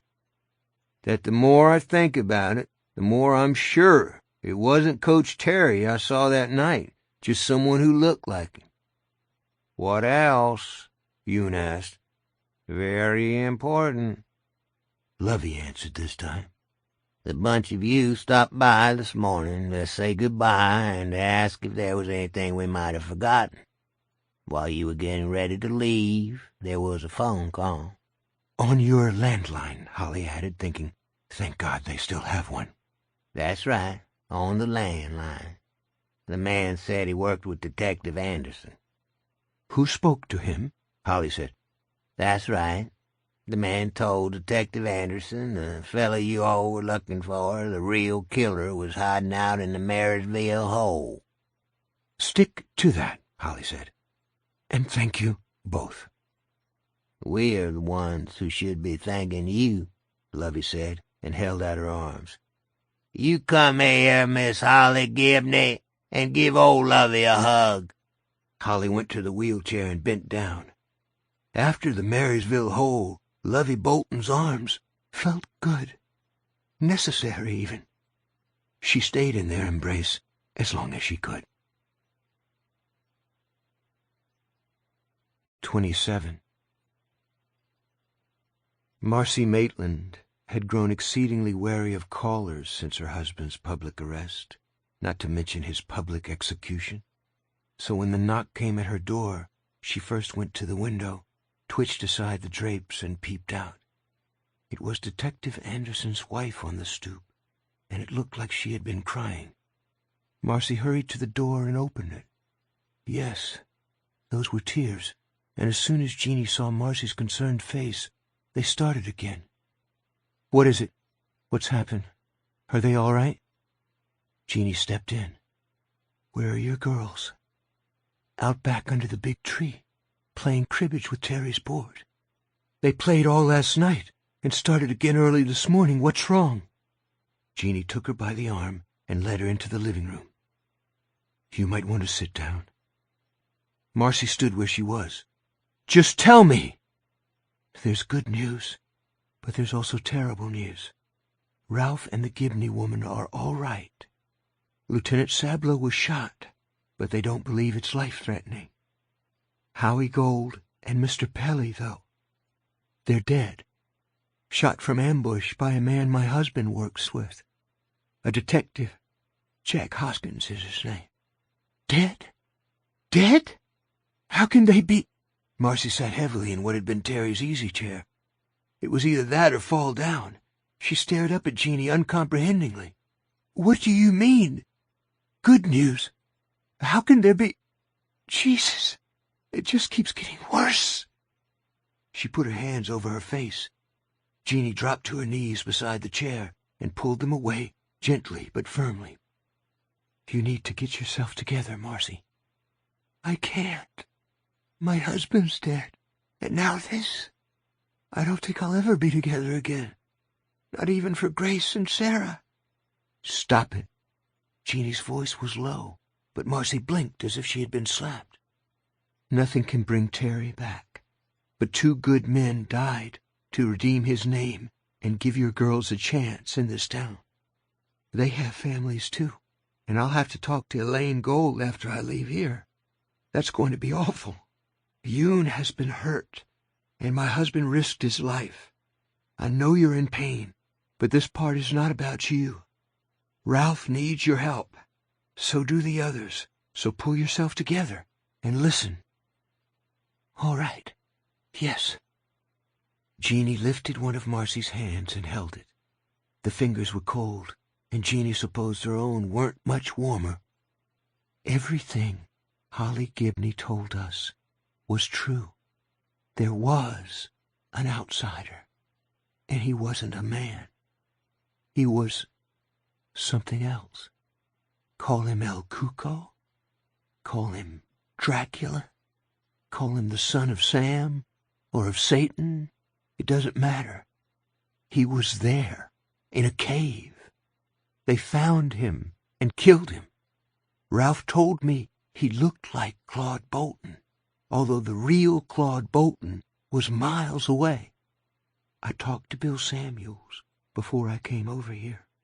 He thinks that if we all tell the same story, everything will be okay.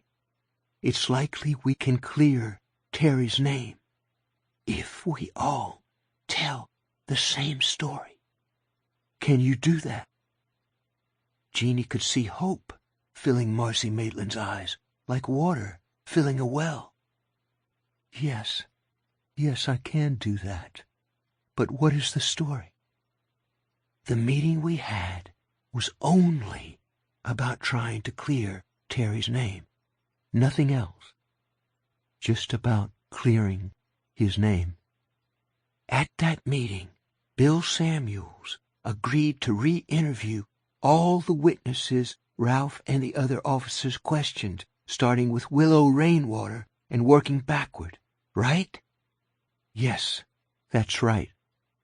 The reason he couldn't start with Claude Bolton is that Mr. Bolton is in Texas helping out with his mother, who's not well. Howie suggested that he, Alec, Holly, and my husband should go down there and question Claude. Yoon said he would join them if possible. Do you remember that? Yes, Marcy said, nodding rapidly. We all thought that was an excellent idea, but I don't remember why Miss Gibney was at the meeting. She was the investigator Alec Pelly hired to check on Terry's movements in Ohio. She got interested in the case, so she came down to see if she could give further assistance. Remember now? Yes. Holding Marcy's hand, looking into Marcy's eyes, Jeannie gave her the last and most important part. We never discussed shape changers, or El Cucos, or ghostly projections, or anything that might be called supernatural. No, absolutely not. It never crossed our minds. Why would it? We thought that someone who looked like Terry killed the Peterson boy and tried to frame him for it. We called this person the outsider. Yes, Marcy said, squeezing Jeannie's hand. That's what we called him. The outsider. Flint City. After. 1. The plane chartered by the late Howard Gold landed at the Flint City airport just after 11 o'clock in the morning. Neither Howie nor Alec was aboard. Once the medical examiner finished his work, the bodies had been transported back to FC in a hearse from the Plainville funeral home. Ralph, Yoon, and Holly shared the expense of that, as well as a second hearse, which transported the body of Jack Hoskins. Yoon spoke for all of them when he said there was no way the son of a bitch was going home with the men he had murdered. Waiting for them on the tarmac was Jeannie Anderson, standing next to Yoon's wife and 2 sons. The boys brushed past Jeannie. One of them, a husky preteen named Hector, almost knocked her off her feet and bolted for their father, whose arm was in a cast and a sling.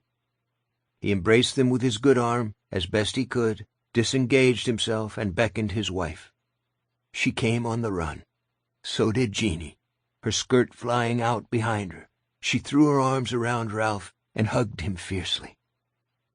The Sablows and the Andersons stood in family embraces near the door to the little private terminal, hugging and laughing, until Ralph looked around and saw Holly standing alone by the wing of the King Air, watching them.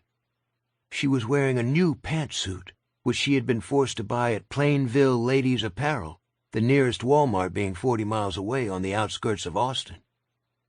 Ralph beckoned her, and she came forward a little shyly. She stopped a few feet away, but Jeannie was having none of that. She reached for Holly's hand, pulled her close, and hugged her. Ralph put his arms around both of them. "Thank you," Jeannie whispered in Holly's ear. "Thank you for bringing him back to me." Holly said, "We hoped to come home right after the inquest, but the doctors made Lieutenant Sablow, Yoon, wait another day. There was a blood clot in his arm, and the doctor wanted to dissolve it." She disengaged herself from the embrace, flushed but looking pleased. 10 feet away, Gabriella Sablow was exhorting her boys to leave Papi alone, or they would break his arm all over again. "What does Derek know about this?" Ralph asked his wife. "He knows that his dad was in a shootout down in Texas and that you're all right. He knows 2 other men died. He asked to come home early." "And you said?" "I said okay. He'll be here next week. Does that work for you?" "Yes. It would be good to see his son again, tanned, healthy, with a few new muscles from swimming and rowing and archery, and on the right side of the ground. That was the most important thing." "We're eating at the house tonight," Jeannie said to Holly, "and you'll stay with us again. No arguments now. The guest room is all made up." "That would be nice," Holly said, and smiled. Her smile faded as she turned to Ralph. "It would be better if Mr. Gold and Mr. Pelly could sit down to dinner with us. It's very wrong that they should be dead. It just seems—" "I know," Ralph said, and put an arm around her. "I know how it seems." 2. Ralph barbecued steaks on a grill that was, thanks to his administrative leave, spandy clean. There was also salad, corn on the cob, and apple pie à la mode for dessert. "A very American meal, senor," Yoon observed as his wife cut his steak for him. "It was delicious," Holly said. Bill Samuels patted his stomach. "I may be ready to eat again by Labor Day, but I'm not sure." "Stuff and nonsense," Jeannie said. She took a bottle of beer from the cooler beside the picnic table, pouring half into Samuel's glass and half into her own. "You're too thin. You need a wife to feed you up. Maybe when I go into private practice, my ex will come around. There's going to be a demand for a good lawyer here in town now that Howie—" He suddenly realized what he was saying and brushed at his cowlick, which, thanks to a fresh haircut, wasn't there. "A good lawyer can always find work, is what I meant." They were quiet for a moment. Then Ralph raised his beer bottle. "To absent friends." They drank to that. Holly said, in a voice almost too quiet to be heard, "Sometimes life can be very poopy." No one laughed. The oppressive July heat had let up. The worst of the bugs were gone, and the Anderson backyard was a pleasant place to be. Once the meal was finished, Yoon's 2 boys and Marcy Maitland's 2 girls drifted to the basketball hoop on the side of the garage and began playing horse. "So," Marcy said. Even though the kids were a good distance away and absorbed in their game, she lowered her voice. "The inquest. Did the story hold up?" "It did," Ralph said. Hoskins called the Bolton house and lured us to the Marysville hole. There he went on a shooting spree, killing Howie and Alec and wounding Yoon. I stated my belief that it was me he was really after. We've had our differences over the years, and the more he drank, the more that must have eaten into him. The assumption is that he was with some as yet unidentified accomplice who kept him supplied with booze and drugs. The medical examiner found traces of cocaine in his system and fed his paranoia. The Texas HP went into the chamber of sound, but did not find the accomplice. Just some clothes, Holly said. And you're sure he's dead, Jeannie said. The outsider. You're sure? Yes, Ralph said. If you'd seen, you'd know. Be glad you didn't, Holly said. Is it over? Gabriella Sablo asked. That's all I care about. Is it really over? No, Marcy said. Not for me and the girls. Not unless Terry's cleared. And how can he be? He was killed before he got his day in court. Samuel said, We're working on that. August 1st. 3. As the light of his first full day back in Flint City dawned, Ralph once more stood at his bedroom window, hands clasped behind his back, looking down at Holly Gibney, who was once more sitting in one of the backyard lawn chairs. He checked Jeannie, found her asleep and snoring softly, and went downstairs. He wasn't surprised to see Holly's bag in the kitchen, already packed with her few things for the flight north. As well as knowing her own mind, she was a lady who did not let the grass grow under her feet, and he supposed she would be very glad to get the hell out of Flint City. On the previous early morning when he had been out here with Holly, the smell of coffee had awakened Jeannie, so this time he brought orange juice. He loved his wife and valued her company, but he wanted this to be just between him and Holly. They shared a bond, and always would, even if they never saw each other again. Thank you, she said. There's nothing better than orange juice in the morning. She looked at the glass with satisfaction, then drank half of it. Coffee can wait. What time is your flight? 11:15. I'll leave here by 8. She gave a slightly embarrassed smile at his look of surprise. I know. I'm a compulsive early bird. The Zoloft helps with a lot of things, but it doesn't seem to help with that. Did you sleep? A little. Did you? A little. They were quiet for a time. The first bird sang, tender and sweet. Another responded. Bad dreams? He asked. Yes. You? Yes. Those worms. I had bad dreams after Brady Hartsfield, too. Both times. She touched his hand very lightly, then drew her fingers back. There were a lot at first, but fewer as time passed. Do you think they ever go away entirely? No, and I'm not sure I'd want them to. Dreams are the way we touch the unseen world. That's what I believe. They are a special gift. Even the bad ones. Even the bad ones. Will you stay in touch? She looked surprised. Of course. I'll want to know how things turn out. I'm a very curious person. Sometimes that gets me in trouble. And sometimes it gets you out. Holly smiled. I like to think so. She drank the rest of her juice. Mr. Samuels will help you with this, I think. He reminds me a little bit of Scrooge after he saw the 3 ghosts. Actually, you do too. That made him laugh. Bill's going to do everything he can for Marcy and her daughters. I'll help.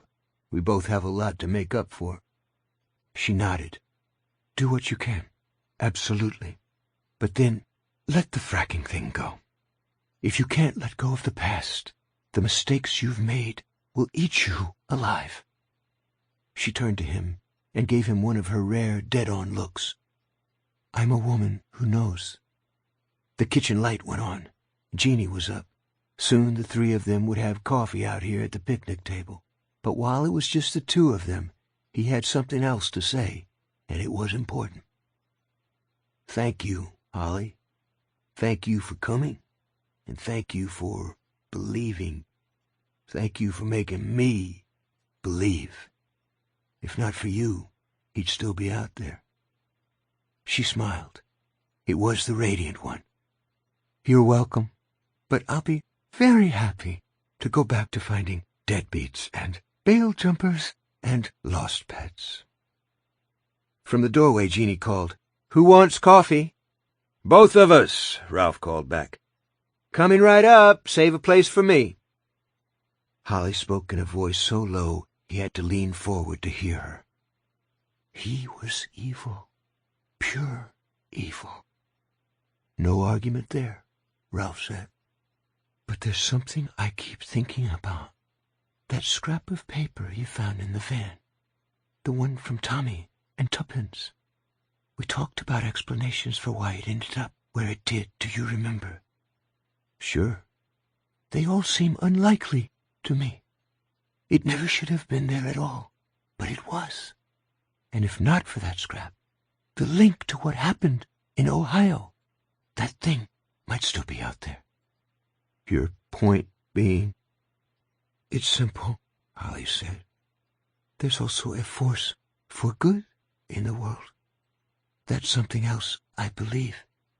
Partly so I don't go crazy when I think of all the awful things that happen, I guess. But also, well, the evidence seems to bear it out, wouldn't you say? Not just here, but everywhere. There's some force that tries to restore the balance.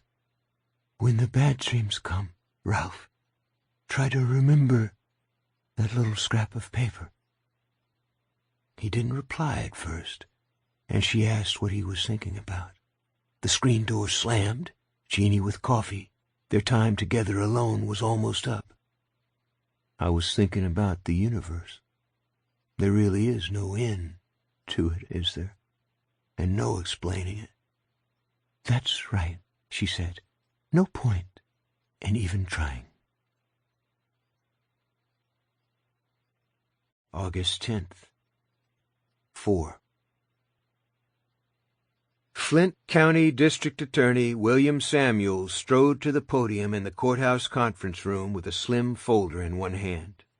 He stood behind a cluster of microphones. TV lights came on. He touched the back of his head, no cowlick, and waited for the assembled reporters to quiet. Ralph was sitting in the front row. Samuels gave him a brief nod before commencing.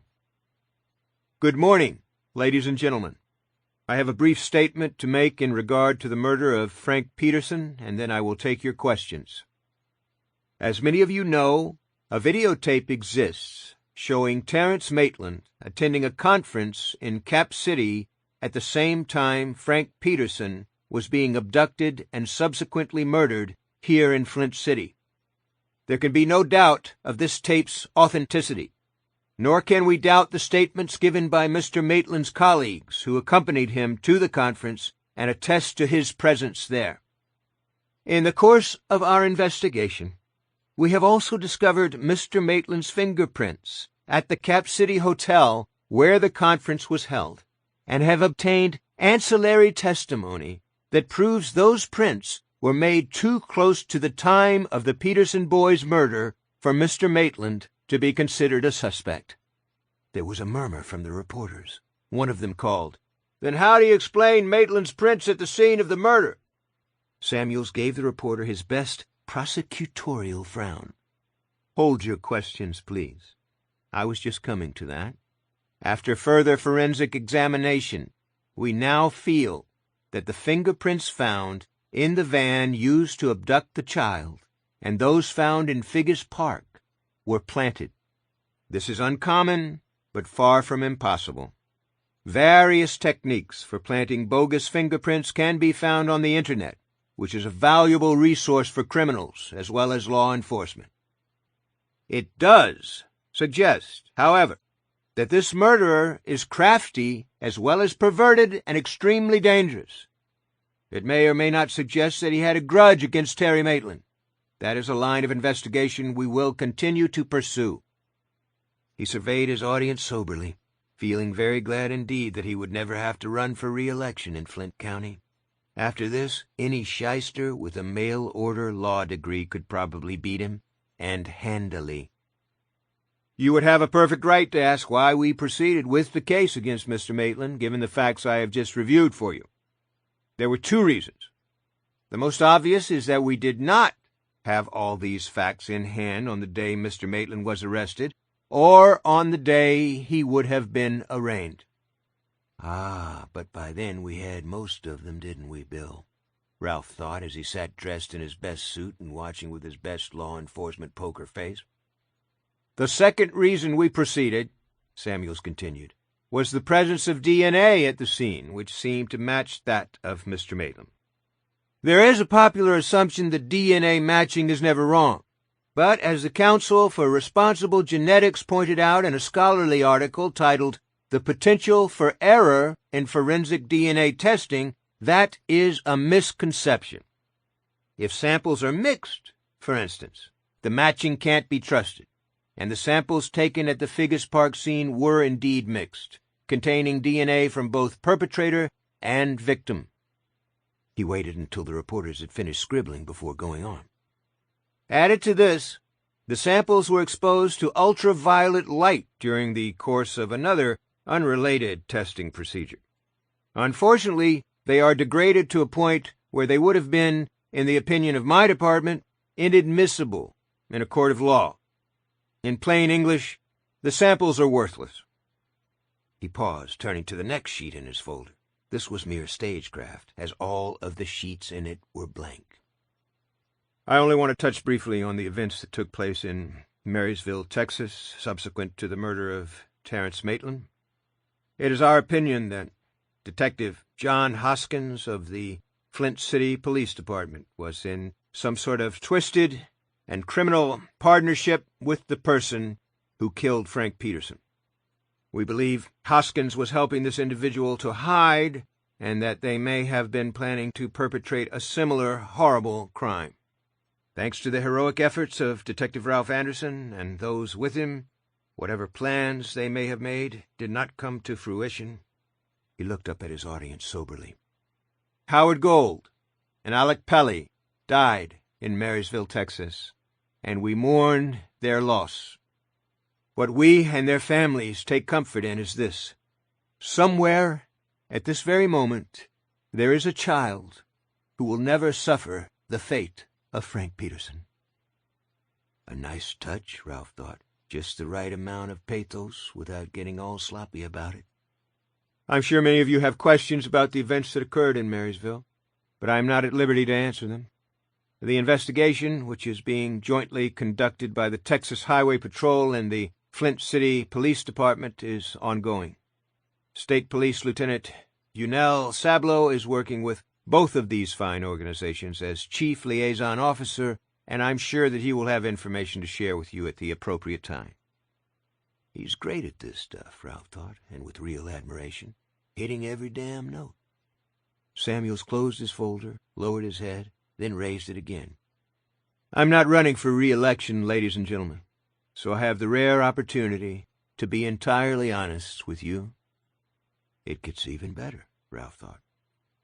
"Given more time to evaluate the evidence, this office almost certainly would have dropped the charges against Mr. Maitland.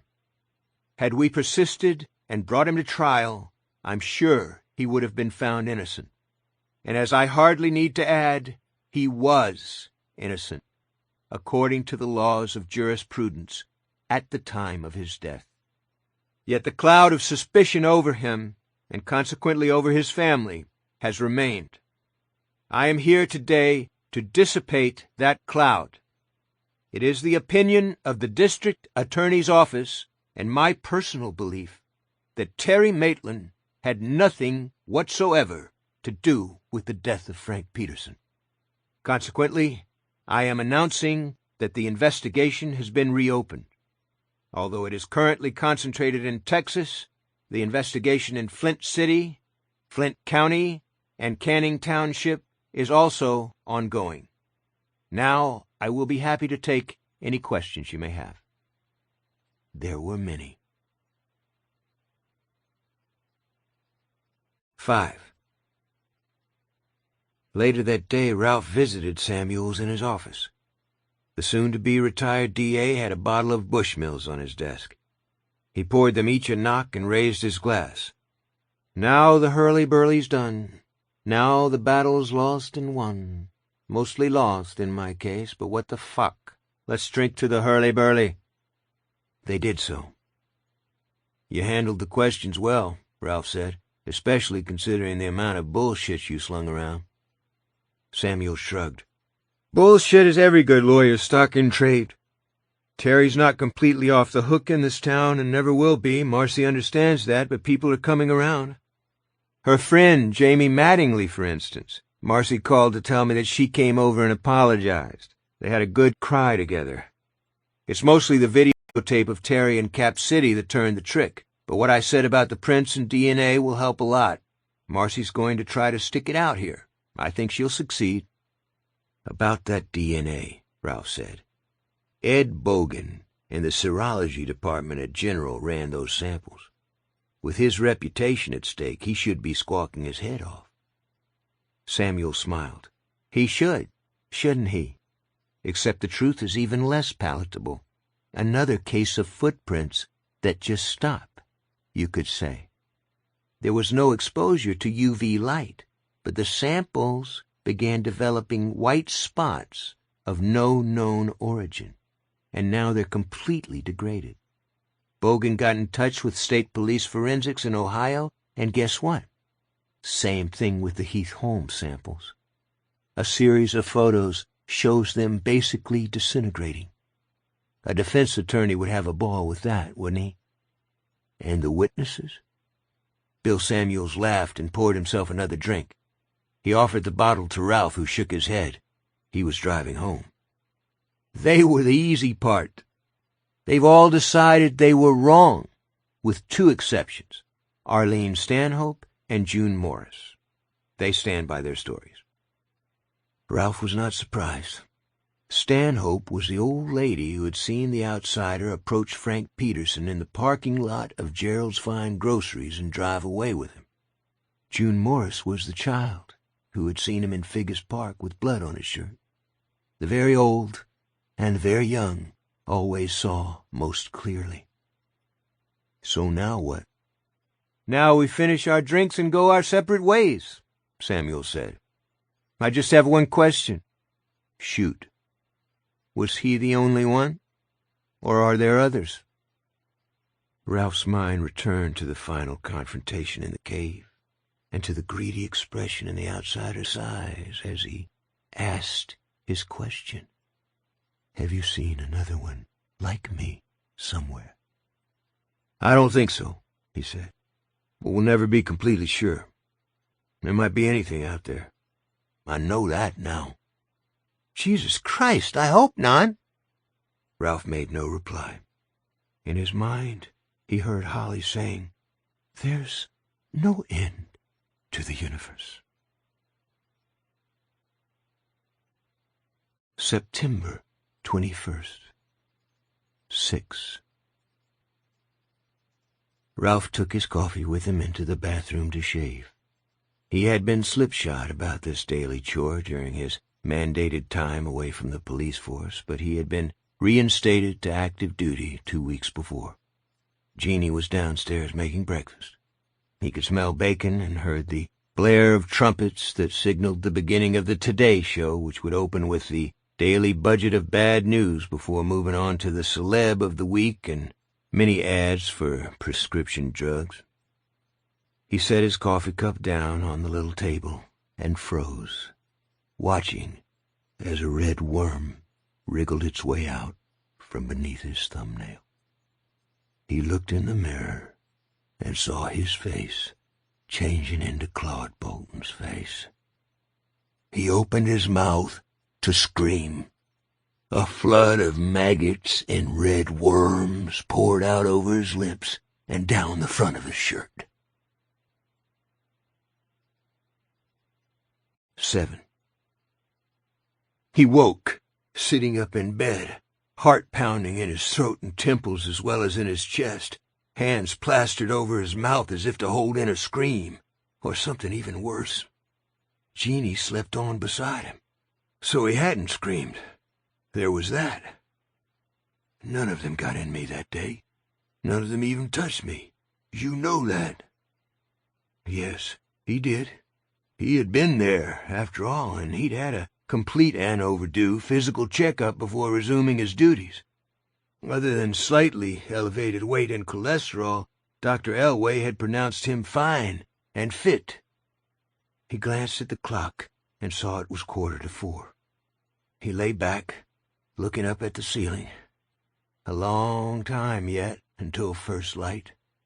A long time to think. 8. Ralph and Jeannie were early risers.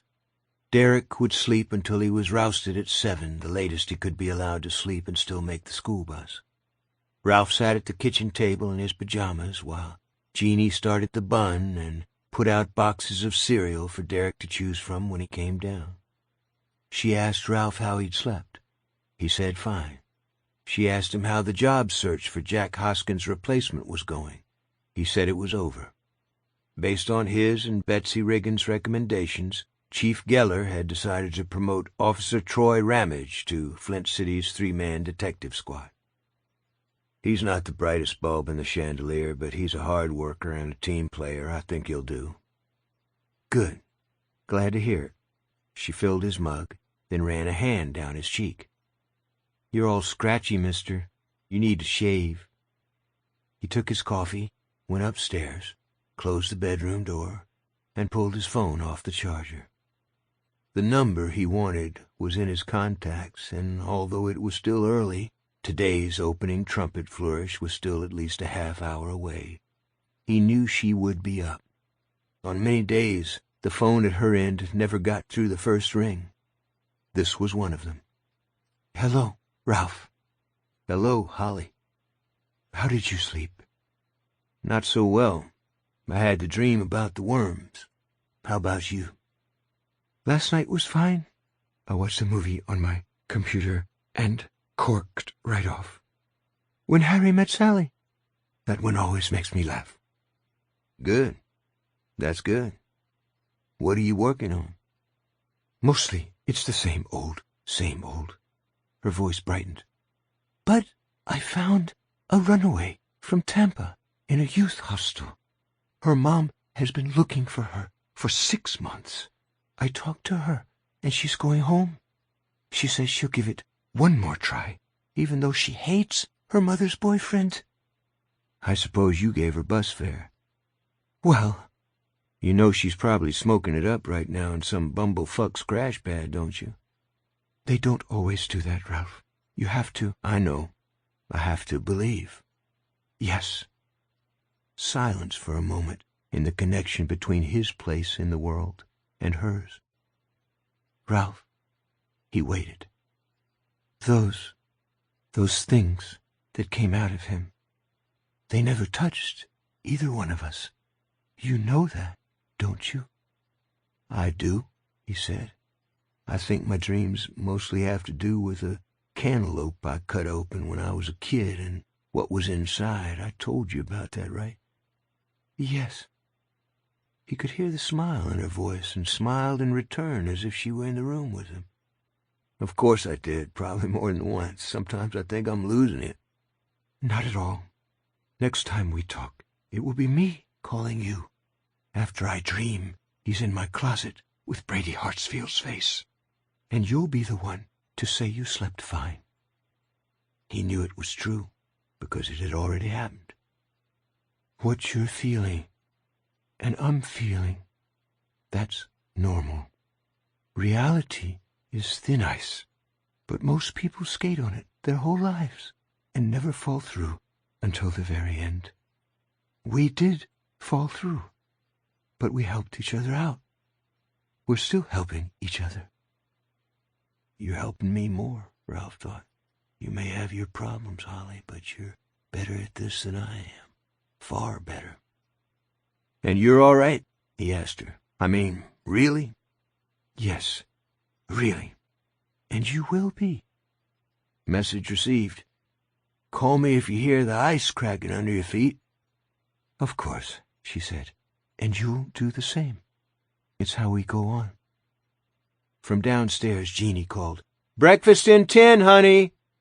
"I've got to go," Ralph said. "Thanks for being there." "You're welcome," she said. "Take care of yourself. Be safe. Wait for the dreams to end." "I will." "Goodbye, Ralph." "Goodbye." He paused and added, "I love you, Holly." But not until he ended the call. It was the way he always did it, knowing if he actually said it to her she would be embarrassed and tongue-tied. He went into the bathroom to shave. He was in his middle age now, and the first speckles of gray had begun to show in the stubble he covered with Barbasol. But it was his face, the one his wife and son knew and loved. It would be his face forever, and that was good. That was good.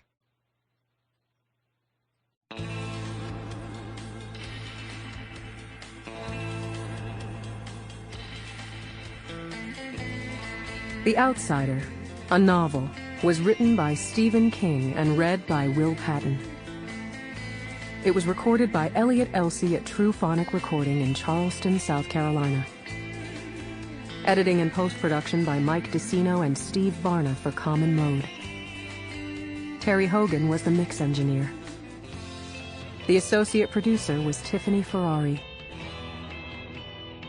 The Outsider was produced and directed by Christina Zarafanidis. This has been a presentation of Simon & Schuster Audio.